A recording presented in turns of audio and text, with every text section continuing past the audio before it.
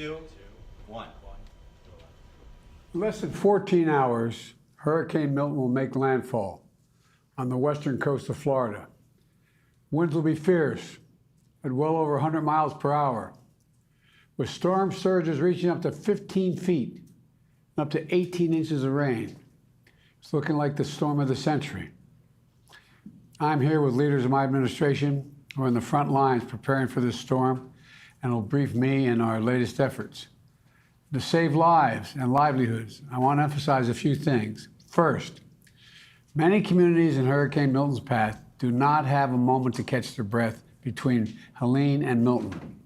2 historic storms in 2 weeks. I want to thank everyone who has followed local guidance to evacuate ahead of landfall. I know it's really tough leaving behind your home, your belongings, everything you own.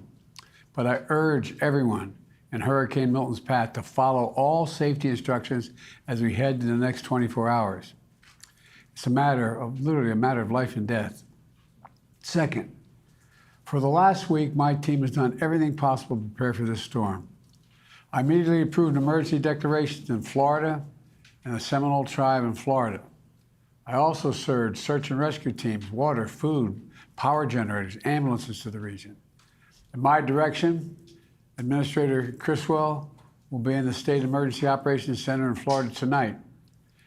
And Kamala and I are going to keep pressure on the companies so prices stay stable on gasoline, flights, and goods people need. Finally, we're teaming up with state and local officials to support impacted communities. I spoke with the Florida Governor DeSantis, with Mayor Tampa Castor, the Tampa Mayor, the Clearwater Mayor, Rector, and the Pinellas County Chairwoman, Peters. I offer them everything we need, everything we have, everything they need. And I made it clear to them they should reach out if there's anything more they need. I gave them my personal phone number here at the White House to contact me directly if that's necessary. Let me close with this. I want to thank the governors of all the affected areas over the last couple weeks. Florida, North Carolina, South Carolina, Georgia, Tennessee, Virginia. We've been in constant contact, and they've been very thankful and appreciative of the help the federal government is providing. And I'm appreciative of all they're doing as well. And I've told them to contact me with anything else they need. We have made available an unprecedented number of assets to deal with this crisis. We're going to continue to do so until the job is done. But now I want to be clear about something. For the last few weeks, there's been a reckless, irresponsible, and relentless promotion of disinformation and outright lies that are disturbing people. It's undermining confidence in the incredible rescue and recovery work that has already been taken and will continue to be taken. And it's harmful to those who need help the most. There is simply no place for this to happen. Former President Trump has led the onslaught of lies. Assertions have been made that property is being confiscated. That's simply not true. They're saying people impacted by these storms will receive $750 in cash and no more. That's simply not true. They're saying the money is needed for this crisis is being diverted to migrants. What a ridiculous thing to say. It's not true. Now the claims are getting even more bizarre. Congresswoman Marjorie Taylor Greene, a congresswoman from Georgia, is now saying the federal government is literally controlling the weather. We're controlling the weather. It's beyond ridiculous. It's got to stop. In moments like this, there are no red or blue states. There's one United States of America, where neighbors are helping neighbors. Volunteers and first responders are risking everything, including their own lives, to help their fellow Americans. State, local, and federal officials are standing side by side. Let me repeat, no one should make the American people question whether their governments will make sure that this disaster, when it strikes, they'll be there. We will, all of us. I'm going to turn it over to Vice President Harris, if that's okay with all of you. Thank you. Madam Vice President. Thank you, Mr. President. And Liz, thank you for the work that you have been doing. As the president said, we've been working around the clock to prepare for Hurricane Milton and to ensure that people are safe, including ensuring federal, state, and local resources are being coordinated in a smart and efficient and effective way. We have also been in constant contact with the leaders in Florida to make sure that we are cutting any red tape that might get in the way of getting relief to folks, to make sure also that communities receive the resources and the support that they need as quickly as possible. Already, we have sent more than 1,000 federal personnel to be on the ground in Florida to assist with what needs to happen in the state, to ensure that we are cutting any red tape that might get in the way of getting relief to folks, to make sure also that communities receive the resources and the support that they need as quickly as possible. Already, we have sent more than 1,000 federal personnel to be on the ground in Florida to assist with what needs to happen in the state to prepare for this hurricane, and we will continue to scale up those efforts. To the people of Florida, and in particular, the people of the Tampa region, we urge you to take this storm seriously. As has been said before, this is a storm that is expected to be of historic proportion. And many of you, I know, are tough, and you've ridden out these hurricanes before. This one's going to be different. And so we ask you that by every measure, understand it's going to be more dangerous, more deadly, and more catastrophic. So please listen to your local officials. They know what they're talking about. They know what they're doing. And if you are told to evacuate, please evacuate immediately. Do not wait until it is too late. And in the hours and days ahead, President Biden and I and our administration will continue to do everything we can to protect the people who have been in the path of this storm. And once the storm has passed, we will be there to help folks recover and rebuild, as we continue to do for those communities in Florida, Georgia, North and South Carolina, and across the Southeast who have been devastated by Hurricane Helene. Finally, as the president mentioned, to any company that or individual that might use this crisis to exploit people who are desperate for help through illegal fraud or price gouging, whether it be at the gas pump, the airport, or the hotel counter, know that we are monitoring these behaviors and the situation on the ground very closely, and anyone taking advantage of consumers will be held accountable. The bottom line is this hurricane poses an extreme danger, and we urge everyone in Florida to take extreme caution. And we are with you, and we will get through this together. And with that, I will hand it over to Homeland Security Advisor Liz Sherwood-Randall. Thank you, Madam Vice President. Mr. President, Madam Vice President.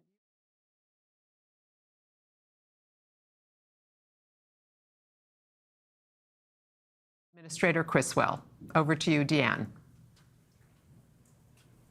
Thank you, Liz. Mr. President, Madam Vice President, I just want to assure you we are taking this storm very seriously.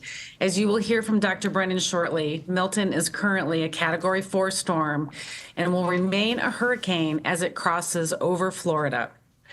At your direction, Mr. President, I will be traveling down to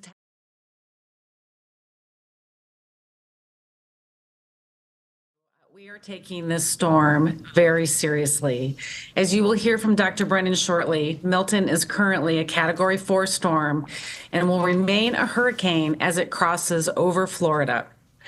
At your direction, Mr. President, I will be traveling down to Tallahassee tonight to embed at the state EOC to meet with my team as well as our state partners. And I will be there to assess the damages and the impacts immediately following the storm, working in close coordination with the state to ensure that they have everything that they need to support their priorities.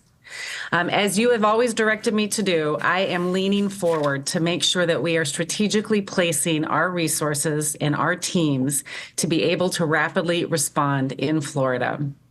There are currently over 1,000 federal personnel on the ground in Florida supporting the efforts from Hurricane Helene, as well as the previous storms that have happened over the last few years. And I have directed, at your direction, an additional 1,200 search and rescue personnel from FEMA, the Coast Guard, and the Department of Defense to stage in Florida so they are ready to take action as soon as Milton makes landfall. This also includes 30 high water vehicles, helicopters, as well as boats to be able to go in and support the counties and the states as needed. I've also moved over 500 ambulances to help assist with the response, 6 incident management assistance teams into one specifically into Tampa and others throughout the region, multiple power assessment teams, and dozens of medical facility assessment teams so they can go in and check on the health and medical facilities as soon as the storm passes. And Mr. President and Madam Vice President, I have also moved millions of meals and liters of water into Florida to be able to support any of those immediate needs. I really appreciate, Mr. President and Madam Vice President, your continuous effort to help lift up the warnings and the guidance that you just gave about what people need to do in the path of Hurricane Milton. This is an extremely dangerous storm, and we need all of the residents that are in the path of the storm to listen to their local officials. They will tell you if there's still time to evacuate or what you need to do if you are still where you're at. They will give you the right information about what you need to do to protect yourself where you are at right now. Sometimes just traveling a few miles inland can mean the difference between life and death, and nobody has to lose their life as a result of this storm. So in short, Mr. President and Madam Vice President, I assure you we are taking this storm extremely seriously. We are focused and we are ready to support the people of Florida. Dan, you're doing a hell of a job. You always have. We've been through a lot of this together, all three of us, including the Vice President. And I have one question right now, though. What are you most worried about today and into tomorrow? And what messaging can we do to help people in the hours before it makes landfall? Mr. President, the biggest concern is making sure people have gotten out of harm's way. Over the next 24 hours, we are going to see significant winds. We are going to see storm surge. We are going to see flooding from the rain. People need to be able to take this storm seriously. They need to move, if they still have time to move, out of harm's way. And we are prepared to support Florida with additional search and rescue assets to help save lives. That's our immediate concern, Mr. President, is saving lives over the next 24 hours. Have you ever seen a storm like this one since you've been in charge?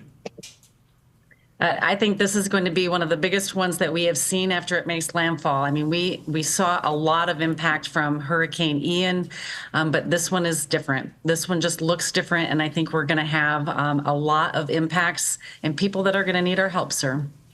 Well, thank you very much. Administrator Criswell, Yes, ma'am. are we concerned about any misinformation or disinformation regarding evacuations that we need to clear up at this point? There's been a lot of misinformation out there, Madam Vice President, that's for sure. But I have not heard anything specific to the evacuations. I think that the local officials, the state officials have been very strong in getting that message out there and getting people to move out of harm's way. I was in Florida on Monday. I met with the mayor of Tampa as well as the mayor of St. Petersburg, and we saw people evacuating. And so they are listening to their local officials, and that was encouraging. That's great. Thank you. I think we'll move on then. Thank you, Administrator Criswell. We'll move to Director Brennan from the National Hurricane Center. Thank you, Liz. Mr. President, Madam Vice President, good afternoon. As Administrator Criswell mentioned, we are just hours away from seeing a potentially catastrophic hurricane landfall along the west coast of Florida, with the center of Milton expected to cross the coast late this evening or very early tomorrow morning. Is a powerful major hurricane and a large hurricane at that. We are already seeing multiple life-threatening hazards playing out across Florida. We have multiple tornado warnings in effect across portions of southern Florida. We're seeing winds increasing, heavy rainfall spreading across much of the state. And conditions are going to rapidly deteriorate over the next few hours, especially where landfall is going to occur along the west coast. That's where we're expecting that devastating storm surge of as much as 10 to 15 feet above ground level, from somewhere near the Tampa Bay region southward to Port Charlotte, with significant storm surge extending hundreds of miles even farther south to the Fort Myers and Naples area. And that is why we have been supporting so many evacuation decisions to get people away from that devastating storm surge. Time is running out now for people to leave along the west coast before conditions deteriorate further. Additionally, Milton is going to be a powerful hurricane when it makes landfall and move quickly across the state and remain at hurricane intensity as it moves across Florida tonight and as it enters the western Atlantic during the day tomorrow. So that is going to bring the risk of hurricane conditions to much of the central portion of the state. We have hurricane warnings in effect from Fort Myers up through Tampa to Cedar Key along the West Coast, all the way through the I-4 corridor across Orlando to Daytona Beach, up to St. Augustine, including the Cape Canaveral area and the East Coast down to Port St. Lucie. So a large area is at risk of seeing devastating wind impacts, widespread power outages, structural damage. And that could lead to a very unsafe environment after the storm, where we tend to see a lot of post-storm fatalities in this very dangerous environment that's left.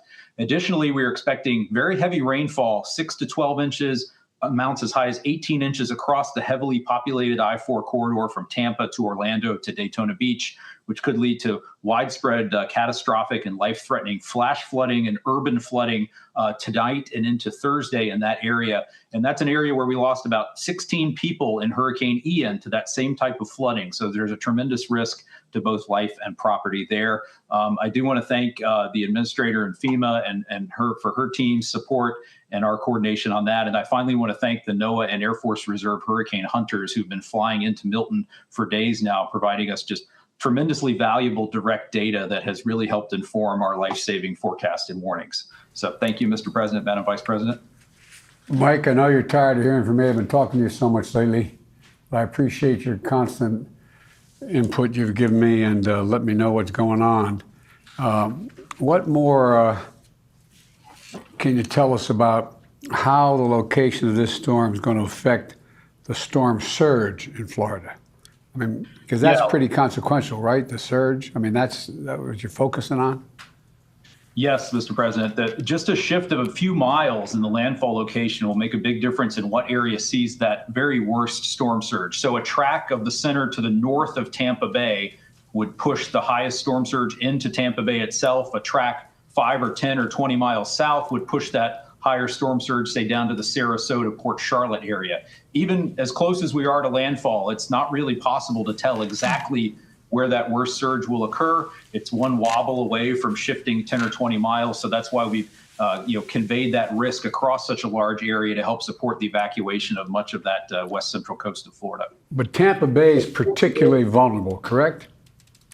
Correct. Yes, Mr. President. It's one of the most vulnerable locations along the entire west coast of Florida because water gets funneled up into the bay. If you were to see a worst case scenario there, you could see storm surge as much as twice as high as they saw during Helene, where it got up to 7 or 8 feet in the bay. It could potentially get up above 10 feet in this event. Well, thanks a lot, Mike. I appreciate it. Hey, Mike. It's good to see you again, and thank you for all your work. So for the folks who have been living in Florida a long time and have experienced these storms many times, how are you talking with them about how this is going to be different and so the difference between what they're used to and what this will be as a way to hopefully give them more encouragement to know that they need to get out? Yeah, thank you, Madam Vice President. Yes, we've been emphasizing the size and the intensity of the storm and the direction at which it's approaching, which is unusual and really raises that storm surge risk for the west coast of Florida. We typically see hurricanes approach the west coast of Florida from the south or southeast, moving parallel to the coast.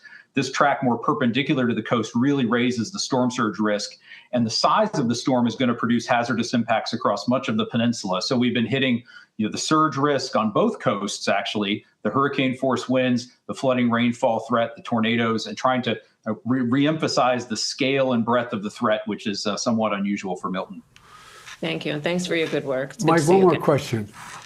Yes, sir. For people listening, what is the width of the state of Florida from the Tampa Bay area across to Sebastian Inlet in that area to Palm Beach?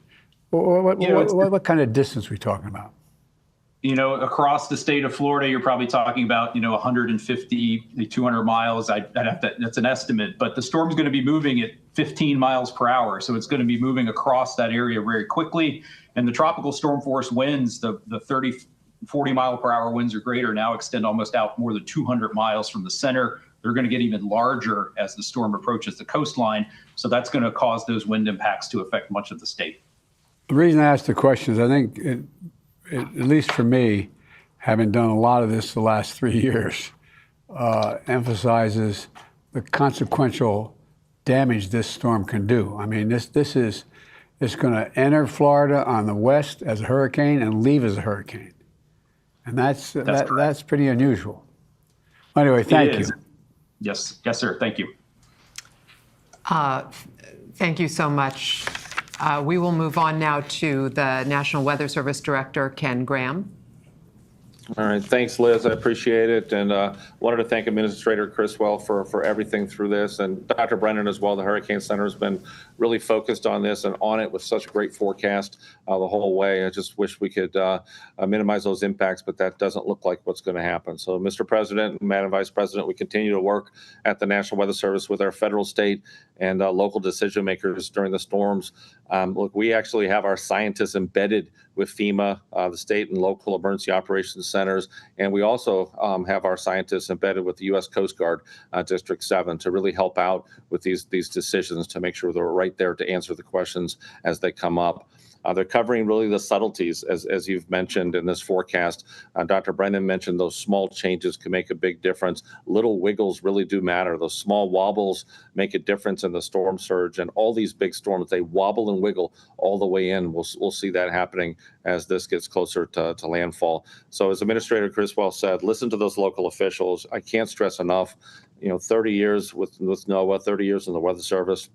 This is a particularly dangerous track. People really need to be getting into their safe locations as the impacts start deteriorating really quickly over the next few hours. Words really matter in these storms. Even if the winds decrease somewhat near landfall, we really try to avoid words like weaken. It really gives a false sense of security to the public. So we really want to stress that no matter what happens to that, the wind speed in this system, catastrophic impacts will result either way. The size of the wind speed, the actual size of it will be expanding, as Dr. Brennan was saying. So much of that impact will cover most of the peninsula. And Mr. President, like you said, Milton, think about it. It just goes over my mind over and over. Milton will enter as a hurricane and exit as a hurricane. So you'll see damage from the landfall point on the west coast, and you'll see damage on the east coast as well. So it's really important to focus on those impacts. Again, seeing those impacts on both coasts. We're really starting to see the impacts as we speak. I was just looking at the radar before doing this meeting here, and we've got tornadoes already touching down in some spots in Florida, and some have confirmed that have touched down as well. And about 90% of those tornadoes occur on that right front quadrant of a tropical system. So we're really, our folks at the Weather Service are on duty 24 hours a day, watching that radar to make sure that we can get those warnings out quickly to people so they can take cover. And as Dr. Brennan said, think about it, Mike, right, 140 miles wide. Now we're 200, and we expect it to be greater than 240 miles away from the center with these winds. So that's a huge area that we can see some of that damage. Very concerned about the storm surge, and I wanted to double down on something. It's not just Tampa Bay with that 8 to 12 foot forecast, or 10 to 15 down to Boca Grande. I mean, you could see 5 to 8 feet of storm surge all the way down to Chokoloskee. Think about Fort Myers, Naples, well away from that center. We just got to really keep reminding people they're not safe, even though you're not near the center of the storm. So we'll continue to really message that as we can. The other part of this, flooding could last a while. So unlike other areas with elevation, there's not much elevation in Florida. So some of these rivers are going to be slow to drain. Some of these rivers could stay up for about a week after the storm, and the storm surge will act as a blocker to drain some of that rain from the inland area. So that could really be add some challenges to some communities with the flooding and recovery efforts, as some of the roads will be pretty impassable. So, I was looking at this, Mr. President, Madam Vice President. Yesterday I said the clock was ticking. Today I'm saying the alarm bell's going off. People really need to start getting into their safe place. And as always, the Weather Service remains on duty 24/7 to make sure the decision makers have all the information they need and the updates to this storm. Ken, I'd like to focus on one thing you said. I don't think most people would think it, but the idea that sometimes it takes days for rivers to crest after a major storm like this. Are there any particular areas of concern that that are related to this type of flooding? And how long do you think the flooding conditions could last? In other words, I think people think once the winds are died down and have gotten through that, okay, we're all set. But, these rivers flooding are consequential, and it takes time, right?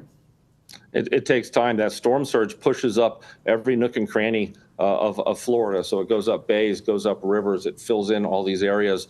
And then you add that incredible amount of rainfall, and that rain can't drain because the storm surge has it blocked. So just really looking at some of the areas in Hillsborough River, Alafaya River, the Peace River, some of these type of traditional places that could flood, we really got to watch those areas and those communities. So it takes quite a while for that water to drain. Thank you very much. Hey, Ken, I have a question for you. You mentioned words matter, and I know there is a lot of media following this briefing. So there have been, we've gone from a Cat 5 to a Cat 4, and the language that a lot of folks have been using is downgrade.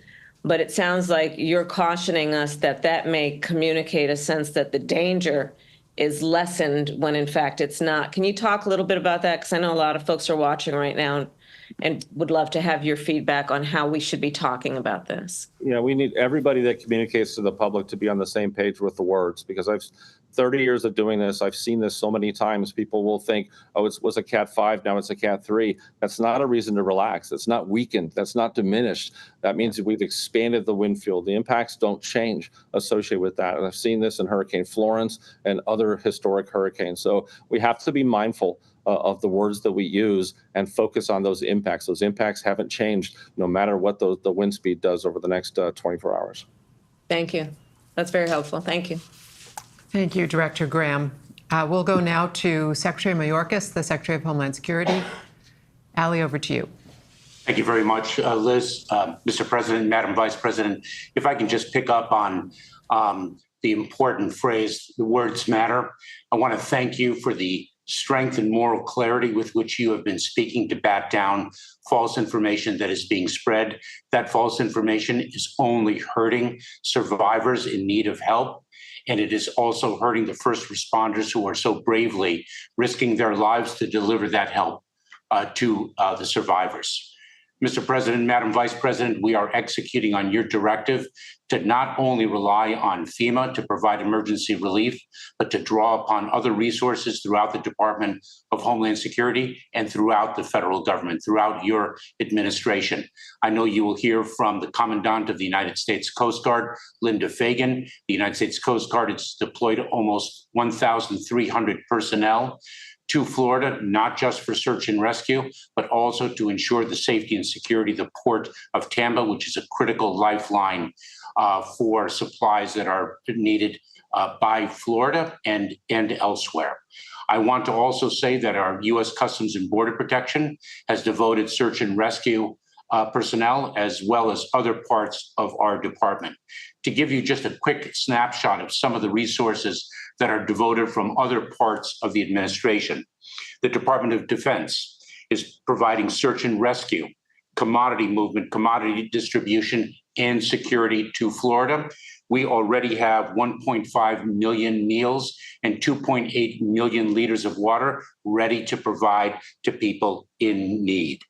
The U.S. Army Corps of Engineers is providing temporary power, temporary roofing, debris removal support, and engineering expertise. The U.S. Forest Administration is also providing debris removal. This is absolutely critical so that our search and rescue personnel can reach the people in need and provide them with the humanitarian relief upon which they rely. Health and Human Services is providing hospital and health-related support. The Small Business Administration has dedicated 137 personnel to assist people who have lost or whose businesses are destroyed, to get them back up on their feet and understand what resources are available to them. We have an entire administration dedicated to this effort at your direction. And with that, I'll pause.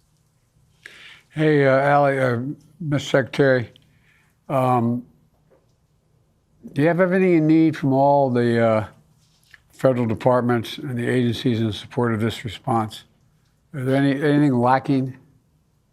We certainly do have all of the resources. We are well positioned to continue to respond to Hurricane Helene, to respond to Hurricane Milton.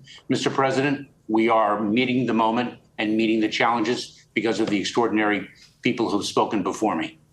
Well, I want to thank the governors. They've stepped up. All this disinformation going out about how, we're devoting all this money to migrants, and even one congresswoman suggesting that I control the weather and implying that I'm sending it to red states. It's stuff off the wall. It's like out of a comic book. But, people, when they're in trouble, or for example, and I asked this to our administrator, they said that you get $750 and that's it. You lost everything, you get $750. That's not it. That's just you give you immediately what you need to get by the next day, to get a prescription, to get a whatever. Are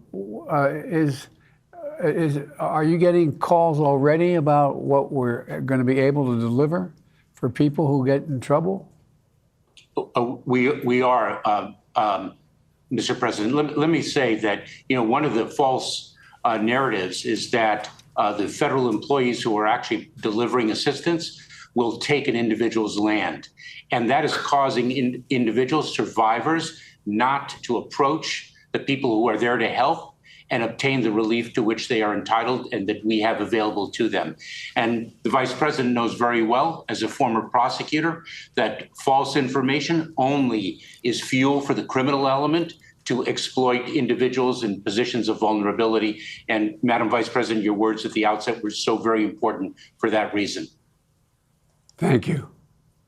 Mr. Secretary, I want to thank you and the folks in your agency working with FEMA, NOAA, and all the federal agencies. I've been on the ground, and the work that you all have been doing to coordinate with local and state law enforcement and first responders has been outstanding. It really does show the best of the kind of work that we do in a moment of crisis to work together. So I applaud the folks that work with you and your leadership in that regard. Thank you, Madam Vice President. Thank you, Secretary Mayorkas. We'll go now to Admiral Linda Fagan, the Commandant of the U.S. Coast Guard. Thank you, Mr. President, Madam Vice President, and I want to assure you that the Coast Guard is ready to respond. We continue to monitor the storm closely and are mindful of how dangerous and devastating the storm is and the potential to the region, which is still recovering from Hurricane Helene.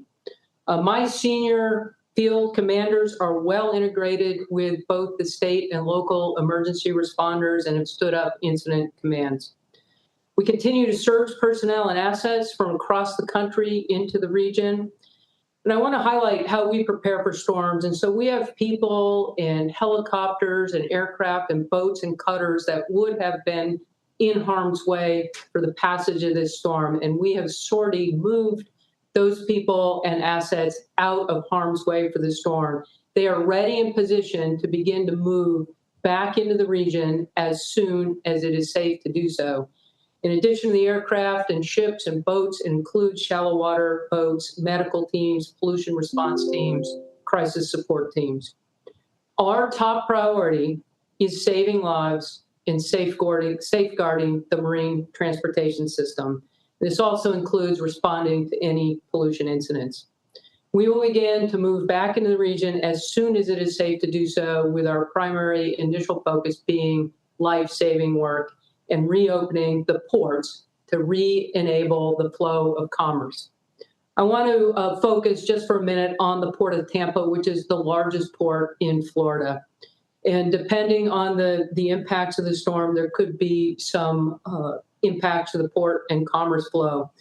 We will conduct overflights as well as bring ships into the region to ensure that the channel and the harbor is clear and safe for commercial traffic. We will work with the Army Corps of Engineers and others to do those assessments. We'll work to reestablish the aids to navigation constellation and work with the pilotage in the area to ensure that ships are able to move safely in and out of the Port of Tampa. We'll also need to ensure that the port has electricity for handling cargo and cargo flows. So I share this with you, Mr. President, because we are myopically focused on regaining commerce flows into the Port of Tampa once the assessments are able to be made. It does take a little bit of time, but we will move with all urgency to ensure that Tampa is reopened for commerce and commercial flows. We continue to monitor the storm closely, and a number of our briefers have spoken on the need to heed the evacuation orders. And just like to emphasize that my first responders, and as one of the critical first response agencies pours a hurricane response like that, my first responders have moved out of harm's way and are not in the path of the storm. They are ready for immediate reconstitution into the area, and you will see them moving quickly. But as the storm effects come on, people really need to move into safe positions so that they do not lose their lives. Mr. President, your Coast Guard is ready to respond, and we are well positioned for that. Thank you, sir. Admiral, one of the things that I don't know whether people have not been through any kind of hurricane in the past may not understand is that when the rainfall and the flood surge are significant, but these elevated water levels are likely to be accompanied by large and destructive waves. It's not just the water rising, there's significant waves. And what do you anticipate, if anyone else wants to respond, what do we anticipate in terms of the wave damage that's done? Not just the water rising, but these waves, large waves coming in. Sir, I'll just touch on the impact of the water and the flow and significance of any kind of increased water flow, storm surge, whether it's wave driven or otherwise. It creates conditions that are incredibly hazardous to life. People can't swim or save themselves, which again just emphasizes why it's so critical that people evacuate and get themselves out of harm's way. And that allows then for the assessment with regard to any property or property impacts. I know search and rescue is obviously the #1 priority immediately after the storm, but we know that the Port of Tampa is critical for the state and the state's economy and the region as well. What can you and the Army Corps of Engineers do to get the port quickly reopened once this storm passes through? Thank you, Mr. President. We're already in conversations with the Army Corps of Engineers, aligned on the need to begin those assessments as quickly as possible to determine whether there were any impacts from the storm or not, and regain and reopen the Port of Tampa.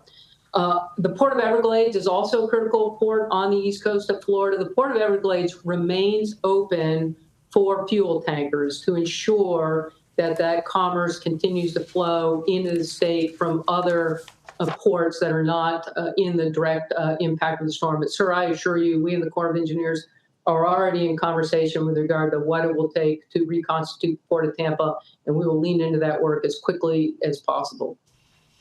Thank you, Admiral. Appreciate it.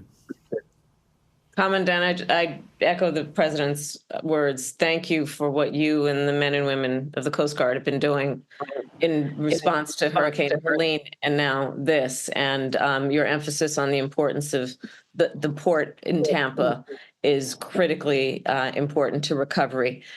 So thank you for all the work that you are doing. I know that resources are spread thin in terms of your folks being on the ground in every area right now. And you're doing an extraordinary job. So thank you for that. Thank you, Madam Vice President. To each of the dedicated professionals on this screen, we are truly in your debt and in debt to your teams for what they are doing right now to prepare for and respond to what is coming to Florida this evening. With that, we will conclude the public part of this briefing. And if you'll just stay on the screen for a few minutes, we can I say one closing have further thing? conversation. Of course, Mr. President. Pass on to your folks how much we respect and understand. A lot of these folks are risking their lives. Yes. Risking their lives to help other people. I mean, this is Americans helping Americans in ways that when, to me, it's a measure of who we are as a nation when we see this happen. And it constantly happens. Americans stepping up to help other Americans and risking their lives. So thank all these first responders. It really matters. Really, from the bottom of our heart, thank you, thank you, thank you. Sorry. We're ready. Mr. President, what's your message to Donald Trump?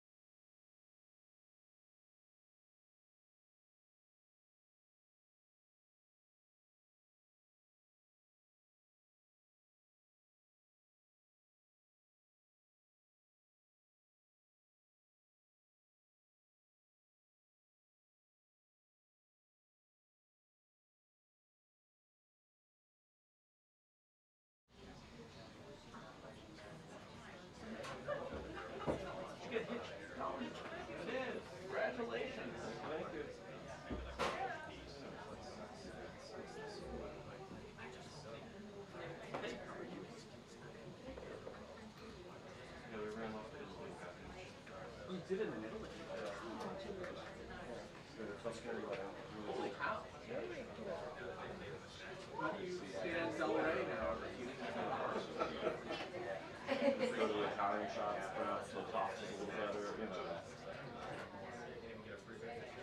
make little comments. Yeah, just do a couple of those. Like, well, when I was in oh, sorry.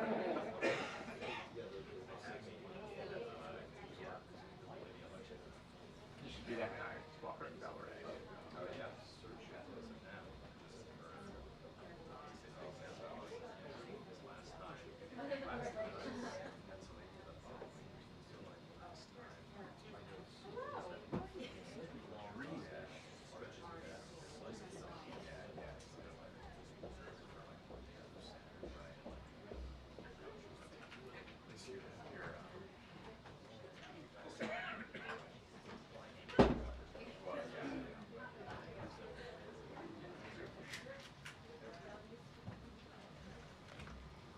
Hi, good afternoon, everybody.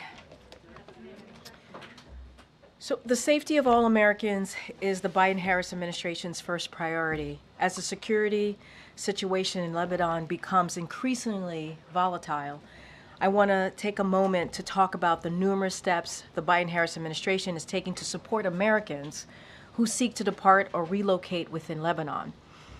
We are working around the clock to help Americans in Lebanon by providing as many options as possible to depart and offering loans to U.S. citizens who need assistance.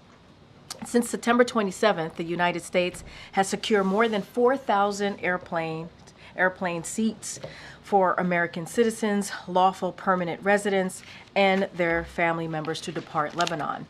We have reserved seats for Americans and their family members on daily commercial airlines that continue to fly out of Beirut, and we have organized additional flights for U.S. citizens, lawful permanent residents, and their spouses, children, and parents to depart Lebanon.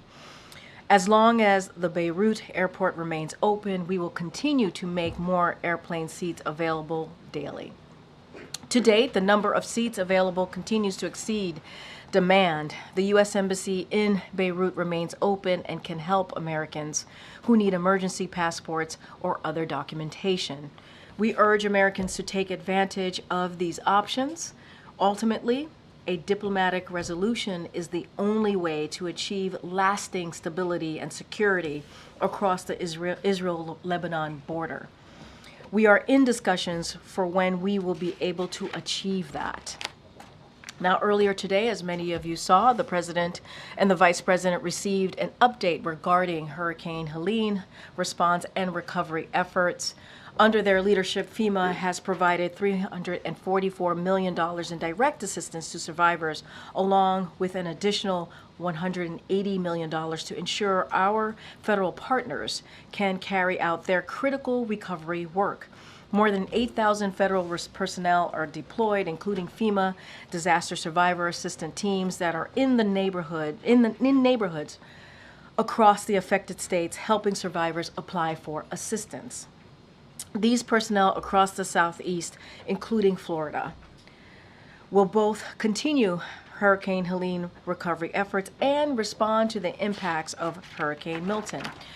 As the President has said, we will be there for the communities devastated by the storm for as long as it takes. The President and the Vice President received a briefing on the administration's life-saving preparations ahead of Hurricane Milton. The President continues to mobilize a whole of government effort to prepare for Hurricane Milton. Earlier this week, the President quickly approved the state of Florida's and the Seminole tribe of Florida's request for an emergency declaration pre-Milton landfall. He directed his team to keep working to increase the size and presence of our efforts as we prepare for Milton's landfall. The President spoke directly to Governor DeSantis, Tampa Mayor Castor, Clearwater Mayor Rector, and Pinellas County Chairwoman Peters to make sure we are meeting their needs, and gave them his personal number so they can call him directly. At the president's direction, the administration has been in touch with more than 60 local officials in cities and counties along the likely path of impact to ensure needs are met in advance of the storm. The president gathered his cabinet representing 16 agencies and departments to ensure every corner of the U.S. government is assisting with Helene recovery and preparations for Milton. And at the president's direction, FEMA Administrator Criswell will travel to Florida tonight to join the personnel on the ground and ensure every Floridian gets the help that they need. FEMA is pre-staging a full slate of response capabilities in Florida and the region, including 8 urban search and rescue teams, 3 U.S. Coast Guard swift water rescue teams, 15.6 million meals, 13.9 million liters of water already pre-positioned, an additional 20 million meals and 40 million liters of water ready to deploy as needed. More than 1,000 staff already in the region.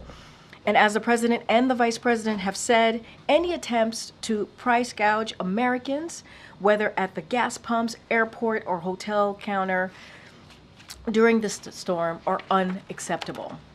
The Justice Department, FTC, and Consumer Financial Protection Bureau put out a statement warning consumers about those looking to take advantage of natural disasters. The administration will also continue to work out and call out misinformation and conspiracy theories around the storm and federal and state responses. This is wrong, dangerous, and it must stop immediately. You heard the president speak to this just moments ago.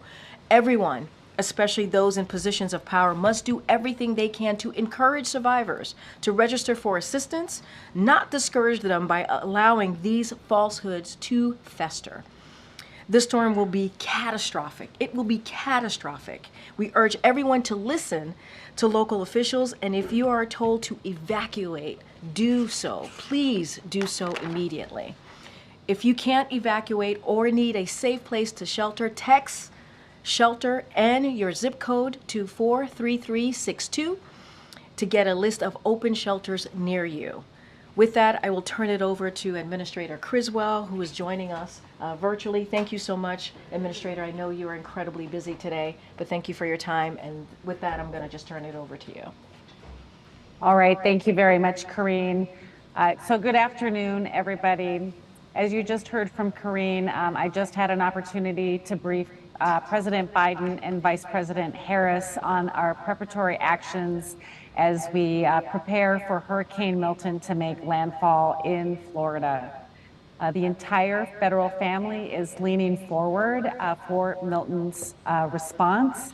And right now, I am in North Carolina, continuing to lead the response and recovery efforts for the impacts to Helene across many states. But I will be traveling this evening to Florida to be with the team that I have there on the ground, as well as meet with the governor and his team to make sure that we are working side by side to meet the needs of Floridians as Hurricane Milton passes through the state. I want to deliver a very important message to the people of Florida. This is going to be a catastrophic storm. It is going to be a potentially deadly storm. Please listen to your local officials as they will be giving you the best information about what you need to do where you are located.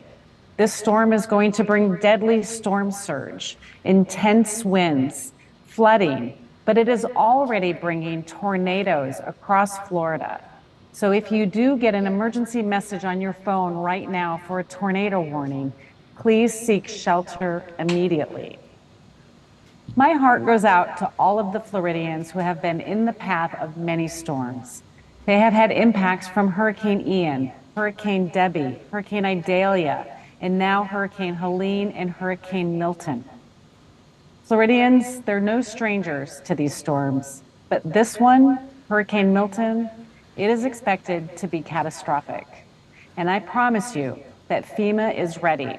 FEMA and the entire federal family will be there to provide those immediate life-saving activities and begin to stabilize the incident after the storm passes. And again, I will be there on the ground to assess the impacts and prioritize the movement of federal resources to where the state needs them most. Today, tonight, and tomorrow, these are going to be tough as we watch the impacts move across Florida. And again, we're already seeing impacts from this storm with tornadoes and high winds happening in different parts of Florida. The most important thing is your safety. And I need everyone listening to do everything you can to protect yourself and your family as Milton passes. Some of you may still be able to safely evacuate. Others, it may be too late. Again, I need you to listen to your local officials. They will know exactly what you are still able to do. And if you receive, again, a tornado warning on your phone, through a NOAA radio, or from your local officials, there are tornadoes that are happening now. You need to seek shelter immediately. I have also been in contact with Governor DeSantis, Mayor Castor, Mayor Welch, and Mayor Dyer, as well as all the tribal nations in Florida that are in the path of this storm. The President's swift approval of the pre-landfall emergency declaration for Florida, as well as the Seminole Tribe of Florida, allows us to be able to employ the resources that we have staged to immediately begin to save lives and support the response activities. In addition to the thousands of people that I already have on the ground in Florida for Hurricane Helene, as well as the previous storms from previous years, at the President's direction, I sent an additional 1,200 search and rescue personnel, 6 incident management assistance teams, multiple power assessment teams, and dozens of medical facility assessment personnel into the area pre-landfall. We've also staged over 500 ambulances, and the search and rescue teams include high water vehicles and air assets, as well as boats, to support those life-saving activities in the first hours after the storm passes. As you heard Corrine say, we've also pushed millions of meals and liters of water into Florida to support those immediate needs. And let me be clear, the movement of these resources and these commodities are not taking away from our ongoing response and recovery efforts in North Carolina and the other states that were impacted by Hurricane Helene. We are built for this. We have managed multiple simultaneous catastrophic incidents before, and we are prepared to do this again. And I want the people to hear it from me. FEMA is ready. Our agency is postured to respond to this storm and maintain our current response and recovery efforts for Hurricane Helene impacted states. And we will be providing, and I will be providing regular updates to President Biden and Vice President Harris as this storm passes, so we can make sure that we are getting all of the federal resources that are needed to support their response. And they have directed me, as they always do, to make sure that Floridians continue to get everything they need. I want to be clear. We at FEMA stand ready to both continue our support to Hurricane Helene and respond to the impacts from Hurricane Milton. This is what we do best. We manage complex incidents. We coordinate, we communicate, and we respond. And again, I will be traveling to Florida later today so I can join my team as well as our state partners that are in the field preparing for the impacts from Hurricane Milton. My leadership team, they are the best of the best. They are trained to work across multiple states and support the impacts that states are going to be feeling. And I want everybody to know that we are prepared for what we need to do to support Florida as well as all of the other states. Before I take questions, I just want to emphasize once again, because this is extremely important. People need to listen to their local officials. They need to take this storm seriously. It's going to hit the west coast of Florida as a major hurricane, and it will still be a hurricane as it departs on the eastern coast of Florida. There will be flooding, there will be tornadoes, storm surge. Take the actions you need to protect yourself and your family. We do not need to lose any lives as a result of this storm. We have the time to prepare. Make sure that you're taking those actions now. And with that, Corrine, I'll take any questions. Thank you so much, Administrator. I just want to remind folks that she can only hear us, can't see us. So I'm going to start calling on folks right now. Go ahead, Omar. Thank you. I appreciate you making this time. Do you have an estimate of the universe of how many people are not heeding the evacuation orders and remain at risk? I do not have an estimate, but what I can tell you is that I was in Florida on Monday. I met with the mayor of Tampa and the mayor of St. Petersburg, and I saw people leaving the area. People are listening. They are leaving. But we know there's always a few that want to stay behind and protect their home. This storm is different. This storm is going to bring deadly storm surge. And so I want people who still have time to evacuate to make sure that they're doing so, but doing so safely, under the guidance and the advice of their local officials.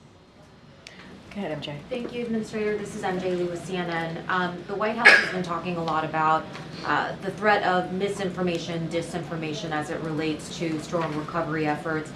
Can you talk to us about whether there's one piece of incorrect information that you think, in your view, has been most damaging, that you think would be most important to clarify? Well, honestly, I think all of it is damaging to our ability to be able to reach people.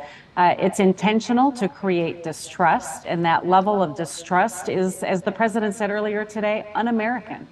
And what we need to do is make sure people can get the assistance that they need and they deserve.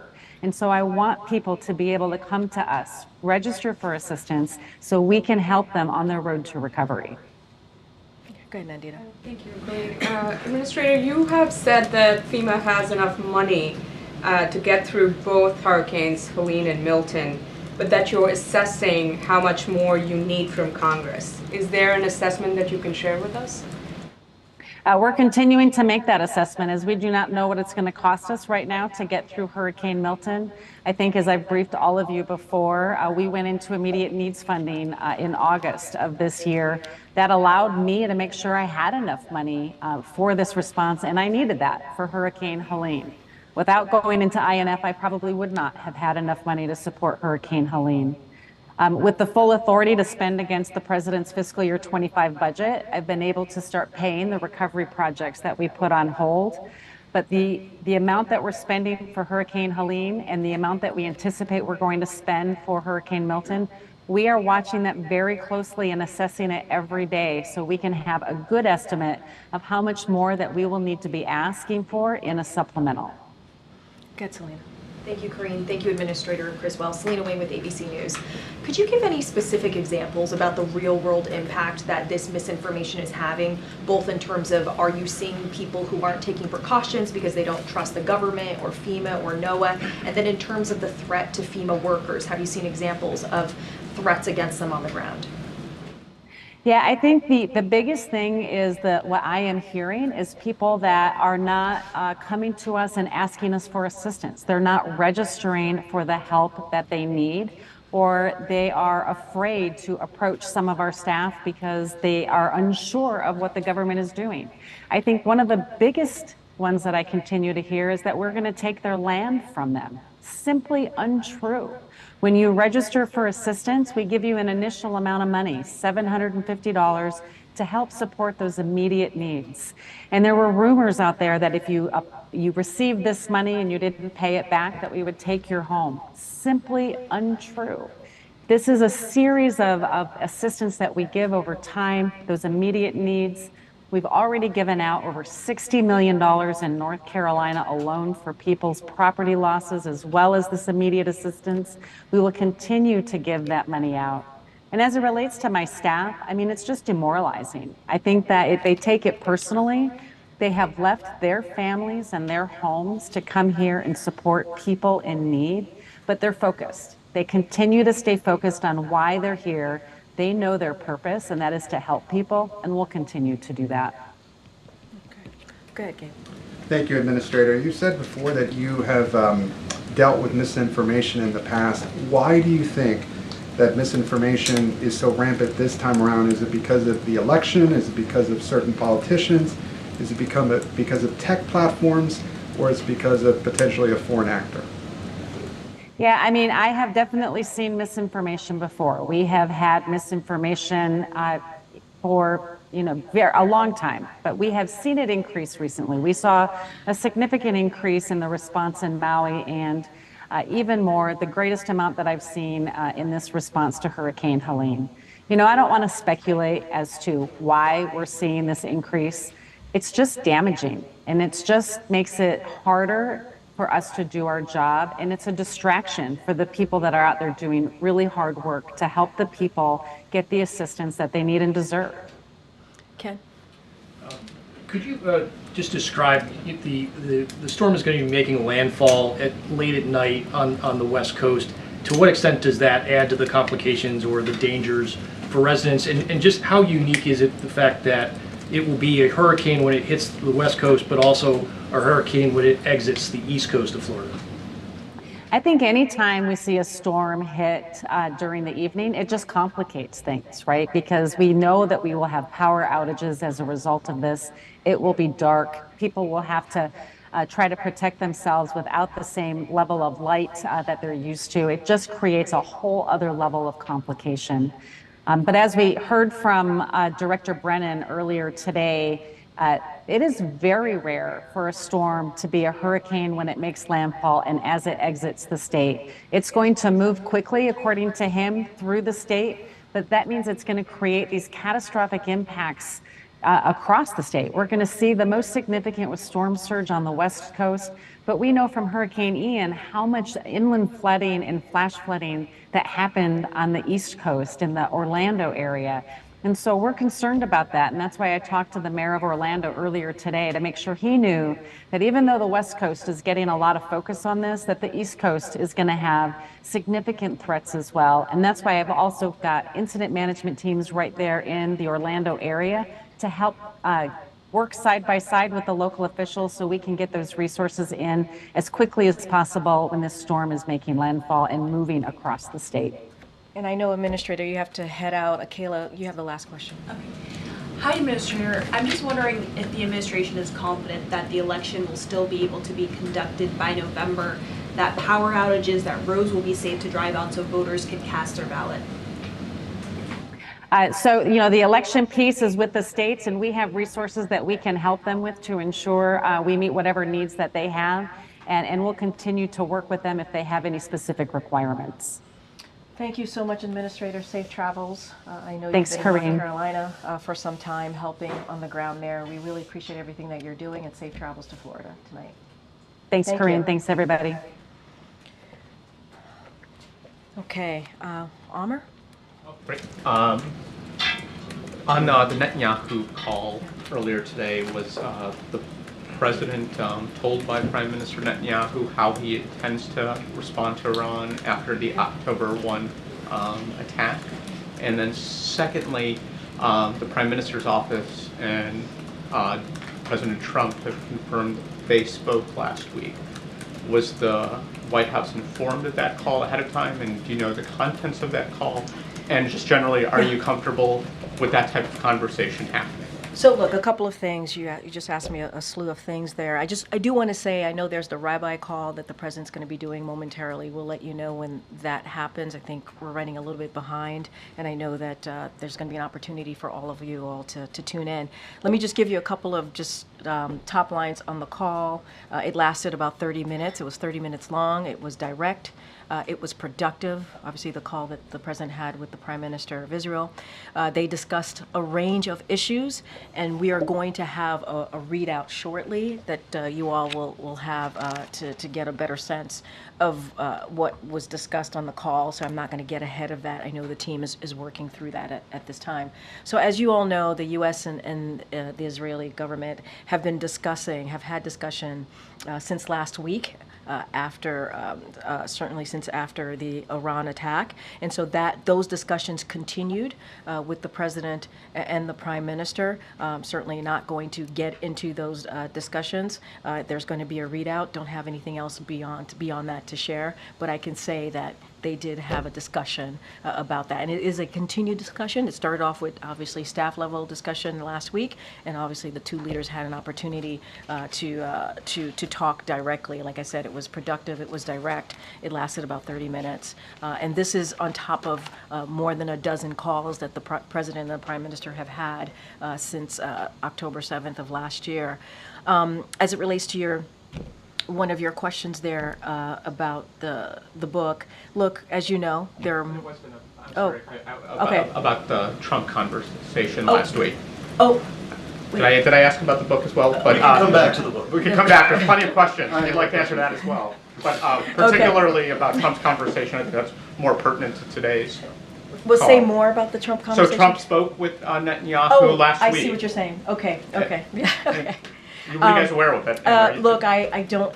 That's something for obviously the Trump team to speak to. I can't speak to that about their conversation. I just don't have anything to add. I guess it's more relevant. Yeah. Are we having like two different, a former administration and the current administration doing foreign policy at the same time? As you know, there's one president at a time. That has been the way that we've done this, right, in this country, and so that is what exists. The current president, President Biden, had a conversation with the Prime Minister. They've had, as I mentioned, more than a dozen conversations since the past year, since October 7th of 2023.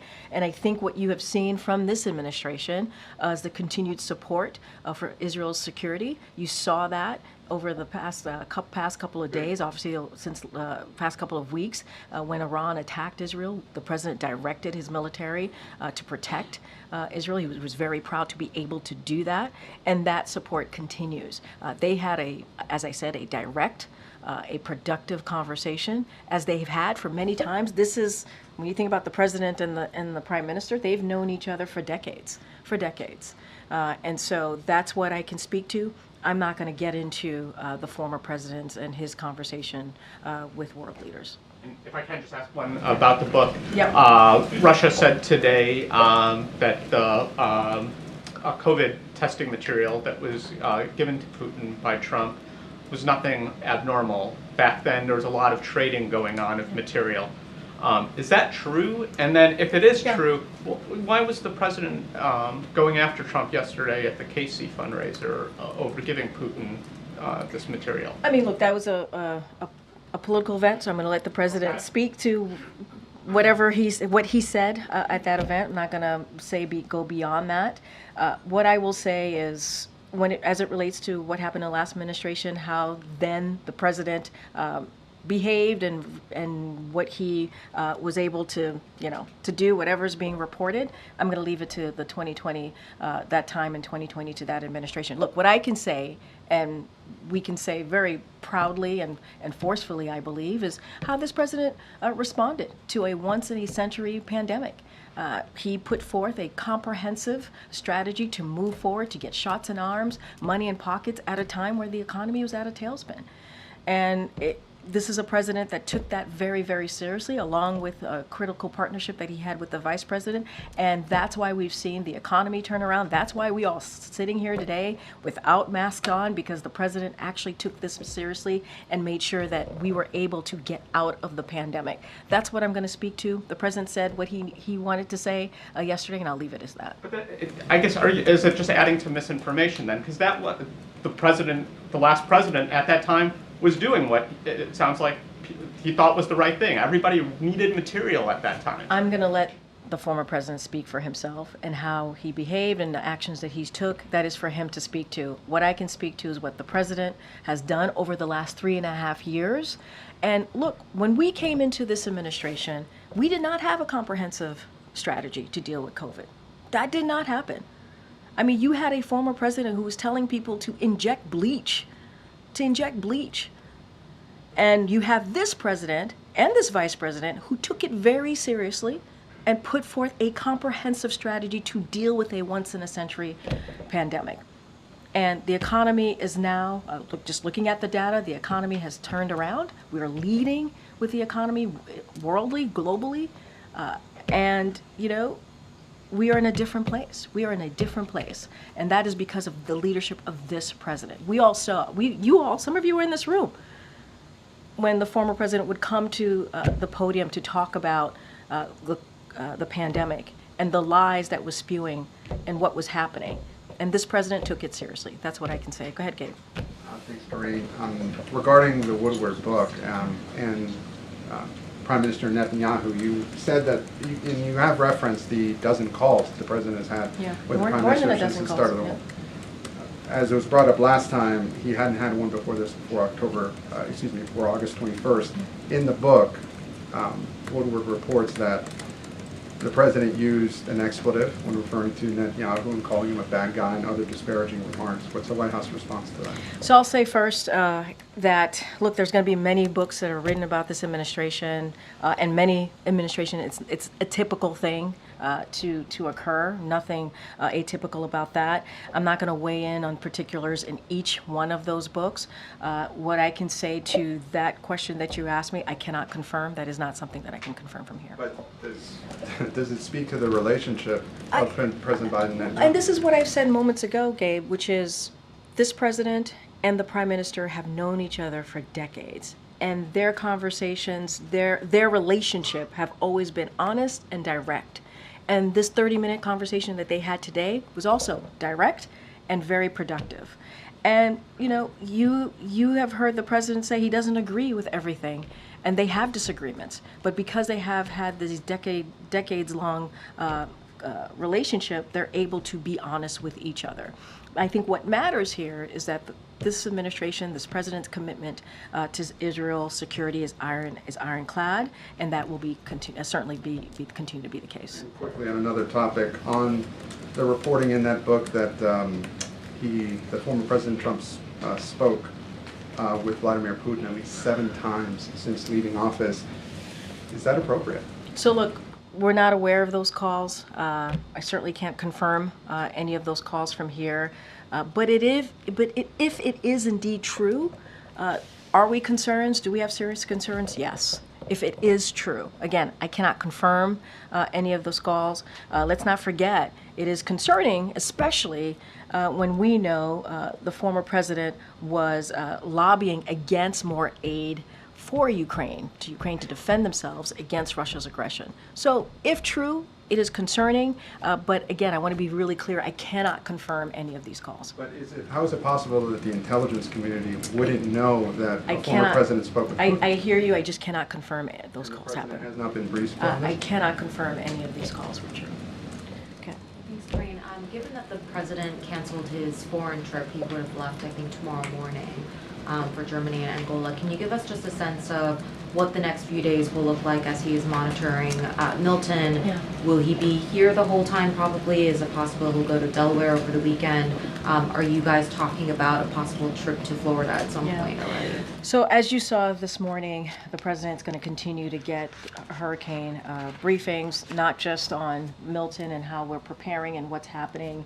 Obviously, we're all certainly very much focused. He's going to be laser focused on that, as well as the vice president. And so he'll continue to be updated, continue to get those briefings. I don't have any travel to read out to you at this time, whether it is to the impacted areas or outside of that. What I can say is the president is going to continue to be laser focused on the storms and what's happening, the preparations, how we are still certainly responding to the immediate needs of folks who have been impacted by Hurricane Helene as well. That is also very much in front of us and what we're trying to do and get done there. But that's going to be his focus. You'll continue to hear more from the president. I can guarantee you that over the next couple of days. But what we want to share very, very clearly with Floridians out there, it is important to evacuate. It's important to take this storm very, very seriously. It will be catastrophic. You heard from the FEMA administrator. She is headed down to Florida to be there with her team to assist on the ground as we are pre-positioning and preparing for the storm. And just back to the phone call with Prime Minister Netanyahu.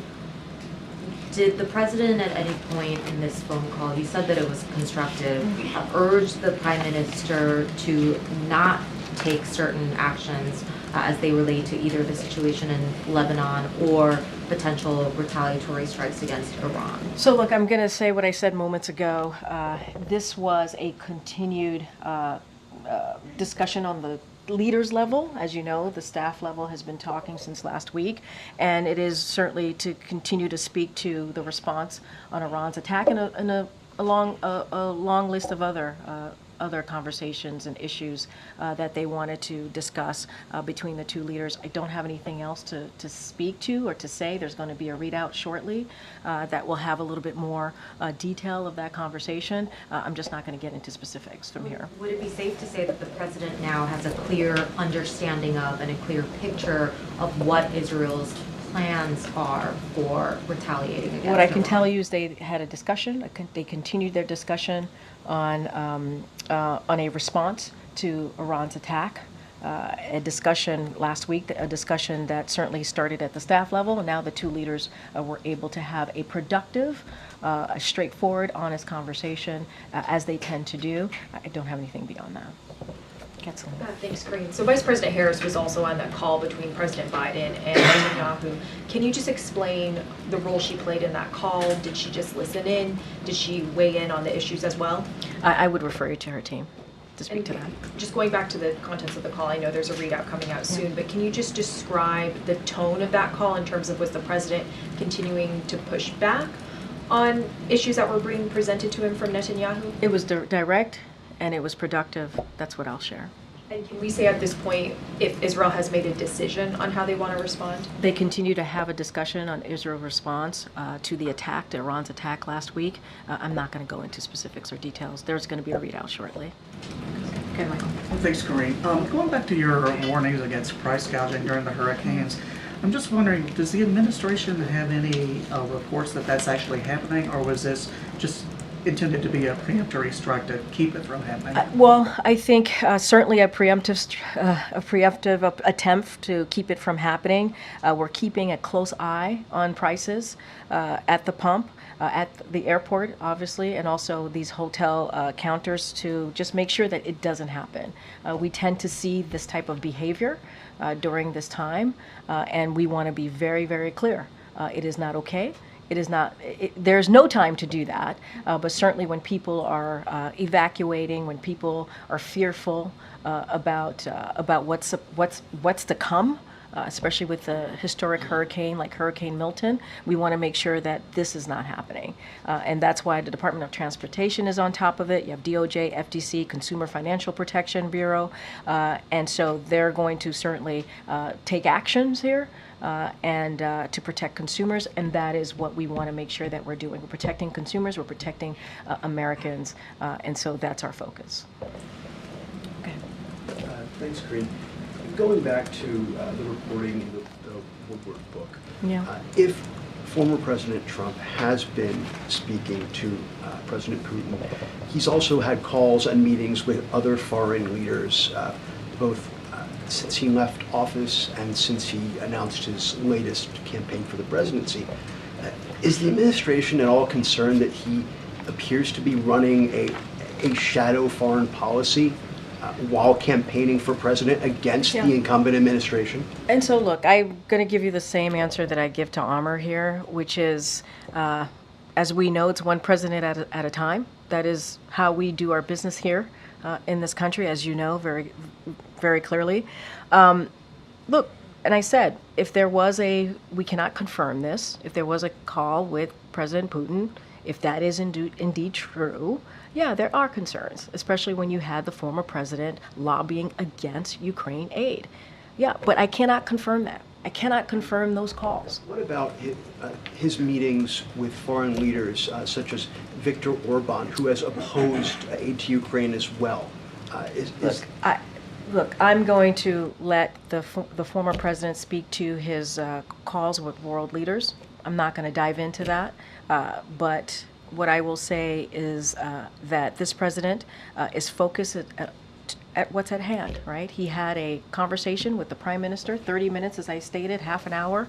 It was direct. It was very much honest. It was to show that, we're going to continue to have those discussions with Israel on how they're going to respond after Iran's attack last week. You saw what this administration, what this president directed his military to do, and our commitment to Israel's security continues to be ironclad.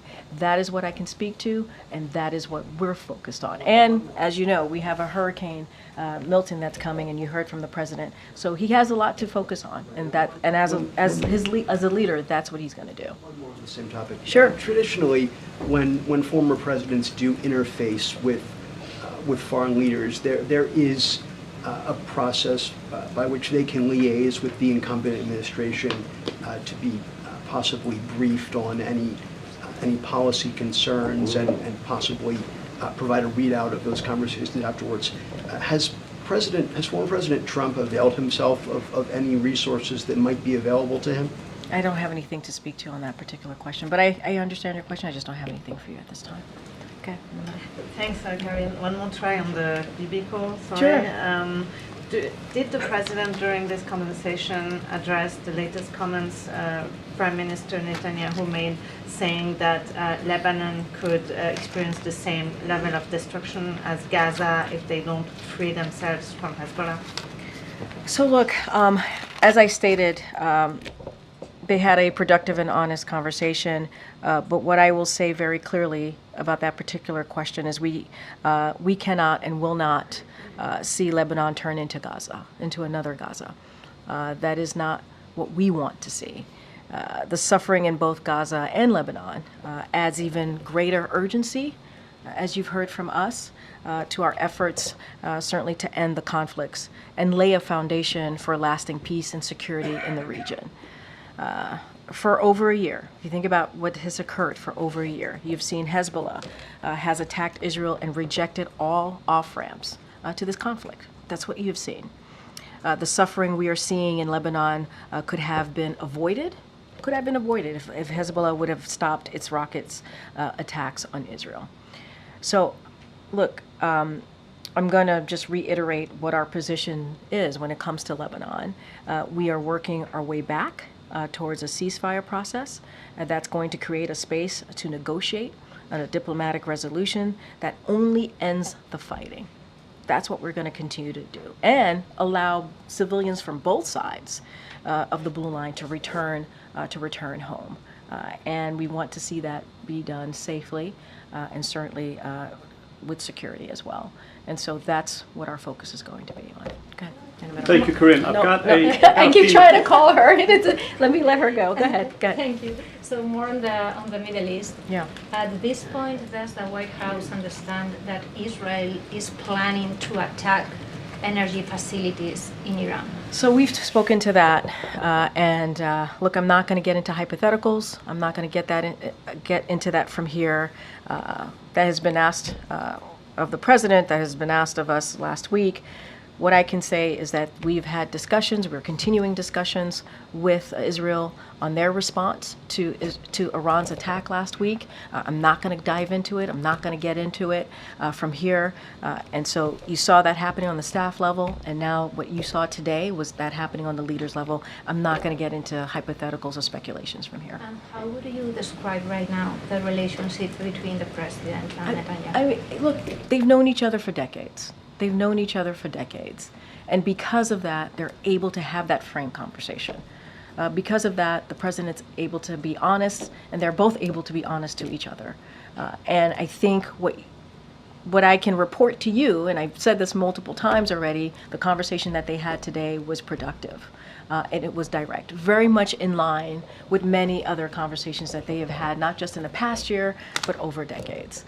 And I think you've heard the president speak directly about his relationship with the prime minister. And so they've known each other for a long time. They've had a decades-long friendship, and I think that says it all for me. Go ahead, Mandy. Thank you. I will say in the Middle East, you said that the administration will continue evacuating U.S. citizens from Lebanon as long as the airport is open. Do you have any guarantee that Israel is not bombing the airport? Say that one more time. The last part, I didn't hear that. Does the White House have any guarantee that Israel will not bomb Beirut airport? So look, we're going to have very direct conversations with the government of Israel. about the shape and the nature as we speak about Lebanon specifically, right? And the ultimate scope of their campaign. And those conversations are going to continue. And I'm not going to get into specific conversations that we're having, but it will continue to be very direct. And that's what you've seen over the past year, and that's what's going to continue. You also said that you're working towards a ceasefire and a diplomatic solution as the best outcome to the crisis. So how exactly will this materialize, considering that Israel has rejected a ceasefire, a diplomatic solution, and Hezbollah leaders are being killed one after the other? So who are you talking to when you talk about ceasefire? Look, we want to see, as the president has said, we want to reach a ceasefire deal. That's what we want to see. And again, to provide space for that diplomatic resolution, those diplomatic conversations, and we want to see civilians on both sides to return back home. And on both sides of the border, obviously. And so those discussions continue. We have been very clear that those conversations have been continuing for some time now. And ultimately, we need a diplomatic resolution. We understand that. We have to have a diplomatic resolution, and that's the only way to achieve that long-lasting stability, right? When you think about security across the Israel and Lebanon border. And so that's what we want to see. It doesn't stop us from having those conversations, to having those discussions. Today, you heard from me, you heard from us that the two leaders spoke about an array of issues. They continued that discussion about how Israel's going to respond to Iran's attack from last week, and a bunch of other things that are incredibly important to both leaders. We'll have a readout shortly that we'll share a little bit more. And one last question. In 2 weeks, there is already 8 hospitals in Lebanon are out of service. There is thousands of people being killed. There is 1 million forced to flee their homes, and the Israelis has calling for more troops. So how can this not be a scenario in Gaza that we have seen it unfolding? And second isn't that a mission creep? How do you agree with the Israelis on the outcome of the war if Netanyahu said we're going to continue regardless of what the White House more or less is saying, as long as we are not achieving our aims in Lebanon? Look, I'm going to say what I said moments ago. We do not want to see what happened in Gaza happen in Lebanon. That's what I said, and that is something that we do not want to see.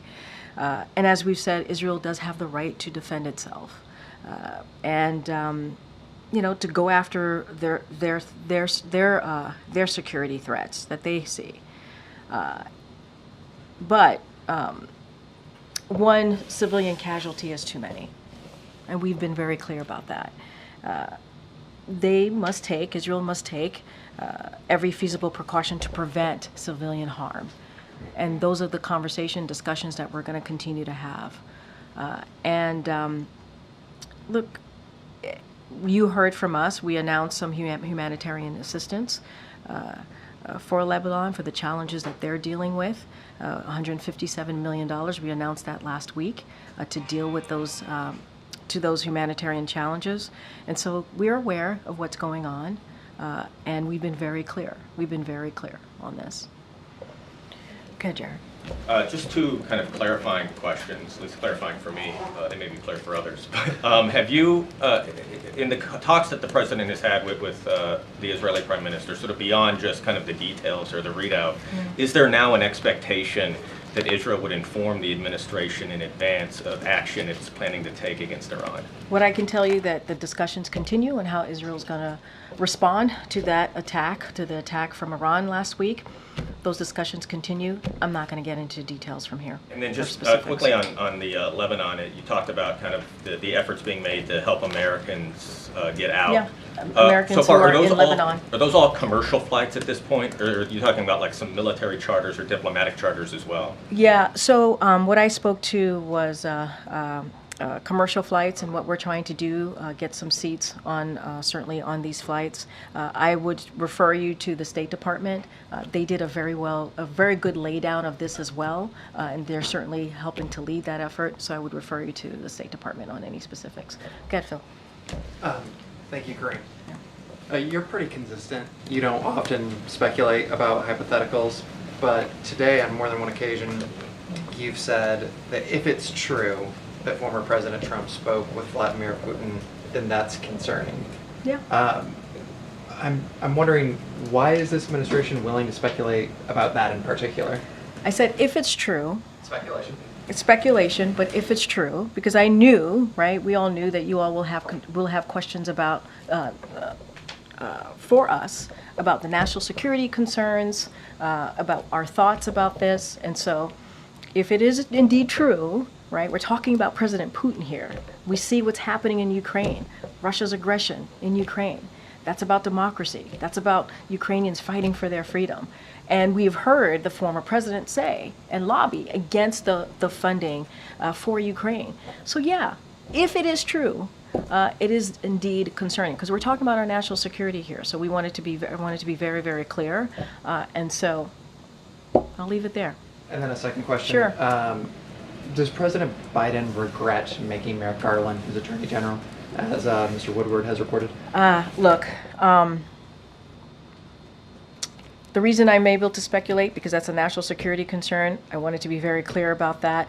But as I've stated many times before, there's going to be many books written about an administration. It's very much typical. And I'm just not going to comment on every specifics, every matter that comes up or any particulars that come up. And then a national security question. Yeah. Mr. Woodward also reports that according to intelligence reports, White House officials here believed that there was as much of a 50% chance that Russia would use a tactical nuclear weapon in Ukraine. I mean, is that 50% odds number? Is that accurate? And if so, would this administration, let the American public know that that kind of risk is real? Again, I'm not going to speak to everything that is in a book, every particular. There's going to be many books written, and we understand that. It's not atypical, but I won't respond to every piece in the book. All right, guys, got to go. Thank you so much. We'll see you tomorrow.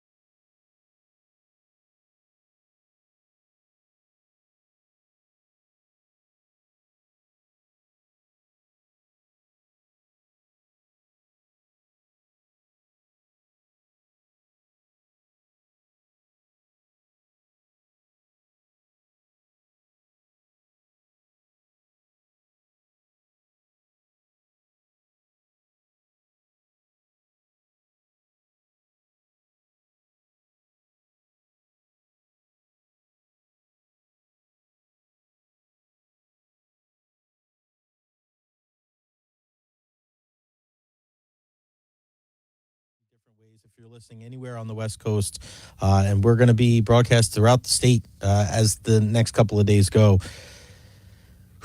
You want to get this information. You really do. So hopefully you've taken every precaution until then. Search those. If you have the old school junk drawer where you have old batteries in there, head on over there and make sure that you are able to hear what we have to say throughout the night. Not just Aaron and myself, but everybody here under the Operation Stormwatch team. Yeah, I'm looking at a video downtown Tampa as we are seriously seeing the deterioration of the situation there, and the conditions are getting worse and worse as we get along here, but getting closer to landfall, and I'm expecting it to be, from what we heard, and when we started this, Jay, we were expecting it to be around 2 a.m.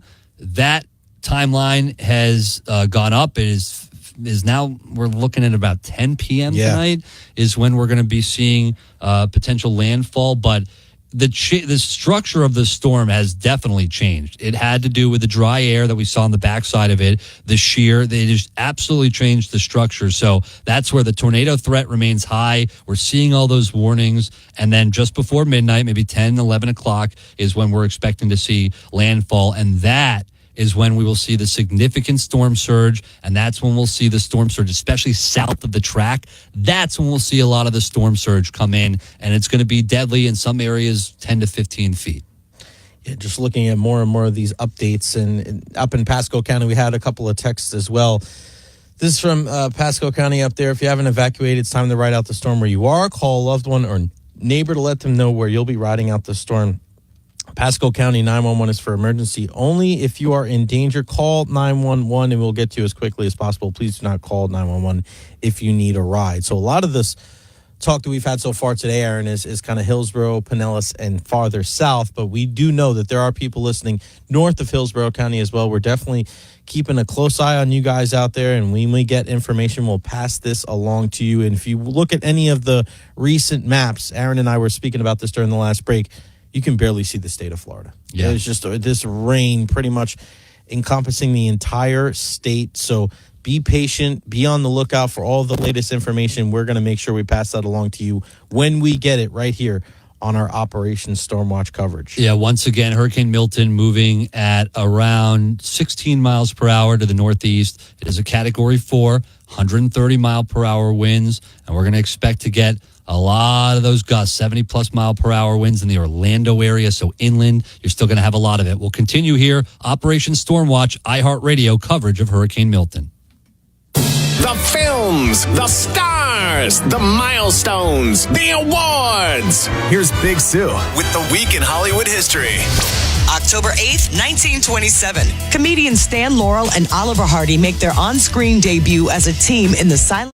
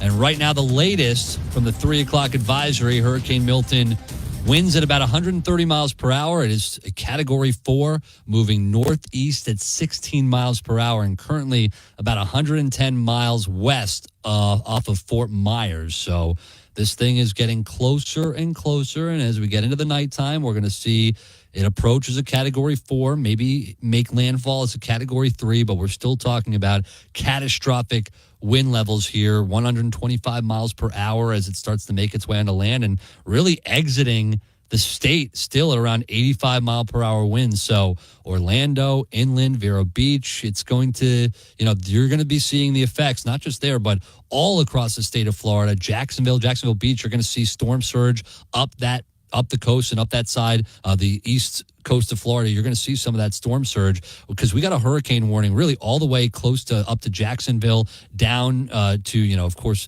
most of the middle of the state has that hurricane warning right now. And Sarasota, you could be looking at over 110 mile per hour winds. It's going to be a serious situation. We're going to get to Captain Mike at a Big Pine Key in just a second here. Yeah, and people have been asking all day, like, what is FEMA doing in this situation? Well, we got some numbers for you. 7 FEMA incident management assistant teams, 8 FEMA urban search and rescue and swift water rescue teams, 3 U.S. Coast Guard flood response teams, 4 specialized teams for temporary power, debris experts, roofing, and wastewater experts as well, and then 10 healthcare system assessment teams and 5 disaster medical assistant teams and an incident management team from the U.S. Department of Health and Human Services. I know yesterday, Aaron, there was people that were posted up at Citrus Park Mall in there trying to make sure that they're ready to go.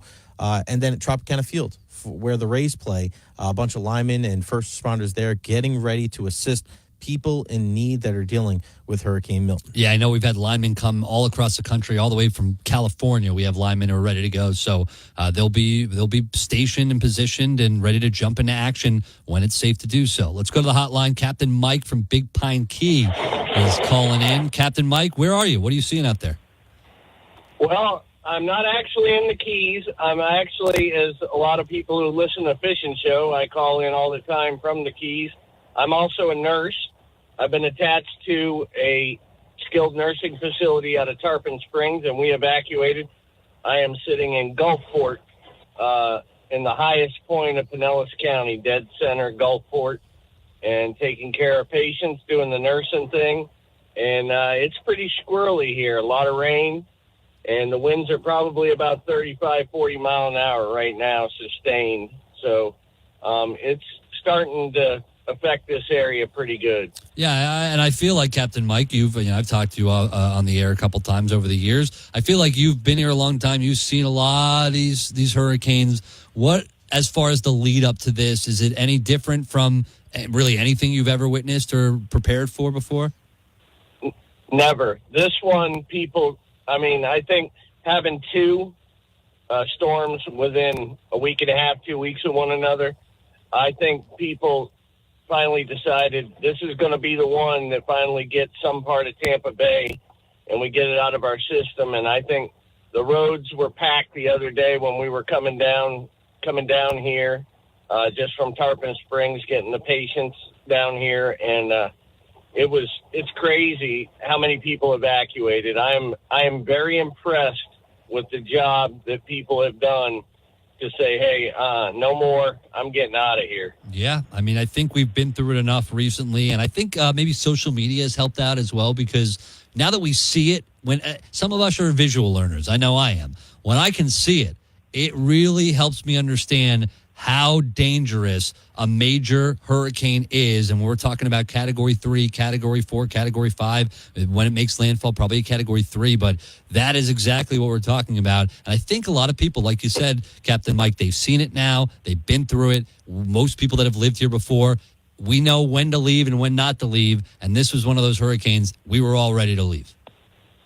Absolutely. And just so you know, once the storm's over and we get our patients back to home, as well as I do, I don't stop. I get on one of my boats, and if people need help, I turn from Nurse Mike back to Captain Mike, and that's what we do. We help people out. And I grew up in Bradenton, Florida, Sarasota area.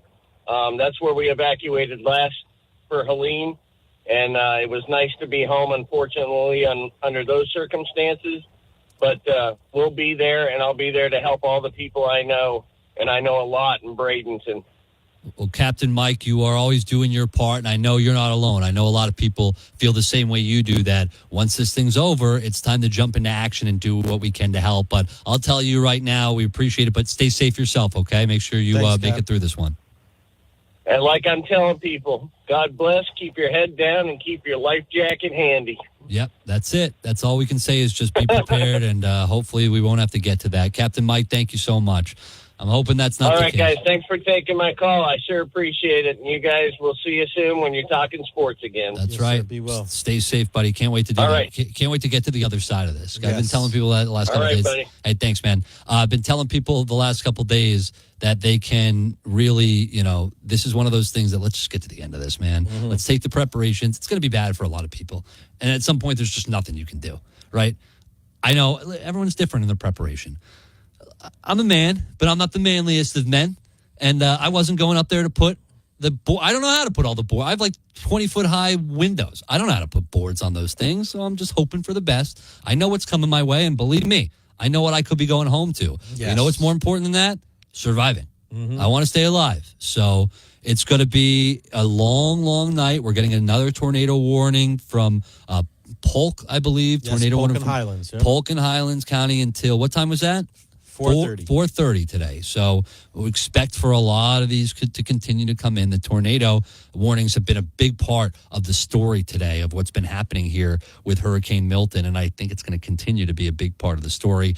If you want to text in, 97720. That's how you can text in if you have any information or any questions, 97720. This is iHeartRadio's Operation Stormwatch. We've got the coverage of Hurricane Milton. If you're just joining us, I know there are a lot of people that are listening and want the information specifically in Florida, what's happening around you, and we will have that for you. But I also know there's a lot of people listening from outside the state. They want to know what's happening in the areas where their loved ones are. So appreciate everyone listening on iHeartRadio right now. A lot of people outside the area listening on the free iHeartRadio app. Make sure it's downloaded. But yeah, we'll try to get you all the information you need. We know you have people you love and care about, so we'll try to make sure we're getting into every little area here to keep you updated. But at this point, if you're new to this type of coverage, you live outside the state, you never really dealt with it, and you have people you care about, there is one thing I can tell you. Doing these storms, as long as I have Jay, I know you can attest to this. Everyone bands together. Right. Everyone bands together. It's honestly maybe the only time where everyone is there, for the most part, good people. It's where I have the most faith in humanity and the community, because everyone does seem to come together for the most part. Of course, there are some bad actors. I don't want to, act like nobody is, but there's going to be, people here throughout that are going to band together to help you out. Saw it in North Carolina, saw it during Helene here in the state of Florida. Everyone, the community coming together. So for people that are outside listening, just take solace in that a little bit, that we're going to make sure that we all do come back better than ever. But it's going to be a long night, Jay. There's no doubt about that. Somebody just saw 2 tornadoes off State Route 60, man. It's not ending. No, it's not. And Mark in Venice, also from the 941, just now getting first really stronger blast of wind and rain. Manhole outside already pushing water up for the past 30 minutes. Pond out back at 4 feet of bank to spare a couple hours ago, now over bank a little. And also from the 727, power out in the Sun City Center in Ruskin. Already those power outages are going to continue to rise, Aaron. Can't believe I just exposed myself to all the people listening right now. Safe man? Yeah, safe. I don't know how to put the boards up. Yeah, there's some things that I just can't. I'm not capable of doing. It's okay. Is it? Is it? I don't know. We're seeing some power outages already now. Sun City Center, Ruskin, some power outages there. Some TECO customers they're going to be doing what they can to get the power back up. And really a great job, the grid over the last couple of years of just really improving it to make sure that when we do lose power, that way, really a lot of the lines, they're underground now. The grid's underground. So a lot of people, it's not like it used to be where all the lines are above ground. Now they're really changing things, and it's kind of part of the learning lesson that we're all going through. Power companies are going through it as well. Yeah, and we just got told by our producer, over 85,000 people. Is that in the state, Jamie? 85,000 people, according to CNN, without power in the state of Florida due to Hurricane Milton. Just the beginning, by the way. Yes. This is just the beginning. It is going to be a lot worse. There are going to be a lot more outages. So one thing I do remember from Hurricane Helene, you were with me, Jay, on the air. We got a call from an older lady.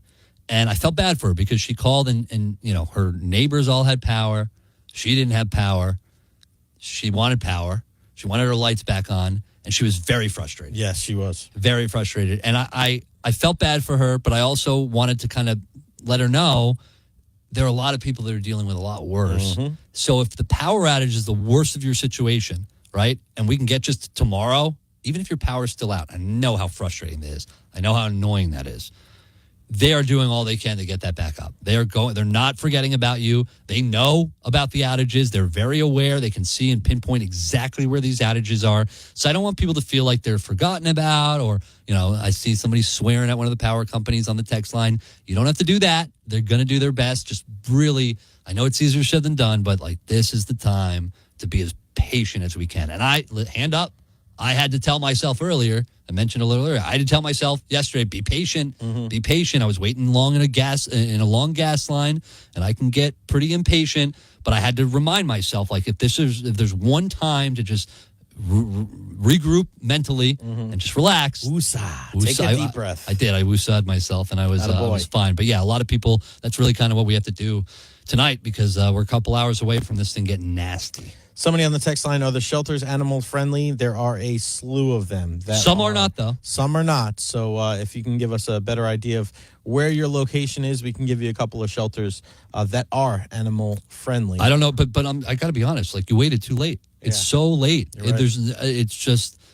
I'm not saying that you shouldn't go, but if it's close and you can make it there safely, then great. But the situation here, we're really starting to see the torrential rains, the tornadoes, the winds starting to come in. We're going to see storm surge here a little bit later on, depending on where you are. So just not, I wish you would have gone earlier. I don't want to say don't go, but now is the last second. Yeah. And also, this is something that, I know we'll talk about this a lot on the backside of the storm.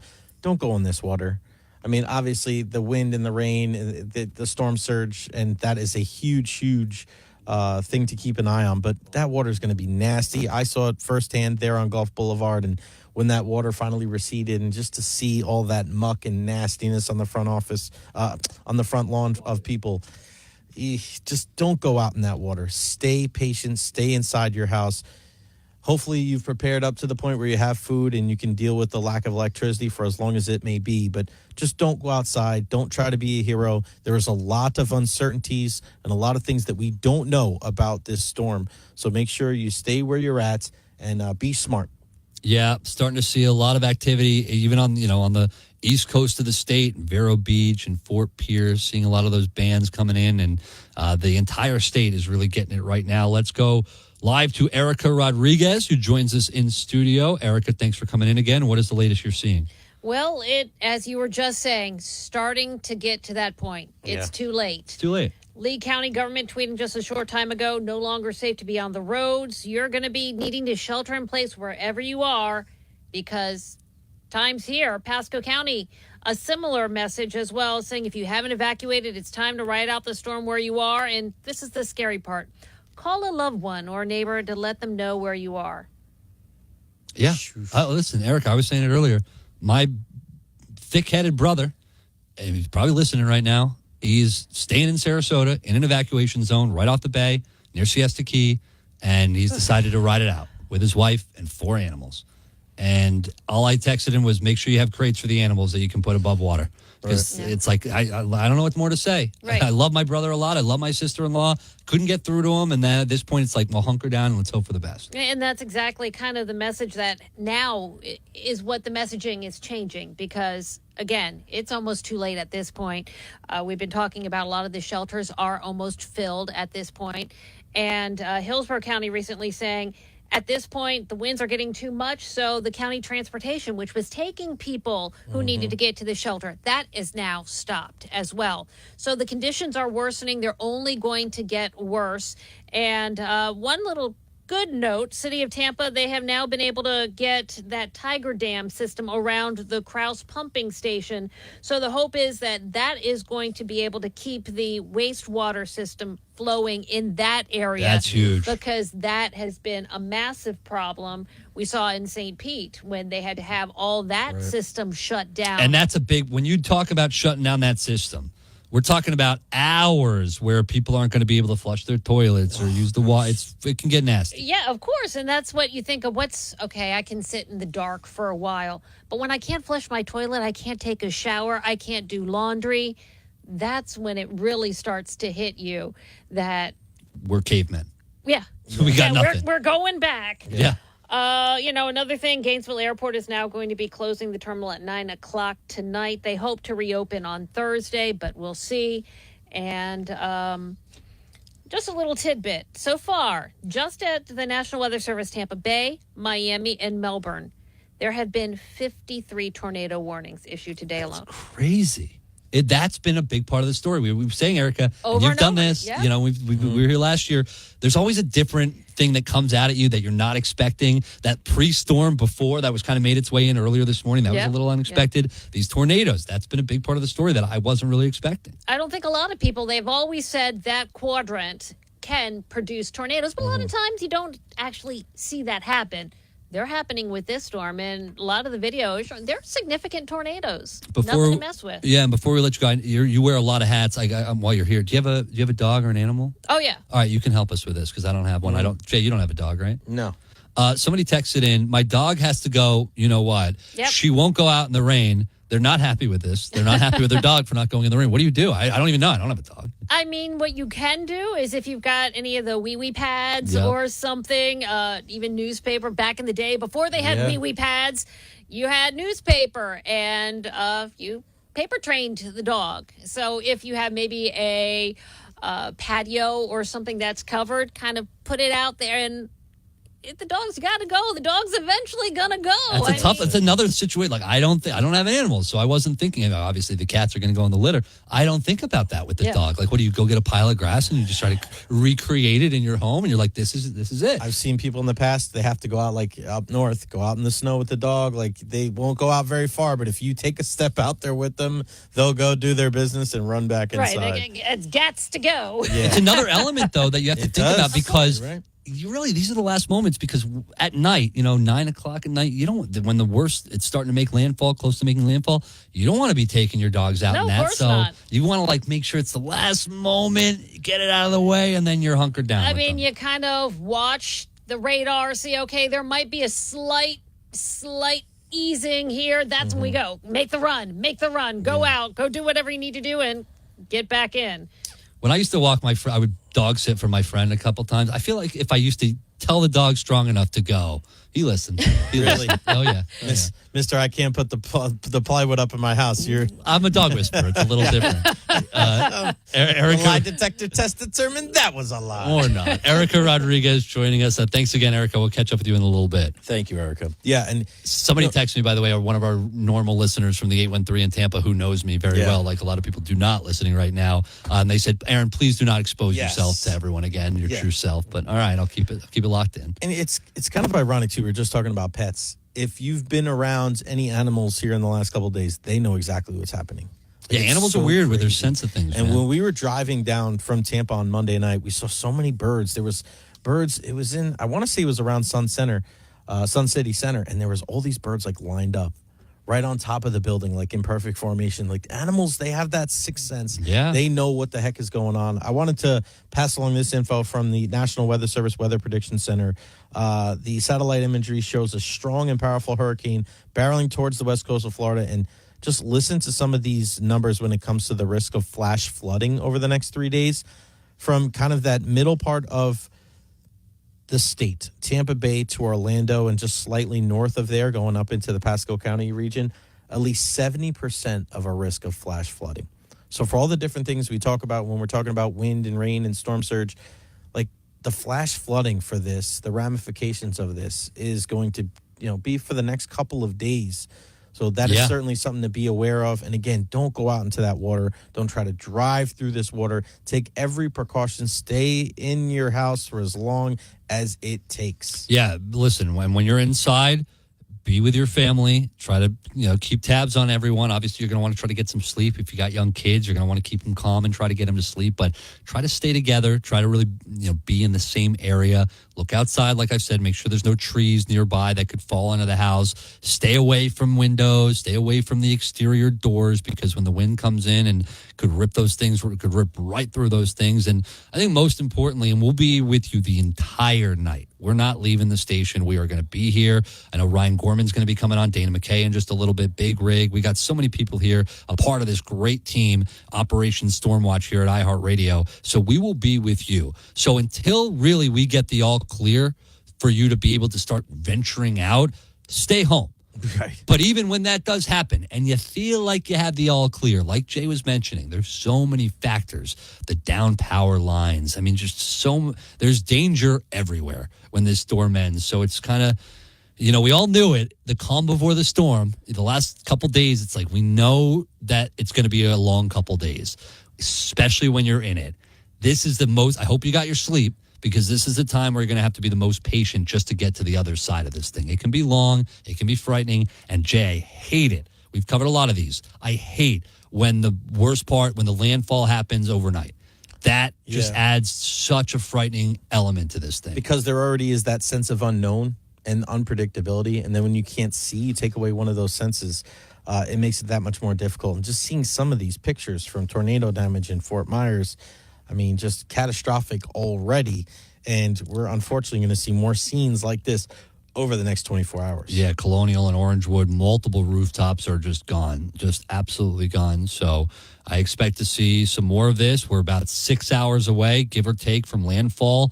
We're going to see the storm surge flooding begin right here on the West Coast, and it's going to continue here. And in some areas, we're looking, especially in the just Tampa Bay area, south of the Tampa Bay area, we're looking at about 10 to 15 feet potentially of storm surge. So this is just the beginning of what is going to be a very long night. Most of the state is going to be dealing with tropical, if not all the state, tropical storm force winds. Damaging winds are really going to be coming in the Orlando, Newport Richey, Tampa, Sarasota, Sebring. But in the middle of that, really Sarasota, Lakeland, maybe Titusville on the back side of this thing, you're going to be dealing with serious hurricane force winds, 75 plus, in some areas 100 plus mile per hour winds, especially when it's tomorrow too. Yeah, that's tomorrow on the other side. When it hits here on the Titusville, they're going to be dealing with those 74 plus mile an hour winds potentially. You're going to get over 100 plus when it comes to Sarasota County and that area. Bradenton, Sarasota, the wind is going to be massive. Just wild to think of the amount of things to be concerned about. It's not just the rain, it's not just the wind, it's not just the flash floods, it's not just the storm surge. And there's just the power outages, the dealing with your the plumbing, right? I was just reading an article of St. Pete. We just spoke about how they had to turn things off a couple of weeks ago, and we had some of our people that live close to the building there in Featherstown, where we're doing our show pretty much every day, saying, man, that was one of the biggest things we had to adjust to. Yeah. And that's certainly something that we will pass along that information if they do have to do the same thing, because it has a lot to do with what the storm surge looks like. Now, I'm not going to lie. I've been doing this for a long time. I'll be honest with all of you, because that's what we want to do here. I've been got before by social media. Yeah. Early on in my day, I got by a fake shark. Thought it was a real shark. I got. Got. I really don't get got anymore. I try very hard to not get got. It's usually the animals that I get got with. Everything else I'm pretty much sure on, but I never know here in Florida. But I do know the alligators and the snakes, not the sharks, but the alligators and the snakes, especially in areas where you have a lot of that. When the flooding happens, that's where you start to see them in unusual places. We have a buddy, Ian, who had an eel in his right off of in Tampa, off of Gandy and Dale Mabry, which, if you're not familiar with the area, there should not be an eel there. There was an eel in his business, right? His place of business. There are alligators and snakes I'm seeing from my FWC that are, making their way into some of the floodwaters in those areas. So just be aware of it. The message here from my FWC was give them space. I think that goes without saying. Yeah, give the alligator space. If you see the alligator, it's most likely real. Stay away from it. All right, we're going to continue here. We got a lot more to cover for you. Well, like I said, we're about 6 hours from Hurricane Milton making landfall, and we'll be with you the entire way, and we'll have all the officials you need to hear from. He's Jay Retcher. I'm Aaron Jacobson. You can text in if you have any information or you have any questions. 97720. You're listening to iHeartRadio's Operation Stormwatch coverage of Hurricane Milton. The free iHeartRadio app is #1 for music, radio, and podcasts, all in one. Discover a new podcast from our library of over 350,000 titles. Here's an iHeartRadio podcast preview. There was a murder in central Ohio that many people still don't want to talk about. The man who committed that crime once sat on death row, but now he's on the run. His name is Lester Eubanks. Lester didn't tunnel out of prison or scale a stone wall. On a December morning in 1973, he and a small group of inmates were granted permission to walk outside prison walls. His handcuffs were taken off. He changed into civilian clothing, and he and 3 others were driven to a local mall. They were told they could wander the stores and were asked to return to a designated meeting spot. Hours later, all the inmates came back, except Lester Eubanks, and he hasn't been seen since. He had a full plan. The guy had a plan. I was just astounded that this could actually happen.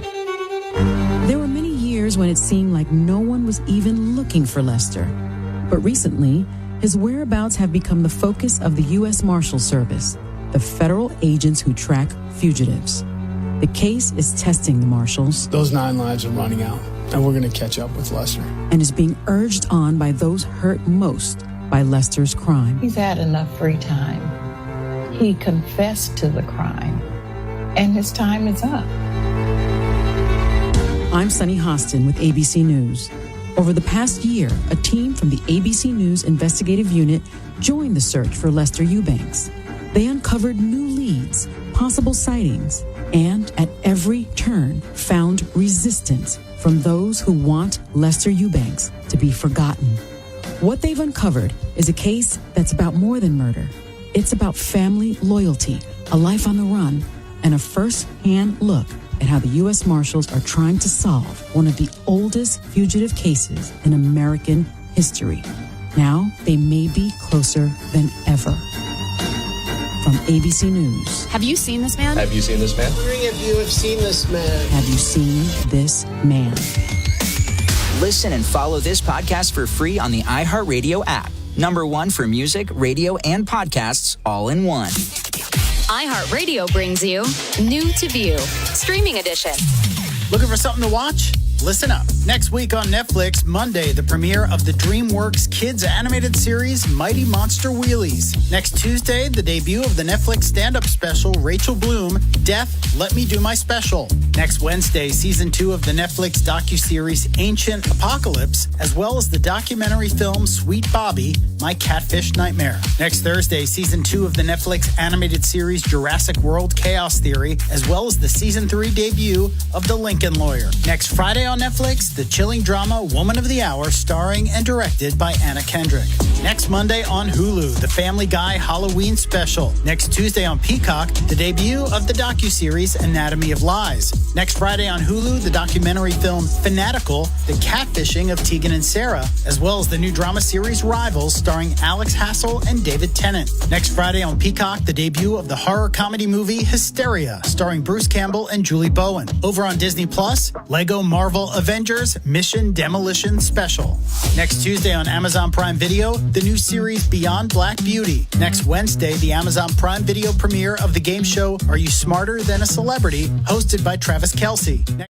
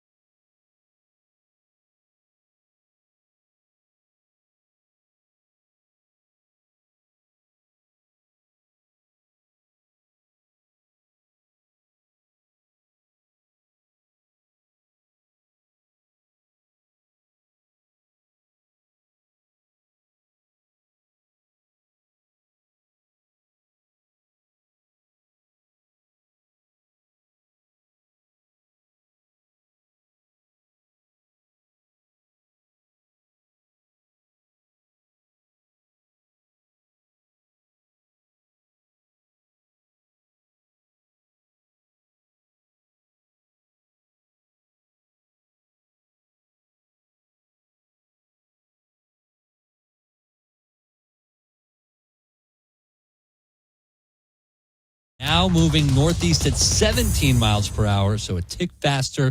Pressure rising a little bit, 950 millibars, and then the winds at about 120 miles per hour. So that is the latest from the 4 o'clock advisory. And Jay, the story has been, and we'll take text from you as well, 97720 if you want to text in.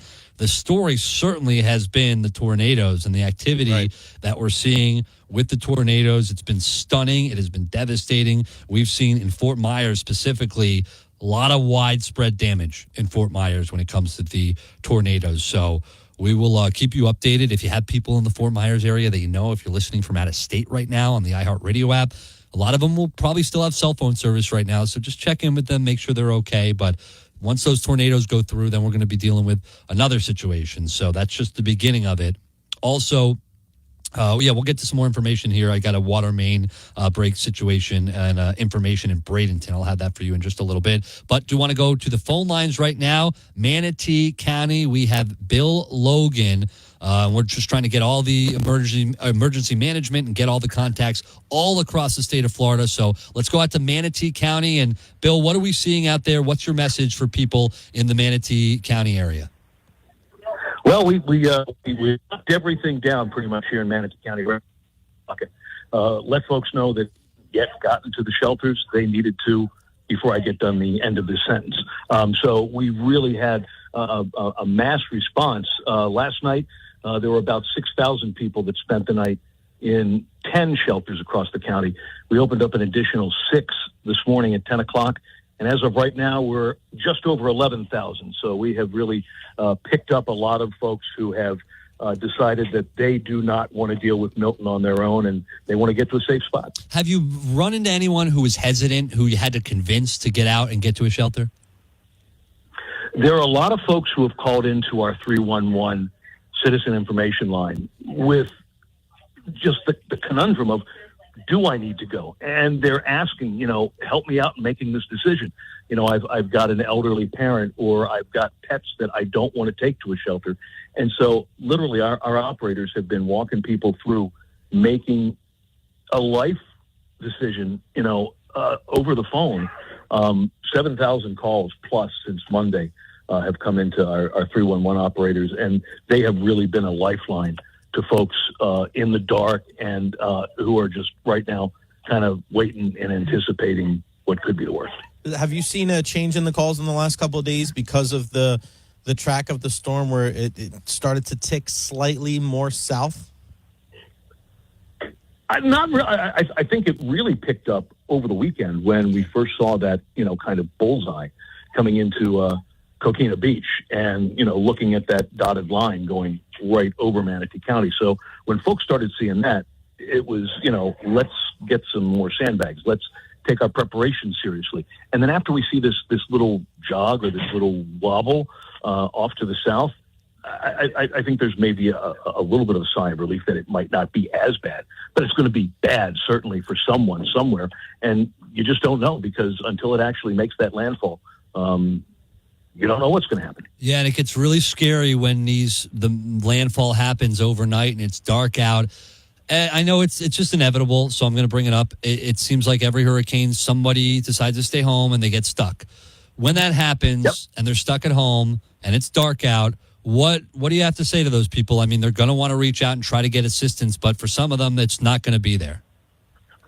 It's not, because we've gone into the lockdown mode here at the Emergency Operations Center. The doors are shut. Nobody can get in or out. It's 40 miles an hour plus winds sustained. So it's just not safe for folks to go out and make emergency calls. And those folks who have decided to ride out the storm wherever they are going to have to realize that help's not coming right away. It's going to take a while, and it's going to take quite a while with this storm. Bill Logan out of Manatee County, running emergency management out there and doing a great job. Thank you so much for all you're doing, and thanks for relaying that information.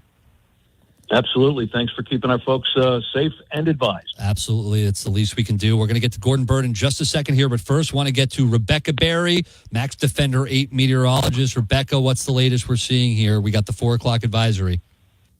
Yeah, so it's down to that Category 3 hurricane status. Not that made that much of a difference. It went from 130 mile per hour winds down to 125 mile per hour winds. But what we're noticing in real time is a more northern wobble. And so that would not, it's most likely going to move to the north of the National Hurricane Center center track. So that would mean a landfall north of Sarasota, somewhere between Bradenton and St. Pete. And of course, the threshold there for storm surge in the Bay is the southern edge of that eye wall being south of the Skyway Bridge. If it is south of the Skyway Bridge, we do not get that push of water into Tampa Bay, and the storm surge is all to the south of that point. But if we do get the southern edge of the eye wall north of the Skyway Bridge, then we have the push of water into the Bay for that to be a big concern of storm surge in the Bay, which we had previously backed off all of our storm surge models saying that was not going to occur. And so it's still not a definite going to occur, but it's our primary concern at this hour is seeing if this storm makes a turn back to the east, a more easterly turn to make that landfall closer to Bradenton, closer to Sarasota, as opposed to Bradenton northward. And so that's the primary concern in the Max Defender 8 office right now, is that it may not, unfortunately, we may not be able to escape some surge in the Bay if it continues on the exact straight direct path as it is on right now. It's why the next few advisories, the next couple hours are going to be so important here. One more question here, and we got to let you go because I know how busy you are. Becca, a lot of people are asking how far inland could they see storm surge? We know obviously right on the coast there, incredible damage, but how far inward can we see that? And so that is highly dependent on your elevation and the elevation of the coastline. And there is a great map that shows you how far water moves in your neighborhood. It's part of, if you just search storm surge inundation forecast model, it's interactive. You can zoom in, and it's across the entire state of Florida, but you zoom in onto your neighborhood. And basically the coastline of Manatee and Sarasota counties is pretty steep, so to speak. And so we wouldn't see water pushing very far inland from that immediate coastline. Now, the exceptions are rivers and bays. We'll get higher volumes of water pushed miles and miles and miles up into rivers and into bays. In areas like Port Charlotte, the coastline is not nearly as steep. It's more of a gradual slope up. So you get feet and feet of storm surge in those areas well away from the coastline. And so it's very heavily dependent on how fast the land goes up from sea level where you're at. Real quick, can you just give out that website again, please? Yeah, absolutely. I don't have the exact website, but if you searched Storm Surge Forecast Florida, the interactive site from NOAA pops up. Awesome. Rebecca Berry, Max Defender 8 meteorologist. Thank you so much. Really appreciate it. Thank you. Gordon Bird is in studio right now as well. We're going to get the latest from the what we're seeing here, the 4 o'clock advisory. Gordon Bird in the newsroom. What do you see? Well, now, storm surge, Rebecca Berry obviously covered very thoroughly. There are plenty of other factors involved with this hurricane as well. And many areas that aren't seeing storm surge are going to see a lot of flooding from rain. There's a flash flood warning right now for Pinellas County until 5:30 this evening. There's another flash flood warning on the East Coast from around about Melbourne down toward Indian River, Martin, and St. Lucie counties until 6:30 this evening. Those areas are getting a lot of rain, and more is expected. So you could see flooding from rainfall. Of course, tropical storm force winds are already coming onshore and have made it inland in much of the Tampa Bay area. There are multiple tornado warnings that we've had this afternoon. There's a report out of Fort Myers. It's been crazy there, Gordon. They had 5 tornado touchdowns, a lot of damage there. So far, we're not hearing any reports of injuries, knock on wood. Yeah, that was going to be my main, because I know a lot of people, Gordon, have been asking and texting in, worried about people in Fort Myers. So that's a good piece of information that you haven't heard any of that. That's valuable information right now for people who have loved ones in Fort Myers. Right now, the center of Milton is about 100 miles southwest of Tampa, and you can see the eye wall on the radar coverage if you still have video and television and the internet. And top winds, as mentioned, are down to 125, and the center is moving northeast at 17. So. And the eye was just destroyed a little while ago, but now we just got that wall, and you see that counterclockwise rotation of this storm, and that's why we keep saying, Gordon, to the south of it is we're going to see a lot of that storm surge. It's just going to be bringing that water up onto the coast, and that's where it just becomes really, really dangerous. So, Gordon, anything else before we let you go here? Well, needless to say, if you are where you are, that's where you're going to be until this storm moves through. You know what? It is needless to say, but I still think people haven't listened to that. Like, there's still people texting in that they're on the roads right now. Texting in, that they're on the roads driving. They're like, oh, it's all clear on 75. Well, why are you on 75? It should be all clear except for you. Gordon Bird in the newsroom, thank you so much. We'll get an update from you in just a few minutes. Thank you, Gordon. Thank you, I just got that website for the storm surge, the inundation, nhc.noaa.gov/surge. So that's nhc.noaa.gov/surge. We see so many great stories of humanity and people being just decent human beings, good human beings. And then we get stories like we got about this dog that just make me question what is going on out there. A dog had to be rescued. Thankfully, somebody saw this because I don't know how they did. Dog had to be rescued, was tied up. Somebody just left it tied up. Clearly had enough I don't know what they were thinking, but they went out to tie it up. And instead of just giving it a chance and giving the dog a chance to live, and thankfully somebody saw that. But I've seen a couple reports of that. Do not just tie your animal up. That is nuts. So don't want to be seeing any more of that. Yeah, and listen, just thinking about some of the things that we just heard from Rebecca Berry, we're really keeping an eye on this eye wall, for lack of a better term, north or south of the Skyway Bridge, Aaron. That is going to be pivotal. Yep. As far as what kind of storm surge we get in the Bay. If the south side of that eye wall is north of the Skyway Bridge, that is going to be cataclysmic. South, that would be a huge, huge thing. But we need more of an easterly direction rather than it riding the coast to what we've seen from other storms in the past. Yeah, just to try to give people perspective up along the west coast of Florida here, if you're listening, and a lot of people have vacationed here if they're not from here and they're listening right now. It is, what's going to happen here is if it hits St. Pete Beach, there's going to be 15 feet of water in the bay. If it hits Longboat Key, which is, 15, 20 miles south of that area, there's not much of any water in the bay. And I'm reading this from Jeff Biradelli, Max Defender 8, chief meteorologist, and that's who we work with. But it's just any slight wobble here, like you mentioned, any slight change in this trajectory in the track is going to mean the difference in a good way for some people and in a really bad way for other people. That's why hurricanes are so bizarre as far as the way we track them, especially in Florida. You know it's coming. You know it's going to do significant damage. If you're in Tampa Bay, you're rooting for it to go south. But you know what happens when it goes south? It's going to do a lot of damage to your neighbors to the south in Sarasota and Venice. So I equate it to like a sporting event in a weird way. And of course, it would have to be cricket because cricket goes on forever. It's like you're rooting for your team to do something, but you're like a move, a field goal, move, go wide right. But that wide right means devastation for so many other people. So just so bizarre, the internal feelings I think a lot of us get throughout the hurricane and feelings of guilt, I think a lot of people feel as well. That's a natural thing. Yeah, it's, what do they call it? Survivor's guilt, yeah. right? When a lot of people had that during Helene, Yeah, they do. And it's tough to, again, we went to one of our colleagues' place that lived right there on Gulf Boulevard, and to be able to see, Aaron, their whole life, like pretty much, like out on their front lawn, and then to realize that there was cranes coming by and taking a lot of that debris away. And I believe Governor DeSantis said something between 75 and 80% of that debris was able to be cleared away in the Tampa Bay area and abroad. But just think about that. Yep. Still 20 to 25% of that debris that's just kind of like waiting to be shuffled around. I'm really worried about it. That type of stuff that's in the water, that is already nasty water as it is. Now you already have that with some of the muck from Hurricane Helene. You got to be careful and you got to be concerned with that as well. Don't go out in the water at any time, even if there's a lull, even if there's a calmness between, rain bands.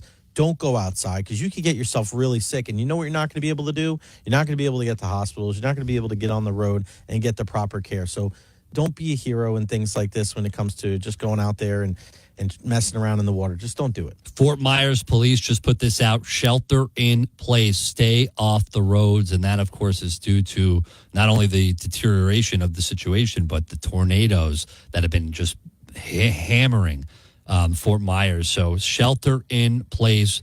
stay off the roads. And that's something that you should have already been doing, but the police in Fort Myers have let you know that it is not time to go outside right now, especially with all the tornadoes they're just getting battered with. If you want to text in 97720, if you want any information, text in, or you can call us 954-989-1154. I'm going to give that number out again. If you have any questions, you want to call us, or you're the eyes and ears out there, 954-989-1154.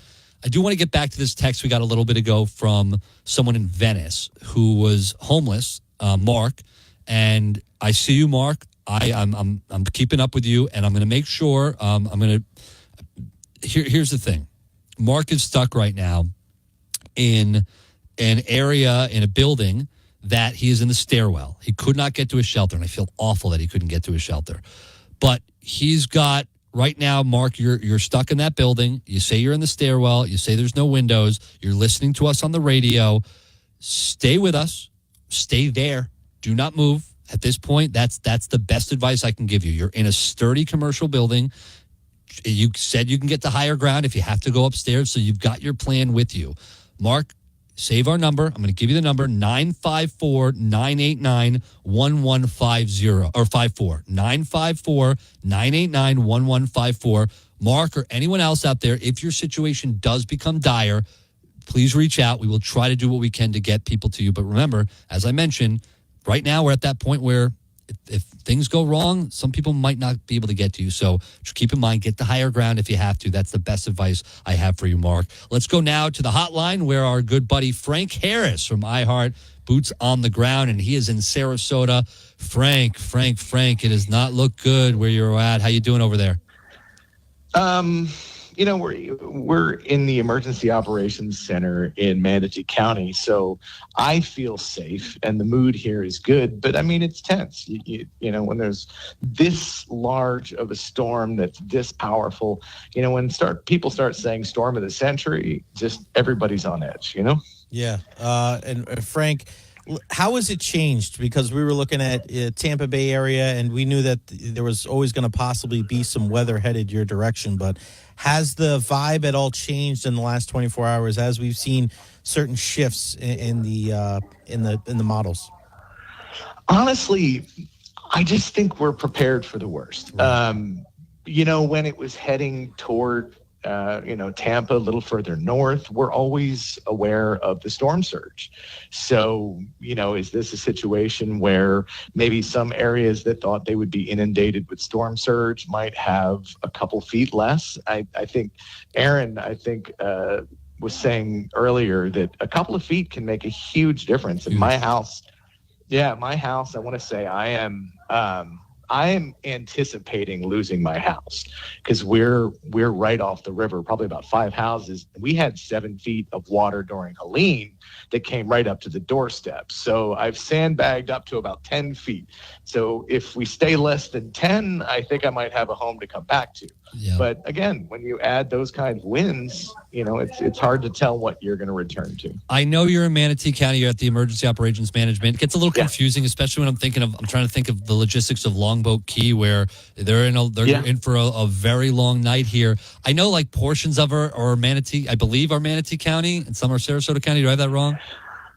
Well, Longboat is like unincorporated, so they're a separate governmental entity. But yes, from a geographic standpoint, they do stand right off the coast of Manatee County, a barrier island off there. Do you know what the concerns are with the people around you, emergency operations, as far as the barrier islands and just really out there in Sarasota, Longboat Key, all that area is in for a very, very dangerous night? Correct. And I think what it comes down to, and from speaking to the officials here too, is did people evacuate? I mean, I spoke with one official who said there were, I think, 137,000 people in those initial evacuation zones, and there were 6,000 people in the shelters this morning. So that leaves 131,000 people. Did they heed the warning? And because we had the ramp up, because of the sensitivity from Helene, did they take that into account and actually go somewhere else, or are there still people in their homes? And unfortunately, we just won't know. Once the bridges are closed, once officials are able to start getting out there, that's when we'll know the extent. But then again, that's life, and that's what's most important. But I think so much of us with this storm surge, that's where the concern lies right now. Frank Harris, it says here, credible source. I don't know so much about that, but we kidding. I would not say, whoever told you that, they lied. Well, Frank, we love you. You do such a great work, and you're such a valuable member of our iHeart family. And, we're thinking about your partner when we see this kind of stuff heading your direction. Definitely our heart goes out to you. So please keep in touch. And if there's anything we can do, please let us know. I will, and I want to thank you guys for the coverage, our entire team. And I've been manning this entire time. I've been manning our social medias. I've been on email with a ton of people, and people could not be more complimentary of the service that you are doing these communities today. I hate to break it to him. I'm just here for the free coffee, Frank. What else is new for Aaron Jacobs? Hey, Frank, thanks so much. Stay safe out there. Be well, buddy. All right, keep us updated because you're in a bad area. Thanks, Frank. Yeah. All right. Bye-bye. I mean, that's where we're at right now. And listen, I know I'm making a couple jokes here and there, but you got to lighten it up a little bit. Listen, we're not making levity. When we do things like that, we're joking with friends. Frank, we consider a colleague. Oh no, I'll joke with everybody too, but that's it. I mean, I do believe in the middle of this, it's a long haul, and you got to have a little bit of a little moment of just release and levity, and just kind of. Because we know, especially, it's going to be a very, very long night moving forward. Right. I just think it's important to kind of keep your wits about you, stay loose, because we're not even close to what this thing is about to be. So great to hear from our buddy Frank in Sarasota, the Manatee County area as well, and just make sure he's okay. If you want to text in 97720 with any information, 97720 is the number you can text in. Also, 954-989-1154 if you'd like to call in. Aaron, I'm looking at a video online from Ariel Placencia. She is a Fox 13 news reporter there in Tampa.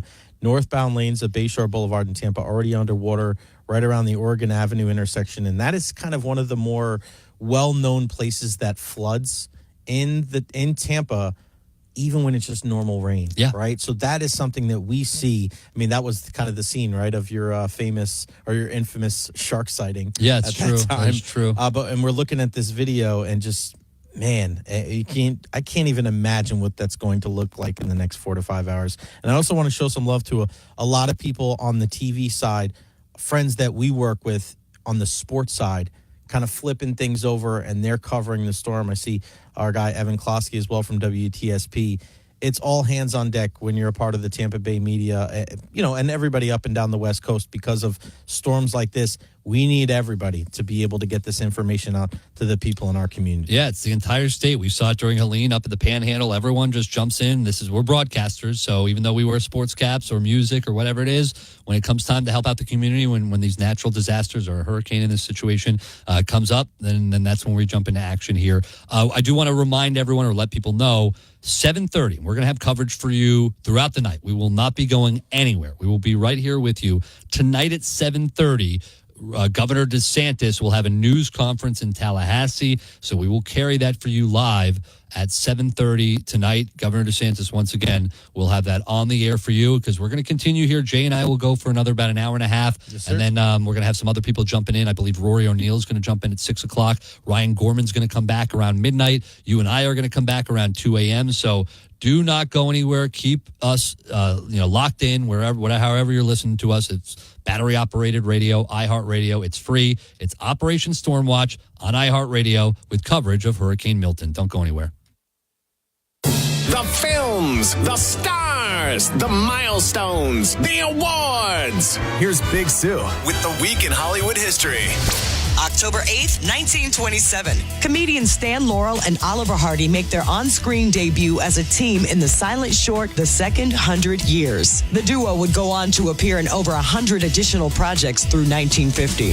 October 9th, 1986. The Late Show starring Joan Rivers marks the debut of the Fox network and made Rivers the first woman to host her own national late-night talk show. Her replacement, Arsenio Hall, was the first black host of a national late-night talker and would launch a hit syndicated show in 1989.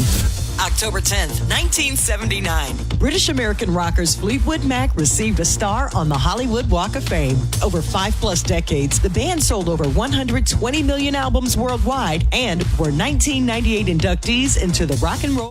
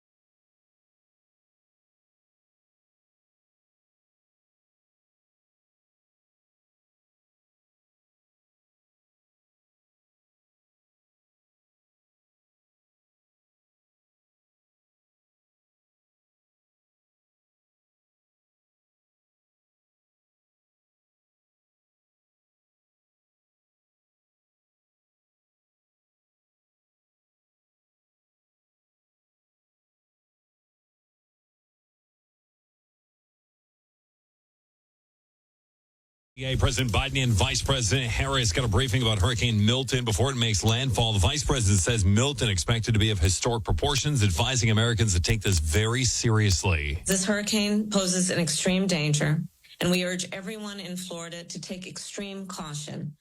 And we are with you, and we will get through this together. Florida's Governor Ron DeSantis in Lake City says many customers will lose power, but they do have a plan in place. We will have over 50,000 linemen that are pre-staged in the state of Florida. As soon as the storm passes, they are going to go to work. The latest update from the National Hurricane Center has downgraded Milton to a Category 3 storm, still potentially deadly. It's expected to make landfall either late Wednesday night or early Thursday morning. America's listening to Fox News.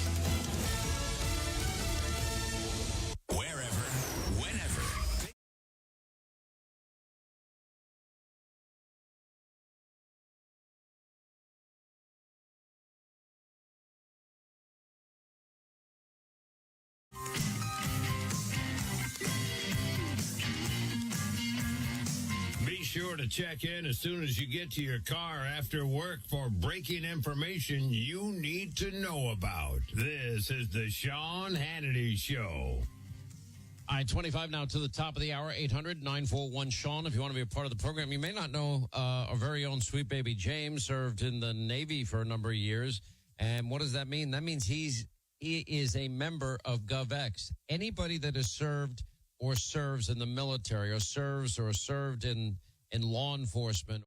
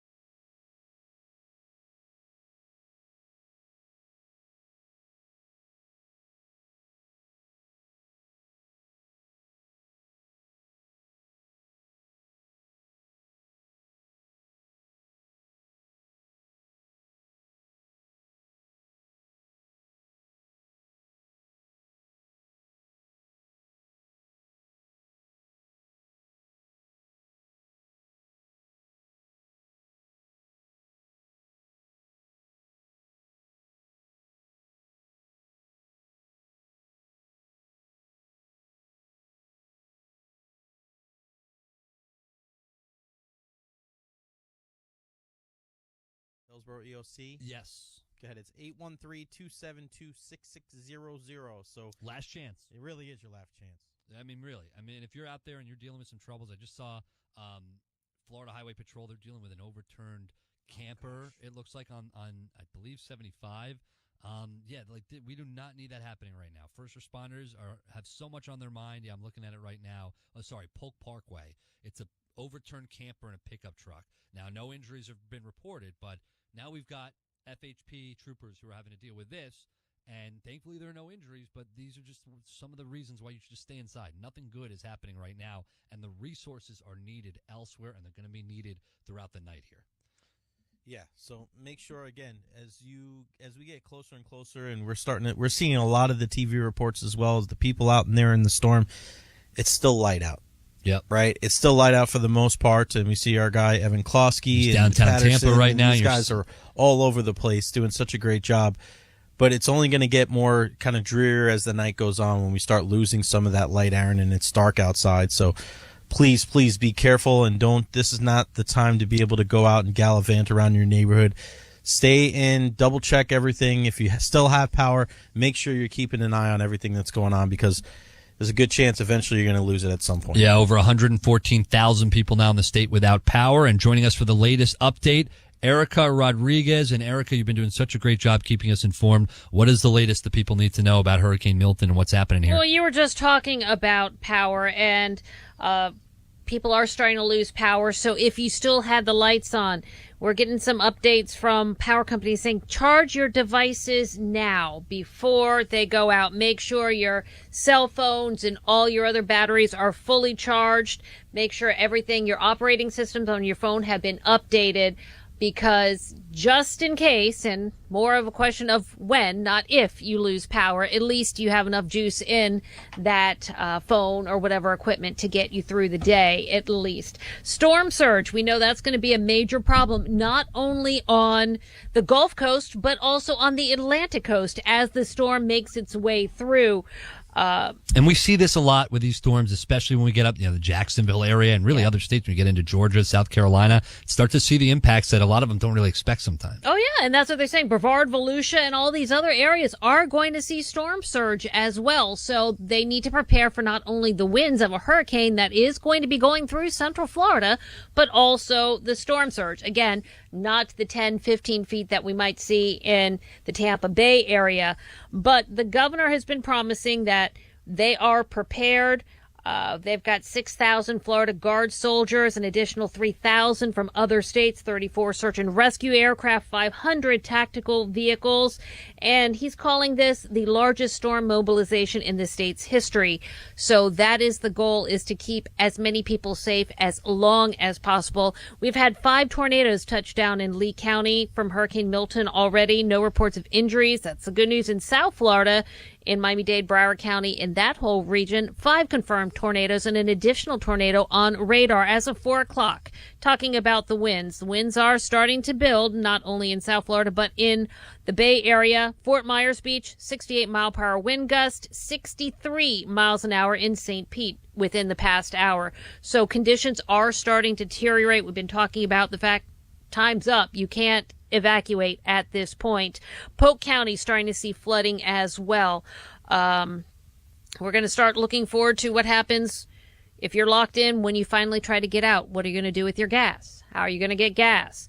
Well, Port Tampa is closed, so the governor has now having fuel deliveries being sent to Port Everglades in the Fort Lauderdale area. So there will be fuel. There is no shortage. 1.6 million gallons of diesel on hand, 1.1 million gallons of regular unleaded gasoline as well. So and that's true, by the way. I know some people are like, yeah, of course he's going to say there's no shortage of gas, right? There is not. I mean, I've seen, even when there were long lines and people were panicking, getting gas, Ryan Gorman, who was on earlier, talked about this situation where when he went to a gas station and they were out of gas, there was a tanker coming in right at that time. So he got that gas right away. And I was seeing that when I came down as well. So they are doing a good job with that. Yeah, and it's here wherever you go. I saw a big tanker this morning as well. So good news is, yes, if you pull into a station There's no gas. It will be refilled. Of course, this is once conditions improve, because right now it's hunker down time. Yep, that's it. And Erica Rodriguez, thank you so much. You go hunker down, and then we'll bring you back in about an hour. There you have it, Erica Rodriguez. And I'm looking at, now I want people to be aware that even though the latest we're seeing, and I saw 125 mile per hour winds, as I've told you, it has been downgraded to a Category 3. But that, you can't look at that and go, oh, this thing was a 5 a couple hours ago, and now it's a 3. It's getting so much weaker. There is such a small difference between, when I talk about storm surge and how a foot or two makes a big difference, when we talk about wind speeds, 125 mile per hour, 130 mile per hour, there's such a slight difference that will make it a Category 3 or a Category 4 or even a Category 5 that those winds are still catastrophic. So I know a lot of people are going, oh, it's only a Category 3 right now. That's not the case. 125 mile per hour winds, those are deadly, those are catastrophic. It is a major hurricane, and we want to see it continue to go down, and we want that pressure to go up. We want this storm to weaken, but that still is so deadly, 125 mile per hour winds. And this is kind of something that we've been actually talking about the last day or so, is that we thought when it got closer to landfall, it was going to go down to a Category 3. So this isn't something that is kind of unforeseen. We knew that farther and farther away it was going to be a Category 5, and eventually it was going to weaken to the point where right before landfall, it was going to become a Category 3 before it hit. We knew that the last couple, right. So, this is not a surprise. But the storm listen, the intensity, right, of this storm, that has taken me by surprise as far as how fast it intensified. Last week we were talking about this being, maybe not too much of a big deal. And now we're talking about something like you just said. It was a Category 5, and now at this point there should be no surprises, right? Yeah, I don't think anything surprises me anymore when it comes to storm coverage. Seriously. Right? Just... you never know. And when we get that email, right, a week or so before that, we got to brace for whether it's impact or brace for relocating our families to hop on Operation Storm Coverage, we are ready to roll. And it is kind of surreal to see a lot of our friends that we have in the Tampa Bay area that cover sports out there in the middle of the storm right now doing their thing and trying to help out their community. So literally, it's all hands on deck. I'm looking at TV. Kenny Morales. We've just seen all these guys who are now got the mics in their hands, and they're sports guys who are now storm chasers. So that's kind of how it goes in the media. It's whatever you can do, because this is our time to help the community. This is what we can do to be here for you, and it's the least we can do. One thing I do want to remind people, Jay, it's not really for now, but for when this thing ends, I'm going to note this 1,000 times as we get closer to tomorrow. But and once again, I don't want anyone on the roads, but when you do get back on the roads tomorrow or the next day, whenever it is, when the storm is cleared up and it's safe to do it, I just want to remind people, and I saw this from FHP Tampa, and it's a really good note, and I want to say it a lot. When the traffic lights go out, when we get back on the roads eventually in a couple days, whenever it is, there will be a lot of traffic lights that are out. Treat the intersection as a 4-way stop. I hate when I see people lose their life after the storm is well beyond, it's gone, it's out of the state, and people lose their life because of senselessness, like not understanding the rules of the road and just being impatient. And this is going to be the long haul, not just now, not just tonight, the next couple days, even the next couple weeks. We just don't know at this point what this thing could turn into, but right now it's a monster. Yeah, and it's pretty wild to see how kind of like the sports world is affected too. I just saw that George Steinbrenner Field's being used as a shelter for team employees and their families over for the Yankees that have been working out there at their Tampa complex. We know that Raymond James Stadium is right there, and they're supposed to have a contest this weekend, whether it's a game on Saturday for USF football. The Lightning are supposed to be playing at Amalie Arena on Saturday night, their home opener.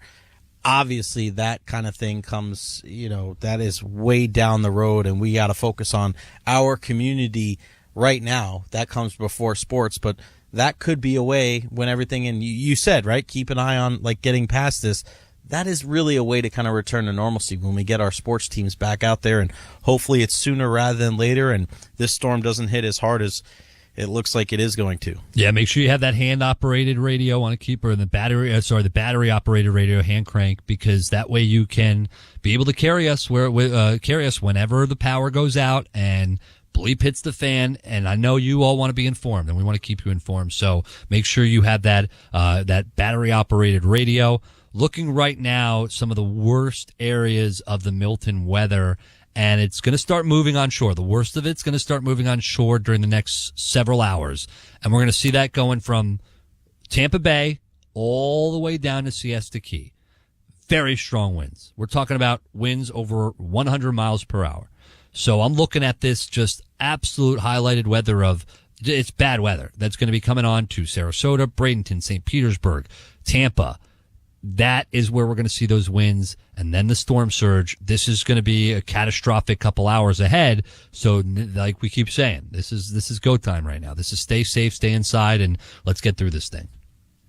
Yeah, we keep sending out this information and looking at some of the high wind reports in the St. Pete area. I mean, and remember, Jay, we just heard, 40, right? And we just heard in Tampa, once it gets over 40, they're not coming to help you anymore. Sustained winds. They're not coming to help you anymore. So, yeah, I mean, we've seen a high wind report at 39 miles an hour in Tampa, and we know that in St. Pete, it's over that 40 mile an hour threshold. So you have to think, Aaron, if it's already like that in St. Petersburg, it's only a matter of time before Tampa has sustained winds over 40 miles an hour, too. Yeah, we're seeing some of the feeder bands make its way across the middle of the state. So the entire state is essentially engulfed in some really, really severe weather right now. Obviously, some areas different than others, but you can just see the size of the storm that has grown. It's weakened as a storm, but it has grown in size and is basically taken up the entire state. It's just crazy to see how these things develop. Right now, moving northeast at 17 miles per hour, 120 mile per hour winds. So the winds are dying a little bit as far as the intensity of the winds. But like I said, once you're over 100 miles per hour winds, we're talking about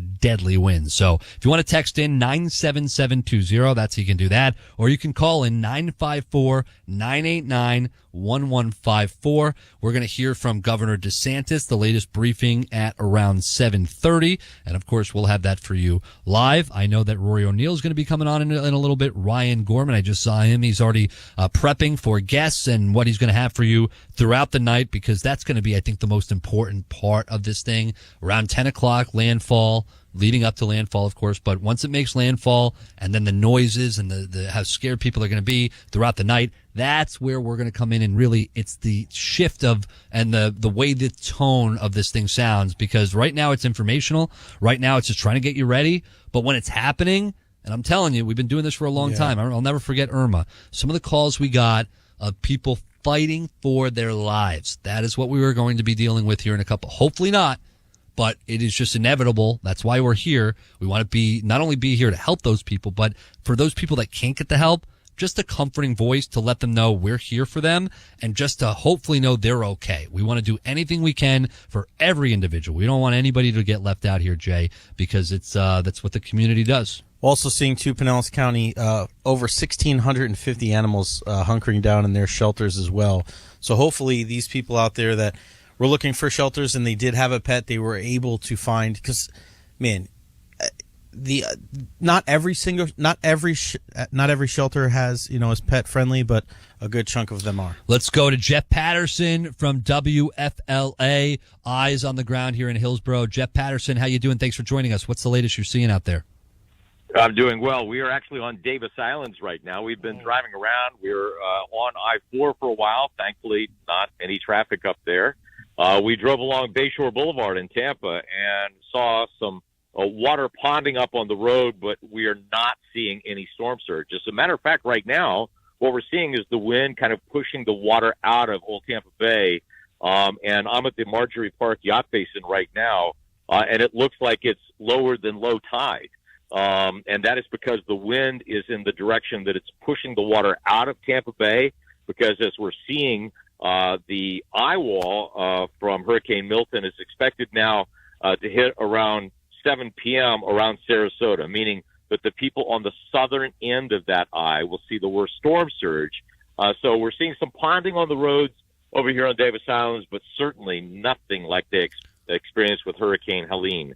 In fact, what we have seen as we're driving around Davis Islands, unfortunately, because the storm surge was so bad here during Hurricane Helene, people have been working very hard to clean out their homes, bringing out their belongings and their drywall and all of the stuff that was saturated from that storm surge, and they've been piling it up on the side of the road.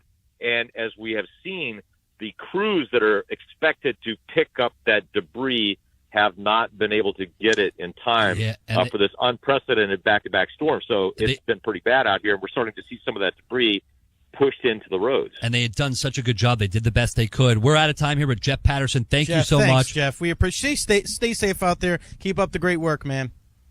Thank you. We'll continue on Operation Stormwatch next. Latinos are driving prosperity, power, and progress in America. Yet 77% of Hispanics don't know about their contributions to the country. From population growth to representation, economy, and education, Latinos are advancing positively and driving American progress.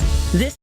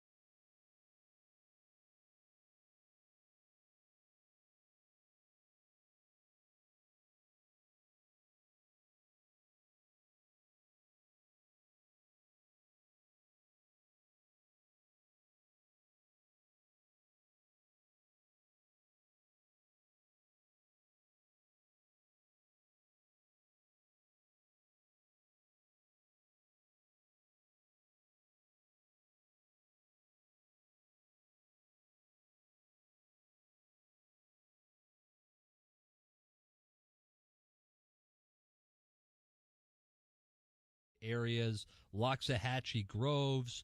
Just be careful. That has been, so far for me, Jay, that has been the big story, is the tornadoes and the havoc that's being wreaked by those tornadoes and whatever path they hit. It's been crazy.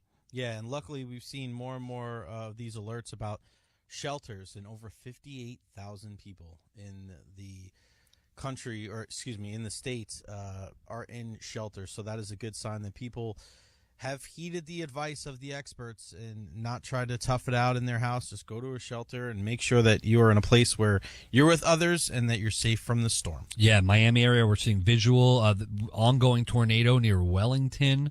So just seek shelter. Seek shelter. If you are in a tornado warning, seek shelter, please. Also, want to remind people in the Polk County area, if you're listening in the Polk County area, there's a lot of flooding going on. They have 2 streets in Polk County that are impassable. Shouldn't be on the roads right now anyway, but in Lakeland, Reynolds Road is flooded at Main Avenue. In Winter Haven, 42nd Street Northwest at Avenue Q Northwest is also flooded. So you should be avoiding those already, but let's continue to avoid those areas, especially because they are impassable right now. Yeah, and now we're looking Milton centered about 60 miles west-southwest of Sarasota as of 5 p.m. east, moving northeast, 120 miles an hour. It is a Category 3 hurricane right now, moving northeast at 17 miles per hour. Jay, you know how we always say, like, even up until the last couple minutes of this thing, it can change, it can wobble, it can adjust, and even just a couple miles means the world of difference, in a good way for some people, in a really bad way for other people. Right. And what I just saw from the National Hurricane Center, they've slightly adjusted the track north. And for people at Tampa Bay, that's not the news you want to hear. The news you want to hear is it continues to go south. For people of Sarasota, for people of Fort Myers, especially Fort Myers dealing with the tornadoes they've been dealing with, that's not the news you want to hear. The storm surge is going to be catastrophic. But with this track a little more north, closer to Tampa Bay, sustained winds at 120 miles per hour for the Bay Area means it's just a huge difference between storm surge and what that's going to mean and what that's going to look like. We're going to have Rebecca Berry joining us, Max Defender 8, in just a few minutes, meteorologist there. But we were talking about 10 to 15 feet storm surge in Tampa. It looked like that backed off to around 6 to 9 feet. But if this thing continues to track north, then we're going to go back into those areas of 10 to 15 feet. Those numbers are going to jump back up, for sure. Exactly. So these last couple hours here before landfall are extremely vital. And then through tomorrow, some of the flash floods, the high risk, Tampa, all the way across the state to the other side of the state, the other coast, Orlando, they're at high risk. Possible. Miami, Fort Myers, Vero Beach, likely, just south of the Sarasota area, and Venice, and just north of the Tampa area. So it's just the entire state is dealing with a lot of this right now. And it is, we're just trying to get through this thing here. We're a couple hours away from landfall. It's going to get dark out in a couple hours. And then we are going to be here to help you out any way we can, give you all the information you need to know. Save this number so you can text in if you have any questions. You may not need to use it now, but in a couple hours, who knows, you might need some information. So text 97720. You have any question, you have any information you want to give to us, 97720 comes right to me, myself and Jay, and we'll get that out there for you.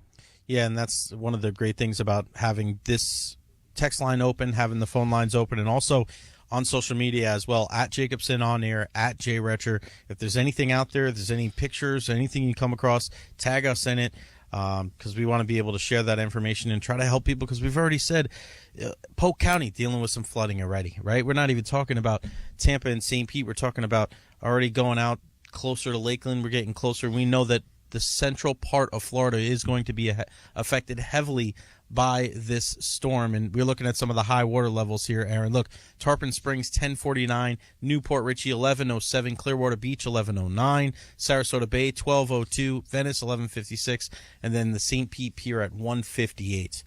Yeah, when we get Rebecca Berry on, our meteorologist here, in just a few minutes, I want to ask how the high tides are going to be impacting the storm surge, because that is definitely going to be a factor here overnight with those tides. So we're going to keep an eye on that. And if you want to call in, if you would like to chime in, if you don't want to just text, you can call in as well. 954-989-1154. I believe we have Chief Meteorologist from Max Defender 8, Jeff Biradelli, joining us. Is that correct? Or we'll have him join us in just a second. We were going to do Rebecca Berry, but I think it's going to be Jeff Biradelli. But I want to talk to him. Same question. I want to talk about the tides and what that means. Let's go now to Chief Meteorologist, Max Defender 8, Jeff Biradelli. Jeff, thank you so much for joining us. I know how busy you are, and I know you got a lot to go. But I kind of really want to ask you real fast here, what's the latest update? And then I have one question for you. Sure, yeah. So listen, you can hear that I basically am losing my voice right now. Yeah, but with all that said, the 5 o'clock advisory weakened to 120, and it pushed the track a little further north so that landfall is closer to around Bradenton. Doesn't make too much of a difference. We just don't want it going any further north so that it crosses through or north of Tampa Bay. That doesn't seem like it's going to happen. Looks like probably Bradenton is landfall. But remember, the eye wall diameter is like 60 miles. So we're going to see hurricane-force wind gusts all the way up through northern Hillsborough, maybe even southern Pasco, and then straight east towards Polk County. So we're going to see widespread power outages, unfortunately. And on the north side of the eye, there's going to be I'd say at least another 10 to 15 inches of rain, because it's all gathering. All the rain is gathering on the northern side of the eye. How does the high tide impact what we're going to see with some of the flooding and the storm surge? What are we going to see there, Jeff? Well, the high tide is not until later, and the storm is coming on shore in just a couple hours, actually. So it looks like it's not going to coincide with high tide. Justin, is that right? Does that sound right to you? Okay, I'm standing next to one of our meteorologists. That was a big concern for a bit of time here as far as the timeline when this thing was going to hit. So that's good news, right, Jeff?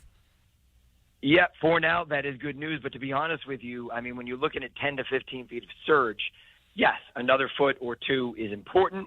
But either way, it's life-threatening and deadly if you get caught in it. No doubt. Chief Again, Meteorologist. we're thinking the surge is going to be from Bradenton south so far. Unless it jogs further north, wobbles further north, then there's a chance some of it can come into the bay. And we'll keep you updated on that. Thanks so much, Jeff Biradelli, Chief Meteorologist, Max Defender 8. Thanks. We'll talk to you later.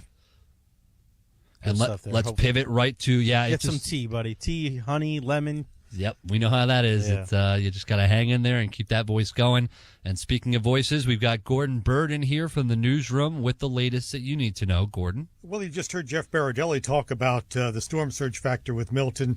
Of course, there have been a lot of other factors associated with Milton as well. We have waves of tornadoes across the state, 5 of them touching down in the Fort Myers area, causing serious damage. And most of us are still under a tornado watch until 9 this evening. Flash flooding is also a problem in many areas, and Pinellas County got several inches of rain this afternoon.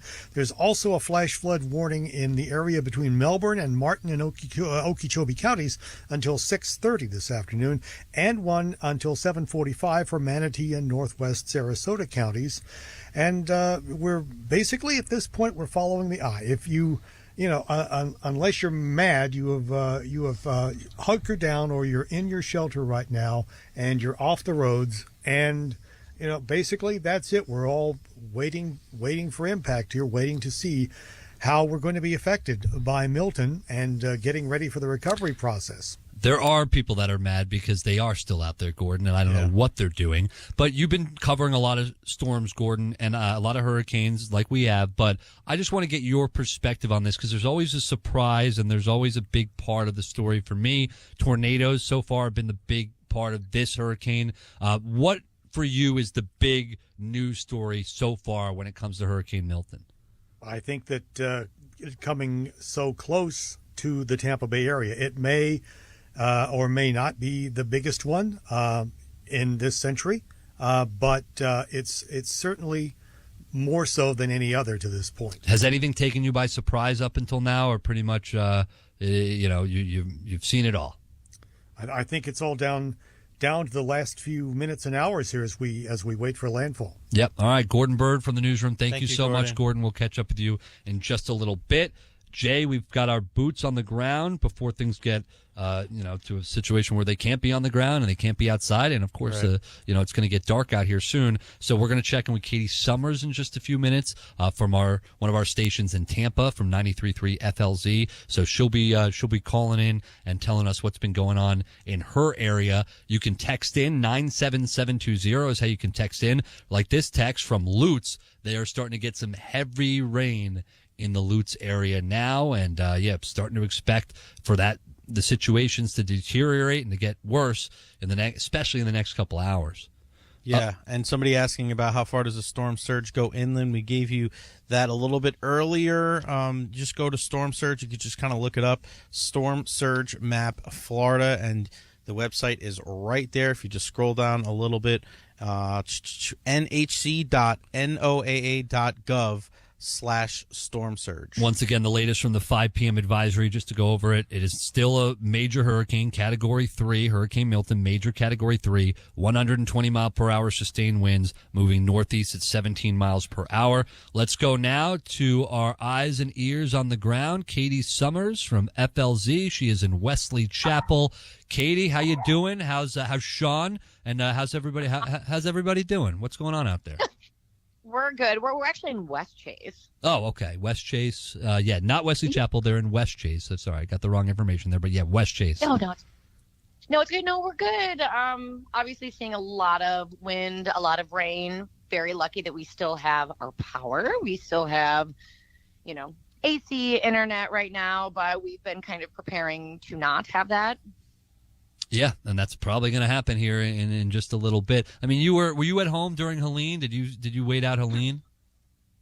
Yes, we did. The evacuation zone that we're in, we weren't evacuated. So, like for this one, not for Helene, but for this one, Sean boarded up the windows. We've got a lot of really big trees around us. So we just did all the precautions that, authorities told us to do just because we wanted to be safe for us and the fur babies. And we have all of our supplies. And you didn't do any of the boarding? You left that to Sean?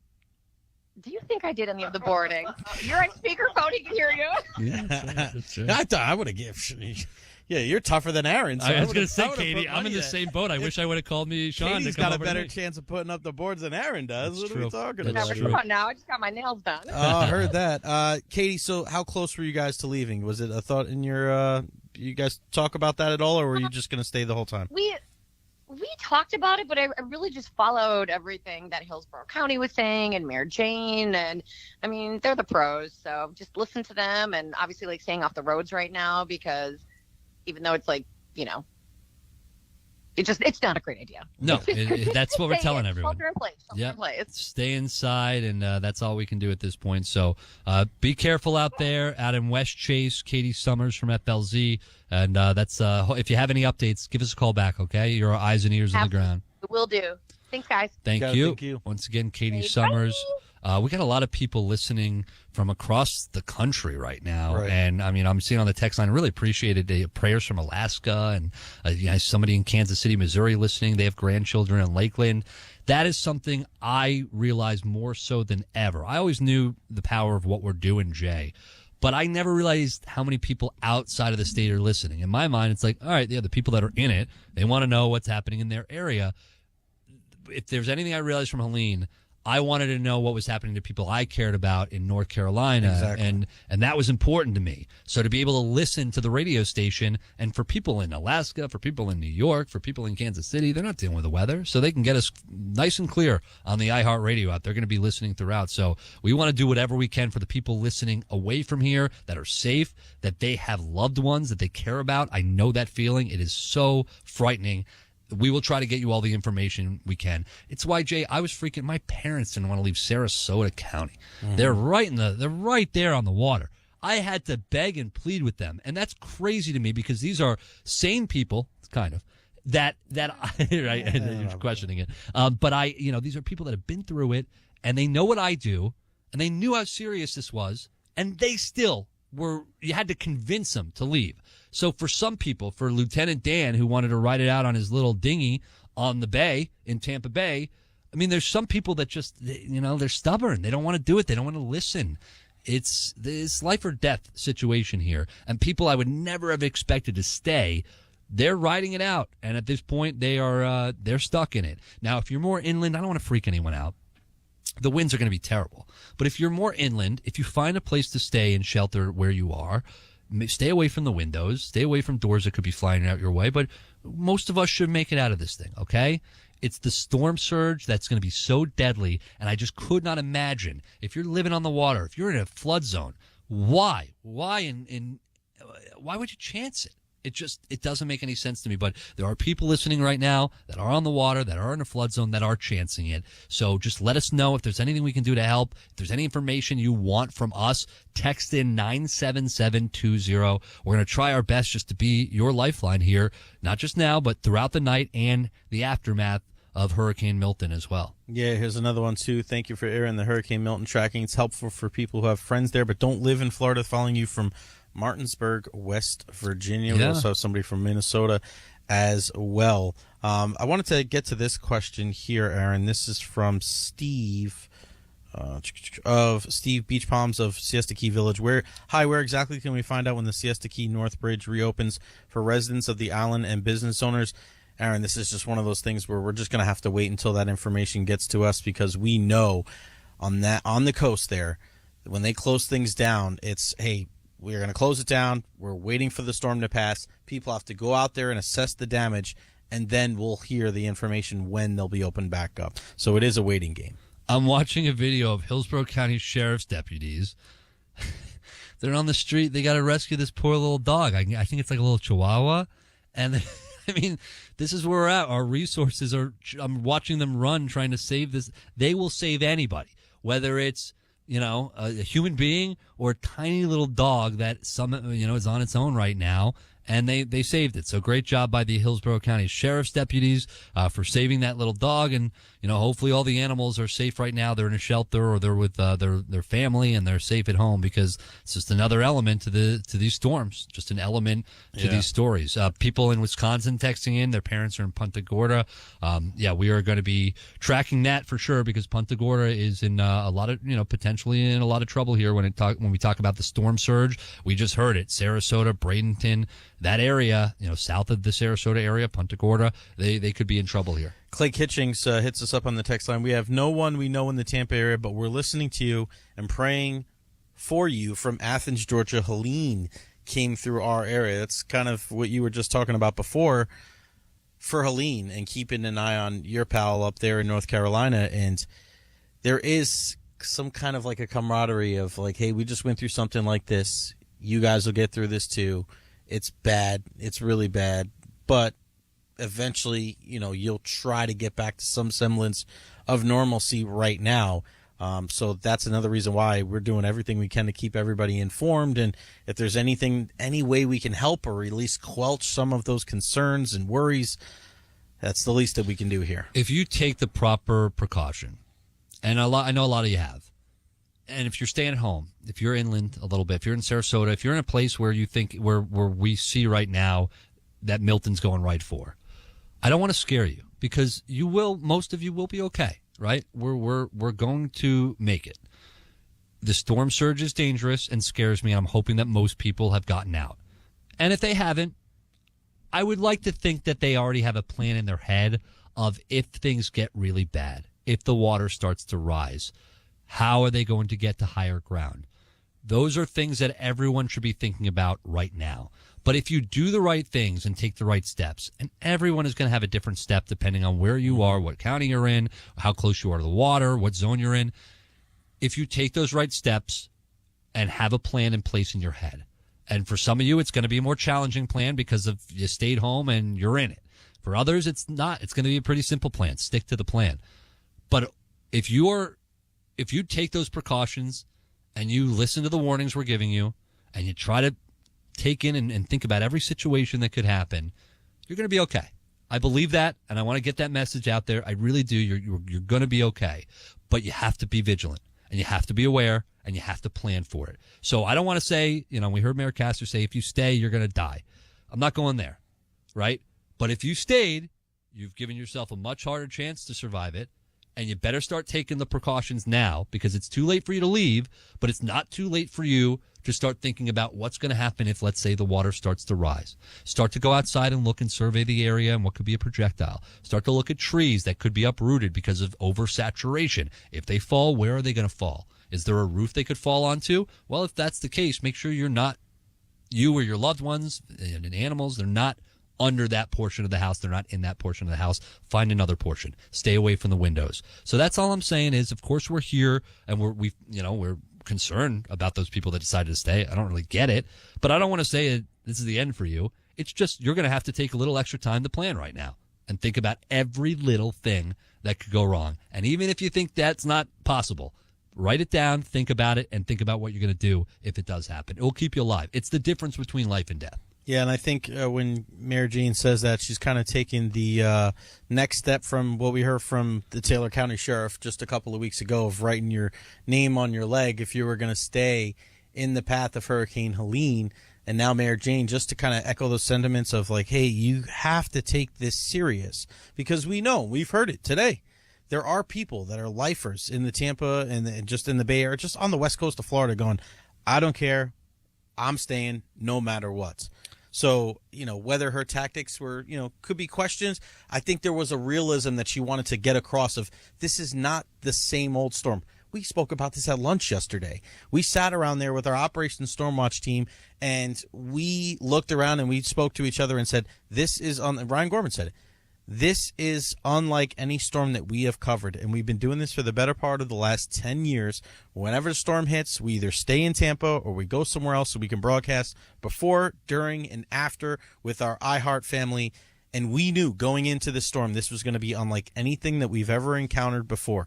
So I applaud those that evacuated. I applaud those that maybe you've been there for 3 or 4 decades, and this is the first time that you've gotten out. Good on you. Yeah. Good on you. Because you know what? All of that other stuff, your house, your car, all your belongings, you can get that stuff back. I know there's a lot of sentimental value. I'm not trying to make light of that. But Aaron, what's the sense of having that stuff if you don't have, right? I mean, what's good to have your stuff and not you? Yeah. And that's why I appreciate that's the most important thing. I'm fine with what Mayor Castor did. I'm not saying, but that was before. Now we're in it. And for those people, they stayed, right? I don't want them to hear or think that like it's over for you. You didn't listen to it and you stayed. If you take precautions now, you take the right steps, you will be okay. I just want to give a quick rundown of what we're going to see here in the next couple hours. 6:05, Lieutenant Governor Jeanette Nunez is going to join us. I mentioned earlier at 7:30, we're going to have the Governor DeSantis presser, the press conference from Governor DeSantis. That will be at 7:30, and then at 8:30. The executive director of the Florida Division of Emergency Management, Kevin Guthrie, he is going to be on here. And then at 5:50, we're going to try to get we're going to get some Dr. Michael Brennan from the National Hurricane Center, the director there. He's going to give a live update. So we're going to try to get that out for you because that's all very important information. Got a text on the text line 97720, how you can text in. What AM FM stations can I listen to your station on a battery radio? We will have that for you coming up here because that is a very good question and an important piece of information that all of you need to know. We'll have that coming up here in just a few minutes. We're going to do a quick break here, but when we come back, we'll give you all the AM FM stations you can listen to. If power does go out and you can't listen to us on the free iHeart Radio app, you certainly want to have that battery-operated radio. I'm Aaron Jacobson. He's Jay Retcher. You're listening to iHeart Radio's Operation Stormwatch coverage of Hurricane Milton. During Cybersecurity Awareness Month, LifeLock wants to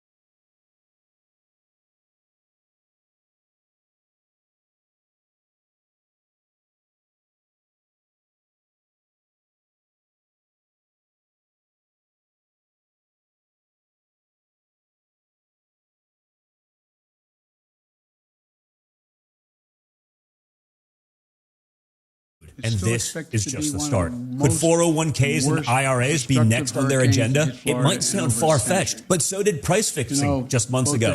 Hi, Donald Trump Jr. here. If you've spent decades building your nest egg, you can act now. In conversations I've had with them earlier today, Milton still carries incredible destructiveness, can wipe out communities, can cause loss of life.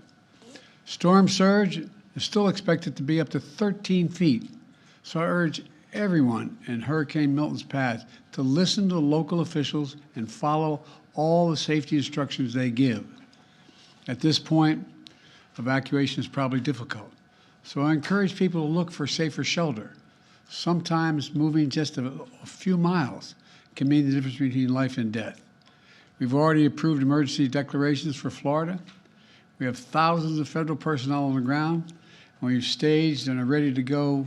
We have 20 million meals, 40 million liters of water.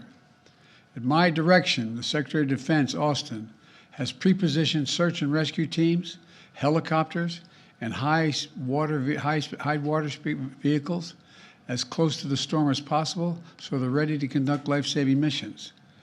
And the administrator of FEMA will be on site tonight in Florida and the state's Emergency Operations Center. Both Administrator Criswell and I will be in constant contact with state and local officials in the hours ahead. Once the storm hits, we're going to work with state officials to clear debris, restore power, and do it as fast as possible. The Army Corps of Engineers will pump out water and decrease flooding. We've already directed the Department of Defense to be ready to provide active duty service members to support Florida after the storm surge if Governor DeSantis requests the help, which I expect he might, just like we did in North Carolina. I have surged over 1,000 U.S. Coast Guard personnel to perform search and rescue missions and reopen the port of Tampa as soon as possible. Now, I want to reiterate a point I made clear earlier today to the folks who have been impacted by Helene. This impact, and will be now impacted by Milton. Over the last few weeks, there's been reckless and irresponsible and relentless promotion of disinformation and outright lies about what's going on. It's undermining confidence in the people in Florida and incredible rescue and recovery work that has been undertaken. Literally, there are thousands of fellow Americans who are putting their lives at stake and putting on the line to do the dangerous work that needs to be done now. And it's harmful to those who most need the help. Quite frankly, these lies are un-American, and there is simply no place for them. Not now, not ever. Former President Trump has led this onslaught of lies. Assertions have been made that property is being confiscated. That's simply not true. They're saying people impacted by these storms will receive $750 in cash and no more. That is simply not true either. They're saying that money needed for these crises are being diverted to migrants. What the heck are they talking about? Stop it. It's outrageous. It's just not true. Now the claims are getting even more bizarre. Marjorie Taylor Greene, the congresswoman from Georgia, is now saying the federal government is literally controlling the weather. We're controlling the weather. It's beyond ridiculous. It's so stupid. It's got to stop. Let me close with this. As difficult as these days and weeks have been, we've seen incredible courage by so many of our fellow Americans. I want to thank all the first responders for running toward danger instead of away from it, for saving lives and making a difference. FEMA personnel risking their lives, climbing on hillsides to reach people who cut off by Helene. Army National Guard flying through the gale wind force it's amazing what they're doing. Firefighters lifting collapsed wood and metal in an attempt to see if there are survivors, any survivors under the debris, risking their lives. Coast Guard teams repelling from helicopters to rescue people and risking their own lives. And there are countless friends and neighbors who have sacrificed for the greater good. Volunteers leaving their own families behind to help search for someone else's family. Fellow Americans looking out for one another. That's America at its very best. That's who we are. So my final message tonight is to the people of Florida and all the impacted states. We've got your back. We've got your back. And Kamala and I will be there for as long as it takes to rescue, recover, and rebuild. May God bless you all, and may God protect those serving in the eye of this storm on behalf of our nation. Thank you. Why do you think Trump is spreading misinformation? Why do you think former President Trump has sent testing kits to President Putin during the height of the pandemic? Do you have a comment, sir? Why do you think Trump Speaking is about American. Why do you think Trump is spreading misinformation? I don't know. I simply don't know. You can speculate, but I just find it, I know I've used the phrase more than I've used it ever in my whole career, un-American. It's un-American. It's not who the hell we are. What are they talking about? Sir, have you considered calling him and asking him to stop doing that? To stop spreading it? Oh, come on. Mr. President, does Governor DeSantis need to take Vice President Harris's calls? All I can tell you is I'm talking to Governor DeSantis. He's been very gracious. He's thanked me for all we've done. He knows what we're doing, and I think that's important. Can you say that Florida has everything it needs for the storm? How was your call with Netanyahu today? We didn't talk about the storm. Thanks, everybody.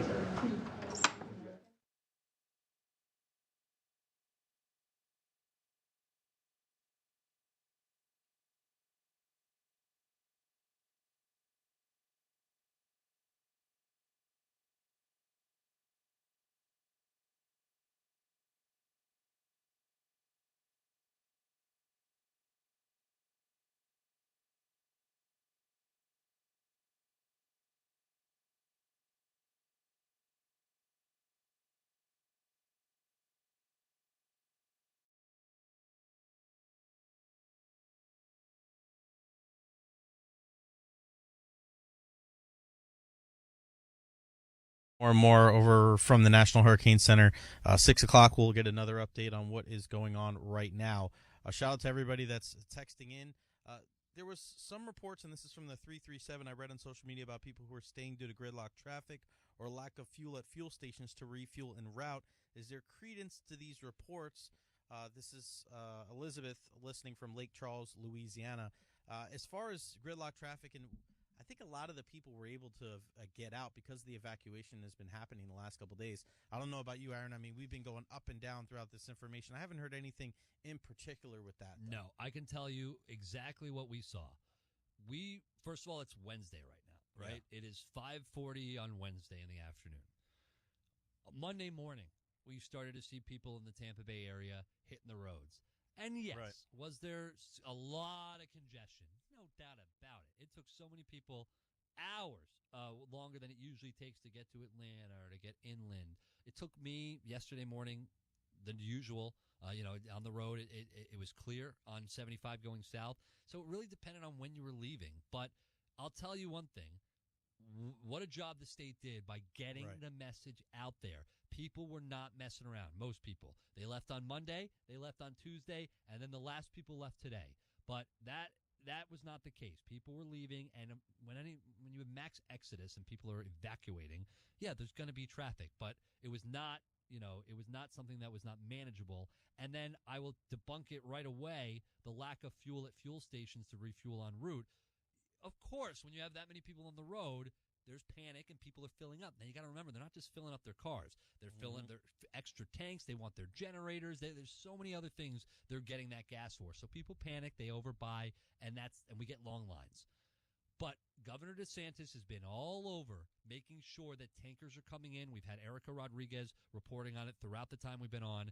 Tankers have been coming in. Ryan Gorman mentioned yesterday or a couple days ago when he was driving over here that he went to a gas station that had no gas. And by the time they were ready to fill up, they just got there, the tanker had pulled in, and they got their gas. So did a really good job in the state making sure that the fuel wasn't an issue. I mean, of course, you're going to have some stations that run out of it, but they're getting refueled. The fueling tanks are getting in. They are prepared for that. I didn't have any issue getting gas, so I can debunk that right away. I On the other hand, I did have a difficult time getting gas, and this was on Monday early afternoon. I was able to find one place over in Harbor Island. Flash flood warning, Pasco and Pinellas County. That was issued 3 minutes ago, and that is until 7:45. We know there was a flash flood warning earlier for Hardy, Highlands, and Hillsborough, as well as Polk County, until 6:15. So flash flood warnings up and down the west coast of Florida. Joining us now, Erica Rodriguez. And Erica, we're going to take a little break, Jay and I, for a couple hours after this. But you've done such an amazing job with the information, and people don't even see behind the scenes, getting the audio and everything we need. So really great job, and we really appreciate it. Erica Rodriguez, what is the latest? The latest is we just had the president make a brief statement from the White House talking about the destructive nature of this storm. They've already approved emergency declaration for the state of Florida, 20 million meals and 40 million water being pre-positioned here in the state. So when they need it, it will be here. The FEMA administrator is arriving tonight. So she's going to be here to make sure local, state, and federal officials are all working hand in hand. They've surged 1,000 Coast Guard crew also in the Tampa Bay area for search and rescue.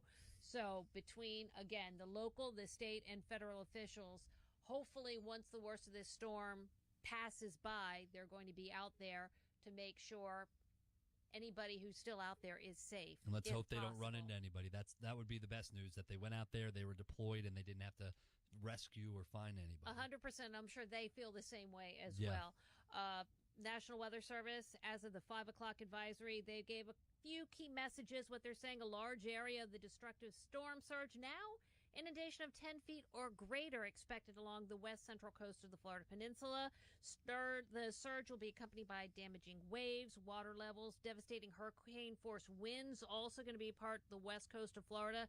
Within the warning area, the risk of strong tornadoes continues throughout the evening across to the southern and southern portion of the Florida Peninsula. So if you are out, make sure you have to get to inside the closest portion of your house with no windows if possible, and the heavy rain is going to continue all night. Yep, and that's all we can say now is just find that place inside that you can stay safe. Erica Rodriguez, thank you for the latest. Thank you. Doing a great job as always. And, it's just it's that eerie feeling, as I know a lot of people are with their kids, and it's got to be really, really tough for the parents as we're getting into the sun's going to go down here in just a little bit, and, it's something that becomes very dangerous. Let's go to News Channel 8. Eileen. Nachuk's on the Wow, Eileen's with the program. Hello, Eileen. It's Jay and Aaron. How are you? Hello, guys. How are you? I mean, we were just speaking earlier before about all of our friends that are working in sports, and now they're dabbling in storm coverage. How saw you on the TV? Great job. I mean, how has it been out there? Thanks. In local news, we like to wear many hats. So today, obviously, helping out with Hurricane Milton. But funny enough, I actually went to high school around Pasco County, more so north. But right now, so I'm very familiar with the area. Right now, I'm in Wesley Chapel specifically. Spoke with the PIO at Pasco County Sheriff's Office, Violet, and she said the biggest concern for them is those power lines, right, from those heavy winds. Right now, we've got, I'd say, probably 25 to 40 mile per hour winds. That's obviously going to pick up as, Milton comes in closer. And, on TV with where I was facing on camera, rain's kind of coming down from the northeast. It's interesting because you're standing there and then all of a sudden you got a heavy gust of wind and then it kind of dies down. Then you got a heavy gust of wind, it kind of dies down. So it's going on and off, but if you're looking for shelter, which you probably should be at this point, you should be hunkered down. Sun Lake High School, they're pet friendly as well. If you need a shelter, 5A High School, as well as River Ridge High School, all shelter areas that are pet friendly. So we've got a great weather team over at Channel 8, and we're just trying to do our best in terms of coverage. So appreciate you guys having us on. Yeah, Eileen, you brought something back up that made me think of this, and it's a really good point. It's weird how the winds will pick up and then they'll die down. And some people, especially if they haven't been through something like this, that to them is a false sense of security. They think once that wind has gone through, they go, oh, okay, that's it. It's gone. No, it's not. So like people like to venture out. They go outside. They think they want to see what's going on around the area. You brought up the power lines. When those things go down, those are some of the deadliest parts of the after the storm. When we talk about the aftermath, when they're down, a lot of them are live. They're hot. And if you touch them, you're going to get electrocuted. So those are just some things that you brought up that made me think, and I haven't brought it up enough. So thank you. It's a real problem when it comes to these major hurricanes. Yeah, no, you're 100% correct. And it's no joke. And I know as Floridians, I'm from Hernando County.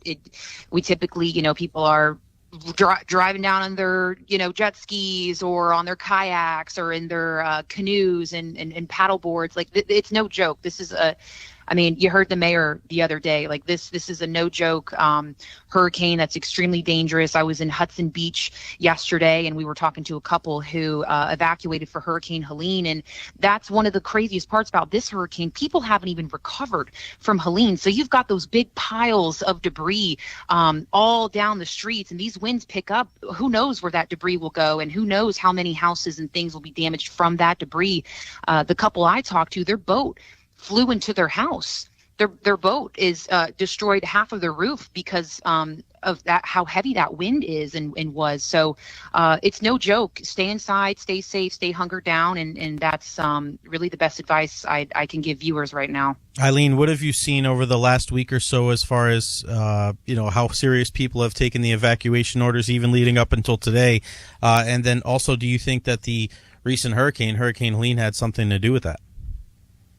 100% I do. And, the mayor, she said this was a wake up call for a lot of Floridians. And you know how people are here. And, we like to make light of a lot of situations and a lot of hurricanes, because in the past, a ton of them have just kind of missed Tampa. Well, Hurricane Helene went right through us, and the flooding was devastating. The debris was devastating, and that was a wake-up call for all residents here. And I will say this, I don't even know if I've seen as many people evacuate in the past. I think that this is the most people have evacuated, and I agree. I think Hurricane Helene is a big reason why people evacuated.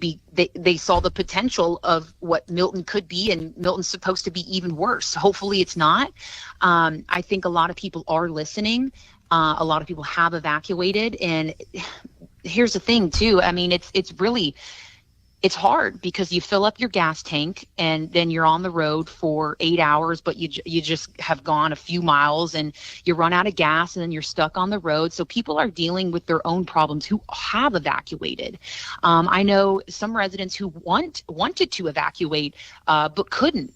So people are all dealing with their own situations, and obviously, praying and making sure everybody stays safe throughout all of this. But I want to bring up pets too. If you see any pets on the side of the road, take care of your pets. I hate seeing things that we have to report on with abandoned animals. That's the first thing you grab out of your house is your pet, and make sure your families are safe, because those pets are a part of our family. Eileen, right? What happened with that dog that somebody just tied up on the side of the highway? Listen. I'm sick. Me too. I saw that. Yeah, I saw that. That we posted that, and it really breaks my heart. It really, really breaks my heart. I'm all for adopt, don't shop, and that sort of thing. And this poor dog is probably going to end up in the shelter, and who knows? I'm glad they're going to the. I'm glad somebody who's going to get that dog, and that dog's going to be better off than they were with whoever had them before. You're right. And you know what? Maybe it'll be one of us. Who knows? But we need to make sure our pets are safe. They're a part of our families. I'm absolutely sick. Seeing that video, it's on our social media and online, but that's one of the biggest things is take care of your pets when these storms come through. Yep, it's a really good message. Eileen Natchuk from WFLA News Channel 8, thank you so much for joining us. Really appreciate it. Thanks, Eileen. Yeah. Be safe. Thanks for having me. Yeah, be Thanks safe for sure. It's a good message. It's something I can't believe we're even saying, but those are the kind of things that should go without saying. They're your family. Your pets are your family. And I could not imagine... It's okay. I couldn't imagine if I had no other option other than to leave, and I can't take my pet with me, and I know that, and it kills me. And that would never happen, by the way. do what I have to do to be with my pet. But at the very worst, if that's the situation you're in, why would you not give that animal a chance? Right. If you tie them to something, you're not giving them a chance to get away. I've never seen anything like that. I've heard of people leaving their animals and hoping that their animal figures it out. You mentioned it earlier. Animals have this weird sense. They know when these weather patterns, when things are different. And somehow, after all, there's a lot of animals that are out there. There's a lot of strays that they make it through this. There's some that don't. But to not even give them a chance, absolutely crazy. I could not believe with everything we're seeing, that's the most diabolical thing, inhumane thing, I should say, the most inhumane thing I've seen up to date right now. If you cannot take care of a pet in a situation like this, you shouldn't have a pet in the first place. Agreed.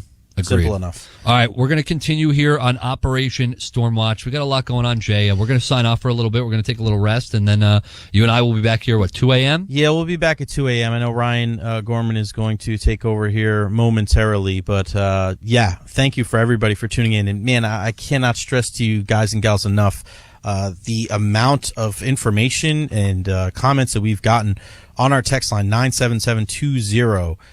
Keep them coming, because we're going to go back. We're going to get some food. We're going to rest up. We'll be back at 2 a.m. Ryan Gorman's going to be on, Ryan and Dana, from probably the next 6 to 8 hours. It's going to be a long journey for all of us, but you are not alone. You're listening to us wherever it is, whether it's on the free iHeartRadio app or on one of those old transistor radios, the hand crank radios, what have you. We are going to be here with you through the night. We're on from 2 to 5, then back tomorrow morning at 9 a.m. So we're tagging in and out, but we are going to stay with you. Just like we've been with you before the storm, we're going to stay with you during it and after the fact, because Hurricane Milton is a storm unlike anything we've ever seen. And the timeline continues to change too, Jay. Yeah. We've got landfall that's expected here. At first we were hearing 2 a.m. Then we were hearing, about 10 p.m. Now we're hearing, a couple hours away, not even, from this making landfall. So it has certainly changed as far as the speed. And then we talked about the storm surge, and we don't really have any gauges yet what's going to be happening from between Tampa and, in this area yet. But we're already seeing about 3 feet of surge and rising fast in Fort Myers, Cape Coral. We're going to have to figure out exactly the numbers here, but in Fort Myers, we're seeing about a 3-foot storm surge already. And we're seeing, too, from a bunch of our pals that are out there on the streets there in Tampa, our guy Evan Klosky, the rain has subsided, but the wind is not. So you may feel like you're getting a break in the action in some capacity, whether it's the rain, whether it's the wind, but I think one of the biggest things we could take away from our coverage every time, but today, the only thing predictable about these storms is the unpredictability. You just don't know what's going to happen. You have meteorologists that have been covering this for decades, and they are still waiting every single hour to get these updates to try to best kind of formulate where we think the storm is going to go. Unfortunately, if you didn't take precautions before then, you're in big time trouble. Yeah. But we've seen a lot of people with this storm, more than any other storm that you and I have covered, focus and make sure that they're heeding the advice of the officials and the experts, and they got out of Dodge. And Sarasota County just put this out as well. Just put this out now. No longer safe to evacuate. So you're not allowed to go out now. This is the time to stay in and shelter in place. We're starting to see some of the bad portions of this storm make its way towards us and start to have a huge impact. You mentioned earlier, I'll mention it again, flash flood warning, including Sarasota, Bradenton, Bayshore Gardens until about 7:45 tonight. And Jay, we talked about the debris and how that was a big concern for me. Watching video right now, in the rain, in the storm, in the conditions, police escort roughly 25 dump trucks carrying storm debris. That was across the Howard Franklin Bridge a little bit earlier, but the conditions were already so bad, and that just shows you what they were doing just to make sure all the debris from Hurricane Helene wasn't going to become flying projectiles right now. And listen, they didn't get all of it. They did a great job getting a lot of it. 75-80%. Yeah, which is a lot, but it's not everything. No, it isn't. And listen, this has come out from the St. Pete Police Department about 2 minutes ago, and you and I were discussing this about an hour ago. Northeast and Southwest sewer treatment plants offline starting at 7 p.m. I just retweeted it on my Twitter /X @JRicher @JacobSid on air. Please reduce water use in those areas. Don't use dishwashers and washing machines. Limit flushing, limit showering, and I'm sure that there's going to be more and more warnings put out like that up and down the west coast of Florida as we get closer to the storm and as we get through it as well. Yeah, just one of our final messages for you. Just remember, charge those devices now. You could be your last opportunity. Keep them plugged in as long as possible because you don't know how long you're going to be without power. If it's days, you want to make sure you have life on that battery for as long as you can before you lose it, and have those extra batteries ready to go. Keep that flashlight nearby. If it gets dark, especially overnight, those sounds get very scary. Just make sure you're with the people you love inside the shelter. Look around your surroundings. Make sure you're not near windows. Make sure that you are putting yourself in the safest place in your house. And whatever situation you're in right now, don't worry. Don't panic. This is the situation it's going to be throughout the night. And as long as you take the precautions and you're very aware of your surroundings and aware of the people in your house, keeping them close to you, you're going to be okay. You're going to be okay. Jay and I will be back at 2 o'clock. And I promise we'll be here for you with whatever you need, whatever updates that we need to get out to you. We will certainly be doing that. But make sure you have that battery-operated radio so you can have us the entire night. We are not going anywhere. Ryan Gorman's about to jump in here. But Jay and myself, we're going to take a quick little break. Save that text line number so you can text in 97720. Once again, that's 97720. Hang in there. We're going to continue on Operation Stormwatch. You're listening to iHeartRadio's Operation Stormwatch. For Jay Retcher, I'm Aaron Jacobson. The coverage of Hurricane Milton will continue next. You're listening to Continue.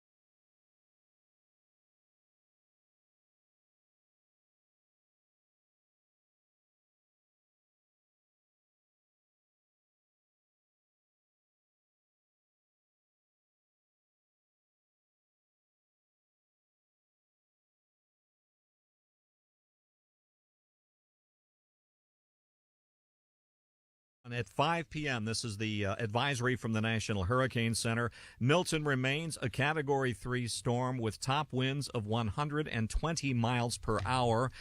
It's a little weaker than it was this morning, as it begins to interact with the wind shear, but it's still a dangerous Category 3, let's face it. The eye of the storm is 60 miles west-southwest of Sarasota, moving northeast at 17 miles per hour. So I guess if you want to do the math, that means maybe we can expect landfall in about 4 hours from now, possibly in the Manatee-Sarasota area, but it could wobble as far north as the mouth of Tampa Bay. So that's something we're going to be definitely keeping a very close eye on. Milton has been sending waves of tornadoes across the state this afternoon. 5 touched down in the Fort Myers area, causing serious damage. There is a report that we are trying to confirm at the moment that Glades County reporting that a tornado touched down in Lakeport, destroying as many as nearly 30 homes. So we're watching that. We're trying to confirm that. We get some more information. We'll pass that along to you just as soon as we can. A tornado watch remains in effect for most of Central and South Florida until 9 p.m. Flash flooding has been a problem in many areas of the state. Pinellas County received several inches of rain this afternoon. Flash flood warning remains in effect there. Another one between Melbourne and Martin County, that's in effect until 6:30, but will probably be extended. And another flash flood warning just posted until 7:45 for Manatee and northwest Sarasota. A quick look at the big bridges in the Tampa Bay area. The Skyway is closed. The Howard Franklin is closed. Both of those now closed in both directions. The westbound Gandy Bridge is closed. The westbound Courtney Campbell is closed. The eastbound lanes, as of right this moment at least, are still open. Essentially, I'm guessing to give people one last chance to get out. But the big bridges, westbound Gandy closed, westbound Courtney Campbell, Howard Franklin, and Skyway closed in both directions. A couple of other things I want to get to very quickly if I can, Ryan. In Bradenton, a large water main break has been reported in the area south of 9th Avenue East. At the moment, crews are really not able to get to it because of the conditions, the weather conditions in the Bradenton area. City's public works crews were able to clamp the pipe to slow water flow, but they won't be able to repair it before Milton makes landfall. And just got this in as well. This is from St. Petersburg. The city of St. Petersburg has turned off power at the Northeast Sewer Treatment Plant, that's on 62nd Avenue Northeast, and the Southwest Sewer Treatment Plant on 54th Avenue South to protect employees in the treatment plants. All right, that gets you up to date on a number of different things we've been monitoring. Now let's go to the hotline, and we bring in Lieutenant Governor Jeanette Nunez with an update on the state's response. Lieutenant Governor Nunez, thank you so much for taking a few minutes to come on with us. So now we have the storm really impacting such a large portion of the state already. I think one of the headlines throughout the course of the day today, the incredible amount of tornadoes and tornado warnings that have popped up. What are you all focused on now as Hurricane Milton gets closer and closer to making landfall? Yeah, and we're just a couple of hours away from landfall. And, of course, we have been leading up to this moment, encouraging people to get their necessary precautions in place and make sure if you had been under evacuation order to heed those warnings. Of course, now it's a little late for that. And so we're just continuing to monitor all of the different, as you mentioned, tornadoes, making sure people have late-breaking information. And I've shared this before many times. They can follow us at FLCERT, that's FLSERT. But really and truly, the amount and the extent of this storm, this hurricane, is really going to be far-reaching for the entirety of the state of Florida for the most part. And when you see all the tornadoes going down to South Florida, up north, and really when it makes landfall, what we're going to see is going to cut across the state of Florida through that I-4 area, which, as you know, is heavily populated.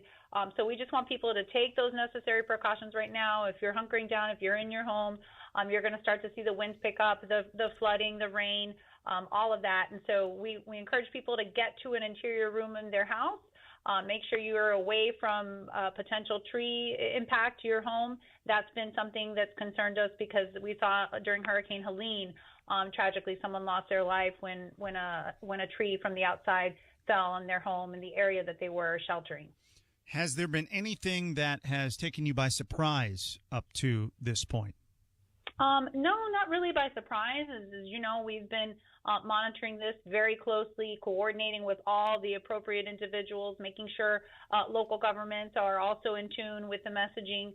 So we expect this to be really catastrophic as it relates to the storm surge, the winds, the impact to a good portion of the state, very heavily populated, as I mentioned, portion of the state. But we expect that Floridians know, they've been listening, they've been heeding those warnings, and they know what we need to do right now. We'll just get through it, and we'll come out on the other side, and of course be with them every step of the way as we rebuild. Hi, Lieutenant Governor Reed Shepard. I wanted to ask you the storm is now, the forward speed is now up to 17 miles per hour. Do you have anything new as far as the timing when we might see landfall and when the storm might exit the state of Florida on the East Coast? Yeah, so you're right. It has gone up to 17 miles per hour. It's sped up. I think at one point earlier today or last night it was at 9 miles per hour. So that means it's going quicker. It'll be making landfall at some point this evening. And then, of course, as it goes through the state of Florida, we don't have exact time. And, of course, we want people to be mindful of when you're going through the storm, oftentimes the eye wall goes through and there's sort of a calm and people think it's okay to go outside. There's really no need for you to go outside this evening. People want to go and assess the damage and take pictures. Please don't do that, especially at night. You run the risk of running into all sorts of issues and challenges. Standing water, people want to drive through it. That's very dangerous. Down power lines. There's going to be massive power outages. We know with Helene, there was over 2.4 million homes that lost power, and we expect this to be probably bigger than that. And so we want people just to wait until it's daylight. Fire rescue and urban search and rescue and, of course, 911, they will be operating once it's safe for them to do so. But there's really no need for people to go outside at any point this evening, even after the storm has passed. One final question for you, Lieutenant Governor, and thanks so much for taking the time to come on with us this evening. As the storm is impacting the state of Florida overnight, what will you and Governor DeSantis and others be doing? How's that coordination going to work with local officials throughout the state? Can you give us a little background on the process that you'll be following through all of this? Yeah, well, the EOC is, of course, activated 24/7. It's at a level 1, and the governor will be in close communication with our Division of Emergency Management Director. He is also coordinating on a regular basis with all local emergency managers. When there are missions put in through the locals, through local government, they're continuously monitoring those, and they are doing that in real time. We've got Highway Patrol, our law enforcement agents. We've got all of the relevant parties that are going to be integral in terms of the recovery process, but also monitoring the storm while it's going through. They will all be in constant communication, so there will not be a point in time where the governor is not in the know as to what's going on. But really and truly, the most important thing for people to realize is we want them to be safe. We want them to stay indoors. We want them to avoid going out. And if there is a situation, of course, fire rescue, as I mentioned, there comes a point in time when law enforcement fire rescue cannot go out because of the winds, because of the gusts, but I suspect that they will be going out just as quickly as possible. And I know they do just a phenomenal job, as well as our search and rescue teams. They'll likely be out in the wee hours of the morning and conducting all the operations that they'll need to. And, of course, we have all the assets and personnel in place. So. All right, Lieutenant Governor Jeanette Nunez with us here on our Operation Stormwatch coverage. Lieutenant Governor, thanks so much. Stay safe.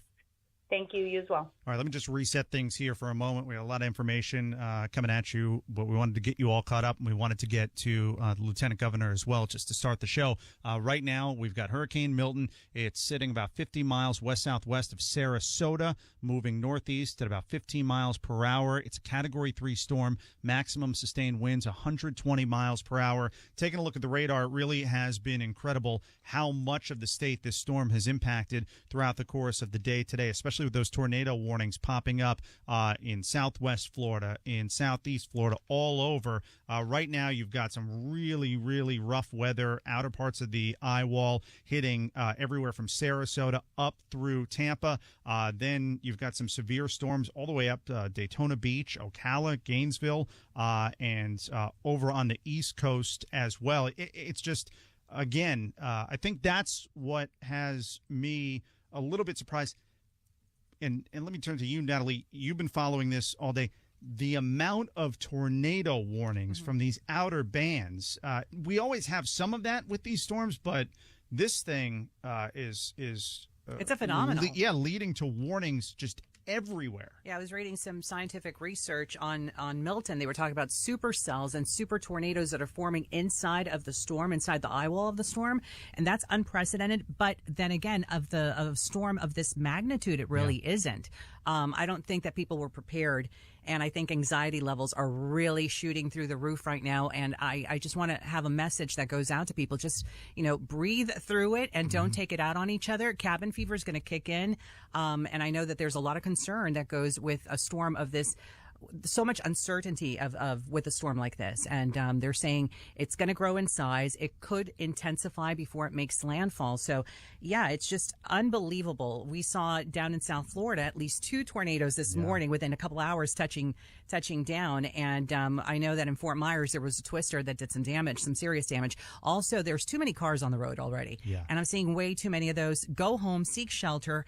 I don't want to say it, but I'm going to say it anyway. Hunker down. Hunker down. Hunker down. You're going to hear that a lot. A lot of traffic signals are out. Treat every traffic intersection as a 4-way stop. Don't want to see traffic accidents, especially when the winds start really kicking up and 911 providers can't come out and help you. Right. Just a follow-up thought, if I can, Natalie, as far as hunkering down, some of the information we're seeing from Hillsborough and Pinellas and other counties, most of the shelters are full right now. So you're going to be in with about, a couple hundred of your best friends right now. Mm-hmm. And the best thing you can do is just deal with it, be patient, get as comfortable as you can, and hunker down.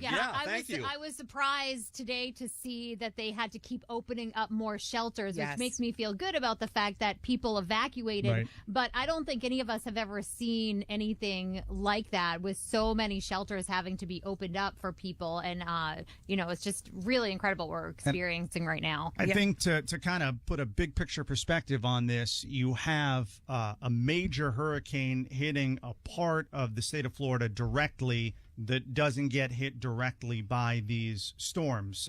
It's going to make landfall somewhere between, it looks like, Tampa and Port Charlotte. Mm-hmm. That's what we're expecting here in the next couple of hours. And having an eye wall go along that route across the state, it doesn't happen. No. It hasn't happened in over 100 years, and people in the Tampa Bay area have thought that we've got this myth about this Indian burial ground that protects the air and all of that, and now we're seeing, what I think we've all avoided for so many years. And what makes this such a big deal, it is one of the most populated parts of the state. It's a very low-lying area, prone to flooding during regular, summer thunderstorms, and so the concern is with the storm surge that we are already starting to see. This is going to be a real difficult situation throughout the course of the night tonight. I know it's been said a number of times throughout the course of the day today, and I mentioned it this morning. For whatever reason, these storms always seem to come at night, which doesn't help. No. It makes things a bit more unnerving. Scary. What I can tell you about what we're going to be doing, so we're doing this broadcast from our Miami studios, statewide coverage, so we're on all of our iHeartRadio stations across the state of Florida.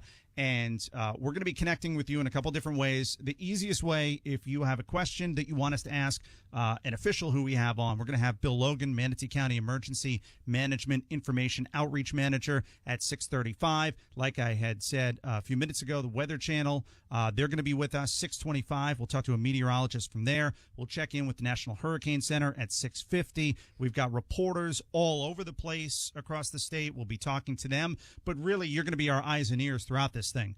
So the easiest way to connect with us and let us know what you're experiencing, or if you have questions you want us to get answers to, just text us 97720. Again, that's 97720. We're actually getting texts from, there's one just came in from Pennsylvania. Yeah, that's what I'm noticing too, is that people from all over the country are listening. They have loved ones that are in the state of Florida that want to know how the storm is impacting them, and people are just, curious to hear what's going on here. Yeah, and some people, I'm sure you all have experienced this, they don't really understand where their loved ones live in Florida. So they just say there's a hurricane hitting Florida, and they could be up in Pensacola, and they're like, what's going on up there? Are you okay? Right, exactly. So there's a lot of that going on. But if you don't have the iHeartRadio app on your phone yet, go ahead and download that now. It'll take 2 seconds, and then you can just punch up whatever your favorite iHeartRadio station is, depending on where you are in the state. And we're going to have this broadcast, this Operation Stormwatch special, be running on those stations. This way you can listen to us when the power inevitably goes. There's going to be a tremendous amount of power outages across the state. Yeah, TECO, Duke Energy, and FPL have all said to be prepared for the possibility of extended power outages over a period of days, maybe even weeks. We certainly hope not. Right now, the latest figure I saw is more than 40,000 crews have been mobilized from all across the country. It's as like an far army. away as California. I saw a picture earlier today of the staging area in Ocala, and it was just truck after truck after truck. So the preparations have been made as far as getting the crews in to work to restore the power, but obviously nobody at this point can make any promises about when the power could be restored if your power is out or goes out at some point during the storm. And that's why it's so important to, again, have that iHeartRadio app on your phone so you can listen to us when the power goes out. Hopefully you have a charger or something like that to keep power on your phone throughout the course of this storm. And if you've got one of those battery-powered radios, every time I've covered so many storms in recent years, every single time I'll get emails and messages. Well, it's a good thing I had that battery-powered radio. Right, I hadn't taken that out in a while. But the only thing that kept me in contact. So the text line is 97720. When you do text us in to tell us your power is out or to tell us what's going on, make sure you tell us where you are, because we've got a lot of messages here. My power is already out, but I don't know where they are. So if you can text us that information, where you are, where you're located and all that, that'll be really helpful. A positive about the power outages, and let's go back just 2 weeks ago with Helene. They restored power really quickly. And those crews that were already mobilized, they're still there. Yeah. And they just had more of the super power troopers moving in to back them up. So I think that we're going to see the power restored a lot faster because they mobilized with Helene and they learned their lessons. yeah, a lot of those linemen are going to be going back to the same areas. Yeah. Like, I just fixed this. Yes. Hey, we fixed it again. But I also think that there is going to be that much more damage that in some areas it's going to be harder to get things back up and running. So Yeah, be careful with your generators. Don't use candles. If you're going to fall asleep, turn them off. yeah, no generators inside. No. I mean, I was just going to say, let's face it, as far as the power being off for an extended period of time, a lot of the areas that are going to be affected are interior counties in Florida where they're a lot more rural. Yeah. Okay. And I don't want to say isolated. That's probably not the best word, but the population is not as heavy, so the damage has the potential to be a little bit greater in that area, and the response might be a little slower. Not that they want to be slower, but it might take a little longer for them to get to some of those areas like Henry County or Glades County or something like that. Right, absolutely. And so I'm watching right now live stream of Tampa Bay, of Key West, and then of Sanibel Island. And in Sanibel Island, you can already see some flooding starting to happen on a road there. And then also in Naples, waves starting to crash up over a fence on the beach. So, conditions are already starting to really, really deteriorate in a lot of areas. I've got a note here from the Pinellas County Sheriff's Office, and they're saying due to the hazardous conditions of Hurricane Milton, effective immediately, deputies, they're going to be pulled from the road until the storm has passed and it's safe for them to respond to calls for service. There was a bit of a difference between Helene and Milton in this respect, especially when Helene was about 100 miles off the coast of Florida. It was still having a significant impact in, Sarasota, the Tampa Bay area, Citrus County, and up to the Big Bend. But in a lot of those places, the wind speeds didn't reach a level where law enforcement had to pull deputies or first responders had to be pulled because it was no longer safe. That's why there were so many of these incredible water rescues. I mean, I'm sure most people have seen the videos by now. It was just unbelievable. They're not going to be able to do that for Hurricane Milton. And the winds are just going to be way too intense. Yeah. Once they hit around 40 to 45 miles per hour, that's when it becomes not safe for police to be on the roads or first responders or ambulances for that matter. So if you've got a 911 call that you need to make, prepare for them not to come out and help you. So you need to really be careful while you're hunkered down. And that's why there was such a push in advance of this storm to get everybody set in a safe place where they need to be by this time. I mean, we were pushing people to get where they needed to be last night, this morning at the very latest. And that's why, because they're just not going to be able to come get you if something goes wrong from here on out. Let me go to the hotline now and bring in Weather Channel meteorologist Mark Thibodeau. Mark, thanks so much for joining us. And with the 5 p.m. advisory that came down about an hour and 20 minutes ago, what were some of the headlines from that? And based on what you're seeing right now, what's standing out to you about Hurricane Milton? Well, what's standing out to me is it is still moving a bit more at that quicker pace. Currently 50 miles southwest of Sarasota, northeast movement still at 15 miles an hour. So if that continues right in that direction, we're looking at a landfall in about 2.5 to 3 hours, give or take a little bit. Very concerned because the conditions in Tampa now are really going downhill. We're starting to get racked by that northern part of the storm. Yeah. We've seen the wind gusts really start to come up, and the weather's really slid here in the Tampa-St. Pete area just over the last couple of hours. We're seeing some wind gusts now that are 60 miles an hour. We've got basically have sustained tropical storm conditions now going on in Tampa. And I don't think it's long before we start getting into some hurricane conditions here pretty soon. We're 38 gusting to 61 at St. Pete Clearwater International Airport. And really all around the north side of Old Tampa Bay, it's 25 gusting to 47 at Tampa International. And just down the coast a little bit, we've got winds at Sarasota Bradenton right now, 36 miles an hour. And get this, gusting to 77 already miles an hour. So we are going to start seeing the power go out, and we're going to start seeing some, possibly some trees coming down, and it's raining very hard, so we're going to start seeing some flooding. Now, what I want everybody to realize is even if the center goes a little south of Tampa as we head through the evening hours, we still, as the storm goes by, could still start to pick up a northeast to north wind eventually, and that could push the water back across Old Tampa Bay southward, and ahead of it, we could get a southeast wind too, so that could surge the water from Tampa Bay northwestward. So I don't think we're off the hook from a storm surge here in Tampa Bay. We still could see a several-foot rise here, maybe 5-6 feet, with down to the south towards like Sarasota, Bradenton. We could be looking at maybe a double-digit storm surge event coming up here over the next few hours as that eye moves closer to making landfall. 120 miles an hour, according to the Hurricane Center. Northeast movement now at 15 miles an hour, 50 miles southwest of Sarasota. We do expect some weakening a little bit, but I still think this is going to come ashore close to a major hurricane, maybe just a bit shy, but right around that major hurricane status, maybe 115 miles an hour, something like that, sustained winds in a small area, but widespread tropical storm and hurricane conditions. Very dangerous weather going on right now in the Tampa area, in Bradenton, in Sarasota.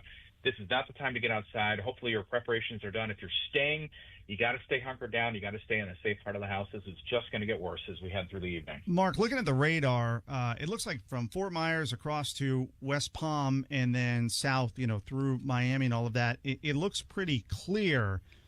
What's the situation going to be like for that part of the state? We know Sarasota, Tampa, Orlando, that area is getting hit pretty hard with some significant bans. But is the southern part of the state, I can't imagine it's in the clear at this point, right?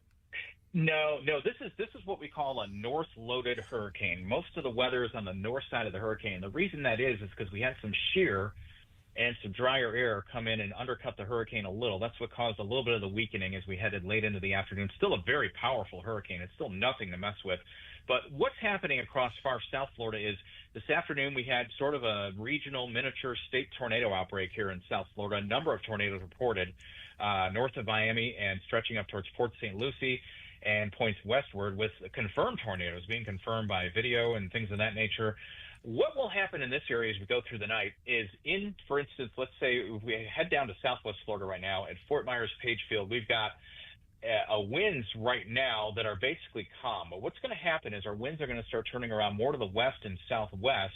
And what that means is we're going to start seeing the water begin to pile up. Just north in Punta Gorda, the winds are southeast at 36 miles an hour, gusting to 50. But as the center moves inland and makes landfall, the winds now come around. All that water that's been loading up across the Gulf of Mexico. Remember, this was a Cat 5 when it was well west of us. So it's got all that water weight of a Cat 5 coming in. It's going to be a 3 or maybe a high end 2 when it makes landfall. But all that water is coming in on the south side with that westerly tropical storm, hurricane force wind field, and that's being pushed right up into places like San Carlos Bay, in the Fort Myers area, Sanibel, places like that, and up towards Charlotte Harbor. So all that water will start to surge in, and I'm afraid we could get a storm surge of several feet as well across Charlotte Harbor and maybe into San Carlos Bay, maybe up through the Caloosahatchee as well. So that's something we're going to have to watch for Fort Myers, as well as Cape Coral, Punta Gorda, Northport, places like that. And Venice, too, could get quite a surge out of this as well to the north as those winds swing around to the west. When the hurricane comes in, that's when it's kind of like the water pendulums around the bottom of the hurricane and starts swinging in, and that's when you get that big surge coming in once it makes landfall. So conditions we're not off the hook in Fort Myers or Cape Coral. I don't think we're going to get the worst winds there. We've had some tropical storm gusts. I think the big thing is going to be that water coming in through the evening and the levels coming up at Fort Myers Beach and down to Naples, places like that, and Sanibel. And my hope is we don't get too bad of a surge in somewhere like Sanibel, because we all know the causeway from Ian got cut off completely. So hopefully it will not be that bad, but I'm afraid it could be pretty bad in places through the evening. Mark, real quick, a flash flood warning just came down for Tampa, Brandon, and Lakeland until 7:45. We're going to get more of those warnings throughout the night. We've already gotten a bunch of them. Can you explain what that means and what people need to know when these flash flood warnings pop up? Okay, so in this case, we're talking about a top-end flash flood warning. We might get what we call some flash flood emergencies through the evening, which means that if someone does not use their best judgment and they're out in one of these bands that are coming through and these strong winds, they could very well get stranded from high water, and plus the surge is going to be coming in too eventually here. So the flash flood warning means flooding is expected to occur rapidly. Pasco, Pinellas County till 7:45. We've got a flash flood warning. Let's run them down real quick. We could see an additional 3 to 4 inches of rain on top of the 4 to 8 inches of rain that's already fallen. We've already had very high rain totals throughout the day, and and as we look at the radar and we look at the northern part of the hurricane that's starting to move towards the area, Manatee as well as northwestern Sarasota till 7:45, we have a flash flood warning. We are going to see street flooding from the rain that's fallen. It could be significant street flooding, and again, on the case of the beaches here, we got to worry about the surge on top of that too. So it is just very dangerous to be outside right now. And remember, with the surge, it's not something that gradually comes in a lot of times. It can, with a hurricane that's moving at 15 miles an hour, if it does not slow down, that'll speed the tempo at which the water starts to move into some of these surge-prone areas. So it is just simply not safe. Flash flood warning. This is a top-end flash flood warning because we've had several inches of rain. We have very heavy rain with a hurricane coming in, and then we have that surge potential coming in as we go through the evening as well. So you could, if you go out for any reason tonight and you're in a vehicle, you could very well easily get stranded in floodwaters. Mark, I'd like to ask you, if I can, to clarify a little something with respect to the winds. Now, right now, the latest information that I saw is that hurricane force winds are extending out only about 30 to 35 miles from the center of the storm, while tropical storm force winds are go out like more than 200 miles, which means basically the entire state of Florida is going to experience tropical storm force winds at some point. Now, I guess my question is, do you expect the eye of the storm to remain fairly compact and, fairly small with the hurricane force winds only going out about 30 miles or so, or would we see that expand? I think that's definitely a fair statement. I think the hurricane force winds are going to be anywhere from 30 to 40 miles out from the center. So right now, as we look at where the center is, 50 miles offshore, we haven't really seen a lot of we saw that gust in Sarasota to 77. So they're starting to get into that northern part of the storm. And again, those winds extending 30 to 40 miles an hour. It's not a very compact eye anymore. Again, the storm is weakening a little, but I use that phrase very, very carefully because it's not going to be a weak storm. It was a Category 5. It's a 3 now. And what's going to happen with this as it moves inland, there's a couple of things going on in the atmosphere. There's a trough to the north of us. There's another one to the north and west. So as the system moves in, what's going to happen is your tropical storm force wind field is going to broaden out. It's going to spread out even further. That's why we're seeing hurricane warnings upstream into the up towards the first coast. We have some tropical storm warnings around Jacksonville. And as you head down to the south, we still have got some hurricane warnings for the Palm Coast extending down towards further down to the south along I have so many warnings here, I can hardly see the towns, but we have, New Smyrna Beach, for instance. We've got a storm surge warning there. We have a hurricane warning. And then further, when you get south of about Port St. Lucie, it changes down to a tropical storm warning.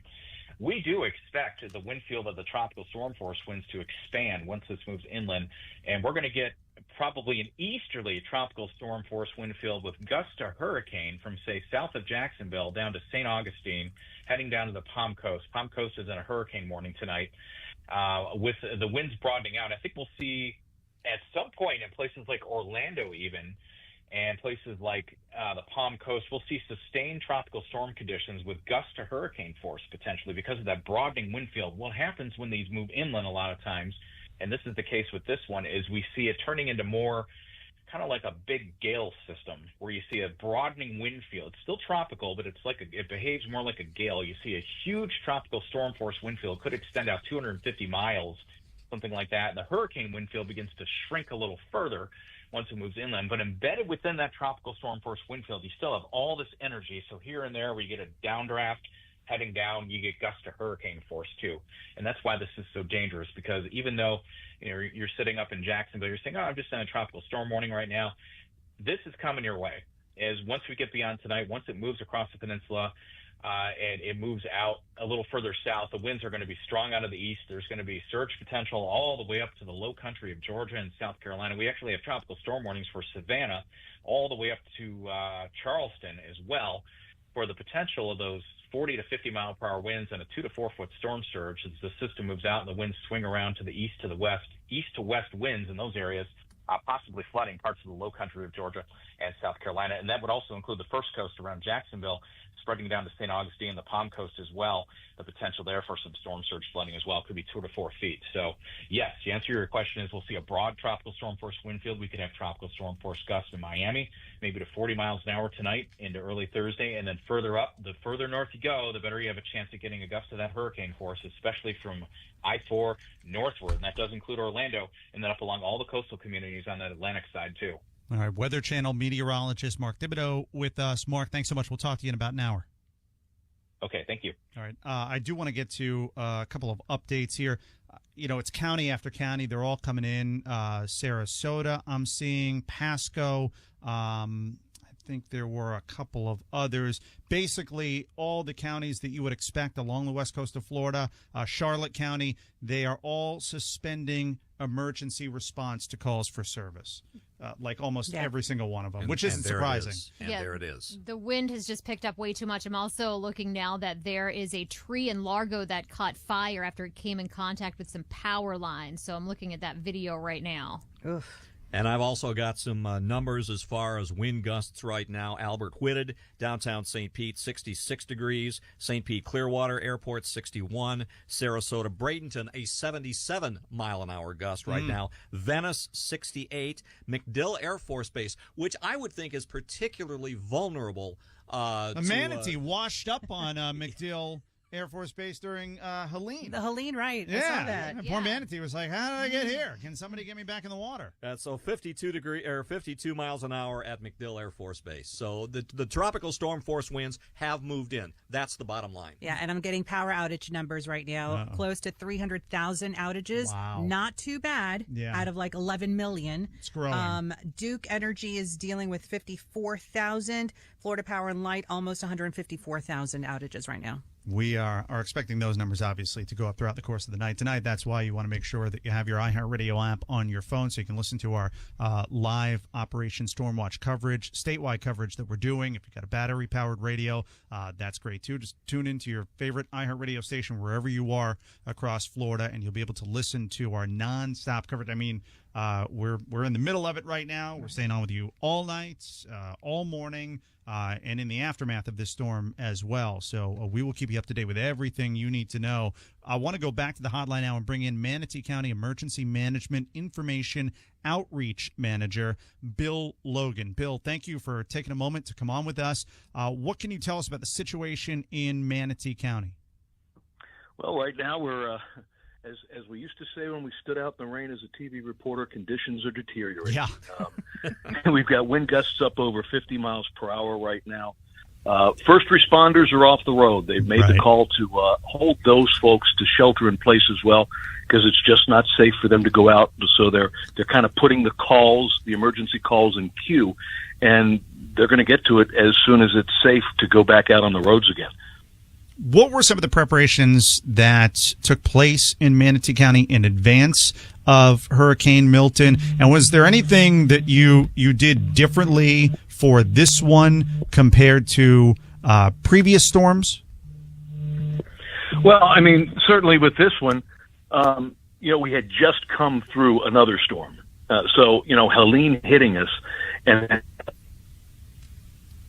still on the curbs and on the right-of-ways as we were looking at another storm, kind of barreling right at us. We had to really redouble what we were doing as far as debris collection. So from the beginning of this week, Monday, Tuesday, there were extra crews brought in, extra claw trucks and extra drivers to help get this debris out. And then yesterday, we actually stopped the collection of recycling and regular trash, and those drivers went out and helped to pick up the debris. So over 11 million pounds of debris collected since Helene. And we know that we couldn't get it all. But there was really a lot of folks pitching in to make sure they could get up everything they could get to. Are there certain parts of Manatee County that you're more specifically worried about tonight? Certainly anywhere along the coast. water. Right. Our Barrier Island communities, which were just devastated from Helene. Thankfully, most of the folks have gotten off of the Barrier Islands, so that's a relief. We've had 11,000 people are right now hunkered down in Manatee County storm evacuation centers, so they definitely got the word this time. And they're going to have to stay there. They're kind of locked down as this thing goes through. All right. Bill Logan, Manatee County Emergency Management Information Outreach Manager with us. Bill, thank you so much for the information. Anytime you need to get anything out to everyone in Manatee County, just let us know. We'll have you right back on. We appreciate the time. Stay safe. Well, I will add one thing right now. Sure. We are having some issues with a few of our lift stations. So we're asking people where they can just, try and conserve water a little bit. Don't flush every time if you don't have to, because we are seeing some of that infrastructure, the lift stations that, convey that wastewater out to the treatment plants. Some of them are going offline because of power outages. What is that saying? If it's yellow, let it mellow. Yeah. It's brown. Yeah, you know what to do. We know. All right, Hey, Bill. heard it. Thank you so much. Really appreciate it. You got it. Take care, guys. That's one of the things, too, when we saw this with Helene, the sewage systems and stuff like that, it becomes a real mess with these kinds of surge conditions, the amount of rainfall that we've been experiencing. That's a major concern in a number of different areas, not just Manatee County. Now, Tampa's water service will continue. What they did was they placed a tiger dam around the Krause pumping station. Now, I'm not going to pretend I know exactly what it is. What is that? However, I will tell. I asked my colleague Gordon Bird, I says, what is a tiger dam? He says, it's like what they've got around Tampa General Hospital. That's what I was wondering. Is it like what they've got around the hospital? If you think about that barrier, is basically what it boils down to. It held, if you'll recall, that barrier held during Helene. So that's what they did around the Krause pumping station in Tampa so that they could keep water service going. I tell you, when I saw that, it was called an aquafence that they built around a hospital in Tampa because it's somebody decided to put the hospital right there. And they did it. They did it a couple of years after the hurricane of 1921, which was the last time a major hurricane hit Tampa. A couple of years later, they decided to build a hospital. Maybe not the brightest bulbs in the bunch there, but it's there. And so they built this aquafence. It just looks like this makeshift fence that's really high, and they put it around it, and it kept the water out during Helene. And now, if it gets over 15 feet, you got a real problem on your hands, because then not only does the water get in, but then you can't get out. You can't get out. Right.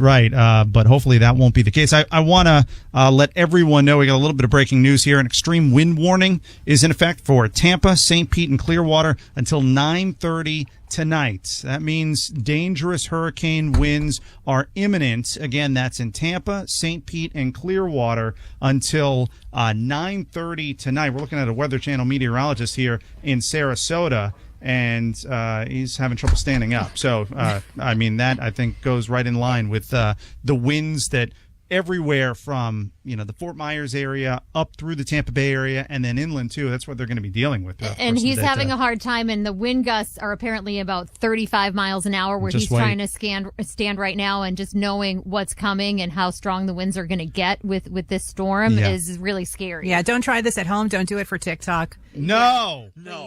And one thing I do recall, I'm watching Paul Goodlow from the Weather Channel up there trying to stand up. If you are in that place where the eye wall comes ashore and it gets really nice and calm for a little while, don't go outside and take a selfie or something like that. That's a good point, right. Natalie, let me go to you. Yeah. You've been following everything happening in Miami, West Palm Beach, southeast Florida throughout the course of the day. Obviously, one of the big headlines was the two tornadoes along Alligator Alley. And because we're located in Miami, that's where we're doing this statewide broadcast right now. The wind certainly picked up in the afternoon. And those tornado warnings, for whatever reason, it seems like every storm, southeast Florida gets like a bunch of tornado warnings from those outer bands. I just haven't seen as many tornadoes touching down as I have today. Yeah. There's another one that touched down and confirmed that I just looked at video out of West Palm Beach. And there was one in Vero Beach, too. In Vero Beach, that's that's further north. Yeah. The winds are starting to pick up. I have a note about that. All the way down in Key West. There's a lot of tourists who have never ridden out a storm, who are standing right now at the southernmost point, not smart. The storm surge is coming over. There's like a little pool that has now been formed around the southernmost point, monument there. Just be careful. The winds have started picking up anywhere from 30 to 45 miles per hour in Key West. In Naples, close to 60 mile per hour wind gusts, ranging about 40 to 45 mile per hour winds from from Marathon all the way up to Pompano Beach and Fort Lauderdale. That's already, we're getting to that point where we were talking about first responders not being able to go out. Yeah. That hits that mark between 40 to 45 miles per hour. Once that 45 miles per hour hits, it's not safe. That's it. I just want to also add that local and state officials are really pushing this right now. If you don't have somewhere safe, you need to seek shelter now. There's no need for you to be out there anywhere at this point. There's a 1-800 number if you do need evacuation assistance. It's 800-729-3413. It is open, 800-729-3413. If you need to get out, call that number and somebody will come get you. Looking at some of the images from Venice, it is brutal out there along the coast. We actually have someone on our text line who texted in from Venice, and he said, wind is picking up, metal roof ripping so loud I can barely hear the radio, and this isn't even, quote, the show yet. Well, hang in there. Let me go to the hotline now, and we want to take a look at what's happening a little more inland here in Florida. So we bring in Georgia MacArthur, News Channel 8 reporter in Polk County right now. Georgia, thanks so much for taking a few minutes to come on the show. What are conditions like where you're at? Hey, good afternoon. The conditions here in Polk County are a little more mild than we have further out. We are seeing a lot of roads that are starting to have a whole lot of flooding, not passable. There are a few people who tried it, but as you can imagine, the conditions are starting to deteriorate as we see the rain get a little bit heavier. I will say it's a little bit fluctuating. The rain will let up, but the wind gusts will get stronger. The wind gusts will get weaker, and the rain will let up. But it seems like a ghost town pretty much in the downtown area near Lakeland. And not a lot of people are out, so it seems like a lot of people are heeding evacuations. We went to nearby hotels in the area, and we are seeing a lot of people from like Pinellas County kind of migrate here towards Polk County to kind of dodge some of that heavy rainfall out there.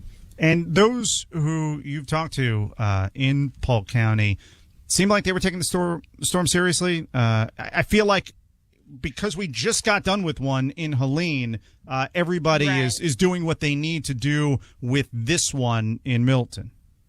Yeah, I actually talked to a resident who was staying at the hotel who says he hasn't evacuated in years. He said Irma and Ian was the last hurricanes he evacuated, and hearing all the warnings about Milton, and he has his whole family of 6 that were living in a mobile home. He were like, we're not going to chance it. We have a very vulnerable house. So I would say much of the population is probably taking Milton very seriously, especially with our first responders and our county officials telling people to stay home.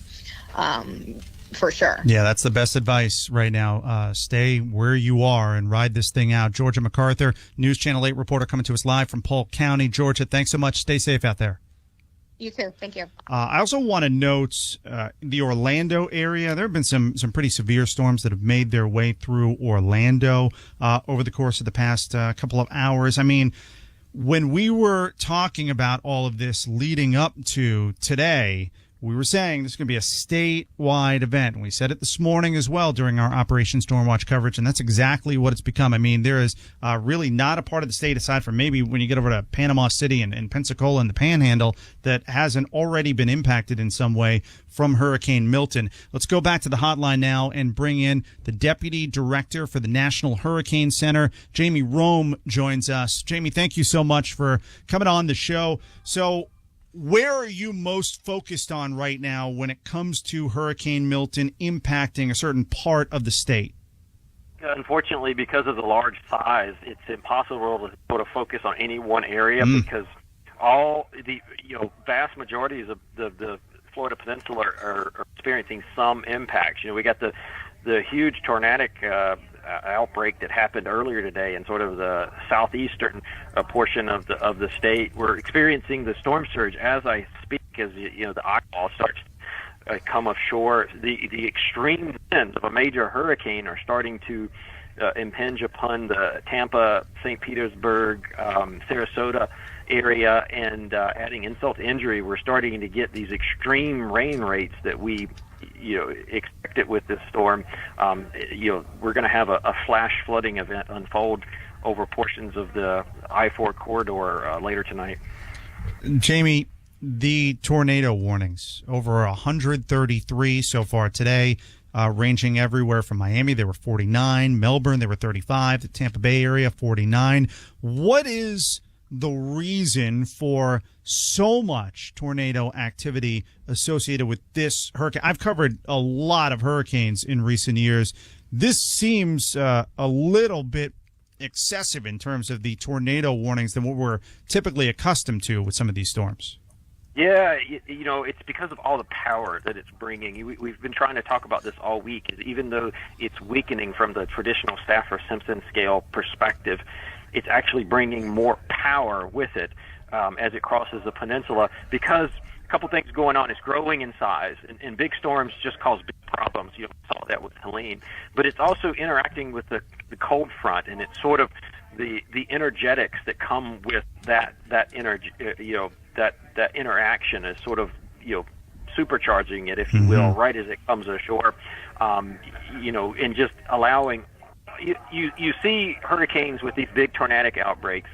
What's unusual in this case is you're getting the worst of the surge, the worst of the heavy rainfall, the worst of the wind, and the worst of the tornadoes. Usually you only get some of those. In this case, you're getting all of the hazards coming to play as it crosses the peninsula. All right, Jamie Rome, Deputy Director for the National Hurricane Center, with us. Jamie, thanks so much. We'll talk to you again in about an hour. Yeah, thank you. All right, and again, we're going to have the Weather Channel and the National Hurricane Center on with us every single hour so we can have the latest information for you. What do you have, Reed? Well, I've been trying here in the last couple of minutes or so to reach an old friend of mine who is a former Weather Channel meteorologist, Jennifer Naramore, who has a website on tornadoes. Now, perfect. As we have been saying throughout the day, one of the big things about this day has been the tornadic outbreak that we've seen, whether it's been in Fort Myers, where there's some serious damage, what we saw earlier along the Alligator Alley, and also, again, on a report from Glades County of nearly 30 homes damaged from tornadoes. So I've got her phone number, and I think we can get her at 7:15. Perfect. All right. That's all right. Jennifer Naramore. That'll be great information, because I think that is certainly one of the headlines so far, if not the headline up to this point with That's this a big storm. takeaway with Milton, for Right, sure. right. Supercharged tornadoes? What? Yeah, and I think with Helene and with other storms, we've seen the tornado watches happen. We've seen maybe a few little tornadoes here and there, but nothing like this. I mean, when I saw those videos of those tornadoes, near Alligator Alley this I wanted to morning, see Helen Hunt before chasing them. Yeah, and I mean, there's another one that happened near a Publix in Loxahatchee.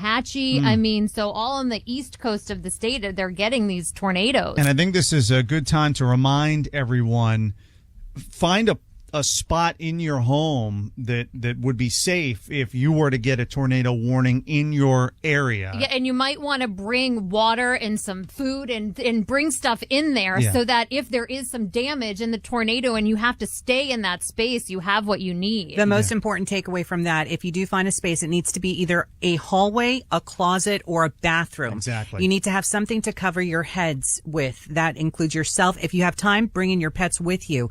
Once you're in, do not come out until that twister is long gone, until you don't hear that noise, that silent howling that you hear with the twister. But definitely seek shelter. And if it's on the first floor of whatever you're in, the better. Do not wait in your car. Don't go into a shed. Don't go into a storage facility. It needs to be inside a home or a building. First floor unit, cover your heads, hallway, closet, bathroom. And maybe have something to tie yourself to a pipe, like in Twister, when they tie and the tornado came over and the cows started flying. Yeah. Maybe think of that too. Again, 133 plus tornado warnings associated with Hurricane Milton, and that's just been up to this point. We can expect a lot more, and of course, when we have those tornado warnings, we're going to bring them to you right away. We're getting a ton of texts, and this is a really easy way for all of you listening to inform us on what's happening in your area. That's what's unique about what we're able to do with our coverage, kind of sets this apart, is that we can get your instant feedback, and it's helpful to know that you're not alone. It's so helpful for us to be able to report on what's happening, and it's helpful for other people who are in your area to know what other people are experiencing. So the text number is 97720, 97720. Make sure you tell us where you're texting from so that we know, because we're on, of course, all over the state of Florida right now. So one woman said that she is hunkering down in a shelter in Palm Harbor, about 25 miles northwest of Tampa, and she said that it's raining hard, the wind is blowing really hard, the shelter is very crowded, but so far everyone is being really nice. And then she said that the staff is overwhelmed. So I think, we could take a second to recognize the people working in the shelters that are overwhelmed right now. And a lot of the people that work in the shelters are volunteers who step up to be able to help out their community right now, and they're doing a really tough job. It looks like some of the most severe weather from Hurricane Milton right now is sitting right over the Tampa Bay area, right over Pinellas County, Hillsborough County, Pasco County, and then honestly, you've got some severe weather up in Ocala, Gainesville. It really is incredible the size at which the storm has grown to, because when we were tracking it back in the Gulf of Mexico, when it was closer to Mexico, it was a compact storm, but there's all kinds of different reasons, like eye wall replacement cycles and all that stuff. I'm not a meteorologist. I'll leave that to them. But a couple different reasons why it's expanded. That expanded the wind field, and it's expanded the amount of area in Florida that is going to be impacted by this storm. Yeah, and the idea that it was supposed to make landfall late tonight, I know, 2 a.m. tomorrow, and now we're looking at 8:30 to 9 o'clock at night landfall. I wasn't supposed to be on right now. Yeah. I was supposed to be on at 10. I was supposed to be napping right now. We thought we were going to get a nap, and then I was watching the coverage on TV while I was trying to get a little bit of rest, and when I started to see how quickly things were deteriorating, and then I saw Ryan calling me, I was like, all right, I think it's time to get up now. I feel like I jinxed it because I told you I was going to see you tonight. Yeah, all of a sudden it decided to put the pedal to the metal and speed up towards Florida. Hurricane Milton has not made landfall yet, but the eye wall, especially the northern eye wall, it is coming ashore, and that's what Tampa, Pinellas, Pasco County, that's what they're experiencing right now. Parts of Sarasota getting hit pretty hard. So we've got a long way to go. This storm is going to, I think the latest forecast still has it as a hurricane when it exits the other side of the state. Yes, it does. Yes. Category 1. It's a category 1 as you start to get toward Orlando, and then as it exits the state, maybe over near Cape Canaveral, it's still a category 1. And interestingly enough, the eye wall is still intact over places like Polk County and Seminole County, and as you get toward the East Coast. One quick thing, by the way, we are confirmed with Jennifer Naramore She is the owner of TornadoTalk.com. We will have her on at 7:15. Okay, great. So 7:15, we'll have an expert on tornadoes. Also in the 7 o'clock hour, we'll check in with our Weather Channel meteorologist, Mark Thibodeau, who's standing by. We're going to have a reporter coming to us from Pinellas County in the next hour. And Governor DeSantis is going to hold a press conference at 7:30, and we will carry that live for you. So we'll get an update from the governor at 7:30. About 50 minutes ago, we talked to Lieutenant Governor, and we're at the point now where all the prep's been done. Now it's just about riding out the storm. There's really nothing else anybody can do where you are. Hopefully it's a safe place. That's where you need to stay. I'm seeing more notifications come through. Basically, if you're up and down the west coast of Florida at this point, law enforcement, first responders, they're no longer coming out. It's gotten too dangerous. We're monitoring what's going on in the Orlando area and on the east coast of Florida in terms of any of those warnings coming through. We'll pass those along to you if we see them. But maybe we should should we start a TikTok challenge where it's everybody stay safe and get where you need to be. Who's got the best hurricane snacks? Yeah, there you go. Yeah, we got a pizza box right over there. Start a whole challenge. I know she brought it. None of us can actually eat pizza right now because we're all talking on the air, but she brought it in here for us, and it smells so good. I smell it. It's so good. Oh, man. It looks like, just from taking a scan through our text line here, and again, you can text us at 97720. That's 97720. There are a lot of power outages that are popping up. Seffner, parts of Seffner without power. Looks like, let me see, parts of Sarasota without power. City. Yeah, and that's to be expected. Unfortunately, that's only going to get worse throughout the course of the night tonight. And one of the other problems, and this is going to impact power across the state's saturated right now. We've had so much rain. Even in the southeast Florida, when you talk about Fort Lauderdale, Miami, it's been raining the past couple of days nonstop. The Tampa Bay area obviously has had a ton of rain with Helene and all of that. Sarasota and Manatee County, they got hit hard by Debbie with flooding and rain. So the ground's saturated, the winds begin to pick up, and that's when the trees begin to go down. I'm looking at Jim Cantori's in Charlotte Harbor, if anyone was wondering where he is. Obviously, you don't want him in your town, but he's in Charlotte Harbor. I don't know what structure he's in. It looks like he's in a parking garage, doesn't it? Completely flooded. Yeah, he's in a flooded park. I think it's a parking Wow, garage, and Fort he's Myers.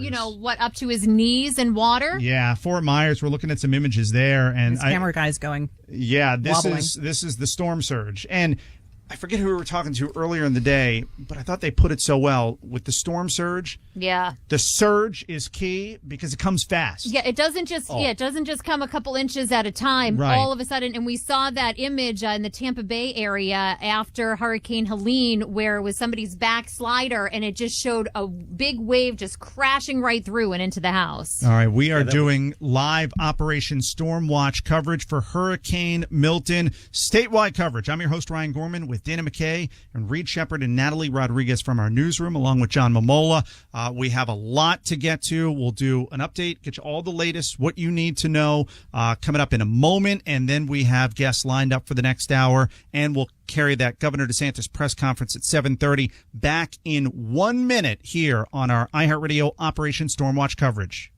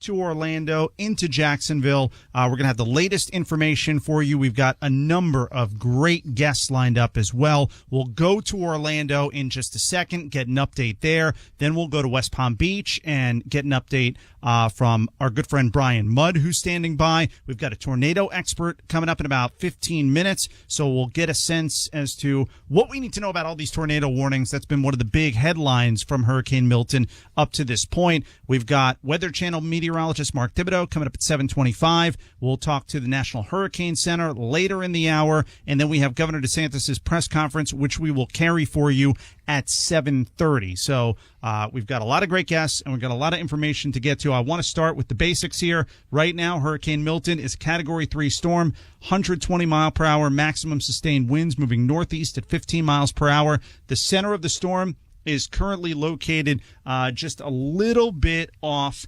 of the coast by Sarasota. There was a specific mile number that I just had, but it just came down.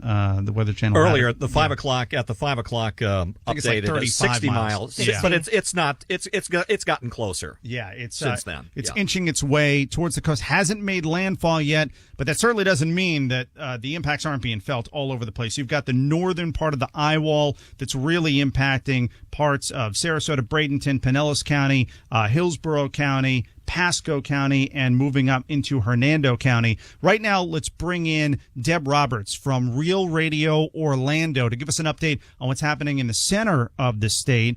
Deb, thanks so much for taking a moment to come on with us. So, Orlando, you guys get impacted by these storms time and time again, too. A lot of times the focus is on, the coastline, but the inland impacts can be really significant. What are you experiencing so far? Well, so far it's been a lot of wind and rain and tornadoes. Central Florida counties have been under an incredible amount of tornado warnings, which of course means something has been spotted on the ground. So it's already been a very dangerous storm, even though the eye wall of Milton hasn't crossed over yet. How have the evacuation orders been? How have the people in Orlando complied with all of that? And you also, I'm sure, have a lot of people from other parts of the state who made their way to Orlando to get away from the worst weather, maybe along the coastline, but they're still going to experience Hurricane Milton. Yeah, so that's what makes Central Florida such an interesting dichotomy. You have your mix of residents who are here year-round, including those new residents who this may be their very first hurricane, as well as people both evacuating here and maybe vacationing here before they realized the severe weather was going to be moving in. What I have been really impressed with is how rapidly people paid attention to the warnings about this storm. As early as, of course, we didn't get a lot of warning, right? It went from a tropical depression to a major Category 5 in less than 24 hours. So Floridians paid attention quickly. If that's because of what Helene did, then we can be grateful that people paid attention. But this storm, people did not play around. They took the warnings, the evacuation orders. They got to the stores early. Of course, there's frustrations that you can't find gas, even though there isn't a gas shortage. Difficulties with lines at the stores and stuff, but overall, I've been really impressed with how Floridians have reacted to Hurricane Milton. What has the traffic been like over there over the past, 24, 48 hours? It was crazier over on either coast. So I-75 north, of course, bumper to bumper to where they had to use the emergency shoulder declaration, as well as on I-95. Locally, since they've kind of everyone is hunkering down at home. It was a pretty eerie drive into work. It felt a little 28 days later kind of thing. Because there were so few cars. Sorry about that. Have we reached a point yet in Orange County where law enforcement has said, we can't come to get you if you are hunkered down and facing a problem? Because just about everybody over here on the West Coast has pretty much said that right now, that they are not coming to get you until after the storm passes. Have we reached that point in Orlando? No, we have not, but that could be because the worst of it really isn't expected to hit us until the overnight hours when most folks are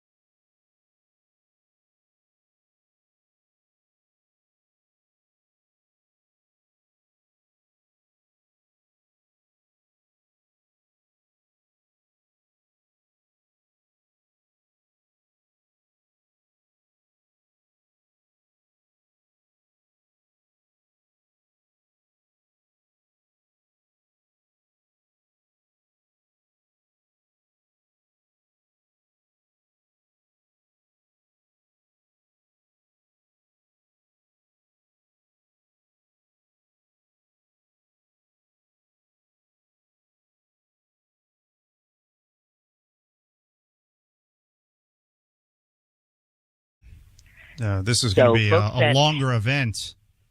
Yes, a much longer event. And so they're looking at, that's when their troubles are really going to begin. It's going to be next Monday when they really see those floodwaters rise. So we haven't even really begun to deal with what Milton is going to bring to our area and really to the entire state. Well, Deb, I can tell you, it looks like, just taking a look ahead at the forecast, probably in about an hour, you're going to have some really rough weather heading your way in Orlando. So stay safe, and if you have any updates for us, please reach out. We'll have you back on, and we appreciate the time.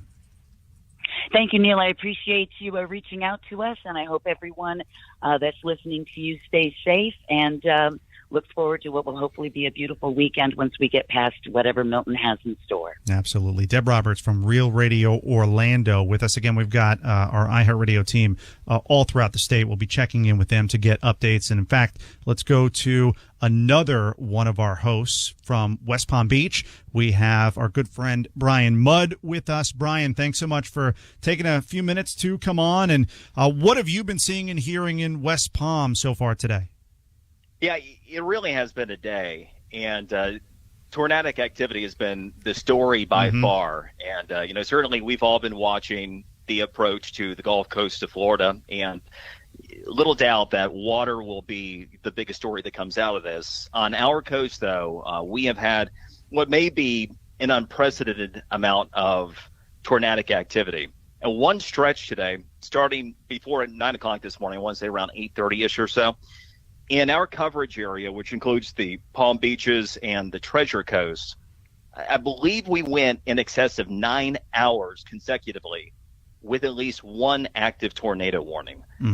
And obviously with tornadoes, it takes a long time to confirm exactly how many touched down, although we have lots of visuals and lots of damage all throughout the area, to show evidence of many that were spawned. But what I think back to, I've covered every hurricane that has impacted the east coast of Florida and Georgia, going back to Hurricane Floyd in '99. And the only hurricane I've covered that I recall as much tornadic activity in was Hurricane Ivan in 2004. For the folks who were in Florida back then, you might remember that record-setting crazy 04-05 cycle where it felt like everything that developed was on a conveyor belt straight through Florida. Now, Ivan spawned 117, and it was the final score count there, and I have no idea where the ball is going to land with Milton, but it is way the heck up there for sure. Yeah, it's already surpassed that number. I think 133, wasn't it the number? I think I there you go. Mentioned that a little while ago. There have been so many warnings across the state. Can we double check about that number right? I don't know. I can do the math. Hold on. Yeah. Natalie's face is telling me. I don't know. Maybe I'm a little off 143. there. 143. Okay. 143. I was close. I was within 10. And Brian, in terms of the situation right now, anything noticeable without you going outside and putting yourself in harm's way for the report? Anything that you're seeing or hearing in terms of wind or rain? I mean, looking at the radar, it looks pretty clear right now in West Palm, but I'm sure it's breezy there. Yeah, and so that really is it. In the grand scheme of wind, you're talking about maybe upper 20s sustained for a lot of the area in the Palm Beaches, and you're getting gusts up to around 40 or so in parts, but that's been really about the extent of it. And it's actually been super dry here today. One of the earlier developments that was super positive with all the dry air that was coming in underneath this thing that's helped with the weakening of the hurricane on the approach. It actually dropped the flood warning that had been in place in the Palm Beaches earlier today, which is really helpful because, as you know, you get into these situations. One of the big problems can often be a lot of saturation, and then a gust of wind comes through. You have those down branches, down trees, and then you have power problems, and things can escalate from there. And so, thankfully, throughout the Palm Beaches, that has improved. Now, as you go through the Treasure Coast, you have had more rain today, and the further north, you have had some increased activity, and there has been some isolated northern flooding. But again, really the story over here has been tornadoes. The Wellington Country Club, for example, there are a number of homes that have serious damage there, roofs ripped off, that type of thing. We had a tornado that was one of the largest I've seen in this area. Almost looks like something that you'd see in the Midwest. We'll see if we ended up having any EF3s. Typically you get EF 0s or 1s in that are spawned by hurricanes, but definitely something that to the eye looked like it could have been as big as a 3, passing by PGA National, which a lot of people familiar with that, if for no other reason because of the golf tournament, and then into Martin County and into Fort Pierce, especially along the coastline. There were a lot of buildings and a lot of homes where you see some really significant damage, including one that looks like it was a 55 and older community that sustained heavy damage. There was an industrial park, the building just completely leveled. So, kind of to your point, it's not a great time for people to be hopping out and doing a lot of damage assessment right now because conditions are gradually getting a little bit worse, and it's also getting dark over here. So, and not the best idea, but for what we have seen, there is a significant amount of damage in isolated places where these tornadoes did touch down. One of our talk show hosts from West Palm Beach, Brian Mudd, with us on this live Operation Stormwatch coverage. Brian, really appreciate the time. Stay safe, and if you have any updates, please let us know. All right, sounds good. You too. All right, let me get to the latest from the Weather Channel real quick. Landfall timing might be speeding up a bit, might be closer to 9 o'clock as opposed to, we were thinking 2 a.m. Just, earlier in the day. Yesterday. But now it's looking maybe like within the next 2 hours. It's currently 35 miles southwest of Sarasota, moving northeast at 15 miles per hour. There was a video that was taken on Fox Weather, and it showed the waves in the Gulf as Milton was making its way to our coastline. I'd be a little seasick if I were out there. There's one of them, they were showing 27 feet high. Stuff like from The Perfect Storm, if you've ever seen that movie before, just incredible. Some of the images that we've gotten from the Hurricane Hunter planes and what they went through to this, to the images lightning from outer space. Yeah, the lightning. NASA's. Just watching a security camera on Captiva Island, and you could see the water start to come ashore. Yeah, the surge, Fort Myers experiencing some surge. And I want to note real quick, the latest from the National Hurricane Center, the northern eye wall of Milton is coming onshore.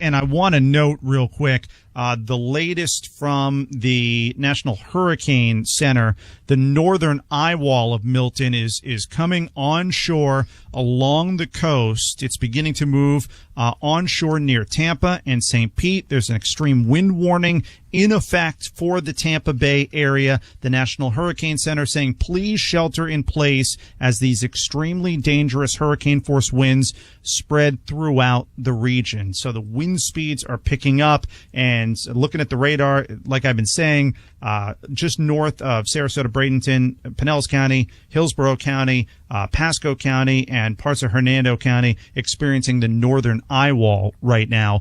Let's go back to the hotline, and I want to bring in Jennifer Naramore, a tornado expert who reads so kindly lined up for us, because Jennifer, tornadoes and these warnings really been one of the key headlines. We actually had what we call a hatched threat. And so they had analyzed the atmosphere of what was coming in with Milton and the winds and the heating, and said, hey, things are looking pretty ripe here that we could actually have stronger tornadoes form. And so they really nailed it with a forecast, and those storms really started to fire and producing tornadoes late this morning, and it's been really going for the past several hours. The last warning we had was up in Brevard County, and that was about 25 minutes ago. So things have kind of calmed down now. And it looks like as we start to lose the heating of the day, we should not have as many of those type of tornadoes. But there's still the possibility, as now that Milton's, getting close to making landfall here, a lot earlier than projected, that we could have still some quick spin-out tornadoes in some of those rain bands. But yeah, it's been a very hectic day, and it's been record tornado warnings issued by several of the National Weather Service offices. The last I'd seen was National Weather Service Miami issuing 55 tornado warnings today. That is a record for one day. Yep. Wow. Jennifer, hi, it's Reed. Good to talk to you again. Thanks so much for joining us on the program today. the number of tornado warnings that we saw throughout the day is just absolutely unbelievable. Now, do you have a breakdown yet of how many of these tornadoes were actually on the ground versus how many were indicated by radar? We do not have that yet. The Weather Service, they'll start doing their surveys probably as early as, tomorrow if the conditions are safe enough. I think the Miami office will be able to get out tomorrow and start looking at what some of the damage was. And they'll go through and they'll look back at the radar. How do things track? They'll get the reports that have been coming in. The National Weather Service Miami has done a fabulous job at retweeting, or re-Xing, whatever you want to call it these days. Yeah. A lot of the reports from the public of what's been happening. And I mean, there's a lot of folks that were out, because there are a lot of people that evacuated from West Central Florida down southeast. And so there are a lot of folks along the, I-95 corridor, and people were seeing these things and getting some snapshots and what have you. But we should be able to get more of that. It's going to take a while to go really survey. I counted so many towns, including Fort Myers had a tornado. We had Fort Pierce, Wellington, Clewiston, so many areas that had tornadoes and damage. And so they'll go back and map that out, look at the radar, look at the rotation. They'll look at radar signatures to see if there was reports of damage lofted by some of the radar signatures as well.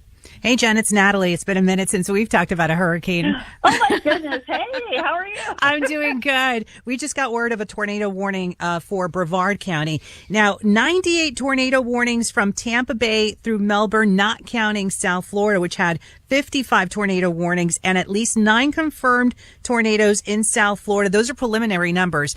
We were talking about storms in the past that have spun tornadic activity such as this. I can't remember one, maybe Dorian. Maybe, yeah. Especially for just Florida.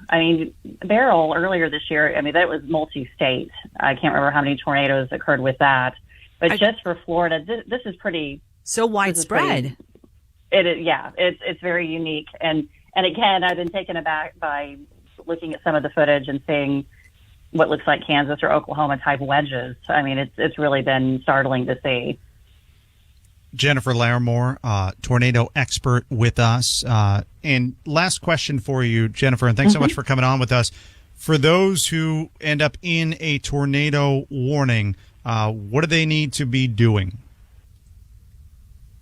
If they're in a tornado warning, they need to be into a safe shelter. They want to be at the lowest level. The right thing to do is be in your lowest level of your home. You want to be away from windows and hunkered in, into a closet or what have you. Obviously, this is where it gets tricky. If you're in a flooded area, and the tornado warning is out as well, people are like, what do I do? Yeah. And that is the scary thing if that sort of thing is happening. You want to still try to be as low as you can be. And, at this point, we are seeing this transition away. We're not seeing the rain bands central and south as much as we were earlier.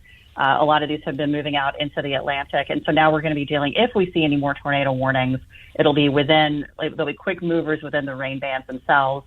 And so if you need to treat, a tornado warning, or even like we're under some of these extreme wind warnings now as well across the Tampa Bay area, that you have to treat them, and you got to get away from those windows. You got to hunker inside, have as many walls around you as you can, and try to stay at the lowest level as you can to try to protect yourself, just in case something were to happen. But again, I don't think we're going to see at this point what we saw earlier. They would be more of your typical spin up, and really the atmosphere is going to come to the point here where we're just going to be dealing with the actual wind of Milton coming in, and then, of course, the torrential rainfall, too. Jennifer Naramore, the owner of TornadoTalk.com. So good to talk to you again, my old friend, and take care of yourself, and thank you so much.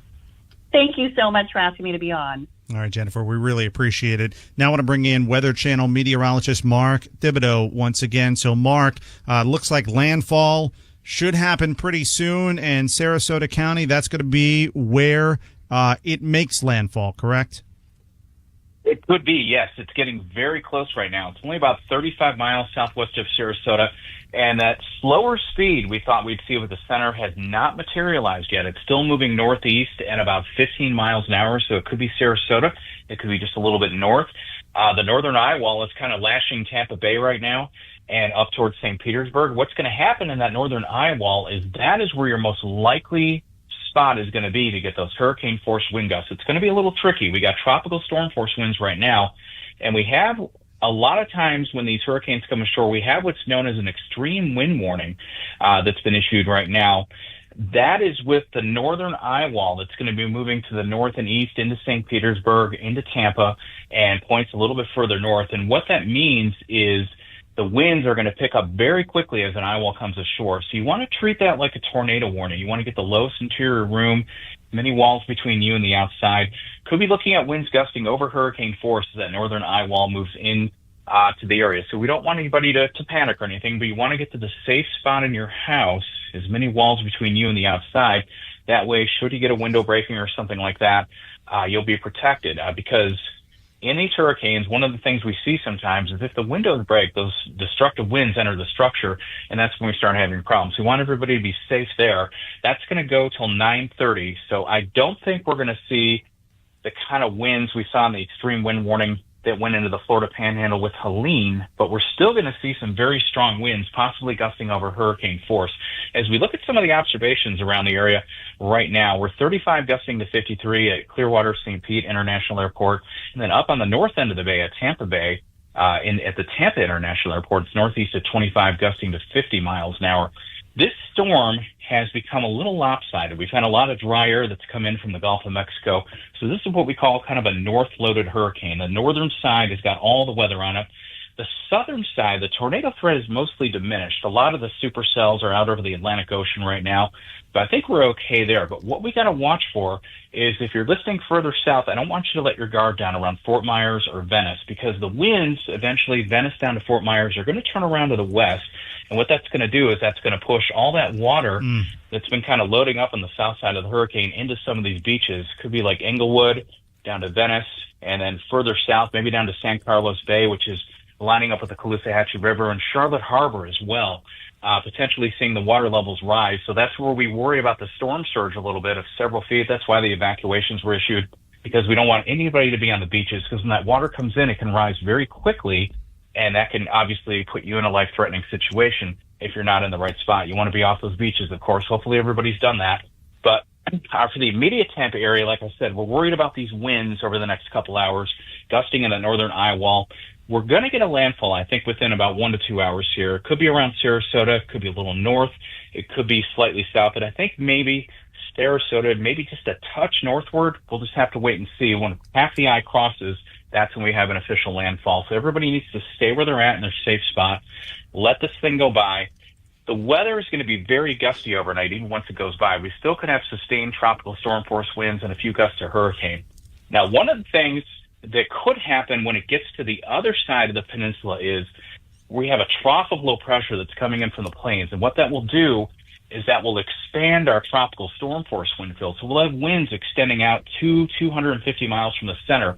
So that's why we have the tropical storm warnings for places like Savannah and the low country of South Carolina and down to Jacksonville. We're going to start getting a tropical storm force east wind, and that will drive water up to places like St. Augustine, as well as up towards Jacksonville, the St. Johns River, and then up towards maybe the Savannah River, up towards Savannah and up towards Charleston too. So this is really just as much the Gulf side hurricane as it is going to be central and northern Florida Atlantic side hurricane. It will go across the peninsula as a hurricane overnight.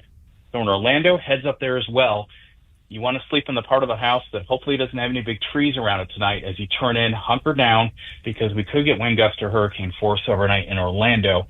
Things improve as we head through Thursday as Milton finally gets back out in the Atlantic and begins to move away. But kind of rough tonight. Be safe, and certainly be in your safe spot if you're riding this out. Hopefully you're inland from the beaches, but this should be out of here, I think, by about midday tomorrow and out on the Atlantic side. Hey, Mark, it's Natalie. I'm sorry, going back to the storm surge, how big of a role is high tide playing at this hour? So right now, the tides are a little on the higher side right now. So I think that is going to play a role across areas that are along and south of where that center makes landfall. So that's the unfortunate thing with this. We're kind of around the time of high tide in a lot of these harbors. And that is going to play a role in increasing the storm surge. That's why we think that somebody to the south of Tampa Bay could have a double-digit storm surge potentially, because we take the pull of the moon with the high tide, and then we take the water that's, frankly unwinding from what was once a Category 5 hurricane when it was further out in the Atlantic. So we do think that there could be a pretty serious storm surge along and wherever south of that hurricane makes landfall, say from Sarasota, Bradenton, a bit further south. That's why in places like Fort Myers and Sanibel Island and places like that, we don't want you to let your guard down, because even though the weather is, compared to what's going on in Tampa right now, relatively benign, we're still getting some wind, we're getting some rain, we're not getting really heavy rain. But the trick is going to be, as we head through the evening, as those winds switch around to the west, that's when those water levels are going to start coming up on Fort Myers Beach, through San Carlos Bay, across Captiva, across Sanibel, and potentially to Fort Myers Beach once again. I don't think we're going to get an Ian-type surge that we had a couple years ago, but we could get a sizable surge. Let's hope we don't. We'll keep our fingers crossed on that one. I don't think we are, but we still could get a sizable surge, and we still could be in some trouble in some areas there around Fort Myers and points further north towards Punta Gorda. If this thing comes in at the right angle, if the winds in fact do go west, and they will eventually, and that could put us in a surge potential here. As well as receiving a lot of assets from other states. And so it'll be the largest search and rescue function that we've ever done. Now, I do think a lot of people did get out, and I hope we don't have to effectuate a lot of rescues, but we'll be ready. I also would just say it has been somewhat good news that it's weakened. It's now a Category 3. It's still a very dangerous storm, but the fact that it's weakened and the fact that it's moving quicker means it's going to come ashore before we hit high tide. That may mean you have a mitigation.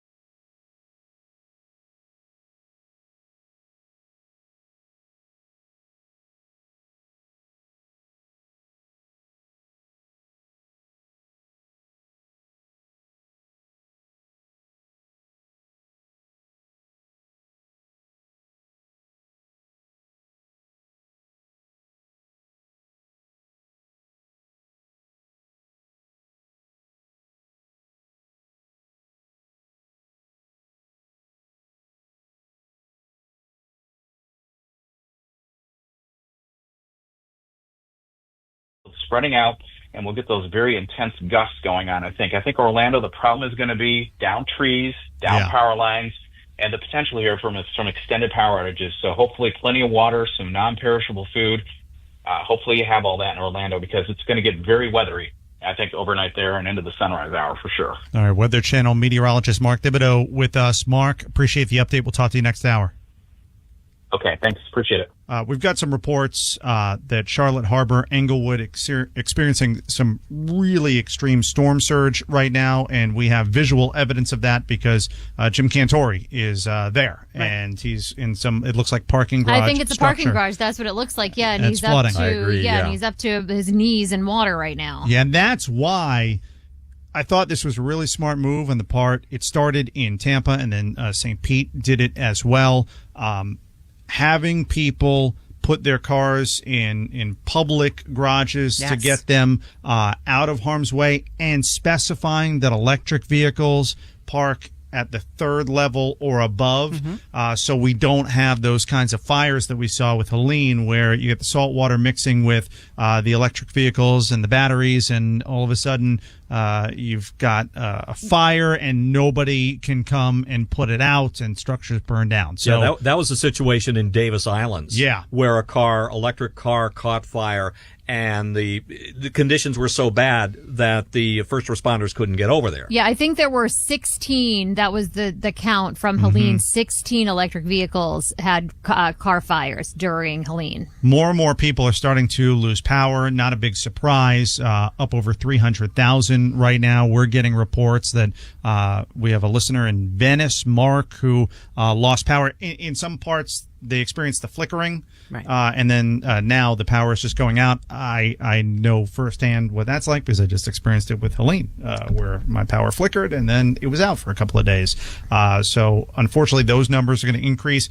Really, right now, the most severe weather is sitting right over the Tampa Bay area. So Pinellas, Hillsborough, Pasco, Hernando, inland into Polk County. That's where the most severe weather is, that northern eye wall. But you've got some significant storms all the way up, headed towards Daytona Beach right now, up through Ocala and Gainesville.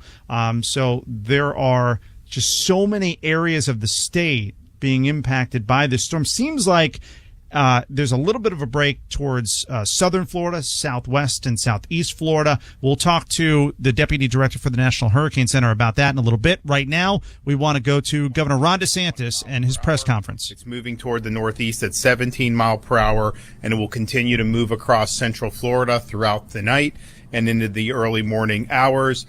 We have seen a weakening of the storm over the last 24 hours.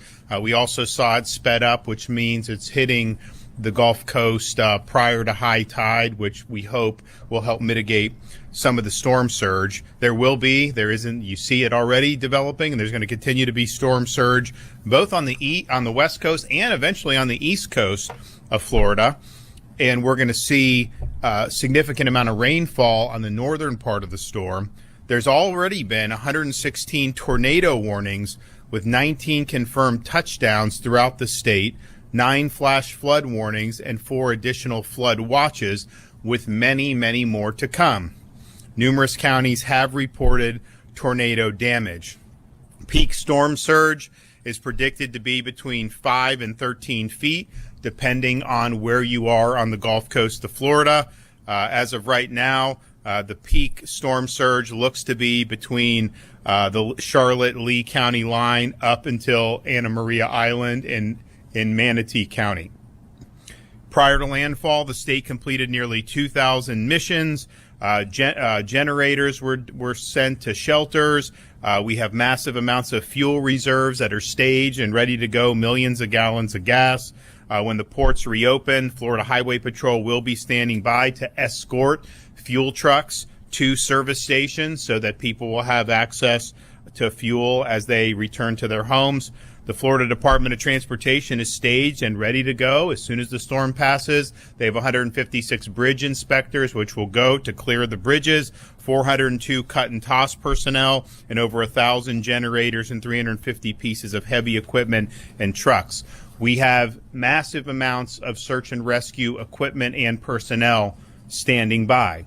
And we hope that there's not a big need for that, but we're prepared for that. And that's not just our state and local. It's also our National Guard, our State Guard. We have about 9,000 National Guard personnel between Florida and other states. We also have Florida Highway Patrol, Fish and Wildlife, Department of Law Enforcement, and, of course, our Florida State Guard. There was a lot of questions about pre-staging linemen, which is our practice here in Florida, given that you have a lot of linemen working for Hurricane Helene in places like Georgia and North Carolina. I'm happy to report that we have over 50,000 linemen that are in the state of Florida, and as soon as it's safe to do so, they will commence with power restoration. We're already seeing power outages. You're going to continue to see a lot more power outages over the course of tonight and into tomorrow morning. Now, at this point, it's too dangerous to evacuate safely, so you have to shelter in place and just hunker down. Category 3 storm for most places in Florida, particularly newer construction. Likely the building is going to be able to withstand it. But if you start to get in a situation where trees are snapping, power's popping, you do have to treat it like a tornado. And then if you are in a tornado warning, that's a duck and cover in a place that's safe in your structure. Those can be very, very dangerous, even if you are inside in cover. Stay inside and stay off the roads. Floodwaters and rushing storm surge are very dangerous. And I would say that's even more so in spite of everything the state did to help these local communities hit by Helene remove a lot of debris. And they did move a lot of debris over the last 72 hours. You're going to have new debris created, and you still have some of that old debris in some of those places. So there's going to be hazards in the storm surge and in the flood waters. Stay put until the storm is passed. If you are in Sarasota, Manatee, some of those areas where the eye of the storm is going, it may be where things calm down for a minute. Just understand that means you're in the eye. It's going to go back and get really nasty very soon. So don't go outdoors until it is confirmed safe. You can listen to your local emergency management officials about that one. Power outages are going to happen, as I mentioned. So please, if you're using a generator, make sure that you're using it safely. Do not run the generator inside your home. That can be fatal. Make sure it's outside the home at a safe distance from windows and doorways. If you see dangerous conditions, please report those to your local authorities so that they can help protect people and mitigate it. So the storm is here. It's time for everybody to hunker down. I know we've got massive amounts of resources that have been prepared for this storm. People are tired because of having to deal with Hurricane Helene, and yet all I've seen is people just dig deep inside and say, we're not going to be denied, we're going to get the job done. So I really appreciate everybody that's worked so hard on the heels of Helene to prepare for this storm and to be ready to go. And you will see that in action very shortly as this storm passes. Okay, Kevin Guthrie. This is a press conference with Governor Ron DeSantis and the Director of the Department of Emergency Management, Kevin Guthrie. Appreciate your support. Conditions across the state continue to deteriorate as Hurricane Milton approaches landfall on Florida's. No more Michael. No, sir. No, sir. As Hurricane Milton approaches landfall on Florida's west coast. Many areas are already experiencing life-threatening storm surge or life-threatening tornadoes. Please make sure if a tornado warning comes in, especially on our east coast of Florida, we have certainly had a lot of tornadic activity over there with confirmed radar signature, confirmed tornadoes. We do have Virginia Task Force 1, Ohio Task Force 1, and Miami Task Force 1 going into those areas to help with those structural collapses that have happened. We're receiving somewhere in the neighborhood, this is really, really rough numbers right now, but about 125 homes that have been destroyed, most of them mobile homes and senior communities. So we're trying to get into Florida's most vulnerable to make sure they're taken care of.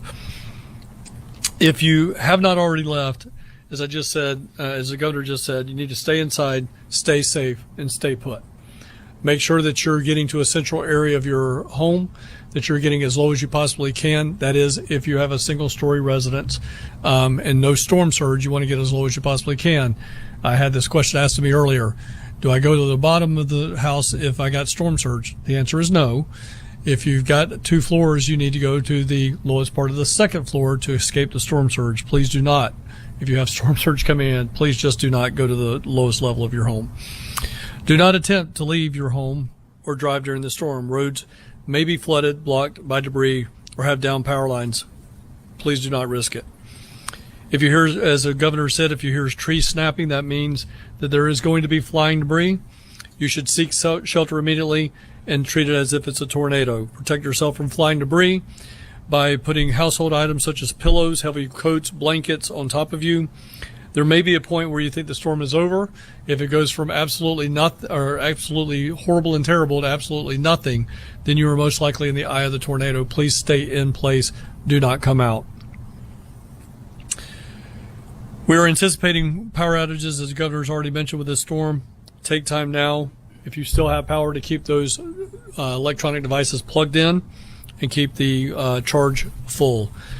If you lose power and are going to use a generator for backup power, please use it safely. You've heard the governor and myself say this. Keep it 20 feet away from the doors and windows of your home. Make sure you wait 20 minutes for it to cool down before you refuel it. Make sure it's on a clean, dry surface. And then be sure to have a carbon monoxide monitor in your home. After the storm has passed your area, it is critical that you listen to local authorities for guidance on when it is safe to go outside or to return home. Do not venture out. hazardous materials, debris, and flooding could still be present. Do not attempt to clean up the debris by yourself, especially fallen trees or power lines. If you see a dangerous condition, please report them to your local authorities utilizing your 911 lines or non-emergency lines. Residents needing information can continue to call our state assistance information line, which will be open for most likely weeks. That number is 1-800-342-3557. That's 1-800-342-3557.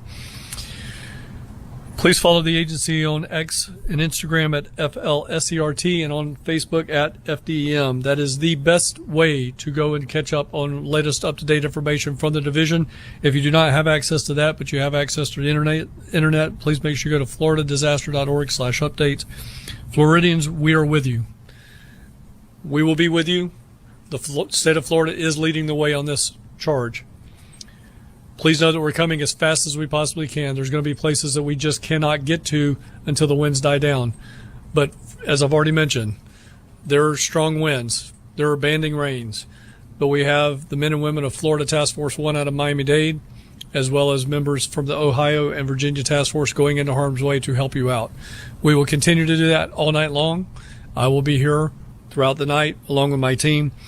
Governor, it's been a pleasure working with you to this point, but I also want to say thank you for your leadership, and I know that you're not going to go anywhere anytime soon, and I appreciate your leadership. Thank you, sir.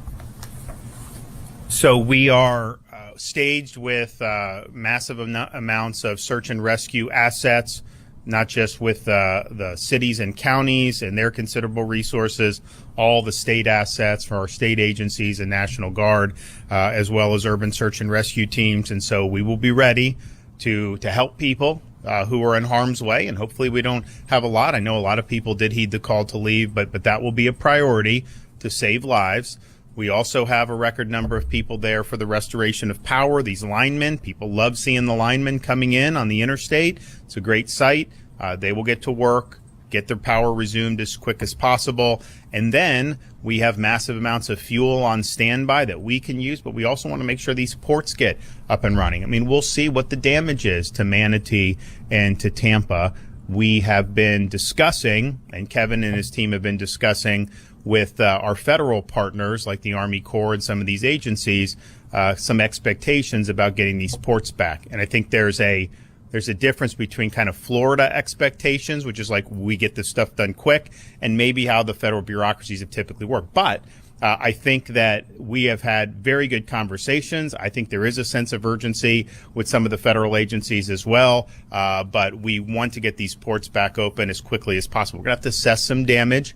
Now, the track of this storm, the fact that it is Sarasota, perhaps the Port of Tampa is not going to take a major hit like it would have if it was a direct impact, but we'll see. Manatee is probably going to be a little bit closer to where it's getting some of the big impact, but we think it's really important that all services are be able to resume, and we have contingencies to be able to get fuel in where it needs to go, but it'd sure be a lot easier if we just get that coming into the ports. And so those are all going to be priorities from here on out. So if you are watching this, just hunker down. If you're in the path of this storm, it's dangerous outside. There's going to be a lot of hazards. Even when it passes, if there's floodwaters, be very careful about any of that. Help is on the way. We're going to get everyone back, get everyone up on their feet again, and we'll mitigate the damage as best we can. The president said that he has spoken with you. Have you talked about getting more resources from the federal government here in the state, getting things back open? So as I mentioned, we've been discussing with some of the federal partners about acceleration of what needs to be done, if something needs to be done on these ports. To say like, oh, it's going to be weeks for a port, no, that doesn't work. Okay, we got to get it open. And I think they're of the same mind, and I think that Kevin and our team have had good conversations. We've also, Kevin, I know, is talking, both Kevin and I talk with the FEMA administrator about some of the things that we're looking for. You know, for example, with this debris, let local governments do the debris a little bit differently so that we incentivize people to come and do it quickly. Because the way it goes now, it was hard to even get people to do their debris. You had them going other ways. It just didn't make economic sense for doing that. And a lot of the debris takes like 6 months to do, and that's just kind of been the standard. I think we showed by surging our resources, which is really unprecedented, we knocked out a lot of debris in like 72 hours. So we want to have a debris where there's incentives to do it and do it quickly. Look, I don't want to have to, even talk about this now, but we're not out of hurricane season. There is the possibility of another storm brewing, and that's going to come into the Gulf. It's possible. I hope it doesn't happen. But so we want to be able to have them with contractors and have them have things working with the FEMA reimbursements that make sense. And I think Kevin, I think Administrator Criswell has been very receptive to that because it does. It just makes sense. All right, that's Governor Ron DeSantis along with the Executive Director of the Florida Division of Emergency Management, Kevin Guthrie, with an update. We're actually going to talk to Director Guthrie coming up at 8:30. So we'll have the Executive Director of the Florida Division of Emergency Management with us in about a little under 45 minutes from now. Right now, I want to go to the hotline and bring in Deputy Director for the National Hurricane Center. Jamie Rome joins us again. Jamie, thank you so much for taking a few minutes to come back on with us. And it looks like the northern eyewall really impacting the Tampa Bay area, Hillsborough, Pinellas, Polk, Pasco, Hernando, and there have been some new flash flood warnings that have been issued. What can you tell us about that? Yeah, you're starting to see things go downhill really, really quickly with both heavy rains and then probably flash flooding that's going with it. And the core of a major hurricane moving ashore. We had a gust earlier to 90 miles per hour. So you're starting to see that really intense core of the hurricane push over a densely populated metro area. If people haven't lost power, they're going to soon lose it, and then you're going to spread all that damage inland along the I-4 corridor overnight. Let me ask you about the maximum sustained winds compared to what we're seeing and experiencing right now. So the headline is always Category 3 storm, 120 mile per hour winds. Then we see the wind gusts and the measurements that we've gotten so far, and they're certainly inching up, but not quite that. Can you explain why that's the case, why the 120 miles per hour is like the headline number, and then what people are experiencing, it's a bit different?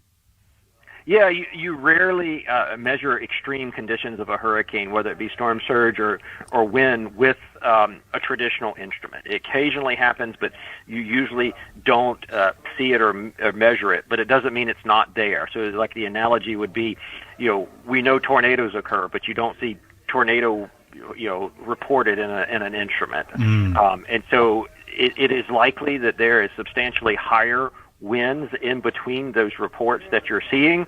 It's just occurring at a scale that is too small to perhaps measure in this case.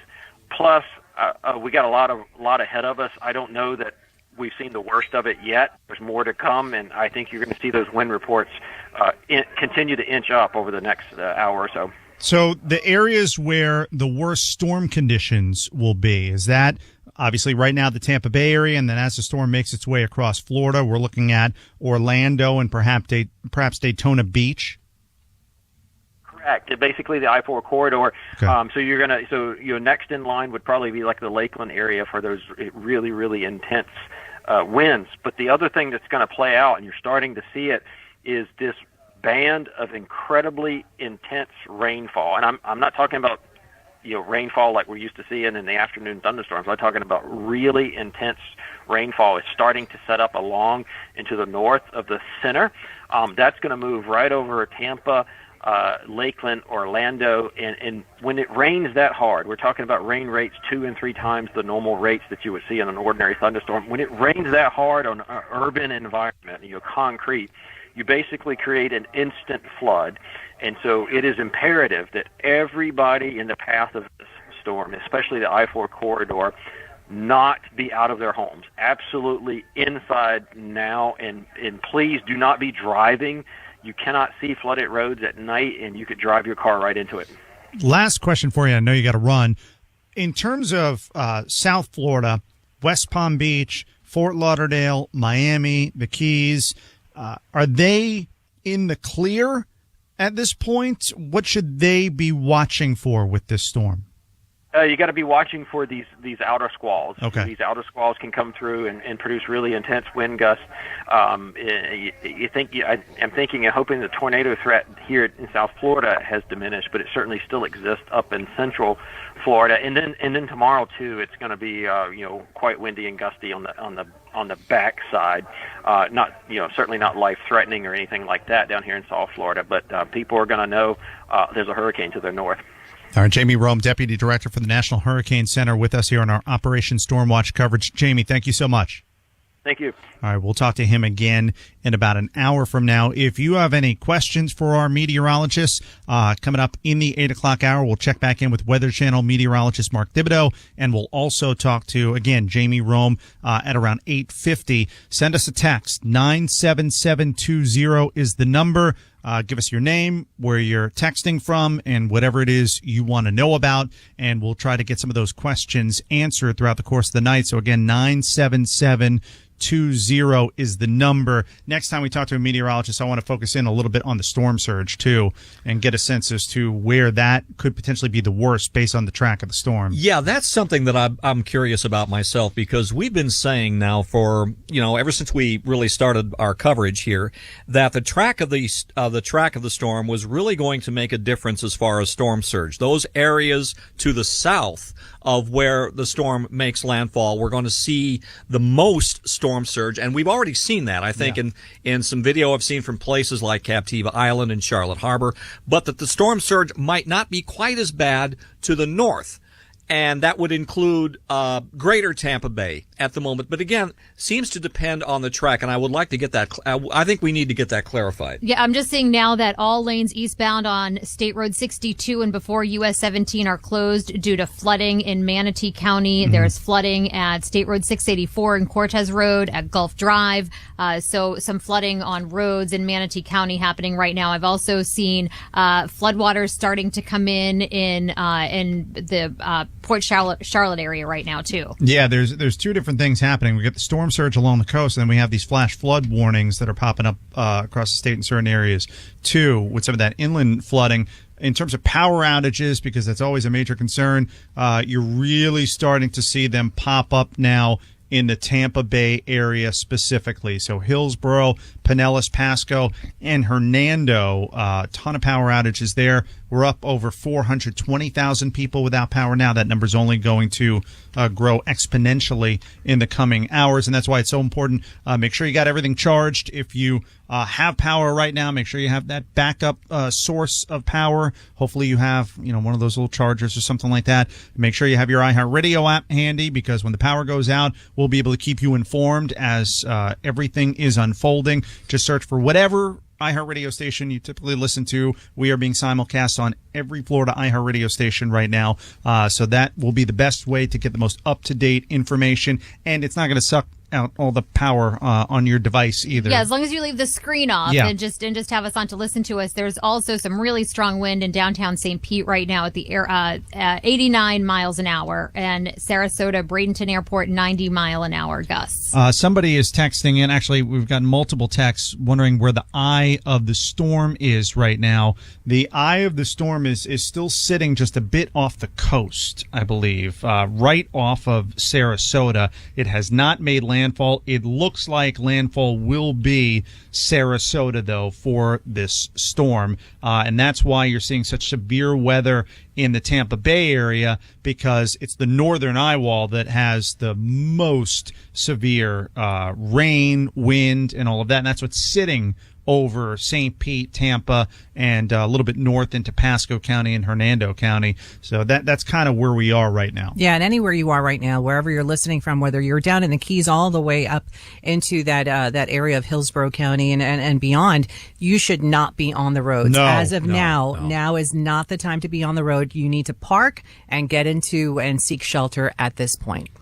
Wow, first responders have said all up and down the coast, the time has passed where they can come to get you if you are hunkering down and you get in trouble. They won't come. They can't. We're starting to see some floodwaters here. I'm looking at some different images that are being posted to X, and you're starting to see parking lots getting flooded, and that's going to continue throughout the course of the night tonight. Again, whether it's storm surge or we've got these flash flood warnings. In fact, there's one in effect right now until 10:45 tonight for Tampa, St. Pete, and Clearwater. And really, this flash flood warning extends all the way up to Homosassa Springs. It extends all the way east to Lakeland and down to Bradenton. So it's a pretty significant area in the Tampa Bay region that is under a flash flood warning until 10:45. And that goes back to something that Jamie was just saying, those incredible rainfall totals that they're going to be seeing for an extended period of time. Yeah, worse than, just the afternoon thunderstorms. And you know how bad that rain can get. And this is even worse. And I'm looking on the cameras right now in Sanibel Island. And then there's one in Tampa as well where it's just like sheets of water coming down right now. Yeah. So tell us, what you're experiencing. Again, you can text us at 97720. Let us know where you are. And we're getting, a ton coming in right now. Somebody's asking, they evacuated to Crestview. They're from St. Pete. How is St. Pete? St. Pete's getting hit hard right now. That's wow. Look at Jim Cantori in Charlotte Harbor. The floodwaters are now he's rising. Outside. Yeah. And the wind is it's horizontal at this point. The rain that's falling. How is he standing? That's what I'm wondering. I think he's standing on something. Oh, he's Jim Cantori. He's used to doing this. Well, he's standing on the water. We actually got somebody on our text that asked if it said, Ryan and Dana, are you the Jim Cantori of iHeartRadio? Because when I heard you were coming on, I started to think, we're in trouble. When I take over storm coverage, trust me, it's not good. All right, this is our live Operation Stormwatch coverage on iHeartRadio for the state of Florida. We are covering all things Hurricane Milton. We're going to be with you through the duration of the storm. And then, of course, in the aftermath, we've got a very busy hour lined up. We've got more meteorologists on the way. We'll check in with our team standing by across the state. And we'll talk to the executive director of the Florida Division of Emergency Management, Kevin Guthrie, at 8:30. Back with more in just a moment. Hang on. You're listening to continuing Operation Stormwatch coverage of Hurricane Milton. This is iHeartRadio Florida, WFLM.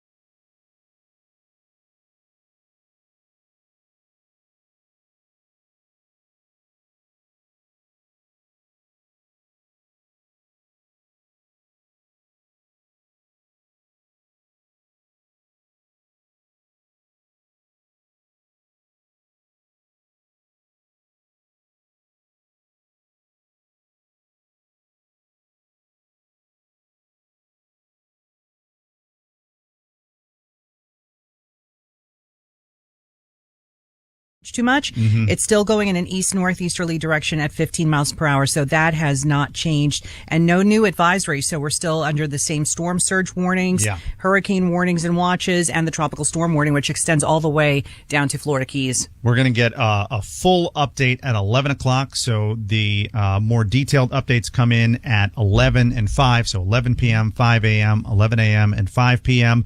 This is the latest, though, and we've got a major hurricane that's going to make landfall any moment. I mean, it seems like we're just moments away, probably within the next half hour. Yeah, we started talking about like 2 a.m. tomorrow morning. Then it became 10 p.m.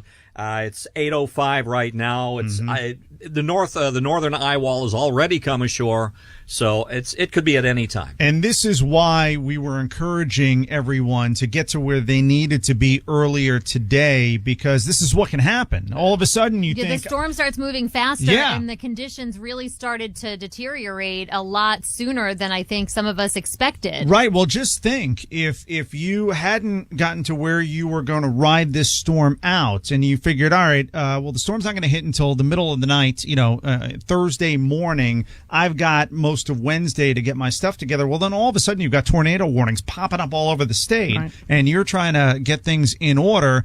That's not a good situation. So hopefully it seemed like most people took the storm really seriously, and it's a good thing because we're dealing with a major hurricane yet again, making landfall here in Florida, the second major hurricane to hit Florida, the Gulf Coast of Florida, head on in like 2 weeks. In 2 weeks. I know. It is really, really crazy. I mean, when you just step back and think about that for a second, 2 major hurricanes in 2 weeks. Mind-boggling. It really is. And we said for the past couple of months since hurricane season started, there were these expectations it was going to be a very active hurricane season. It didn't really seem to be the case for a while. And now it's not only active, but it's devastating. It really is devastating the state. I'm looking at some of the images that are coming out from different parts of the state. At the University of South Florida in Tampa, you've got stormwater overwhelming drainage systems. You know, we're obviously very focused on the storm surge, but I'm telling you, I think like the tornadoes have become a big story with this storm, I think it's going to be these flash flood warnings and flooding from the heavy rainfall that parts of our state are going to be experiencing. I think that's going to be another big headline, too. Yeah, and October storms. And I've got some new storm surge projections from the National Hurricane Center. Anna Maria Island to Boca Grande, 9 to 13 feet. Anclote River to Anna Maria Island, 6 to 9 feet. Tampa Bay, 6 to 9 feet. That's down from 10 to 15. Which we were projecting yesterday as the worst-case scenario. If it's the high end, you're still talking about higher storm surge than Helene, which was about 7 feet. Helene was record-breaking, yeah. Boca Grande to Bonita Beach, 8 to 12 feet. Charlotte Harbor, 8 to 12 feet. Bonita Beach to Chokoloskee, 5 to 8 feet. Chokoloskee to Flamingo, 3 to 5 feet. Sebastian Inlet to Altamaha Sound, Georgia, 3 to 5 feet. Yankeetown to Anclote River, 2 to 4 feet. The Dry Tortugas, 2 to 4 feet. And the St. Johns River, which you were pointing out earlier, Natalie, flows north. Right. And they might not see this for a couple of days yet, but they're talking about a 2 to 4 foot storm surge. You know, we've seen flooding in the center of the state. We've seen flooding in Jacksonville. I remember, I think it was Hurricane Irma, where all of a sudden Jacksonville was getting flooded, and I don't think anybody really expected that. There is a flash flood warning in effect for the Tampa Bay area right now, but the projections are that there's going to be flash flooding taking place, really that I-4 corridor stretching from the Tampa Bay area up through Orlando over to Daytona Beach, because that's where the northern eye wall, the most severe weather, is going to be headed. Right now, the northern eye wall is sitting over Pinellas County, Hillsborough County, Pasco County, and Hernando County. But as the storm inches closer to the coastline and makes its way inland, that northern eye wall is going to cross right over the Orlando area, probably as a Category 2 or thereabouts once it hits Orlando. And it's still projected, I believe, to exit the state as a hurricane. It's not going to lose that much intensity, even over that much land. We're talking about landfall being imminent.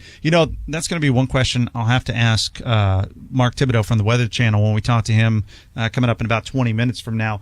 Like, what is the exact criteria for landfall? What is landfall? Is it like in football when it's any part of the football touches the goal line, it's a touchdown? Like, what exactly is that criteria when they finally call it and say it's made landfall? That was the analogy that came to mind. It's always a football analogy with you. Always. I mean, he's got a good point. Right. The power outage numbers, we're now over 500,000 people across the state of Florida without power. The most significant power outages are in Hernando County, then also Pasco County and Pinellas County as well. Manatee County, there are a lot of power outages there, and then Lafayette County.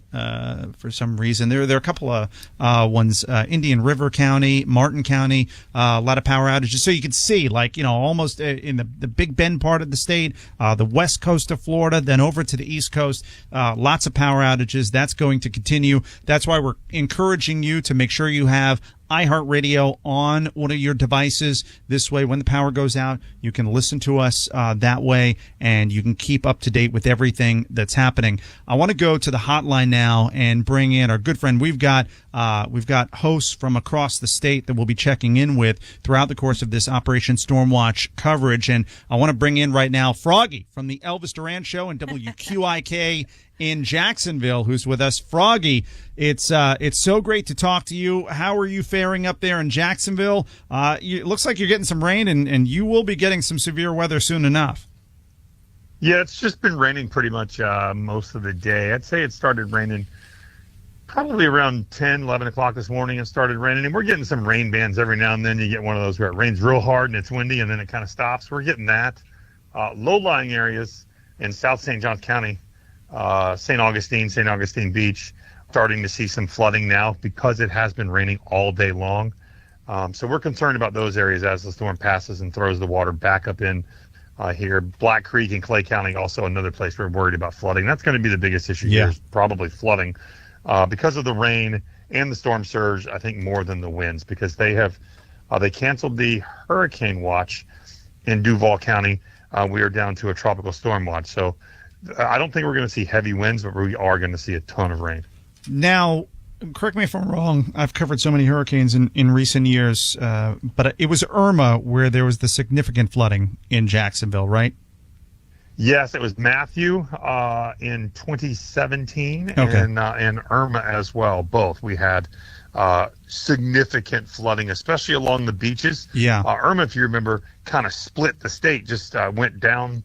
I was in Miami for that storm. It went across between the Keys and Miami, and then it went up the state, kind of split us. Matthew, on the other hand, stayed out in the ocean and kind of skirted, and it threw a lot of water up in here. And so that's the thing is most of it, as you know, the storm surge does way more damage than the wind does, unless you're inside the 20, 30 miles of that eye wall. Were people in Jacksonville taking this seriously? What were you seeing when you were out and about?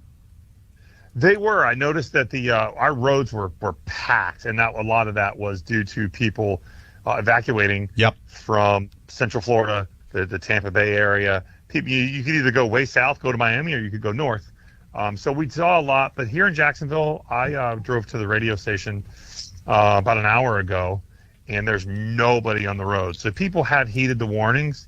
I don't understand the people that are, oh, man, they got us all worked up over nothing again. I'm like, listen, I've got, as you know, lots of friends that live in the Tampa Bay area, and they lost a lot during Helene when it was 110 miles offshore. You have to take every storm serious, and when you do dodge a bullet and you don't get the damage that they've told you could happen, consider it a blessing, consider yourself lucky, because it won't always be that way.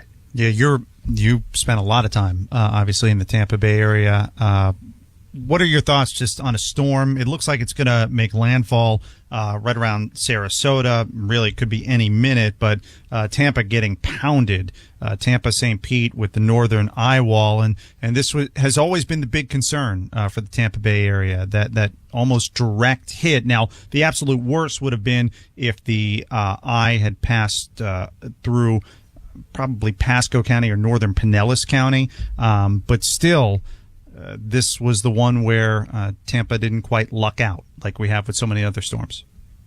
Yeah, it's. I grew up in the St. Petersburg area. I grew up in Shore Acres, which is a low-lying area. Oh yeah, Shore Acres gets flooded. It's like it drizzles outside. Right, exactly. So we would get, I remember times when I was a kid, we'd need to go to the grocery store. My mom would want to run to Publix, and we couldn't get out of our neighborhood because our house didn't have water, but you couldn't drive in Shore Acres. So we used to always say that if a storm ever does come up the mouth of the Tampa Bay, Shore Acres in that area was going to be in trouble.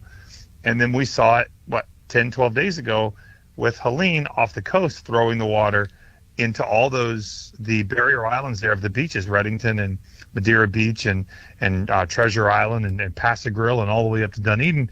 That whole area, they really took a beating with the storm surge. And it did look for a couple days like this storm was going to be the one that everybody's talked about. Mm-hmm. And thank God it's not. I feel bad for our fellow Floridians that are in Palmetto, Bradenton, Sarasota. They are taking the brunt of Milton now, and the storm surge is going to be catastrophic wherever it does come ashore. Yeah.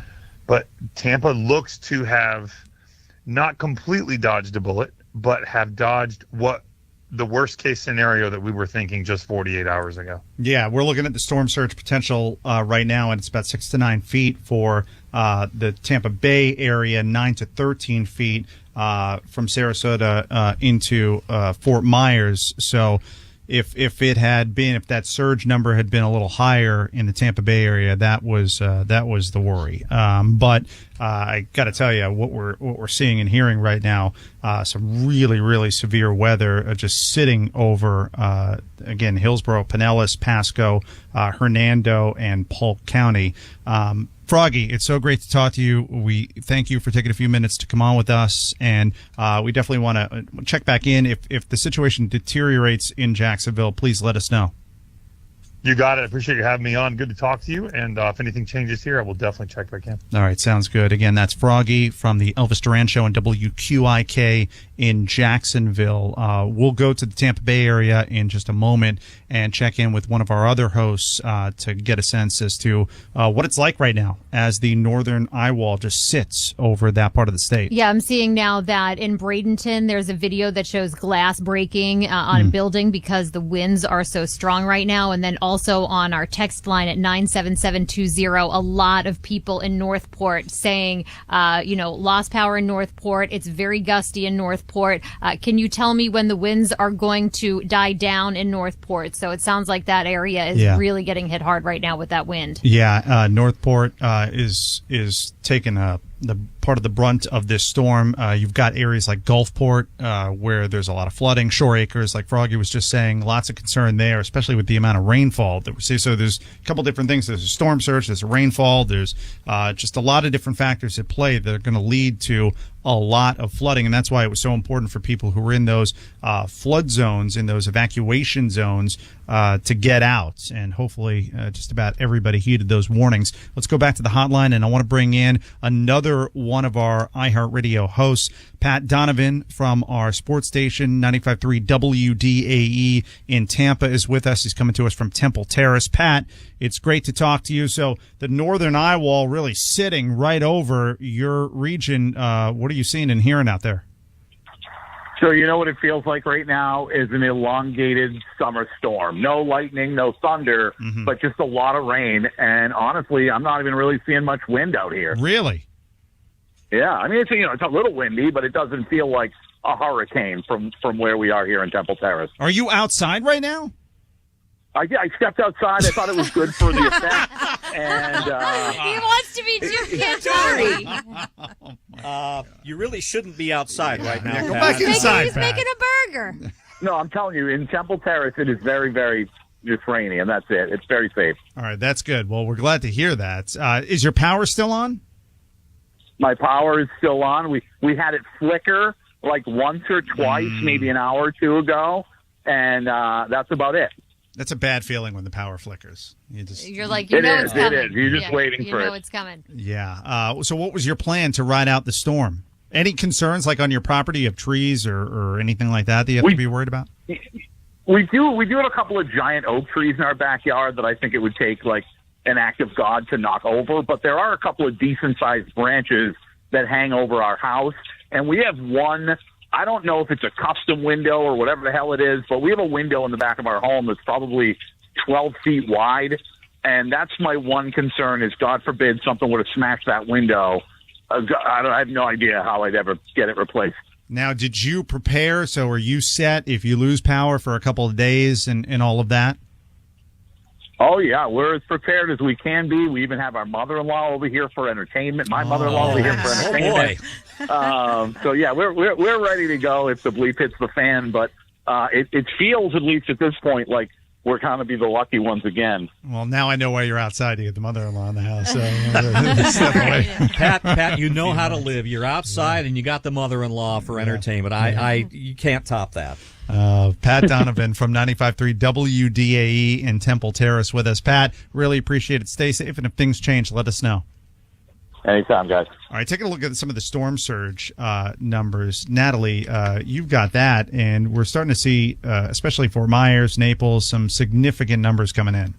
Yeah, we have been, and just by the looks of things outside, really Bradenton, Sarasota, Fort Myers, they're starting to get those storm surge rising, and let's see, tracking conditions in Sarasota as well. The latest peak storm surge forecast was, and we've been talking about how it's still high, but coming in a lot lower than what was anticipated.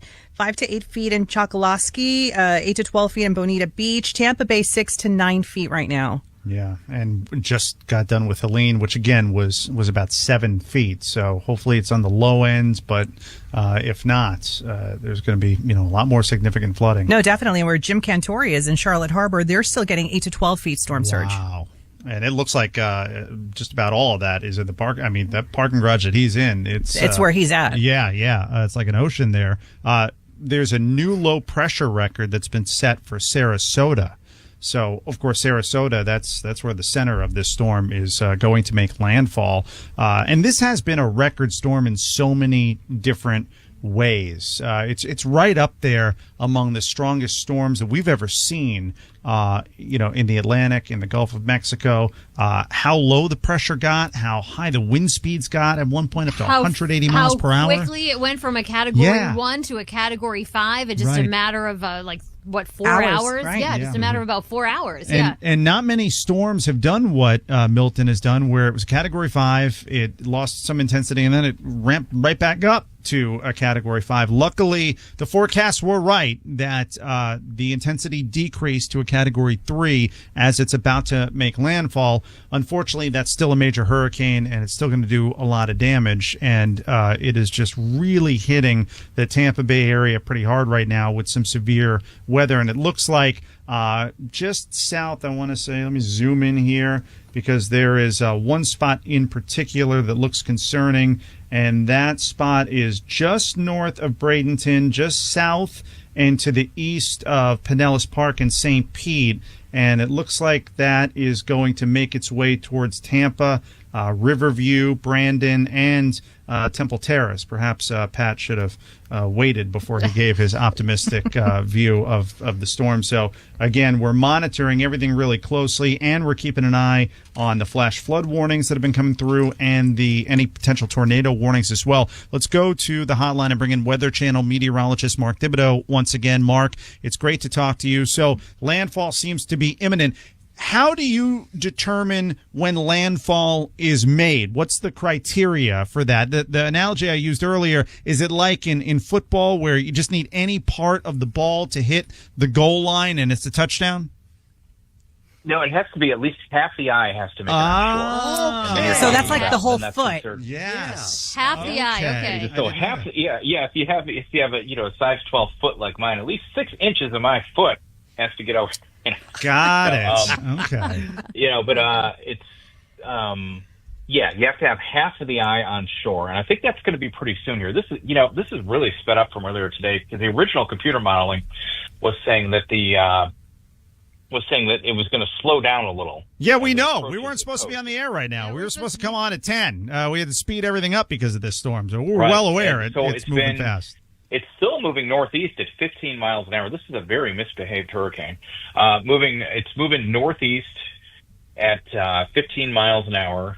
The winds are still 120. The pressure is 28.11 inches, 952 millibars. That still breaks the home barometer on the low side. Very, very low pressure. 140 miles southwest of Orlando, 35 miles southwest of Sarasota. Of course, that was with the 8 p.m. So I believe that it's probably, let me just click here because I'm getting updates so frequently. Let's see here. Now it is, 20 miles southwest of Sarasota, 130 southwest of Orlando, moving northeast at 120 mile per hour winds. So those are the particulars on it.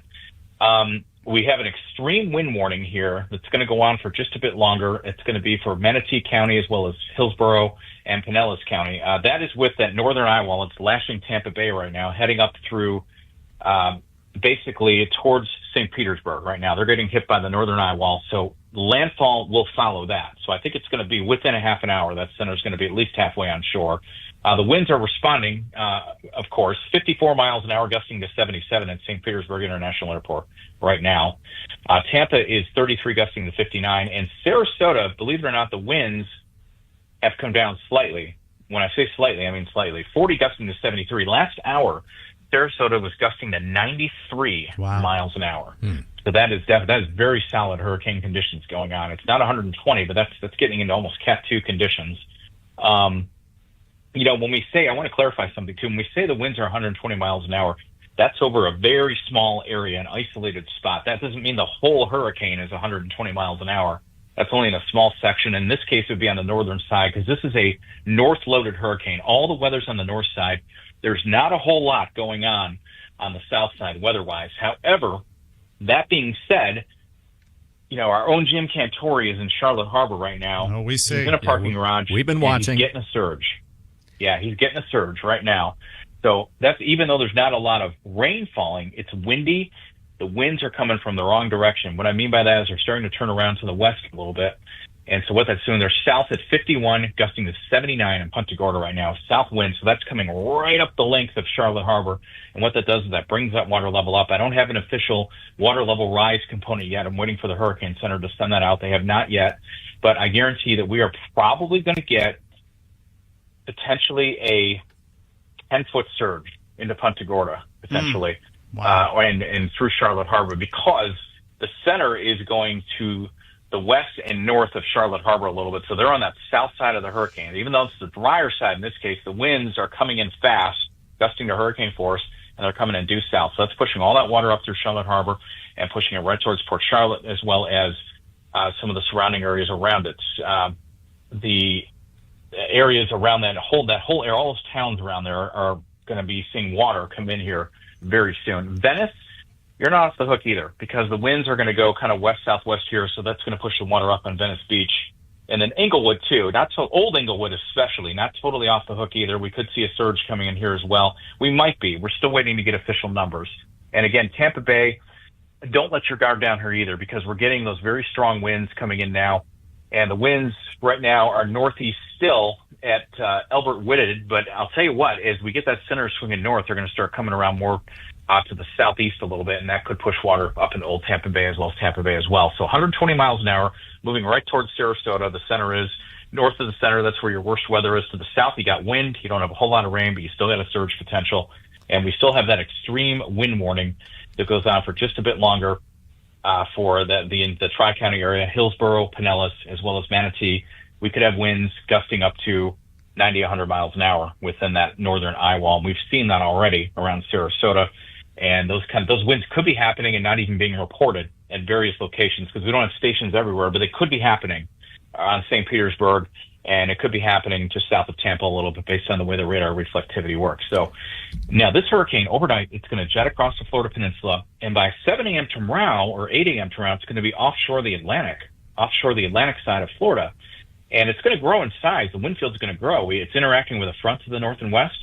So we have the tropical storm warnings all the way up through coastal Georgia and the low country of South Carolina. You'll have a tropical storm force east wind in those areas tomorrow. That could push water into Savannah. Could see a 2 to 4 foot surge there. We could see a decent surge from Jacksonville, maybe up to St. Johns River and further down to the Palm Coast as well. St. Augustine could get a good surge. In fact, if you look at the Atlantic observations right now on the other side, it's already starting to gust pretty. We're 16 gusting to 25 at Cocoa Beach, but I did see a location earlier, like Daytona right now is 36 gusting to 58 miles an hour. And, they're about 150, 160 miles still from the center of this hurricane. So that's what I mean by the tropical storm force winds are really expanding as this moves in. It's becoming a larger storm. It's a weaker storm. A small core of hurricane winds, a huge tropical storm force wind field. Orlando, your turn overnight, unfortunately. As this moves across the I-4 corridor, we could see gusts of hurricane force, trees down, extended power outages all across central Florida, especially along the I-4 corridor. So let's be very careful overnight, hunker down. Things get better around, then we can get out and assess a little bit. Mark, you said something a little bit earlier that kind of jogged my memory about describing the way the storm has formed and the way that it's moved across the Gulf. This has actually been a very unique hurricane in a lot of ways, hasn't it? It really has, because we don't often see a hurricane. We see hurricanes developing in the southwestern Gulf of Mexico, but typically when that happens, most of the time the way the steering pattern is in the upper atmosphere, they either move into Mexico or they move towards the Texas coast. To have something go across the entire Gulf of Mexico like that, from west of the Yucatan Peninsula and down in the Bay of Campeche, basically, and then go east, northeast, all the way to the Gulf side of Florida is really unusual, because even Hurricane Charlie, that formed down kind of at the edge of the Western Caribbean and then shot up very quickly in strength and went straight north right up through. We all know what that did. That was a horrendous hurricane for Punta Gorda and the Charlotte Harbor area. Just total destruction. But then, Cape Coral, Fort Myers, it was a lot less of a hurricane there. It just had some gusty winds and some rain. But this one, to go across the whole Gulf, become a Cat 5, max out, it was actually nearing mathematical limits on this side of the hemisphere. The pressure went down to 897 millibars a couple nights ago. That's almost an all-time low for the Gulf. The lowest pressure is Hurricane Wilma that we had 20 years ago. I believe it was 2005. We had Hurricane Wilma, and that had an 882 millibar pressure. That's ear-popping pressure, and so is 897 for that matter. But then what happened was, as it moved east, it started feeling a trough from the north, so that started shearing it. And then at the same time, as you get one of these troughs, you usually have dry air spilling in at the same time. So that cut off the south end of the hurricane. It didn't cut the wind field out, but it cut the rain out a little bit. That's why we're getting more wind in Cape Coral and Fort Myers than the north-loaded side where the rain stayed, where the shear didn't get to in the dry air. We're getting very heavy rain, and we're getting very strong winds, too. But it's been unique because, here it is. It bombed out to 180, 185 miles an hour, came across, held strength for a while, came in weakening, but still a 3. And now we basically have, I'm not saying we have half a hurricane, but this is all north. And to the south, it's still weathery, but it's not, the weather that's going on in St. Petersburg is a lot worse right now than what's going on in Cape Coral, for instance. Yeah, no question. But still, I would say Lee Island coast, we got to watch for a surge there, too. Weather Channel meteorologist Mark Thibodeau with us tonight. Mark, thanks so much for the update. We'll talk to you in about an hour. Okay, thanks. All right, now let me switch gears, and I want to bring in Executive Director of the Florida Division of Emergency Management, Kevin Guthrie, joins us. Director Guthrie, thank you so much for coming back on. We saw you with Governor Ron DeSantis a little earlier, about an hour ago, during that press conference. But just to speak to those who maybe didn't catch that, what are your messages tonight as Hurricane Milton is about to make landfall in Sarasota? Yeah, Ryan, thanks for having me on. The message right now is if you're in Sarasota County, you're Manatee County, Pinellas, Hillsborough, that area that's getting heavily impacted right now, is to stay right where you are. You do not need to try to get out and go into this. Please make sure you shelter in place, get to an area of your home that is central, away from doors and windows, hunker down and ride this thing out. If you are in an area that's a 2-story building and you're susceptible to storm surge, make sure you're doing that on the second floor, not on the first floor, just in case you get some type of water inundation. We don't want you, down there in the water. We want you up a little bit higher. Beyond that, Ryan, I think I go back to your previous caller. This is a really, really interesting storm in that the entire bottom and even portions of the east side of the storm have got a dry slot in it, and it's not the quote unquote dirty side of the storm, if you will. Yeah. All of this weather is to the north, and when I say to the north, it's like to the state line north, if not even beyond. So this is a very interesting hurricane for us. I think that sums up what you and I've been talking about over the last three days now. Is it's just been interesting the way that it formed, the way that it's gone up to Cat 5, down to Cat 3, making landfall a little bit south of where they projected, but nevertheless, a lot of rainfall again. But the message of the day right now, especially for those in the impact area, is going to be shelter in place. But also, again, I know some of your listening area over on the East Coast, Miami, Broward, and so on. We had just a plethora of tornadic activity. Yeah. About 4 hours ago, 100 plus tornado warnings, nearly 20 radar indicated tornado signatures on the ground with debris in the radar signature. Lots of damage, lots of destroyed homes, several people, or not several, but lots of people taken to the hospital, some of them potentially serious injuries. So again, same thing that we're talking about here, Ryan, is if you get a tornado warning, get to the center of your house, get to that location with no windows, put some type of a heavy clothing or a light mattress, heavy blankets over the top of you and protect yourself from the elements. Kevin, could you speak a little bit to the power outage situation throughout the state and more to the point about the recovery effort that's been put in place? The last number I saw was something in excess of 40,000 crews were already mobilized and in place ready to restore the power once the storm passed. Could you elaborate on that a little bit? Yeah, so I'm just getting the announcement they just made declared landfall at Siesta Key. So Ryan, you got that information. There it is. Right here. Well, that was good timing. That's exactly what we planned on, Kevin. That's why we had you booked for 8:33. Oh, there you go, Ryan. I appreciate that shout out. So on the power outages, I think the last number I remember hearing before I came in here was probably about 120,000. But the number of resources that we have amassed for this is now a Florida historical record. It's 53,000, 54,000 that we have resources that are already on stage in the area. So we're going to get after it. How we do it in Florida, we go full throttle, and we're going to get out there. We're going to get after it. My goal, and this is a goal. I set goals for my team all the time. Let's try to have 85% of the power restored in 48 to 72 hours, with 95% restored in 72 to 96 hours. So that's a goal that I set internally for our team. I don't mind sharing that with you. I think it's important for us to set goals and expectations and try to achieve them. If you don't, we just get complacent with mediocrities. But that's what we do here in Florida. We set goals, we try to go out and achieve them, and then we try to set records and beat them. Kevin, it's Natalie. Thank you so much for joining us and for being just always so accessible. I know we've talked about power outages and storm surge and tornadoes. One of the things that stands out for me with Milton is water safety, water quality, bacteria that's been associated with this storm. What can you say on that? Yeah, Natalie, well, I give it to my comm staff. They love it when I use the term floodwaters are gross. So, but they are. I mean, let's just talk about it. I'm a North Florida kind of guy, so I'll just go out and say floodwaters are gross. There's a lot of, especially now with the debris that was on the right of ways, and especially that Pinellas, Tampa Bay area, all of that's going to be mixing back in with the water that's coming in the storm surge, the Tampa Bay waters that are coming up on the Bay Shore in that area. What people don't realize, and I know. When I was a kid, the people go out and play in the street water after it rained. Yeah, we certainly did. But at the same time, getting a cut, something you're going down the middle of the street, you're knee deep water, you get a cut of something that's floating there, a rusty nail or something like that, and you're in that mixed water. The water quality is not great. The last thing I want anybody to do is end up getting some type of infection and then ultimately lead to potentially an amputation. Because we just didn't do things that were very smart. So I think we need to,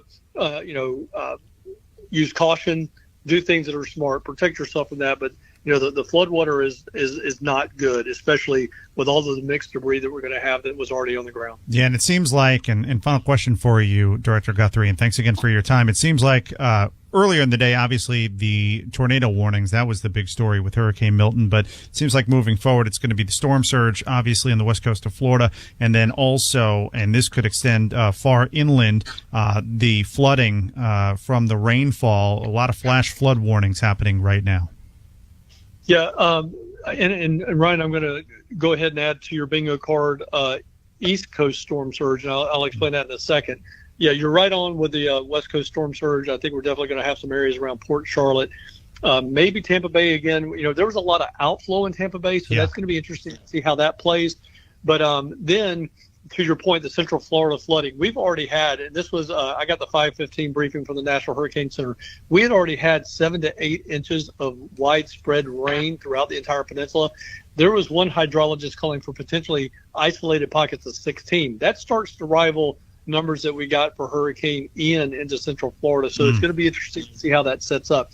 But if you look at this bigger radar signature, you see that way offshore lightning, heavy lightning that was the tornadoes that you mentioned, Ryan, now coming and wrapping back into northeast Florida. That's going to be an interesting developing story to watch. I think we're going to have more storm surge, 3 to 5 feet up there in that, Volusia County, Flagler County, St. Johns County, Duval County, Nassau County area.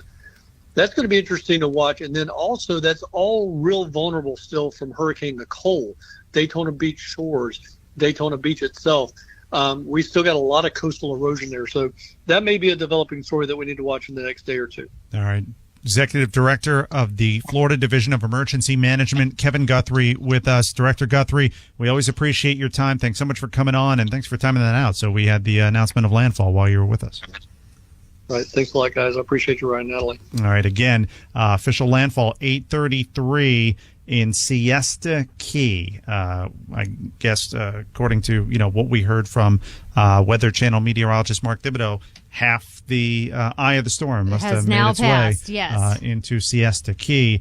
A couple of things I want to get to here. There's a lot happening. We've got a flash flood warning in effect for Tampa, St. Pete, and Clearwater, and this extends all the way up into Dunedin and Oldsmar, all the way down to Piney Point, and then over covering Sun City Center, Riverview, Brandon, and Temple Terrace. That's in place until 11:30 tonight. And when you take a look at some of the most severe weather right now, we've got multiple things going on. We've got the storm surge that we're monitoring, especially in Port Charlotte, in Fort Myers, Sarasota, a tremendous storm surge there. And then we also have the northern eye wall with the most severe weather. That is sitting over Pinellas County, Hillsborough County, Polk County, Pasco County, Hernando County, and it's making its way now really into Citrus County, and Orlando is starting to get some pretty severe weather as well. So this really has been a storm that has impacted almost all of the state. Maybe like Pensacola's sitting out there, and they're like, we're good. But just about everywhere else, including obviously the Miami-Dade area, Fort Lauderdale with tornado warnings earlier today. This has really been something, and just the speed at which it shifted. We were looking at potentially a 2 a.m. landfall, and we just had it at 8:33 tonight. And that's why when we're doing storm coverage leading up to landfall, and we mentioned this a number of times, like everything is subject to change. The intensity of the storm, the exact track of the storm, when it's going to make landfall, these things, it's not there's a lot of science in it, but it's not an exact science. Right, yeah. Exactly. Predictably unpredictable, I think. Yeah. And then the rainfall, too. 6-hour rainfall totals in Tampa Bay at least 5 to 8 inches, with hourly rainfall in the 2 to 3 inches per hour range expected. Yeah, on the ground that has just already been soaked. Yeah, I think I saw 6 to 12 possible. Isolated spots could get as much as 18.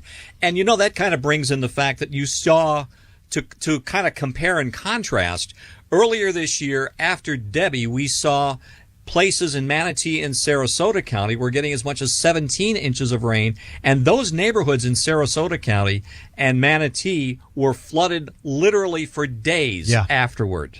So this is going to be, I guess my point is that this is going to be a very long-term situation with the potential for flooding in some of these areas. According to one of the measurements that we're getting out of Sarasota, there is 10 feet of storm surge in the Sarasota area right now. 10 feet of storm surge, and then we've been watching Jim Cantori, and he is Charlotte Harbor. Is that right? That's Charlotte Harbor. Yep. And there is just a ton of storm surge there. So really, from the Tampa Bay area south, that's where the most significant storm surge is taking place at the moment. 10 feet of storm surge.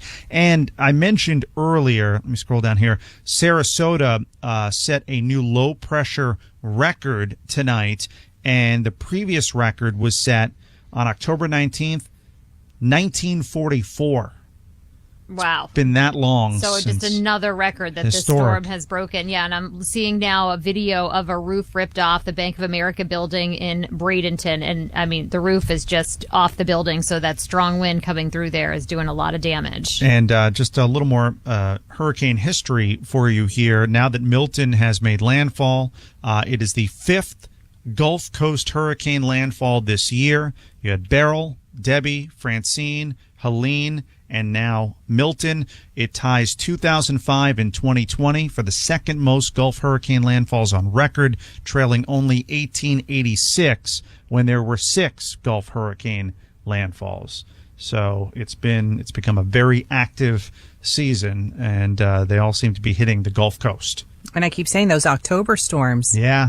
The October storms. There's something about October. Yeah. One thing I heard from Channel 8's chief meteorologist Jeff Baradelli not too long ago was he was kind of taking a 10,000-foot look at the hurricane season, and he says that this one has seemingly become back-ended. Yeah. Where we still have about a month and a half to go before the traditional end of the season, yet this is the busiest part of it, and we may yet achieve that extremely active prediction that we heard back in April and May. So we're monitoring the radar. We're monitoring the storm surge. We're monitoring all the warnings that are coming in, including these flash flood warnings. You have more? The Pasco, Polk, Citrus, Hillsborough, Hernando, Manatee, and Pinellas are under flash flood warnings right now. Yeah. What are you experiencing right now? You can text us at 97720 and let us know what's going on. And my internet connection just went out. I was going to read some of the texts, but I don't have them in front of me. So, all right. Almost 700,000 power outages now. Yeah, and my family's in Riverview right now, and I'm getting texts, my friends and family, that the power has gone out and that the wind has gotten really, really bad in the Riverview area in Hillsborough County. Well, let me see. Let me check in on my text messages. My mom, she is saying that and I'm quoting here, it sounds like a freaking hurricane, and she's in Spring Hill, so Hernando County. And my dad texts me that the Mets are moving on, so apparently they won their game. You can see where his head's at compared to mine. Well, my sister-in-law down in Holmes said, what's available on Uber Eats? That's the text that I got. So. All right, let me bring in News Channel 8 reporter Ty Russell, who is in Hillsborough right now. In Hillsborough County, along with Pinellas County, Pasco County, Polk, Hernando, and now it's reaching into Citrus, dealing with the northern eye wall. Ty, thank you so much for taking a moment to come on with us. So what have you been experiencing over the past hour or so? Yeah, over the past hour, things have really started to worsen. This is when we are seeing the actual hurricane impact. The wind speeds have picked up. The wind gusts are a lot stronger. We've been dealing with heavy rainfall for the last 2 hours or so. And this is that kind of rain with that strong wind where, it hits you in the face and it feels almost like sand. Mm-hmm. It hurts you. So that's why officials have been telling people this is the time to really stay indoors because the wind speeds are picking up. And then there's a lot of debris around on some of the streets as well because officials haven't had the time to clean up from Helene. So it's a really sticky situation right now, but so far, no major reports of any deaths or any major injuries, so far at least. Have you seen any flooding in the area that you're in? Are you in a flood-prone area of Hillsborough County? Yeah, I'm in evacuation zone A, but the photographer and I, we are in a safe spot here. Okay, good. And the reason why we are in evacuation zone A is because we've been showing our viewers in the Bay Area the Hillsborough River. We are yards away from the river, and so far what we've been seeing is the water rushing out of the bay into the Gulf, which is a good thing because in Helene, I was in the same exact spot, and we had to move away because the water rushed in, and that caused a lot of the flooding. And I mean, we're talking waist-high flooding, seeping into homes and businesses, damaging cars. That's how we got some EV fires, because some of that salt water mixed in with those electronics and caused many fires. And, you know, first responders, they were unable to get to them. So it's a lot different now when it comes to the flooding. However, Hillsborough is expecting more rain this time around, because on the side of the eye wall where we are, boy, it's going to get messy. Now, have you seen people out and about, or is it like a ghost town where you are? That's what I'm hoping. I'm hoping people are in a safe space and they're staying there. In terms of those in your area venturing out, any of that going on? You know, when I first arrived to the location where I am, which is downtown Tampa, I did see a few people this afternoon taking a jog along a river walk here. However, fortunately, for the last 3 or 4 hours, I haven't seen anybody. The only people who I've seen on streets or driving around were first responders. I saw one ambulance with flashing lights and a siren, but besides that, it has been a ghost town, and that's exactly what officials want. They want people to stay inside because last time people tried to go out in some of these flood waters, and guess what? They were swept away or they needed to be rescued. And when the wind speeds get to a certain level, you know, first responders can't go to that area because it's dangerous for them. It's dangerous for the vehicles. So people, thank goodness Helene happened, because people are definitely listening to officials this time around, and they are staying off the sidewalks, off the streets. They are inside. Ty Russell, News Channel 8 reporter, coming to us from Hillsborough County with an update. Ty, thank you so much. Stay safe out there. Thank you, guys. Thank you so much. All right. Now let's bring in the Deputy Director for the National Hurricane Center. Jamie Rome is with us here on our statewide Operation Stormwatch coverage for iHeartRadio. Jamie, we just announced it. We actually had Kevin Guthrie, the Director of the Florida Division of Emergency Management. He made the announcement as he got it. We have landfall 8:33 at Siesta Key. That is correct. That's a little bit to the west of Sarasota. Made landfall with 120 mile per hour winds, 954 millibars, and so that's a major hurricane, unfortunately, as predicted. I feel like we've got a couple of different storylines going on right now. I'm seeing in Sarasota pretty significant storm surge. We're seeing Naples water levels above where they peaked for Helene 2 weeks ago and still rising. And then we have these flash flood warnings for a large portion of the Tampa Bay area. What are some of the angles that you're monitoring closely with Milton? Unfortunately, all of the hazards that we sort of feared would happen are unfolding. This sort of speaks to why we can't see a hurricane as a dot on a map, and we have to think of it in a broader sense. So the heaviest freshwater flooding from rain is occurring along into the north of where the center is tracking. So that's occurring over Tampa, St. Petersburg, effectively the I-4 corridor. And the highest storm surge is occurring near into the south of where it made landfall. So that's, like you said, Sarasota, Venice, Port Charlotte.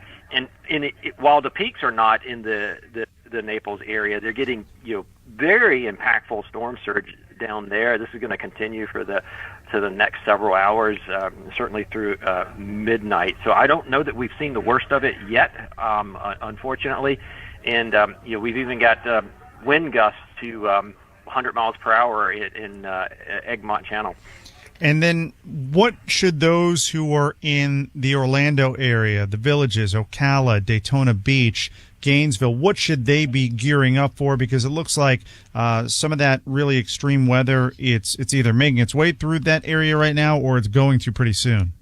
Oh, it's going downhill quickly in Orlando. We're already getting gusts to tropical storm force, and this band of heavy rain is going to ride right along the I-4 corridor.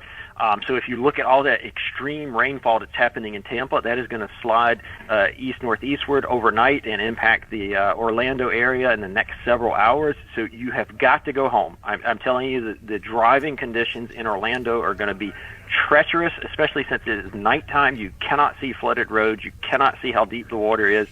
It is not safe to be out, and go home as quickly as possible. Jamie, I was kind of waiting, and this is Reed Shepard here. I was kind of waiting until the storm made landfall to ask this question, but maybe it's time to look into it a little bit. And that is simply, we had a text earlier this evening from a gentleman down in Venice who was asking, when are things going to improve? When might we see things start to improve, not only in the Tampa Bay area, but down to the south of Sarasota where it made landfall? Any guesstimates on that? Probably after midnight.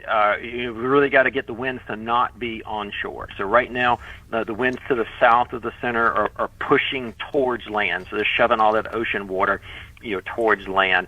Once those winds come around, more to the north or northeast after midnight, that water will start to drain out. Now, I will caution, though, sometimes the water pools. Once it goes inland, it kind of ponds and pools. So when people get up in the morning, don't just go out and start wandering around. There could be power lines down in that pooled water, so it still might be unsafe to move around even tomorrow morning.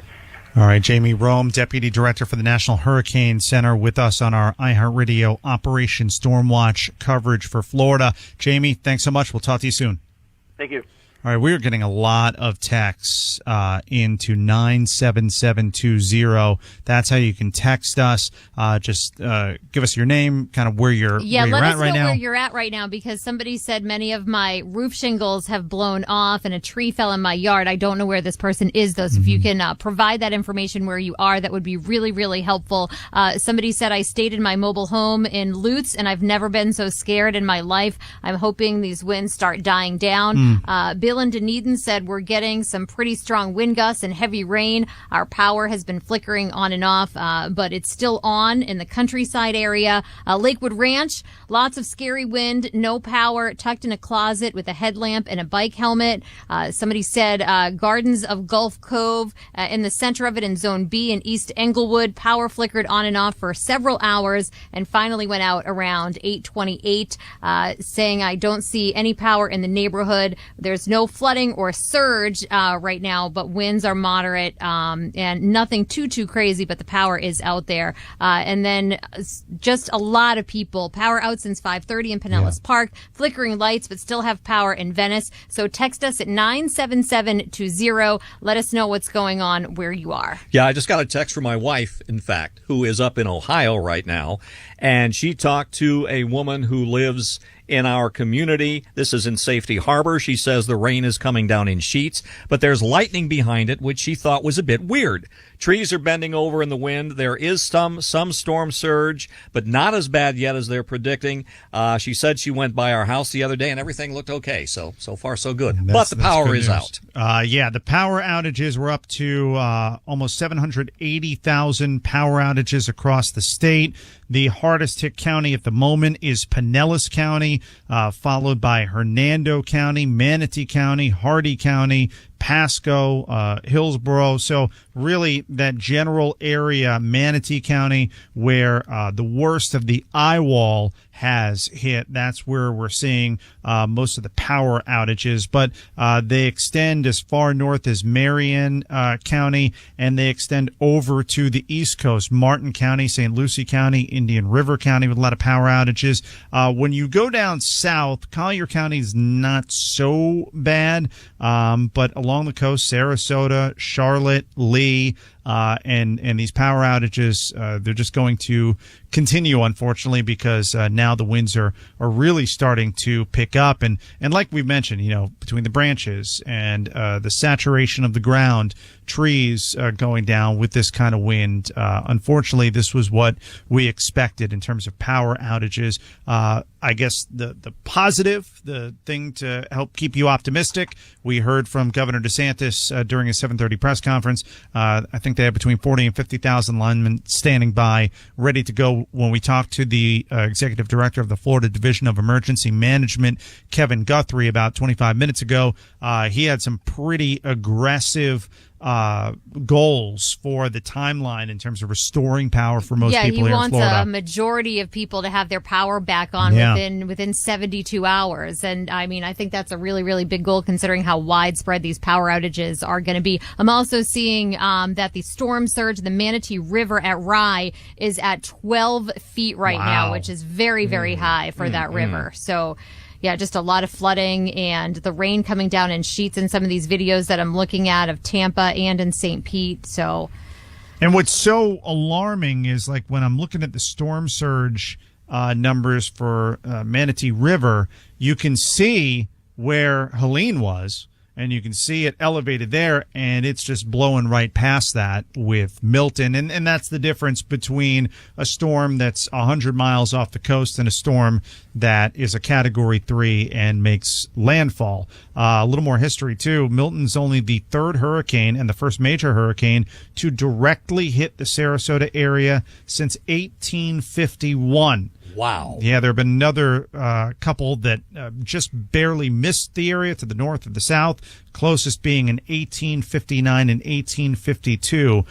So we're going way back. A lot of history being made with this storm. Fortunately, it's not the kind of history we want, but that's what we're seeing. We are keeping a close eye on Fort Myers and Naples. Again, they're showing moderate to major flooding right now. Water levels still increasing. So you've got a few things going on. Earlier in the day, we had the tornado activity that was making all the headlines. It was like 140 plus tornado warnings across the state. Now we've got the storm surge really from Sarasota south to Fort Myers and everywhere in between. And then we have the flash flooding for the Tampa Bay area. And there are some reports right now of calm winds in Sarasota right now because the eye is right there. So what people in Sarasota are experiencing is the eye of the storm. That does not mean it is time to go outside. That does not mean the storm has passed at all. You're in the eye of the storm. It's gonna be calm for a little while before those winds start to really pick up again. Yeah, don't venture out and start looking at stuff or take any chance. It's not worth it. No, it's not. Whatever the situation is, it's still going to be that way in the morning, when it's a lot safer. Yeah. So please stay where you are, stay safe. We are hoping that we are not going to be dealing with what we saw with Hurricane Ian and the death toll here in Florida, or even more recently, obviously, Hurricane Helene. Hopefully everybody, I think Helene scared a lot of people. Yeah, I think the death toll from Helene was approaching 200. It surpassed it. Surpassed it the last time I saw. But, I was thinking about something else, too, is like it may seem like a once-in-a-lifetime event to go outside and stand in the eye of a Category 3 hurricane. Mm-hmm. Don't do it. No, it's not worth it. It's not worth it.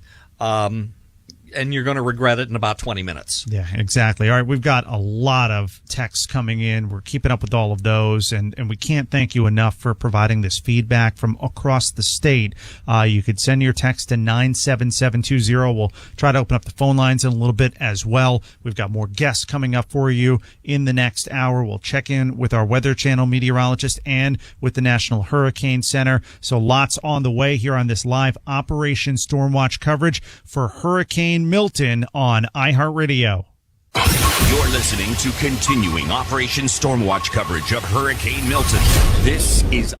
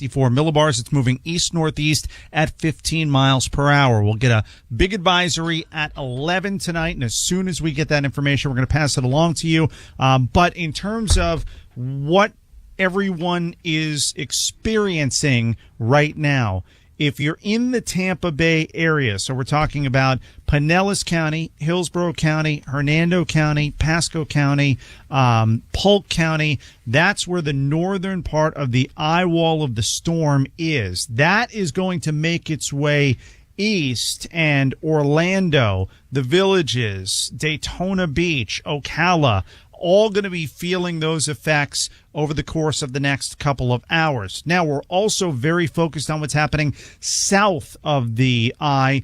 When you get to Sarasota, Port Charlotte, Fort Myers, Naples, Venice, that's where the storm surge is really kicking in. So we've got multiple things going on here. We've got flash flood warnings associated with the northern eye wall of this storm covering the Tampa Bay area. Then we have the storm surge issue to the south from Sarasota through Fort Myers, and we're seeing some alarming numbers in terms of how significant the surge is becoming. Absolutely, and the wind gust, too. Yeah. Tampa Bay had a wind gust of over 100 miles per hour just a few minutes ago. Wow. Yeah, and you're talking about covering Hurricane Irma.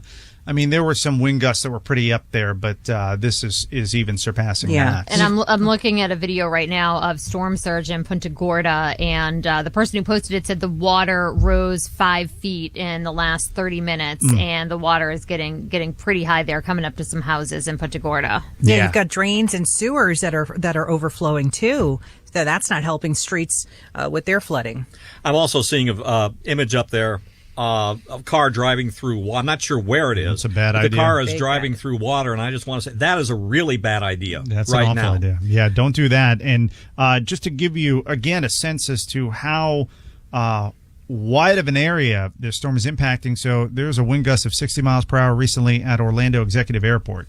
So tropical storm force winds at the very least impacting most of the states. And while it's moving quickly, and it certainly came ashore earlier than we thought this was going to be a middle of the night event. It wound up being an 8:33 event in terms of landfall.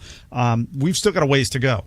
This eye will the eye of the storm just made landfall at 8:33. Still a ways to go, and for those, and I'm focusing in on the Tampa Bay area right now because that's where the most severe weather is, these flash flood warnings. The rainfall is going to cause some localized flooding. So if you're in places like Shore Acres, Bayshore, different spots like that, depending on where you are and what you typically experience, the amount of rain that we're getting in such a short period of time. Yeah, 2 to 3 inches an hour. It's a lot. Yeah. It is a lot. Hopefully, the fact that it hit so early and that it's moving so quickly, maybe by daybreak we'll have some sunshine in some areas if the rainfall does stop, which will help the water recede. Hopefully. If you're looking for when our conditions going to improve a little bit, we heard a little bit ago, possibly midnight, maybe a little bit later, but hopefully keep your fingers crossed. Tomorrow morning should be a lot different. Taking a look at the extreme wind warning that's in effect right now, this stretches from Palm Harbor all the way east to Plant City, and then all the way down through Bradenton. Of course, it covers St. Pete, Clearwater, Tampa, Riverview, Sun City Center. So a very large area under an extreme wind warning right now. Where Jim Cantori is in Port Charlotte, the storm surge is rising significantly. And he's still hanging out in that same parking garage. And the water is getting deeper. Yeah, it looks like he's almost waist deep there. He's getting close to it. Is that a scuba suit? Parking garage. There, yeah. Oh no. Or is he faking us out? He just stepped onto a dry part of concrete. So there's a lot of water making its way through that parking garage. There's going to be just a lot of flooding, again, on two different fronts with this storm. You've got the flash flood warning, the freshwater flooding that we're worried about, and then, of course, the storm surge. And right now we're looking at about 4.8 feet at Naples Bay. 3.8 feet at Fort Myers. And then we're seeing some indicators that show water levels higher than that in certain areas. Don't go outside. No. Don't go outside. Then an update on power outages. More than 804,000 customers without power, and that number is just going to keep on going up and up and up. Yeah, let me take a look at some of the areas hit hardest by power outages. Pinellas County, over 200,000 without power. Hernando County, over 30,000 without power. Hardy County, so you've got about 9,600 people with the potential for a power outage there. Over 3,000 of them already without power. Those numbers, again, going to continue to go up as the wind speeds kick up and the worst of the storm makes its way through that area. We're getting so many more texts right now at 97720. That's 97720. Make sure you tell us where you are texting from so we know what the conditions are where you are.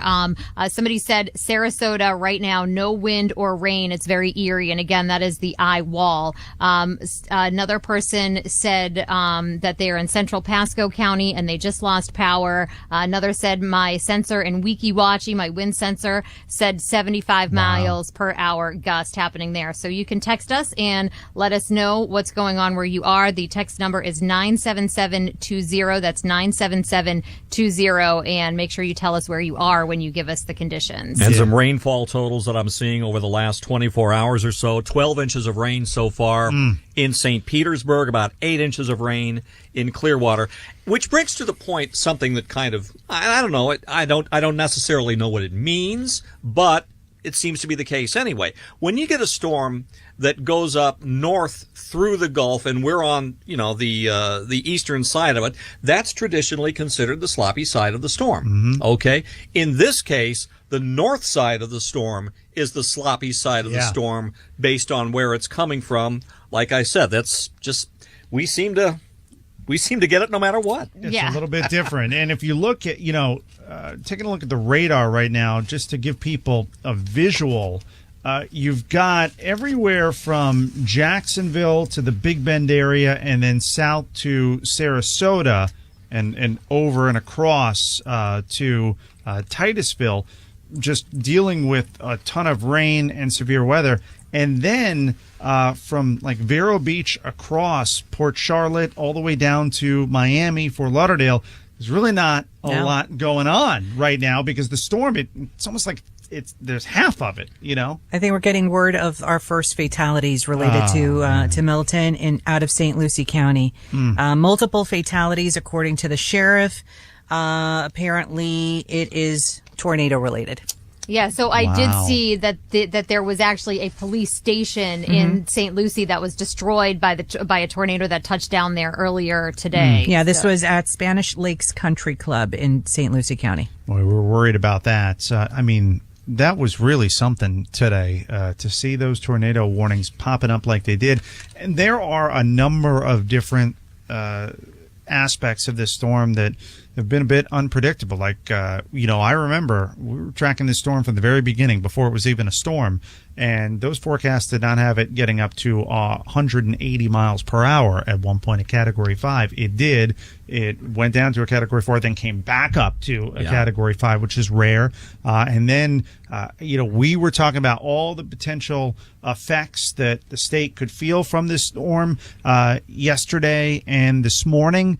And we mentioned that, in those outer bands, you have the possibility of tornadoes, but nobody saw that many warnings. We didn't see this coming. Yeah, because it happens where you'll get, a small one or, nothing that really seems to do a lot of damage with these storms. But what happened today with the number of tornadoes and just how big they were and looking at the videos and everything, it really is intense. I noticed that a lot of the tornado warnings, help me out on this, Natalie, but they seem to be centered more toward the south center part of the state, Highlands County, Polk County, those kind of areas. They weren't necessarily along the coast so much as they were in the center.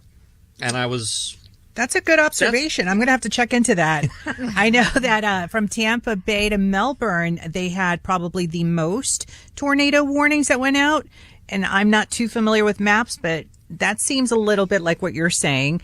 But then you get to Palm Beach, Miami-Dade, and Broward counties, and then where we had it, the warnings throughout the morning hours, that's not inland. That's more along the coast. Yeah, so. we actually watched a couple of tornadoes touch down. Yeah, we did. In Broward County along the Alligator Alley this morning. It really is very interesting to see. Fortunately, it was in an area where there's nothing there.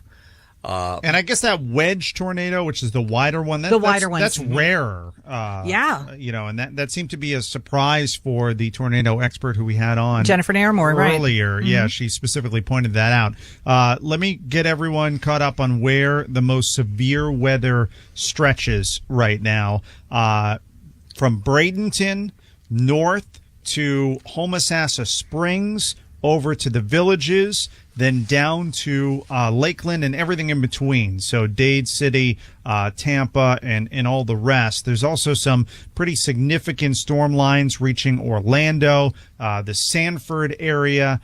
So a pretty wide area dealing with that northern, I guess it's still technically the northern eye wall. It's starting to get a little bit messy, the storm, as it's impacted by land and all of that. It'll be interesting to see if we get an update soon, if it's decreased in its intensity at all. But right now, that's the area where there's the greatest concern for the rainfall and the winds. But the greatest concern for the storm surge is south from Sarasota to Fort Myers. And we're going to go to Fort Myers in a couple of minutes and check in with one of our iHeartRadio hosts to kind of get a feel for what's going on there. Just taking a look at some of the images, some of the webcam videos, and some reporters out. Tampa is getting hit hard right now. All right, so we have a 9 o'clock update on Hurricane Milton, and it is weakening a little bit. It's still a Category 3 storm, and the eye is almost entirely over land at this point in the Sarasota area. It's moving east-northeast at 15 miles per hour, but the wind speed, the maximum wind speed, is down from 120 to 115 miles per hour. The center of the storm is located 5 miles north of Sarasota. So it's still moving at a decent clip. The wind speeds have slowed down a little bit, but you're still talking about a major hurricane now sitting over the state. Now, by the time it gets over to the Orlando area, it should be a Category 1, we think. And when it exits the state, it will be a Category 1. And then I'm seeing the possibility of even more rough weather along the Georgia coast and even into the low country of South Carolina, which, if you're familiar with that, they don't call it the low country for nothing. Right. So they could be in potentially a great deal of harm's way as far as flooding is concerned. But it really does amazes me that this thing is going to hold together as long as it's going to hold together. Yeah, because when it makes landfall, it weakens it's almost quick. Immediately that the hurricane will be downgraded to a tropical storm, and then it's not necessarily going to happen this time. No, wow, the power outage numbers just over skyrocketed. Yeah, they just went up. 1.1 million without power now here in Florida. The hardest hit county in terms of the amount of people who could be without power, who are without it, is Manatee County, followed by Sarasota, Pinellas, and then you've got Pasco, Hillsborough, Hernando, and Citrus, and then Indian River for some reason. It's tiny. Yeah, hit pretty hard by the power Collier outages. County starting to see some more numbers up there, down there rather. Yeah, but Manatee County, Sarasota County, and then Pinellas County, not really all that surprising, but 1.1 million people without power now. And also, I was looking at a second ago some video from St. Pete Beach, and I mean, the rain is horizontal.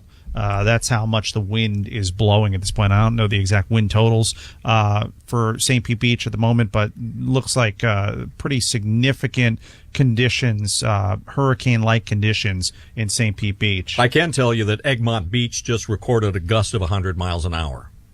Wow. That's gives you an idea of the strength of the storm around the eye wall. Let's go and bring in one of our iHeartRadio hosts from 95.3 The Beat in Fort Myers and Cat Country 107.1 FM.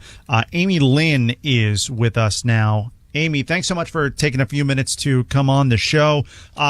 We're monitoring so many different things. You've got the eye wall and the severe weather in the Tampa Bay area, but where you are in Fort Myers and north to Sarasota, storm surge is a huge concern. What are you seeing and hearing where you're at? That's pretty much the deal too. I mean, post Hurricane Ian, it has not been the same as far as how bad it floods in our area. And so all of the places that it usually does are, and so we've got massive flooding going on Bonita Beach and Naples near Tin City and Fort Myers Beach. I'm seeing video there. But the one thing I will say is that people really did heed the warnings and they did evacuate. And it was very good to see that. Was that the Ian effect? You think? I think so. Yeah. I mean, that that caught me off guard because I honestly thought of myself as somebody that really did prepare. I didn't not take it seriously. I'd already gone through Irma. I was prepared, but there was no preparing for what happened, and it happened so fast that you just can't. I mean, if you have the time and the people telling you what you need to be doing to be safe, you should do it. Now, Amy, you were on Sanibel Island, and that's where you rode out the storm with Hurricane Ian. So what was that like? Yeah. That was literally the most terrifying experience of probably in my life because it was so long. It was like 6.5 hours of them saying, like, stay in place. And within the first 30 minutes, this house that we were in that was hurricane-proofed, the whole basement had flooded. I mean, it was almost up to the second level. The roof had blown off. The whole second story of the house next door blew off into the front yard of where we were. The glass shutters were supposed to be hurricane-proof, but and there was those curtains that were up too. All of it just blew off, like the entire deck screen and everything. It's just and then it was like basically a wind tunnel. So we were behind different doors trying to keep people safe by holding doors shut, because there was a suction that was just like rolling through the house.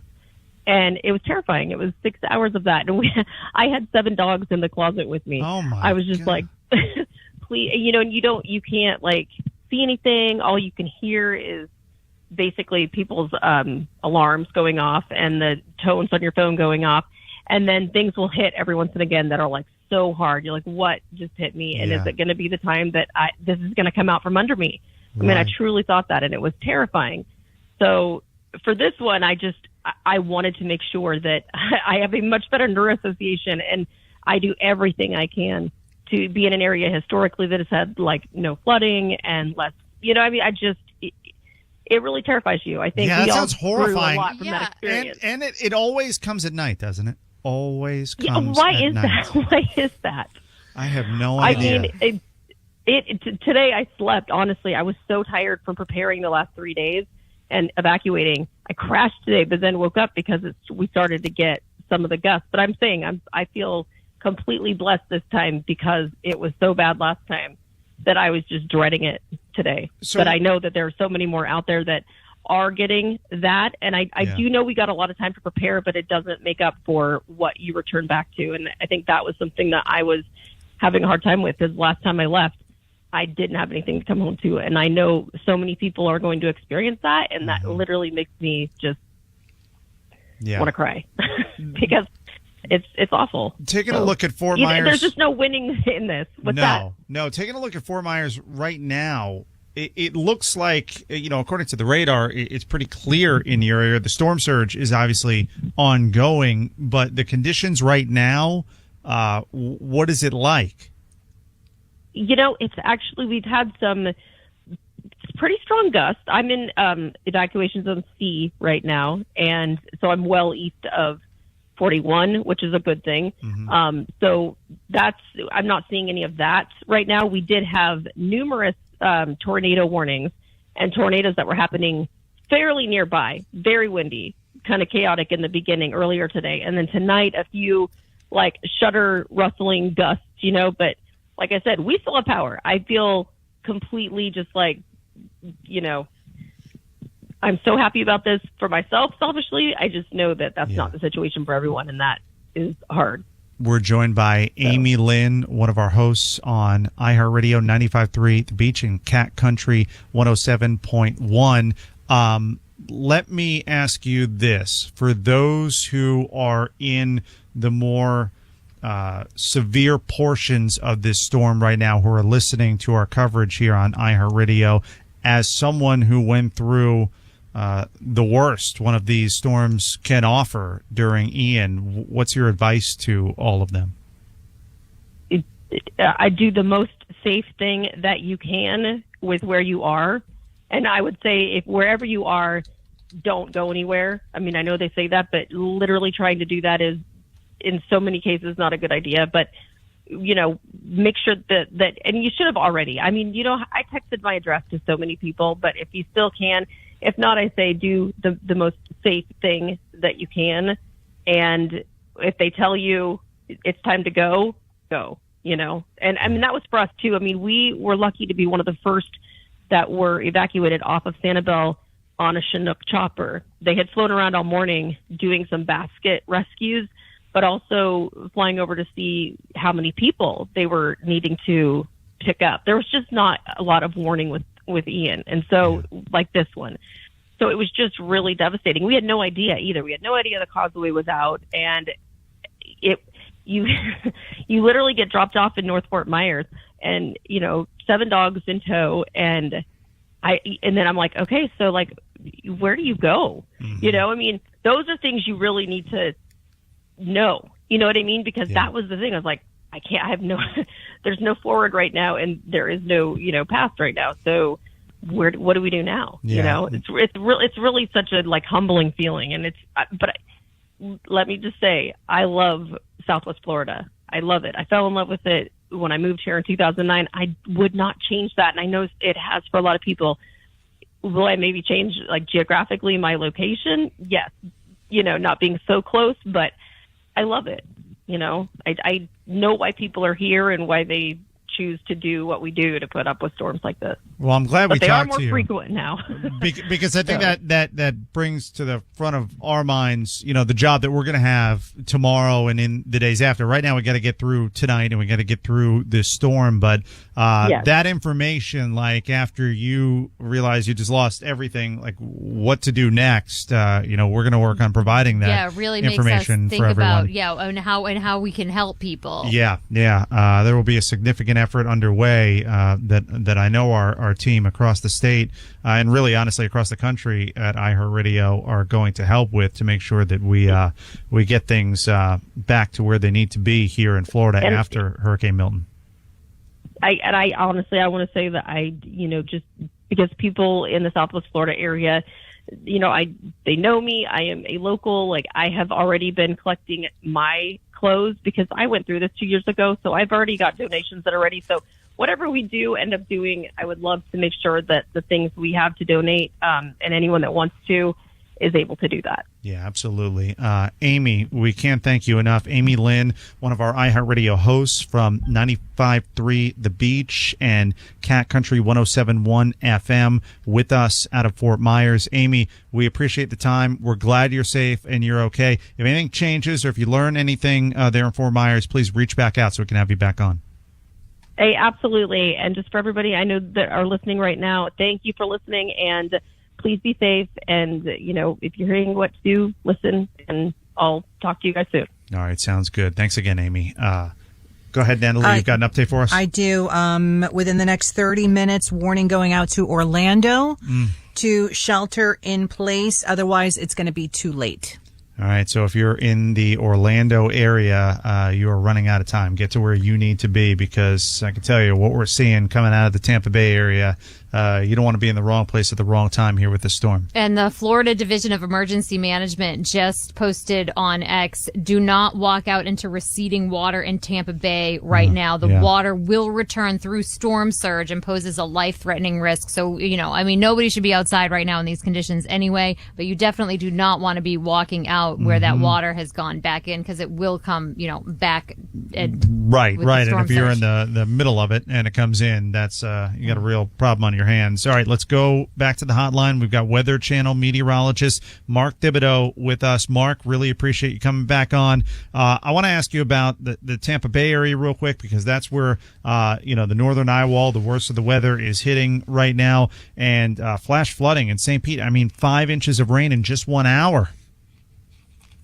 Yeah, not surprising, too. Not surprising. This northern eye wall has some of the heaviest rainfall rates around anywhere. And, in regards to Tampa Bay, the reason why we're seeing the water empty out a little bit is because we have a north wind right now in St. Petersburg of 56 miles an hour, gusting to 83. So that's pushing all that water down through old Tampa Bay into Tampa Bay and trying to push it back out in the Gulf of Mexico. But as we said, as that western part of the storm moves in and the winds switch back around more to the west-southwest, it's going to surge right back in.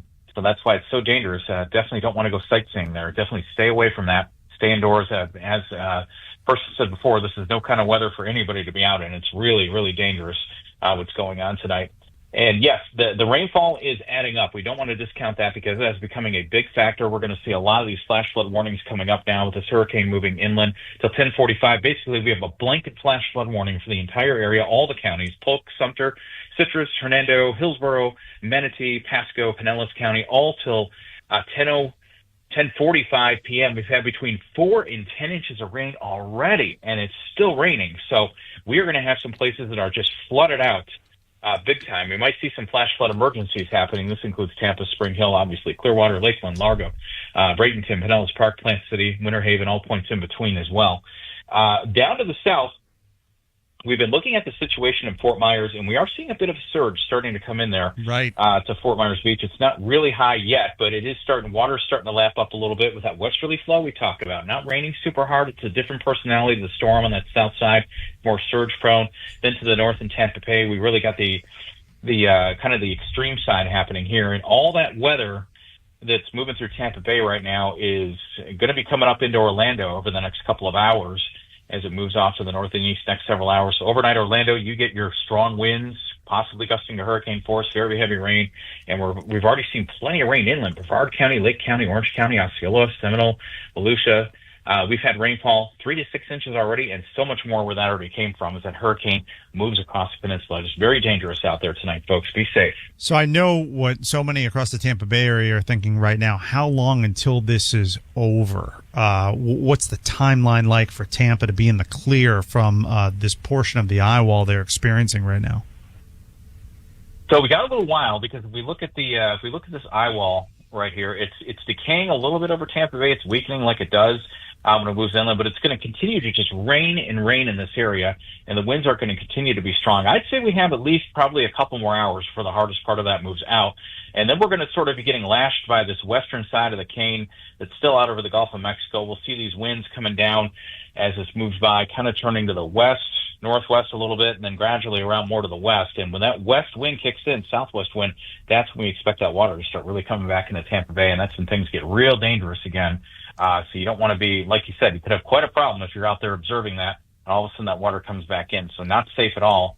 That retreat of water is simply because of that strong wind that's out of the north, 50 gusting to 80 miles an hour right now. And by the way, landfall, like we talked about, Siesta Key, one of the barrier islands here, about an hour ago. The center now moving inland a little bit, south of Tampa, south of St. Petersburg. So anywhere south of where the center is, we're talking about Englewood, you guys, Venice, as well as Gulf Estates and Sarasota. We could be looking at the potential here for additional surge that comes in over the next couple of hours as we get that strong wind moving off the Gulf of Mexico onto these area beaches. And Charlotte Harbor, obviously, we're already in a surge situation there. That's going to continue for a while, and that's going to lead down to Fort Myers as well as San Carlos Bay, those areas down the Lee Island coast. So the worst of the weather in Tampa Bay, I think, still has another hour or two till we can get that eye wall out of here, and that decaying eye wall, once it moves out and starts moving east-northeast, that's what's coming to Orlando. That's still about that northern eye wall is still a good distance away. It's still about 80 miles from Orlando proper, but I would say that as we go through the night, as this thing picks up a little speed, it's going to be coming in over the next couple of hours. Next 2 to 3, 4 hours, that eye wall moves into Orlando towards midnight, maybe a little bit beyond, and that's when we start getting those really strong winds inland too, and then already seeing the very strong winds on the Atlantic side as well. So just such a widespread, big hurricane. I know. So much to talk about. But the bottom line is just stay indoors, hunker down, let this thing pass. If you're in Fort Myers, even though it's not raining real hard, I definitely would not go out on the beach and check it out either. No need to. There as well, right exactly. Now. Real quick, Mark, I've got to ask you about this flash flood emergency that just came through for Tampa, St. Pete, Clearwater. It's a big area, so it goes up to Dunedin, Oldsmar, over to Temple Terrace, Brandon, Riverview, Sun City Center, Piney Point. We see these flash flood warnings. A flash flood emergency. What's the difference there? What does everyone in Tampa, St. Pete, and Clearwater need to know right now? Okay, first of all, no surprise this was issued. We fully expected this because of the level of rain we had. So that's for St. Petersburg, Tampa, Riverview, Palmetto, and that is until 2:30 in the morning for Central Hillsborough County, Northern Manatee, Southeastern Pinellas County. The difference is what a flash flood emergency is. The difference between that and a flash flood warning is a flash flood emergency basically means that we are going to probably see, if you're out in this, we're going to see water rescues. And this is the kind of rain, kind of flooding, where cars float away. And that's why it's so dangerous to be outside. And it's no surprise because in this area, we've had 10 to 14 inches of rain. So flash flooding emergency is a absolute life-threatening situation from a flooding standpoint. So extremely dangerous to be outside in that. We've had 10 to 14 inches of rain across the area. We still have got more rain that's falling, so it's not impossible. We could have at least a few more inches of rain before this lets up. So if you combine the rain that's falling and the fact that we're, especially in the case of, Tampa Bay, we're going to be surging here in a little bit, that just makes the situation just ultimately the most dangerous situation around right now. So the flash flood emergency is the highest level of flash flooding. That means we're going to potentially have water rescues. If you're out in that, cars could float away, objects floating away, things like that. It could be flooding. There could be residential flooding going on too. Commercial building flooding, things like that. That's what we're talking about when we use the flash flood emergency designation. Right. Very dangerous. That really helps put that into perspective for us. Weather Channel meteorologist Mark Thibodeau with us. Mark, we will check in with you in an hour. Thanks so much. Okay, thanks. Boy, I got to tell you, if you're in the Tampa Bay area, you got to be wondering what the hell is going on. We just saw images of the bay, the water's being sucked out of the bay. At the same time, they got flash flood emergencies going on around the area. It really is crazy. It really is crazy. And the lightning and the transformers blowing up, too. Yeah. There's a lot of videos of the transformers blowing up, too. And it's all different colors when that happens. Yeah, when you see blue, out there, it's not the aliens visiting. It's, a transformer popping and somebody's losing power. Yeah, exactly. What are we looking at in terms of the power outages? 1.1 million right now. 1.2. 1.2. Yeah, it's gone up, and a lot of those numbers coming in from Sarasota, Manatee, and Hardee counties right now, in addition to the immediate Tampa Bay area. And we're starting to see more inland now, too, with Lake County, Sumter County, Marion County, as, again, that northern part of the eye wall starts inching closer to Orlando. Yeah. And on our text line at 97720, we have people asking in Lakewood Ranch and in Sarasota and Northport,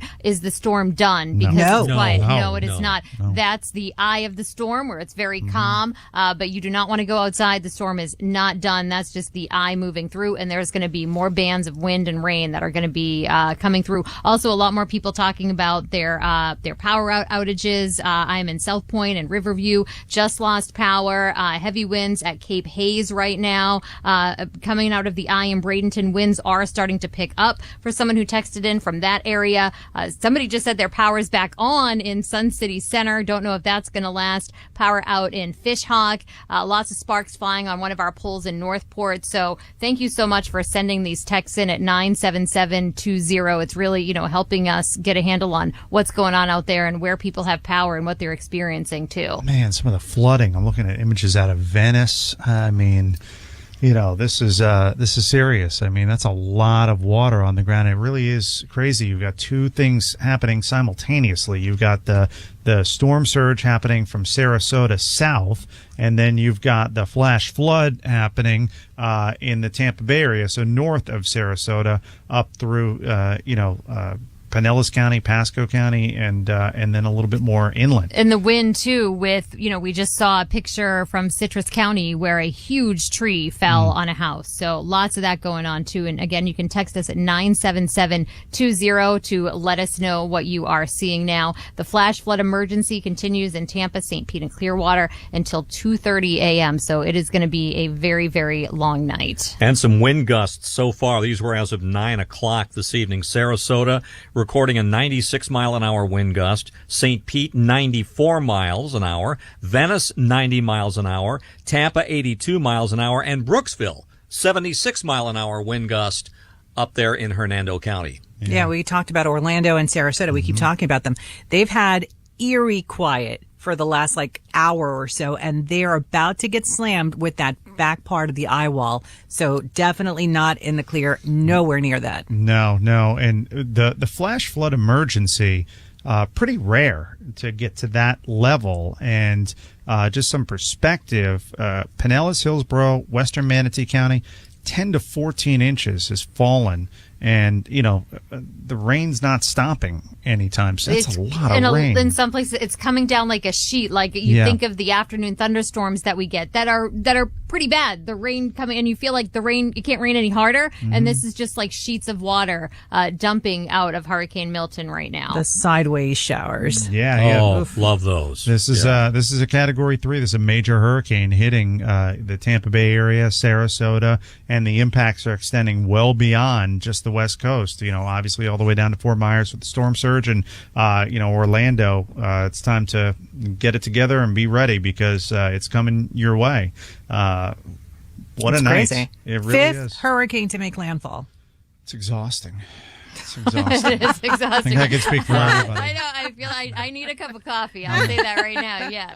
It really is exhausting right now. Still to come, we're going to check in this hour with a reporter in Manatee County. There's been a lot going on there, so we'll get an update, and we'll check in with the Deputy Director for the National Hurricane Center, Jamie Rome. He'll be on with us at 9:50. Again, like Dana has been saying throughout the night, 97720 is the number where you can text in what's happening in your location. Citrus County, going up a little north, power out since 8 o'clock. New Tampa in Hillsborough, power's been out for a while. I mean, wow, this texts are coming in at a really high rate right now. I just lost my place. Right. Oh, geez. Yeah, lots of wind reports. Sarasota, Lando Lakes, the wind is coming in. No power in Port Charlotte. East Bradenton, Lakewood Ranch lost power. Oldsmar, freaking scary. So loud, and haven't had power since 4:30. Wow. Yeah. That was early to lose power. One thing Did they pay their bill? Yeah, that's a good question. One thing we talked about earlier in the day that was unique about the storm was the fact that, and this might be why they lost power, you had that other system. Oh, the blob. The blob. There was what I called it, the appetizer ahead of the main course that was making its way through parts of the state of Florida in advance of Hurricane Milton. So you had some severe weather with that, and then, of course, we've got the hurricane. So, if you'll recall, this is the system that was gathering some attention last weekend when the forecasters were saying, hey, this is something we need to look out for, but it's not Helene. It's the conditions are different. It's going to be impacted by this, that, and the other thing. And then all of a sudden it became, we're in for a 1-2 punch. Yeah. So that was the one. Yeah, and The that was rainstorm was the what it one. was. That was the one I think that was kind of maybe going to come together, and it had like a 50% chance, and then they dropped it down to a 40% chance. I'm like, oh, all right, well, it's nothing. Fine. And then all of a sudden, it was over the weekend that this one started to pop up, and I remember Ryan texted me and he said this storm is going to be a problem this week, and I don't think at that point we realized just how big of a problem it was going to be because it intensified so much that nobody knew that was going to happen. And also, I remember talking to a friend when we were looking at the track the other night and saying, okay, they've got it at, a category 1 here, a category 2, and then a category 3 all the way across the Gulf. And we're not meteorologists, but we thought to ourselves, that doesn't seem realistic. Like, I think a lot of people saw that and thought, this is going to intensify. And then we watched it get up to 180 miles an hour. Wind. So, But that was also something that was in the forecast that they said that was going to happen because it was in an area of the Gulf that was very conducive to development. So the thinking there was, yes, it is going to intensify, but Dennis Phillips's Rule 7, don't panic. Right. Yeah, meteorologist from the Tampa Bay area. He has this rule number 7, don't freak out until I'm freaking out. And I wondered when exactly that rule was getting tossed right out the window with this storm. I don't know. But in that area, it was going to develop very quickly. And, what was going to be the top end of development, we weren't sure. They thought maybe it was going to be a 3 or a 4. Well, it turned out to be a 5 for a period of time. And then it was going to weaken as it approached the coast, which on one hand sounds great that it wasn't going to be a Category 5. It was going to be somewhat weaker. But on the other hand, you've got the storm expanding now to the point that it pretty much encompasses the entire state of Florida. Orlando is going to be in for it about, an hour or so? Yeah. If that. Hopefully Mickey is in a safe space. I guess. Yeah, Mickey's hunkered down with Minnie. He's in the castle, which is, the fact that it was Cat 5 twice. Yes, yeah, you're right. Not once, but twice. No, not many storms do that. That's what one of the unique aspects of this storm. All right, let me go to the hotline now and bring in News Channel 8 reporter Brittany Muller, who is coming to us from Manatee County. Brittany, thanks so much for joining us for a few moments here. Tell us about your experience there in Manatee County right now and what you've seen over the past hour or two. Ryan, good evening to you. I am joining you from Lakewood Ranch in Manatee County, and it was so bizarre, so spooky. The eye of the storm just passed, so it was very calm. I've never been in an eye of a hurricane before, and so for a brief few minutes, people were outside of the hotel that we're staying at, walking their dogs, and just checking it out because it was such a stark difference than just an hour beforehand when the wind was whipping. We really saw those conditions really deteriorating very quickly in terms of the winds whipping, the palm fronds, and just the rain coming down. So we're in a safe location, and the eye of the storm seems to be passing us now because we could hear those winds whipping again. So just very different now than just an hour ago. So we're just waiting and seeing. We're out of power, and it's dark, and we're no just county riding out the storm like so many people at this hour. No county in the state has a higher percentage of people out of power than Manatee County right now. What were the preparations like in advance of the storm there? Right. So people were boarding up. Gas stations were boarded up. Businesses were closed. We did our reports at 5 and 6 yesterday, and when we tried to go grab food at a restaurant, many of those businesses were already shut down, boarded up. Gas stations were closed because people were really giving their employees time to also evacuate themselves and their families. So it's been a ghost town out here. People are taking these precautions very seriously. During Helene, people saw those damages and really gutted out their homes and took out all of the debris, furniture, mattresses, put it out on the street. And some people say, okay, the county took it and hauled it out. Others, when they evacuated for Milton, not so much. It was still there. And they don't really know what they're going to return to tomorrow morning. Brittany, hey, it's Reed Shepard. Lakewood Ranch, that area was one of the places that was devastated by flooding after Hurricane Debbie. Some places getting 17 inches of rain, as you'll recall, earlier this summer. Is the flooding that you're seeing comparable to what we saw earlier this summer after Hurricane Debbie? We haven't seen that in our direct location yet, but again, we haven't been able to assess and be out on the roads at this point. We've been staying put for our own safety at the hotel, but we're waiting for this storm to pass in an hour or two, and then we're going to hit the roads and see what it looks like, because at this point, we don't know about the power lines. We have those same concerns that first responders do right now to be out on the roads. It's just not safe. Was there a lot of debris left where you were or where you had been after Hurricane Helene that was still kind of out there in advance of Hurricane Milton? Yes, it was. It was scattered everywhere. People are still recovering. People are still recovering and rebuilding after Hurricane Helene. It was only a week and a half ago. Yeah. And people gutted their homes. We know that some people saw 3, 4, 5 feet of water inside of their homes. So people had their mattresses, kitchen cabinets, you name it, and it was out on the streets. So that's a major concern of it just becoming a projectile. Manatee County did alert us, and they told us they hauled out 10 million pounds of debris, but they didn't get to everyone's homes and streets to haul out everything. So we don't know what we're going to find when the sun comes up. All right. Brittany Muller, News Channel 8 reporter, coming to us from Manatee County. Brittany, thanks for the update and stay safe. Yes, thank you, Ryan. Good night. All right, you as well. In a moment, we're going to check in with the National Hurricane Center, and I'll run through a couple of different questions with Jamie Rome, the Deputy Director. Try to get a sense for those of you on the West Coast, how much longer you're going to be dealing with the effects of this storm, mainly, the rain and the wind and all of that, storm surge.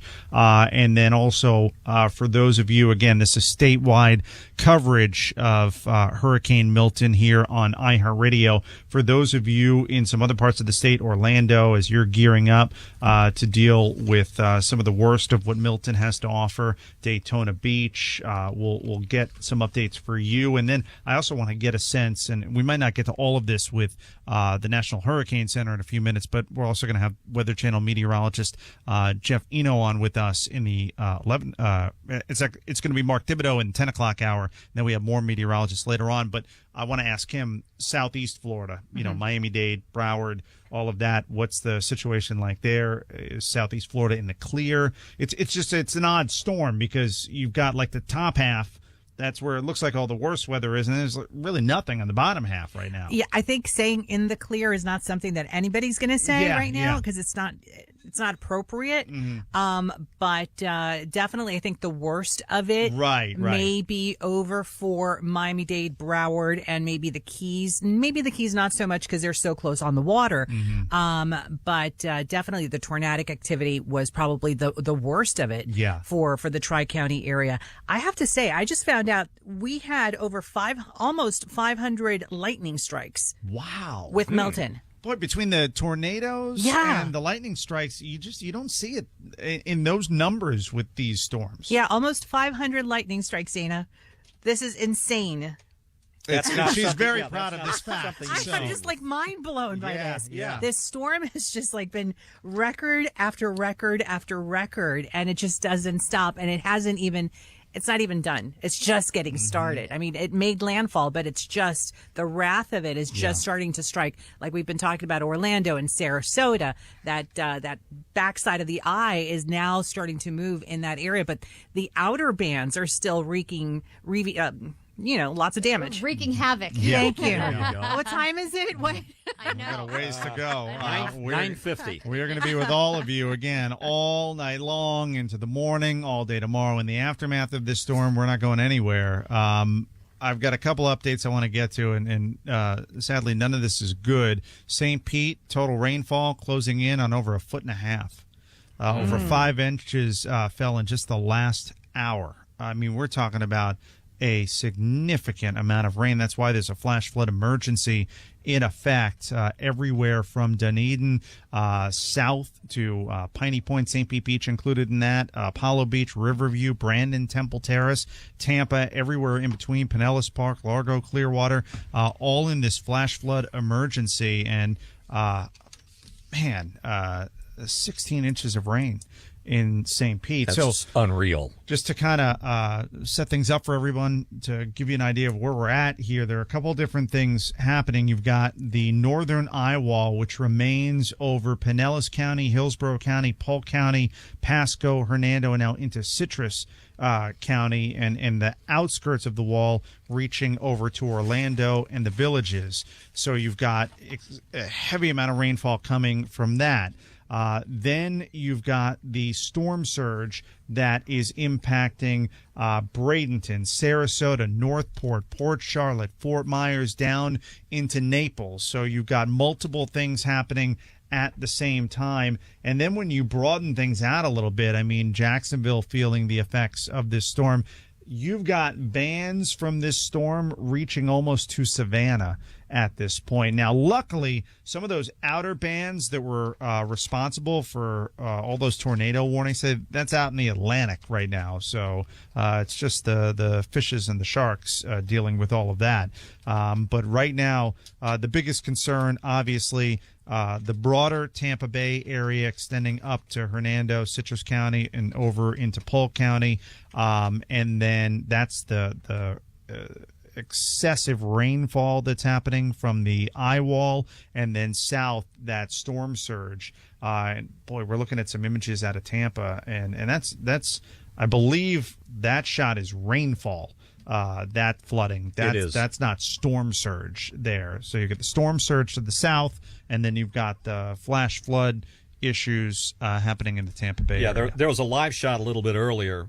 Somebody had it up there from Bayshore Boulevard, where you could see the water leaving the bay. Right. So, which always kind of strikes me as something very unique with these type of situations when that could occur. So, please don't go out in the bay right now. That water is going to come back in. And take a selfie. Don't do it. Come rushing back in. All right, let me go to the hotline now and bring in Deputy Director for the National Hurricane Center, Jamie Rome, is back with us. Jamie, thanks so much for joining us. So where is the worst weather in terms of the rainfall? Where is that at right now? It's over the Tampa Bay area, Tampa St. Petersburg. We're seeing rainfall rates of upwards of 5 inches per hour, and as of a few moments ago, a flash flood emergency was actually issued for that area, and that would include Hillsborough, Manatee, and Pinellas County. Now, the storm surge aspect of this storm, where is that happening? Where are we seeing the largest storm surge totals? That's to the south of where it made landfall. So it made landfall a little over an hour ago around Siesta Key. So the worst of the storm surge is going to be to the south or to the east of where it makes landfall. So that's going to be the Port Charlotte, area or Sarasota County. And how significant of a storm surge are we seeing up to this point, and when will we see the height of that storm surge? We're probably starting to see the worst of the storm surge now and in the next couple of hours. So things won't get better there to after midnight. We don't have instruments that are capable of measuring this type of extreme storm surge, so we have to go in after the fact and do surveillance, damage surveys, if you will, to estimate the peak surges. But I can tell you from experience, that kind of wind field, that kind of hurricane, you're getting every bit of the 9 to 13. Over on the southeast coast, West Palm Beach, Fort Lauderdale, Miami, what are they going to be experiencing throughout the course of the night tonight? Based on the radar, it doesn't look like there's a lot happening there. What will the situation look like there for the next few hours? Well, we had that round of tornadoes go through earlier today, which was unfortunately deadly in certain spots. That threat has diminished, thankfully, and so now we're just looking at this gusty tropical storm force winds overnight. The radar has largely cleared out. There could be isolated little bands that come rotating through the South Florida area, but I think other than some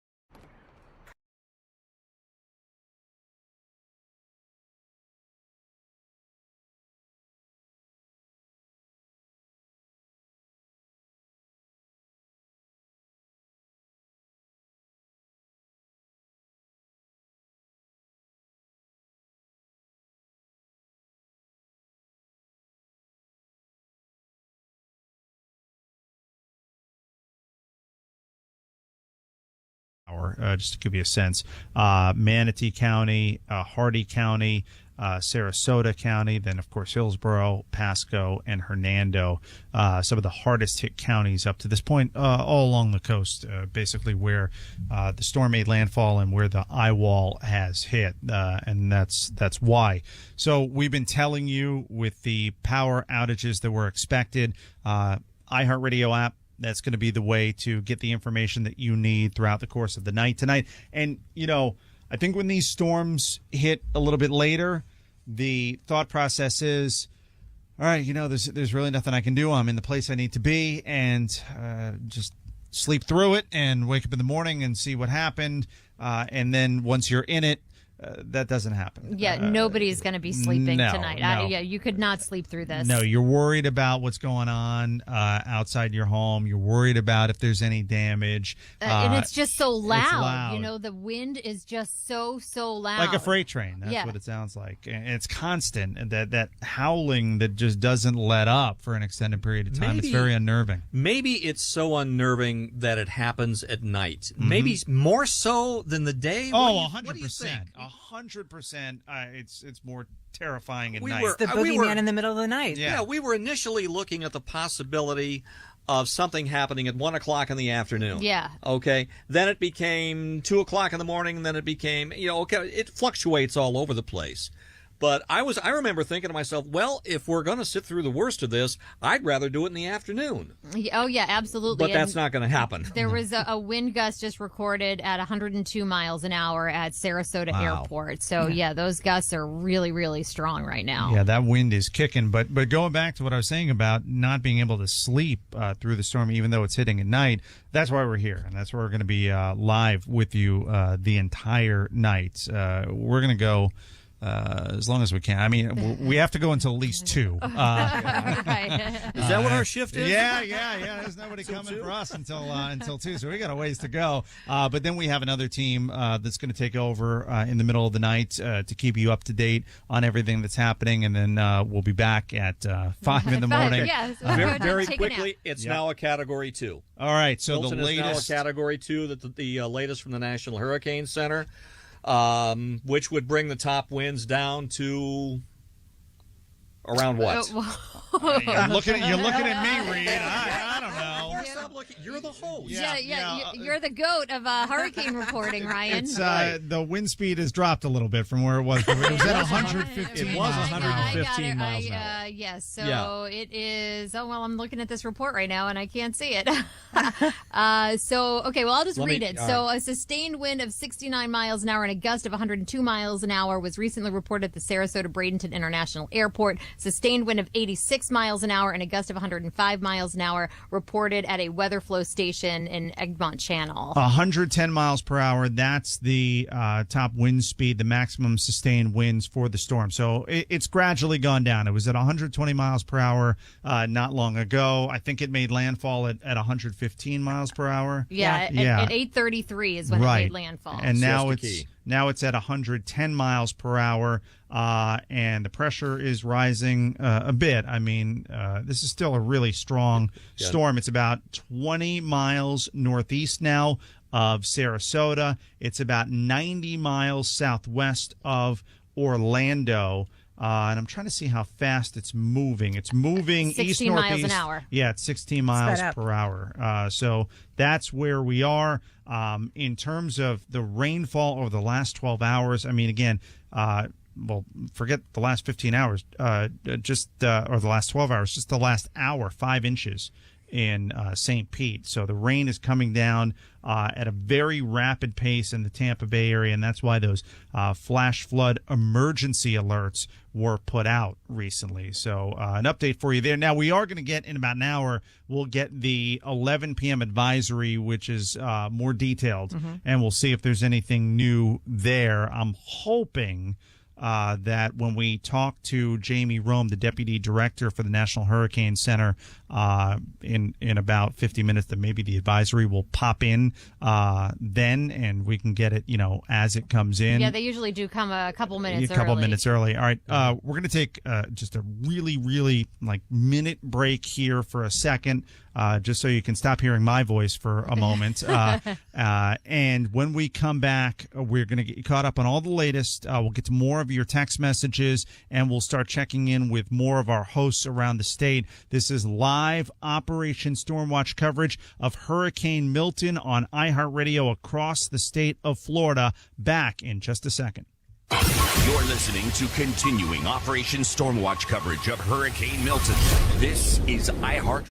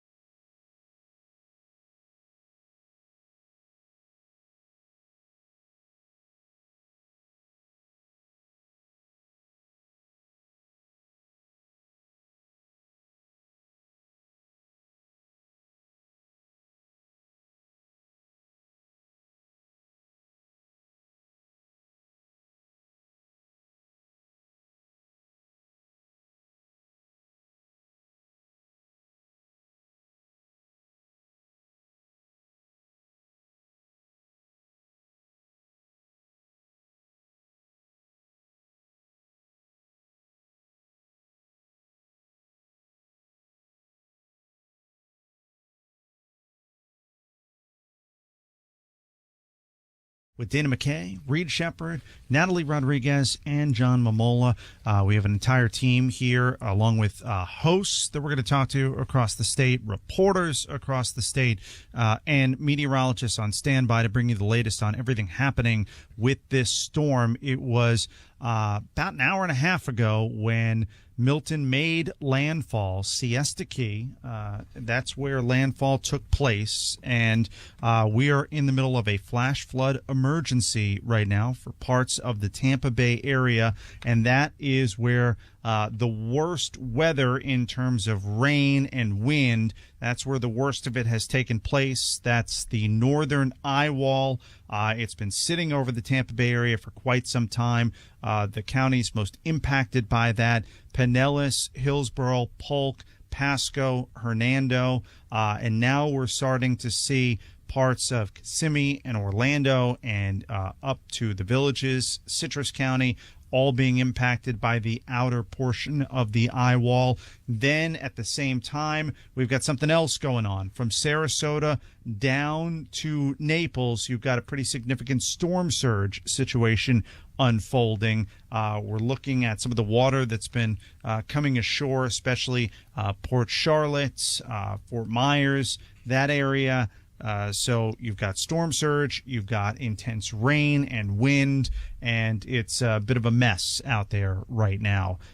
We're going to check in with Weather Channel meteorologist Mark Thibodeau at around 10:25, so about 20 minutes from now, and we'll get a sense as to when Orlando is going to experience the worst of what this storm has to offer, and when the Tampa Bay area is finally going to get a break from this storm. Yeah, so I'm just looking at a video right now inside the eye of the storm in Lakewood Ranch, and that you can hear, I don't have the volume up because we're on the air, but that you can apparently hear the frogs right now in Lakewood Ranch because they're in that eye of the storm. And again, it's not the time to go outside and look around because the wind and the rain is all going to pick back up again. Yeah, St. Pete has had 16 inches of rain, 5 inches in just the past hour. That's why those flash flood emergency alerts went out. You've still got a lot of heavy wind, rain that's basically horizontal as it's blowing through.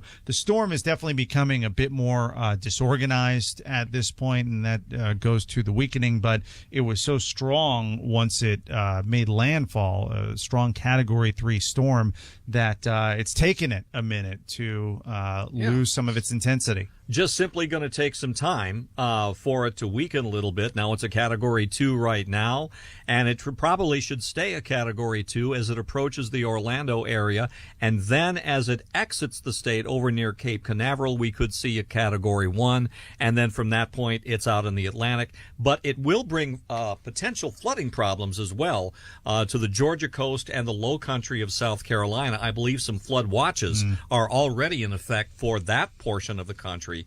So a lot of people have yet to experience what the Tampa Bay area is experiencing right now, and this from Sarasota on south with the storm surge. So we're not done with this by a long shot. But looking at the radar and the projected future radar, if I had to make a guess, Ryan, I'd say that we might start to see things quiet down a bit, as you say, catch a break in the Tampa Bay area, maybe around 2 a.m. So you got a little ways to go. We got a while yet. Yeah. A little ways to go. And somebody asked on the text line, you can text us if you have questions or comments. 97720 is the number, 97720. Someone asked if it's moving at 16 miles per hour or 60.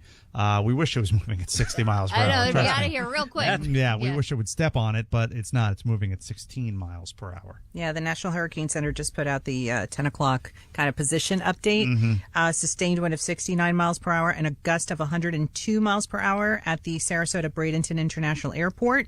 Sustained wind of 86 miles per hour and a wind gust of 105 at Egmont Channel, with a sustained wind of 74 miles per hour and a wind gust of 98 miles per hour at Middle Tampa Bay, with a gust of 91 miles per hour at Citizen Weather Observer Station in Bartow. Yeah, to give you a sense of some of the wind speeds, this is over the course of the past 20 minutes or so. Bradenton, winds are at about 69 miles per hour with a gust of 102. St. Pete, 56 miles per hour with a gust of about 83. Clearwater, 45 miles per hour. So some pretty significant wind speeds, and then gusts reaching hurricane strength. The power outage situation, we are up to 1.4 million people across the state of Florida without power by far. The county, in terms of the amount of people who would be part of the overall group, and the amount who are without power, it's Hardee County. That's been the hardest hit one. Then you've got Manatee County, Sarasota, Pinellas, Hillsborough, Pasco, Hernando, and Citrus County all experiencing a lot of power outages. Now you're starting to see some of the more inland counties like Polk, Sumter, and Lake County, along with Marion County, getting hit with those power outages. Those numbers are just going to continue to rise throughout the course of the night, and that's why we've been saying it's so important. Hopefully, many of you have a battery-powered radio, so you can listen to us, on whatever your favorite iHeartRadio station is for the duration of this storm. If not, you can listen to us on your iHeartRadio app. Just pull up whatever your favorite iHeartRadio station is. We're on all of them across the state right now, and we will be until 5 a.m. in the morning. And that's not something that uses up a lot of power. You just turn your screen off. You keep listening to us on iHeartRadio, and we'll get you the latest info. So there are reports of flash flooding and power outages in Tampa with knee to waist deep water near MacDill Air Force Base. That's not surprising. And lots of downed trees, which are obviously, causing all of those power outages. So flooding near MacDill. Now, one thing we haven't mentioned yet is that if you do see a down power line or open transformer, TECO says, Tampa Electric says, you can call 813-223-0800 or 1-888-223-0800. You can report an outage on the Duke Energy website or by calling 800-228-8485. And it goes without saying that if you do see a down power line out there, don't go anywhere near it. Well, you shouldn't be out there. Yeah. Well, yeah. I mean, it doesn't matter where you are, honestly. You should not be out there. Just wait until daybreak, until we have a better assessment of how the situation is. You have no business being out there. No. Yeah. And even in Sarasota and that area where, the I currently is, it's a little more inland now. But if you feel like, oh, things have eased up quite a bit, maybe it's over. Well, there's the backside of the storm, and we'll get you a sense as to the timeline. I thought Reed did a pretty good job projecting maybe 2 a.m., but we'll talk to a meteorologist just to get something a little more precise. But we'll have Weather Channel meteorologist Mark Thibodeau on with us in about 15 minutes, and we'll get an update from him on when you may actually be more in the clear, not to go outside, but just when the wind will die down. Yeah. You can just by looking at the text line, you can tell that people are really wondering, okay, I've had enough now. You know, when is this wind going to be done? People are wondering when they're going to get some relief from that. And then I don't know if you saw this story that was kind of trending earlier today.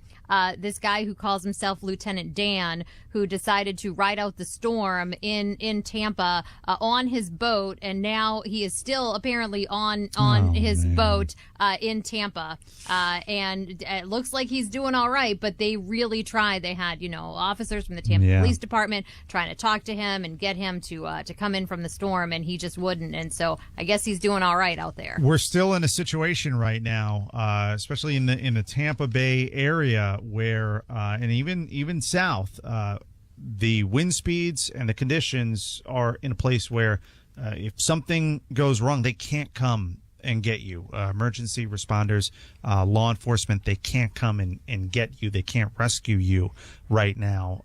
So that's why we stressed ahead of this storm to get to where you need to be a safe place in advance of Hurricane Milton. And it seems like most people adhered to that. Hopefully we don't end up with a bunch of tragic stories in the aftermath. It was actually good to see throughout the day that in Hillsborough and Pinellas and some other counties that they were opening more and more and more shelters throughout the day because there was such a demand for it. So it's good to know that that people did evacuate today. Yeah, I'm looking at our text line again. 97720 is the number, 97720. Make sure you tell us where you're texting us from, so we have an idea. If you're saying it's flooding here, and there's no place. I mean, it's a 727 number, so I'm thinking that's Pinellas County, but Right. But that's something that I think a lot of people are going to experience, and this is really what happened with Helene. Just like 2 weeks ago, the person who texted in said, our road is flooding. It's never flooded. And that was the issue with Helene.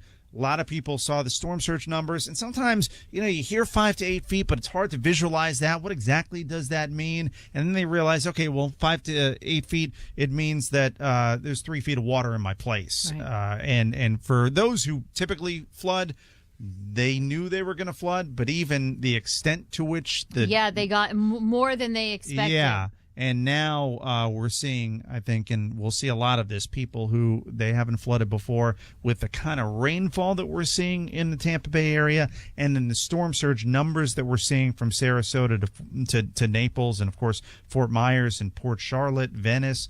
There's a significant storm surge, as we all expected with a Category 3 storm. Yeah, and I'll be curious to know, there was with Debbie, that area in Sarasota, those neighborhoods that had never flooded before, where they got a lot of flooding. So, how did they fare in this storm? Because it's worse. There's a lot more water being dumped on that area right now. Yeah. If you have questions, more general questions about the situation that you're in right now for our meteorologists, you can text those to at 97720. We only have a limited time with them. They're very busy doing forecasts for lots of different people, and especially the National Hurricane Center, but we try to squeeze some of those in. But for the most part, I think everybody listening right now, it's like depending on where they are, if you're Sarasota south, how bad is it going to get with the storm surge? That's like the main question, because it's the main thing they're dealing with right now. And then in the Tampa area, when is it going to finally let up? When are we going to be out of this eye wall, the worst of it? Because those winds, I think it's that they don't stop, especially in the Tampa Bay area, where you're not getting the eye of the storm, where there's at least maybe that little break. It never stops. Right, That it's just wind spinning. it keeps howling. Right. Yeah, it's really, really unnerving. Just goes right through you. Yeah, a lot more text coming in at 97720. Hernando County experiencing very strong heavy winds right now. In Sarasota, someone else asking, when are the winds going to die down? No internet and no power. Can you tell us when it's going to calm down? In Largo, I live in Auburndale. I've lost power twice. I heard a loud pop. The winds here are very, very heavy. Another person said we just lost power in Palm Harbor. Sarasota Springs just lost power. And somebody said this is torture. Yeah. I'll go along with that.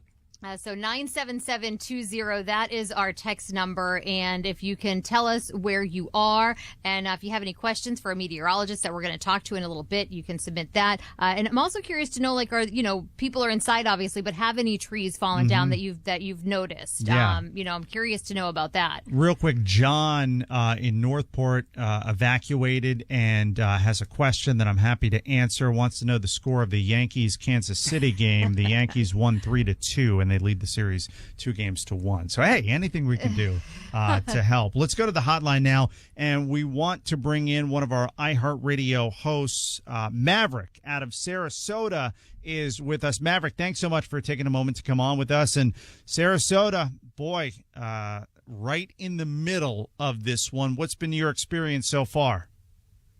It started slow, Ryan. I'm actually with my mom at her place in Venice, and high and dry, but a lot of rain and a lot of wind. It really started picking up around 5-ish, and we actually lost power at 6:30. And I would say from about 6:30 to about 8:30, it was pretty intense.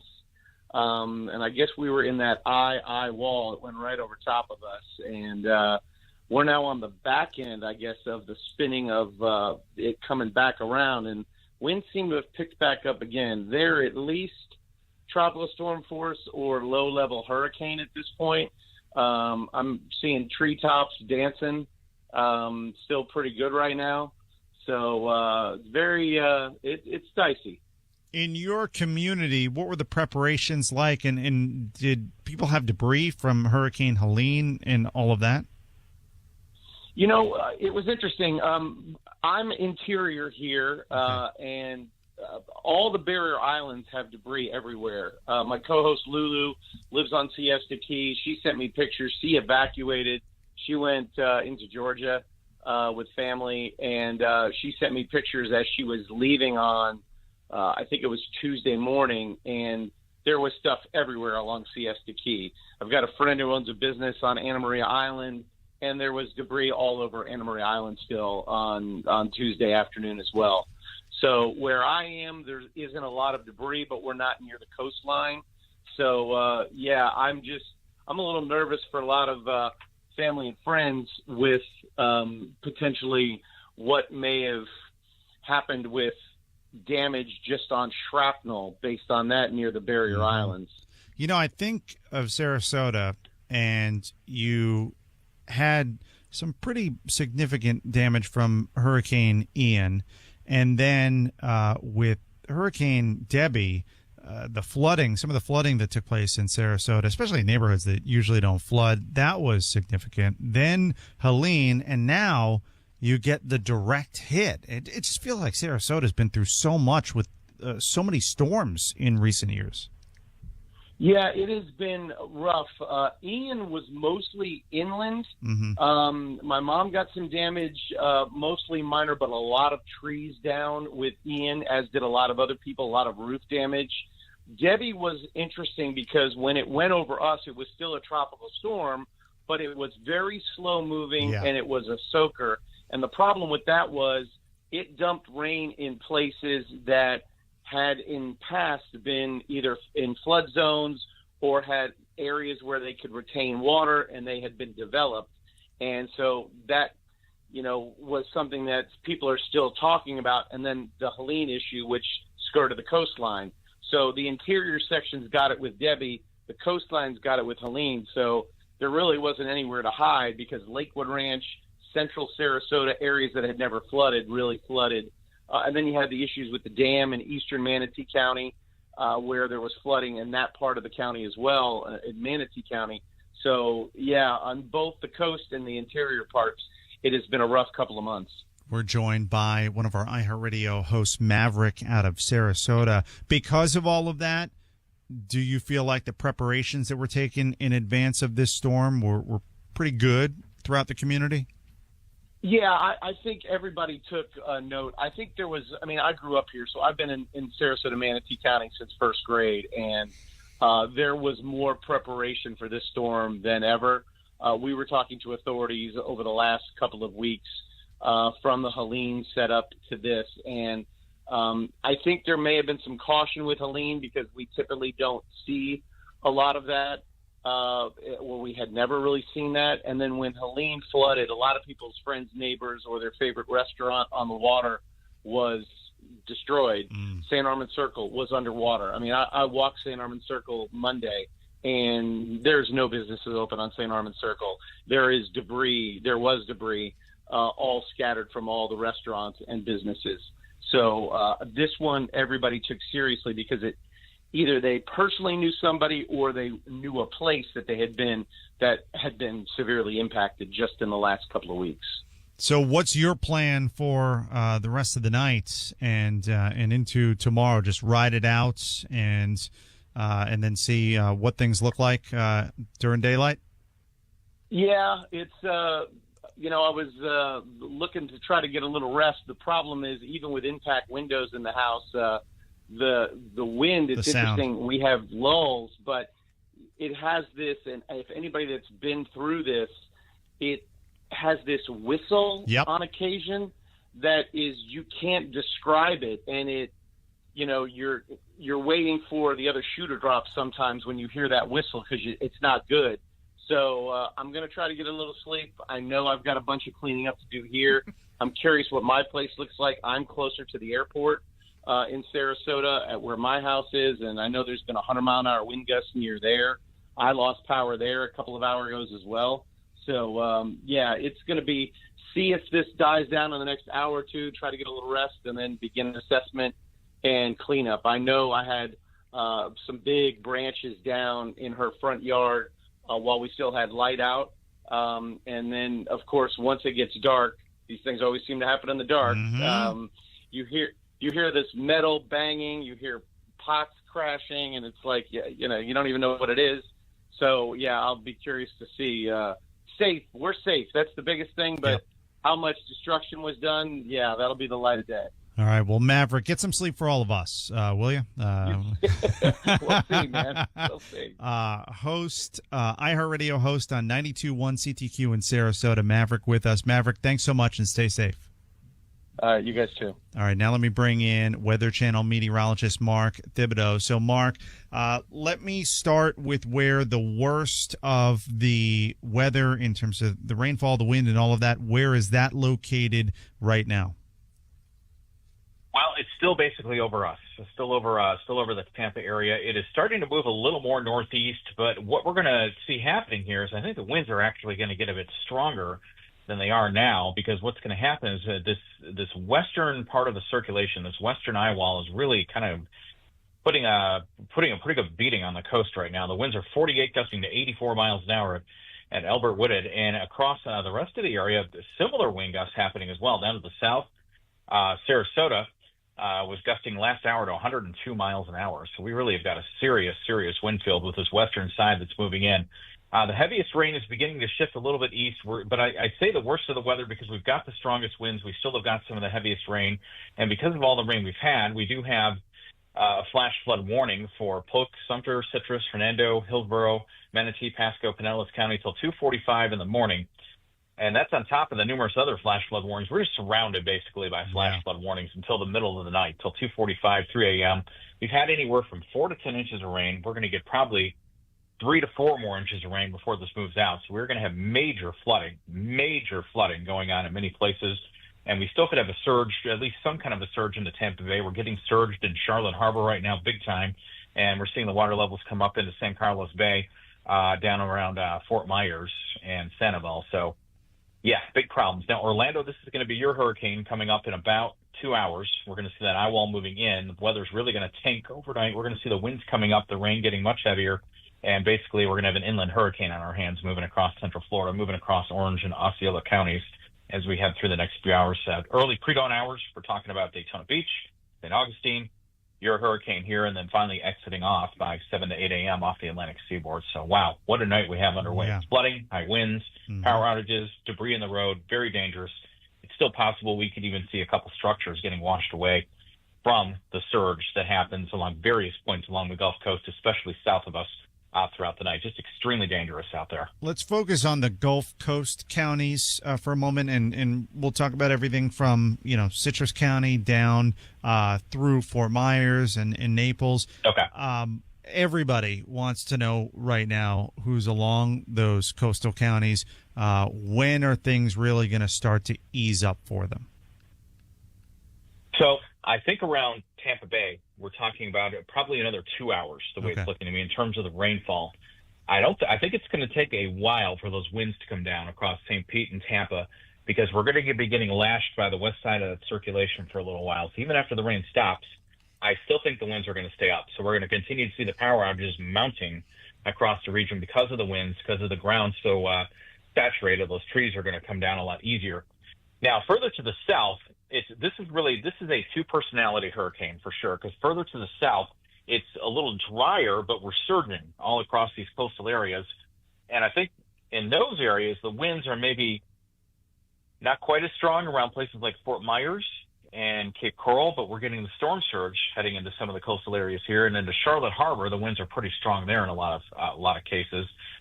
Your weather in these areas on the southern edge of the hurricane is going to improve a little more rapidly compared to what's going on around Tampa, because Tampa is closer to where the leftover center is. So Tampa, you got about 2 to 3 hours, I think, more of this heavy rain. Then the winds will gradually follow overnight. Those will gradually come down. Charlotte Harbor and places like Fort Myers, I think your water levels still are going to come up a little further. So that's why it was urged to evacuate some of these areas, these coastal areas, because once you get that westerly wind component going with the hurricane, it's going to keep going. It's going to keep surging with those strong winds until that wind backs off or changes direction and pushes the water back out into the Gulf of Mexico, frankly, where it belongs. So we're going to continue to see the conditions go downhill, I think, a little bit south towards Fort Myers, Cape Coral, and Naples as well. And then what we'll see further north is the heavy rain gradually tapering around Tampa and St. Pete, but we'll see the winds stay up a little longer up this way. Now, further north, we'll see the conditions getting a little worse, I think, way up to the north of us as we look at the area moving all the way up to, say, like Cedar Key. I think the weather gets a little worse there as the hurricane moves a little north and east, and we kind of get lashed by that western side as well with some high winds, heavy rain, and some flood potential. And again, we just have got, if you look at a map of where the flash flood warnings are, we have got the entire central part of the state covered in flash flood warnings from the Gulf side all the way over to the Atlantic side. And that's a long ways, really. If you look at it from Tampa Bay over to Daytona, you're talking about 130 miles. And we've got flash flood warnings all the way across the state because of the heavy rain that's occurring with this hurricane. We're talking double-digit rainfall totals and tropical storm force winds gusting to hurricane. So it is not a pretty night out there at all. No. And then last question for you, for the Orlando area. I mean, it looks like the I would say the northeastern part of the eye wall is closing in on Orlando, so it's going to go downhill fast for that part of the state, right? It is. The weather's really about to start tanking there because, if you look at the radar, that northeast part of the eye wall, you're exactly right. That's moving right into the Orlando metro area. So your weather, if you're out, my goodness, if you're outside for any reason, not a good idea, first of all, to be outside at all tonight. Your weather's about to go downhill quickly here. You can see the bright reflectivity showing up on the radar. They're closing in from the south and west into Orlando, and that's embedded within the very strong winds and the heavy rain. And the thing about Orlando is I think it's going to take even longer once the weather goes down to improve, because we got to still get that western eye wall by that's kind of in the Tampa area right now. That's why our winds are so strong. That northwestern eye wall is very potent on this system. It's really a north-loaded system, and that northwest eye wall really has got some of the strongest winds with the entire hurricane. So those leftovers are going to come across as well into central Florida, including the Orlando metro, and then gradually make their way up to the north and east, maybe crossing over a little bit south of Daytona. So places like Daytona as well, on the Palm Coast, as well as maybe as far north as St. Augustine, feeling a pretty good clipping from this hurricane with the tropical storm force winds. And in the case of Lake Daytona and a little bit south, we could very well have gusts to hurricane as well. But Orlando, your weather really starts going downhill very soon here, and it's going to last for a while, too. We're talking several hours. So I wanted to ask, because we had somebody who texted in Port St. Lucie where they had some really awful tornadoes earlier, and she said, we're desperate for information. Are there going to be any more tornadoes tonight? What can we expect? It does not look like it to me, because that part of the storm, first of all, I'm really sorry that happened. It's, this has been a really bad hurricane with all the tornadoes we had. But hopefully everybody stays safe there in Port St. Lucie, great town. The thing is, when you have a hurricane like this, the tornado quadrant typically is about 150 to 200 miles east of where the center comes in. And that quadrant of the hurricane is now out over the Gulf Stream, over the Atlantic waters. And I can look on the radar and I can see here all the severe thunderstorms that we have out over the Atlantic Ocean. There's probably water spouts happening out there right now. Yeah. If we draw a line here from like, let's say Orlando to where that stuff is out in the Atlantic, we're talking about 138 miles out to sea. And that is where your tornado quadrant is. That's over water. So I don't think we're going to have any more of that. However, a little caveat to that is sometimes right around where the center is, where that goes, we can see a quick spin up occasionally. However, but if you look at Port St. Lucie on the map here, it's a little too far south from where the leftover center is. And that tornado quadrant I talked about, that's already way out in the Atlantic. So I think we're good to go in Port St. Lucie. I don't think we're going to see any more tornadoes tonight, but we are going to see that center going back to the north. So I still think down here from Port St. Lucie down to West Palm Beach, and even down as far south as Miami, I still think we're going to get some tropical storm force wind gusts, and we could certainly see a few rain bands coming through as that western eye wall lifts out to the north and west of you guys. So we need to watch that as well. All right, Weather Channel meteorologist Mark Thibodeau with us. Mark, really appreciate all the updates tonight. Thank you so much. Sure, thank you. Be safe. All right, you as well. Taking a look at the power outage number, it has gone up to 1.6 million. And pretty much, I got to be honest with you, almost all of Hardee County is without power at this point. Almost the entire county. Manatee County, Sarasota County, Pinellas County, huge numbers of power outages. Hernando County right up there, and then, of course, Pasco, Hillsborough, and Citrus. And we're starting to see some of those inland counties like Polk, Sumter, and Lake.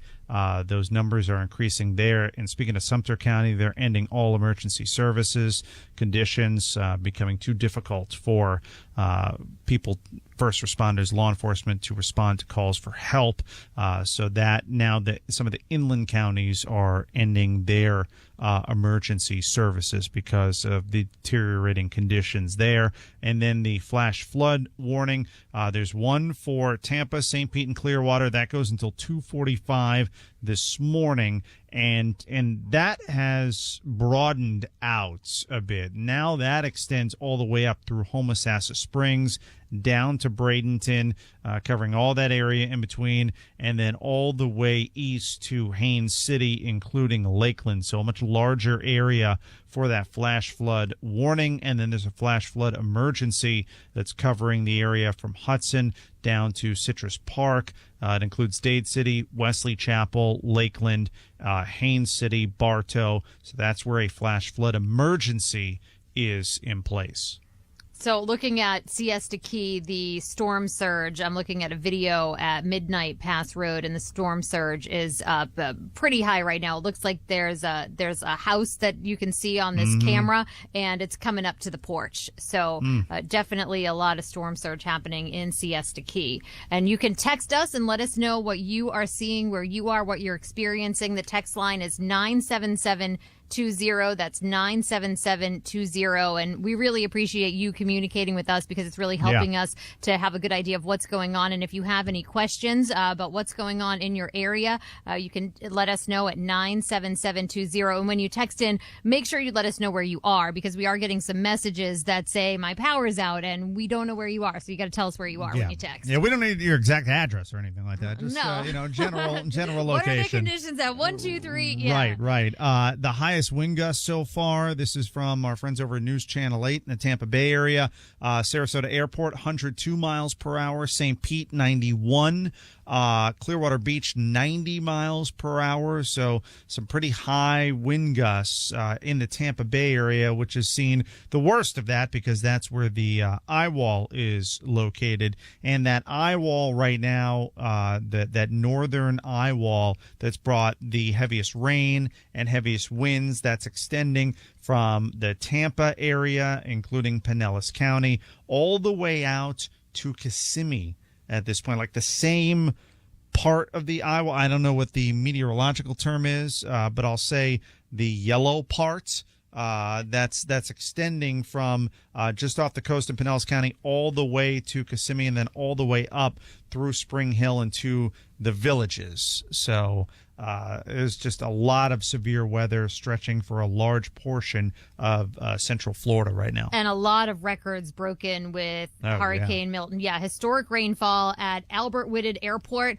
Now more than 17 inches of rainfall just today, a 1 in 500 year event. So really, really a lot of rain. And that's why we're seeing those flood emergency warnings going out, because the rain is just coming down so fast. Yeah. So many homes inundated in Venice Bay, Venice Beach, Fort Myers, 8 to 10 feet of storm surge there, not counting the rain.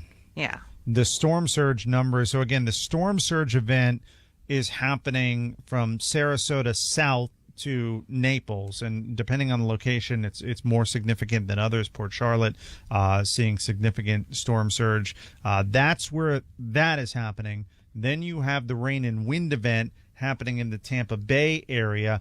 Earlier today, we had the tornado event that happened all over, including all the way over to Miami-Dade and Broward County. And now you've got Orlando that's about to be hit with the eye wall, and you're going to have potentially some flooding up in Jacksonville. So it really is incredible. We said this was going to be a statewide event, and sure enough, it has been. Oh, yeah, absolutely. It has been. Yeah, Wesley Chapel also getting ready to start feeling the effects of the storm.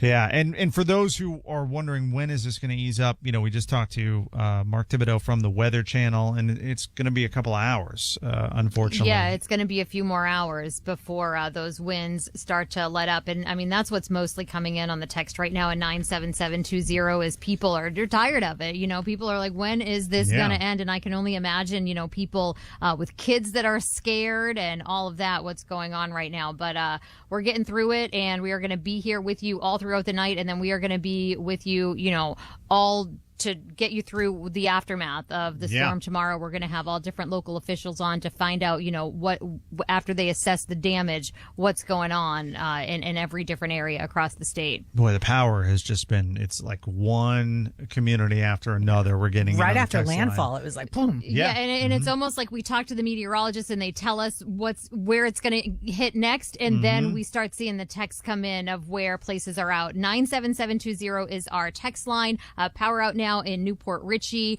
Somebody said we're in Bradenton at I-75 and 70. Fierce wind here. They're thanking us for being here, doing what we're doing. No power in Carrollwood. Wanting to know again how long will these strong winds last? I'm scared to fall asleep because of the sound of the winds, and that's what we were talking about earlier. Is just that noise of the wind and how scary it is. So yeah, a lot of people just really wondering when is this going to be over. I have to say though, one of the takeaways from Helene is the fact that so many people evacuated. And I wish we would have had a people clicker just to take count of how many actually evacuated. We heard from Kevin Guthrie, Executive Director of the Emergency Management, that there were over 100,000 that went into shelters that doesn't take into account the evacuees. Some of them Right. that are in South Florida, some of them that left the state that went north. So, I mean, we are hearing from our listeners, but just think about how many people aren't in their homes right now, Right. and have no idea what impact the storm has had. And they won't know. That ride home, I've talked about this before.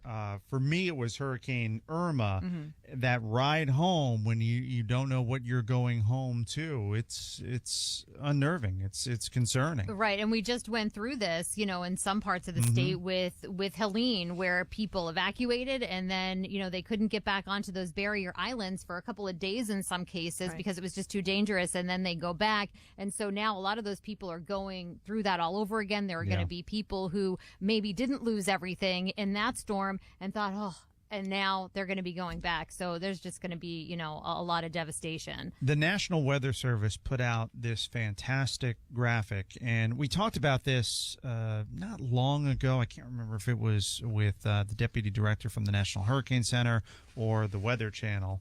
It's all running together for me at this point. But the difference between a flash flood emergency and a flash flood warning, because we're getting lots of those notifications throughout the course of the night tonight, especially in the Tampa Bay area. So a flash flood warning is issued when dangerous flash flooding is happening or when it will happen soon.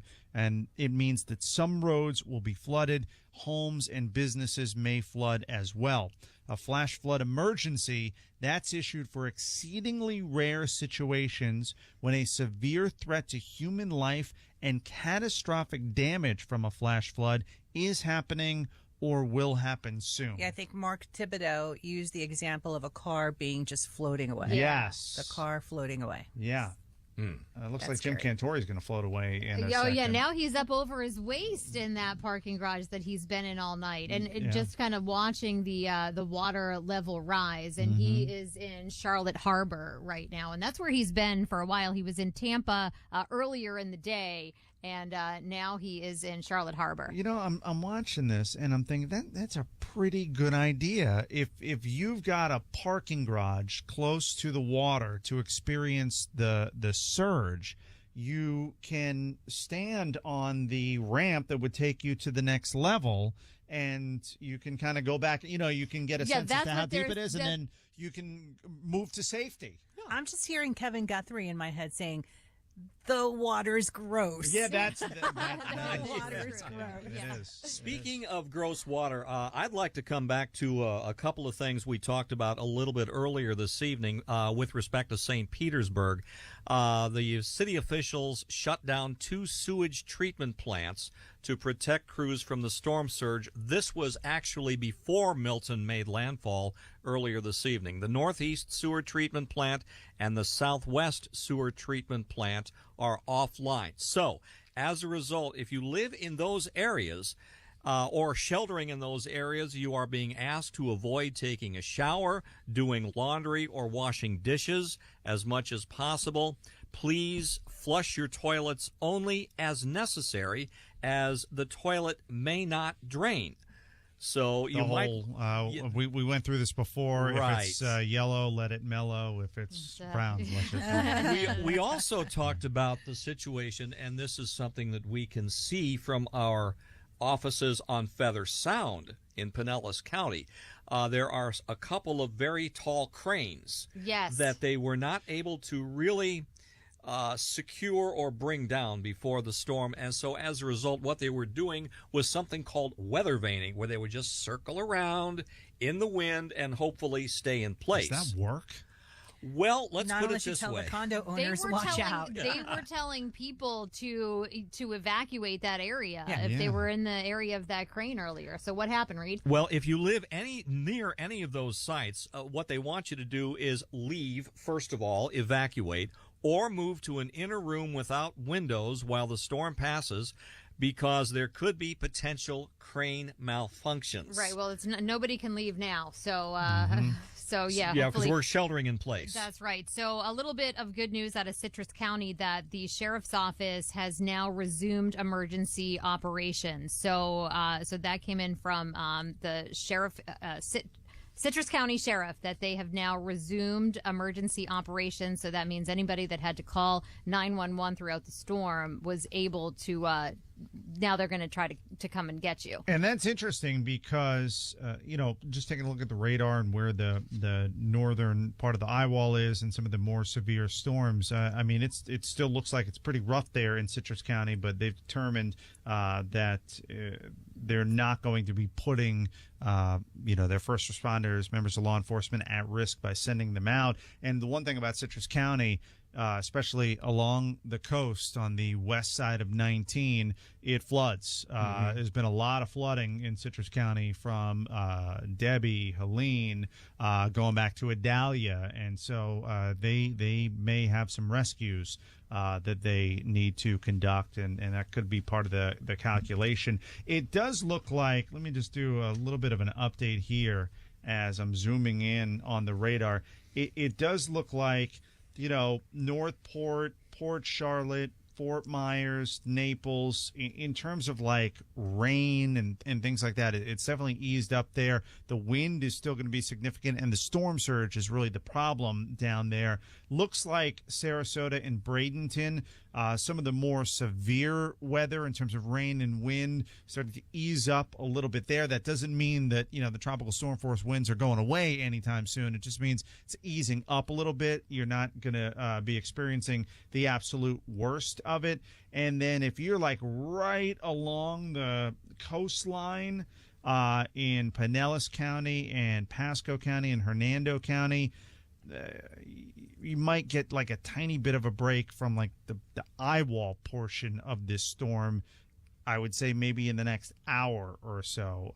But man, it really is incredible how the Tampa Bay area, it's just kind of sat over that part of our state for an extended period of time. And that's why we're seeing these flash flood emergencies pop up. 17 inches of rain today in St. Pete, which is just absolutely record breaking. Yeah. Seeing the bay being sucked up by the storm is pretty incredible. And isn't that crazy how you've got the Tampa Bay area, the water's being sucked out, and then, down in Port Charlotte's being sent in. Spit up. Right. And then inland, you've just got all this rain falling and causing flooding issues. And look, I've been in South Tampa before. A thunderstorm will cause it to flood there. So I just can't imagine, we're seeing some things on social media. I think for the most part, it seems like people are being safe and they're staying in and they're not trying to get like that viral video. Tomorrow, I can't imagine what we're going to be looking at. No, already getting reports that over 120 homes were destroyed by tornadoes in Milton. Wow. There were like initial reports that maybe the tornadoes didn't do that much. The two that went viral, the one wedge tornado and the other big one, that was in the Everglades. Like Alligator Alley. Yeah, it was like the deadly one in Port St. Lucie. It was like Gatornado. Fort Myers was also badly hit by tornadoes. Also, some reports from Glades County as well about a number of homes damaged. Yeah. So, all right, let's go to the Deputy Director for the National Hurricane Center. Jamie Rome joins us once again. Jamie, thanks so much for jumping back on with us. So let's start with the worst storm surge conditions. Where is that taking place, and how long is that likely to continue for? That's going to be south of where the center made landfall, so south of Siesta Key. So we're thinking right now that's sort of Venice, Inglewood, Port Charlotte area. And they're going to experience this significant storm surge for how many more hours before things start to recede a bit? It probably won't get better until after midnight. Okay. We're still what looks like, we don't the ways to measure storm surge in real time is very difficult. But we can look at video footage and things like that coming in on social media and tell the water's still coming up. What about the rainfall and the winds associated with this storm? Where is the worst of that happening right now? With Tampa St. Pete, they had a flash flood emergency issued about an hour or two ago, and then that expanded eastward along the I-4 corridor into Polk County, including Lakeland, about 30 minutes ago. So you're seeing these incredible rainfall rates, 4, 5, 6 inches per hour, and when that falls on metropolitan areas, which are basically concrete, you get instantaneous flooding, and that's what's happening as we speak. It looks like the 11 p.m. advisory just came down, and the storm is weakening, but it is happening slowly, even as it moves further and further inland. Yeah, and this is why we think it's going to, we're pretty confident it's going to make it across the entire Florida peninsula as a hurricane. It's never going to drop its hurricane status, which means people on the Florida East Coast, the so-called Space Coast, so think about like Daytona Beach and Palm Coast, are going to experience really impactful winds tomorrow morning. Probably closer to daylight hours. So I'm hoping they're not sitting back on their heels thinking that this is just a Florida West Coast problem. And for the west coast of Florida, how long, especially the Tampa Bay area, which has been rocked by this eye wall, it's just sat over the region for an extended period of time, how long until they start to see some of those conditions ease up? So the winds are going to continue for the intense winds are going to continue for probably another hour or two before they start to come down. And it's just going to be windy all night. I mean, it's not going to stop blowing until tomorrow at some point. But the worst of it should start arresting here in another hour. So it's unfortunately still raining pretty heavily over the Tampa-St. Pete area. And sometimes the flooding continues long after it stops raining. So even if the rain stops here in another couple hours, you're just going to have intense flooding all night. And now Orlando, last thing I want to touch on with you, Orlando really, it looks like, starting to experience some of the worst of Hurricane Milton. Yeah, you're seeing the radar just really build right down the I-4 corridor. I mean, you can just see it sort of exploding as it moves down, and they haven't gotten the wind yet. They had some gusts earlier to tropical storm force, but they're nowhere close to the core of the hurricane. So imagine when that core moves over them later tonight. It's just going to be a really, really rough night, and you're seeing the power outages just spike. I mean, I can't keep up with every time I ask somebody to give me a number, it just feels like it spikes by another couple 100,000. All right. Jamie Rome, Deputy Director for the National Hurricane Center, with us tonight. Jamie, thanks so much for the update. We'll talk to you in a bit. Thank you. All right, Natalie, let me turn to you. You've got a lot of new information on the impact of Hurricane Milton throughout the state of Florida. Absolutely. I think one of the big takeaways right now with this 11 o'clock advisory from the National Hurricane Center is that they just discontinued the storm surge warning for Anclote River. Which is good. Once we start seeing those discontinuations, that's always a good sign. Right now, the storm has maximum sustained winds of 105 miles per hour. It is still going in an east-northeasterly direction at 16 miles per hour, and the minimum central pressure is at 960 millibars. We're getting some new storm surge numbers also detected. The latest from Anna Maria Island, obviously 9 to 13 feet. I think we've talked about that one. Boca Grande to Bonita Beach, 8 to 12 feet. Charlotte Harbor, still 8 to 12 feet. That's where Cantori is. Bonita Beach to Chokoloskee, 5 to 8 feet. And Tampa Bay, 3 to 5 feet, with St. Johns River at 2 to 4 feet.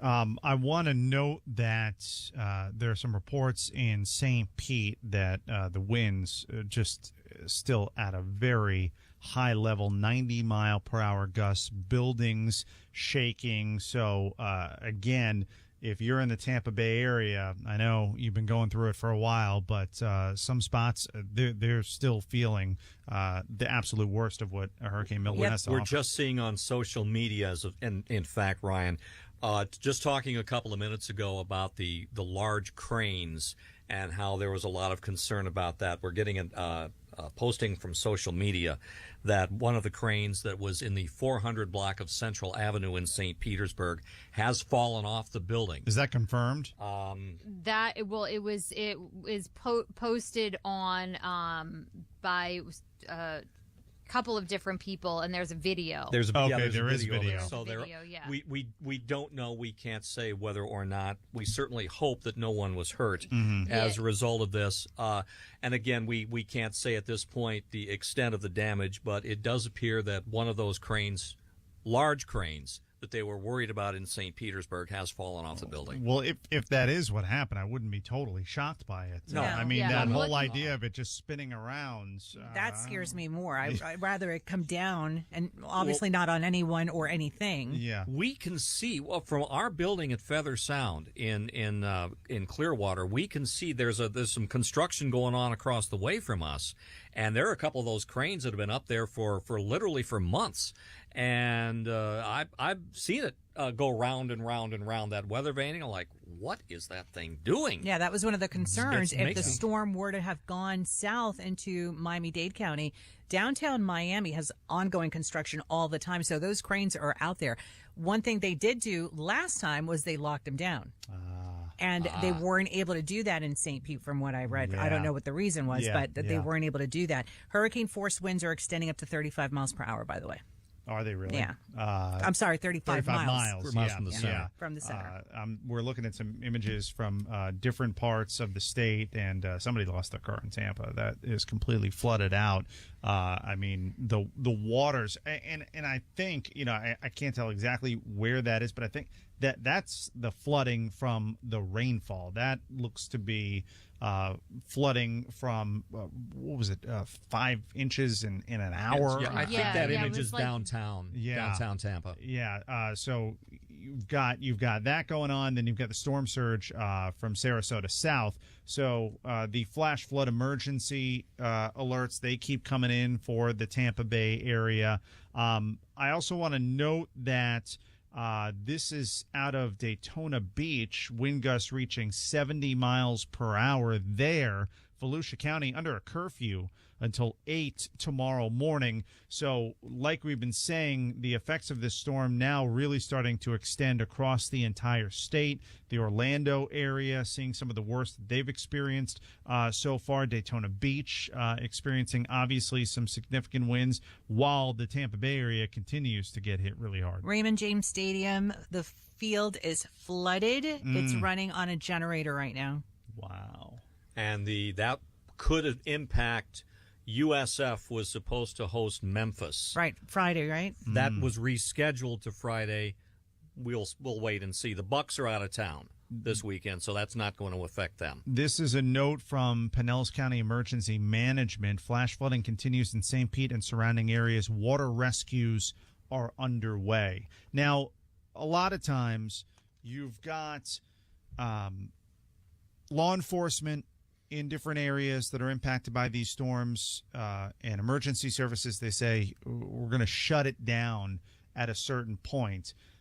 But then also there are times where they'll end up using their discretion based on the conditions. And we knew there were going to be people who, sadly, were going to end up in a really, really difficult situation. Unfortunately, they weren't going to evacuate for a variety of different reasons. And I think one of the issues right now is going to be the flooding, the inland flooding, the flash flooding. Right? That's stuff that I'm sure there are people who didn't evacuate. They didn't expect that to happen because, look, we were covering this storm from top to bottom, and a couple things that we never predicted or talked about with meteorologists. Nobody seemed to really think were going to happen. The extent of the tornado warnings that we saw earlier in the day, and then the flash flooding that we're seeing right now, that wasn't predicted. Yeah, we heard about storm surge, definitely. Yeah, that we had heard about, and that's happening. And you've covered a lot of storms, Ryan. So have you seen this before, the tornadoes and that type of flash flooding?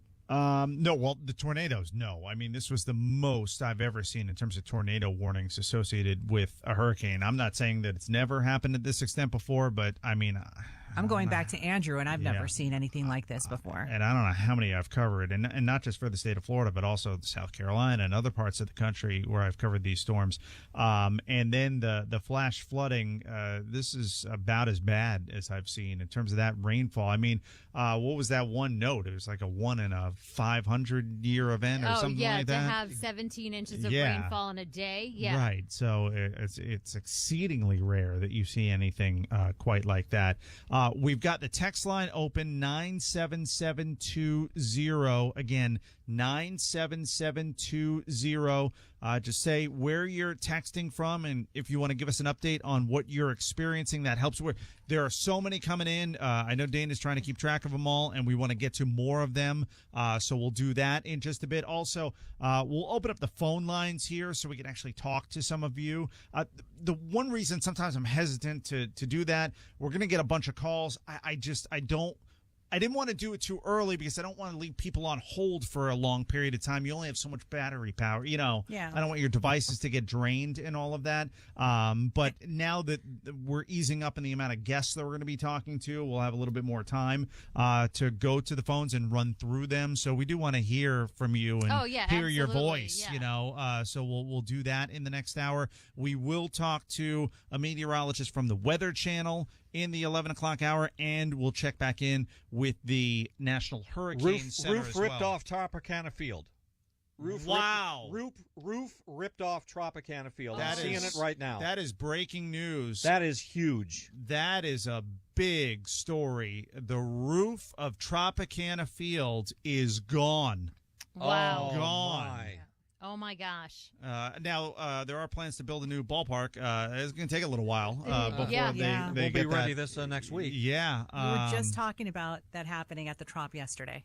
We said that could happen. Yeah, and sure enough, look at that. And that tells you how bad this storm is. This is a major hurricane that made landfall in Sarasota, and the eye wall, the worst part of the storm, hit and sat over the Tampa Bay area and is still impacting the Tampa Bay area. So, again, that is a huge breaking story. The roof of Tropicana Field in St. Pete is gone. Wow. We will be back with more. So much more to get to here on our live Operation Stormwatch coverage. We're covering the entire state of Florida for Hurricane Milton. Back with more in just a moment. You're listening to Continuing Operation Storm.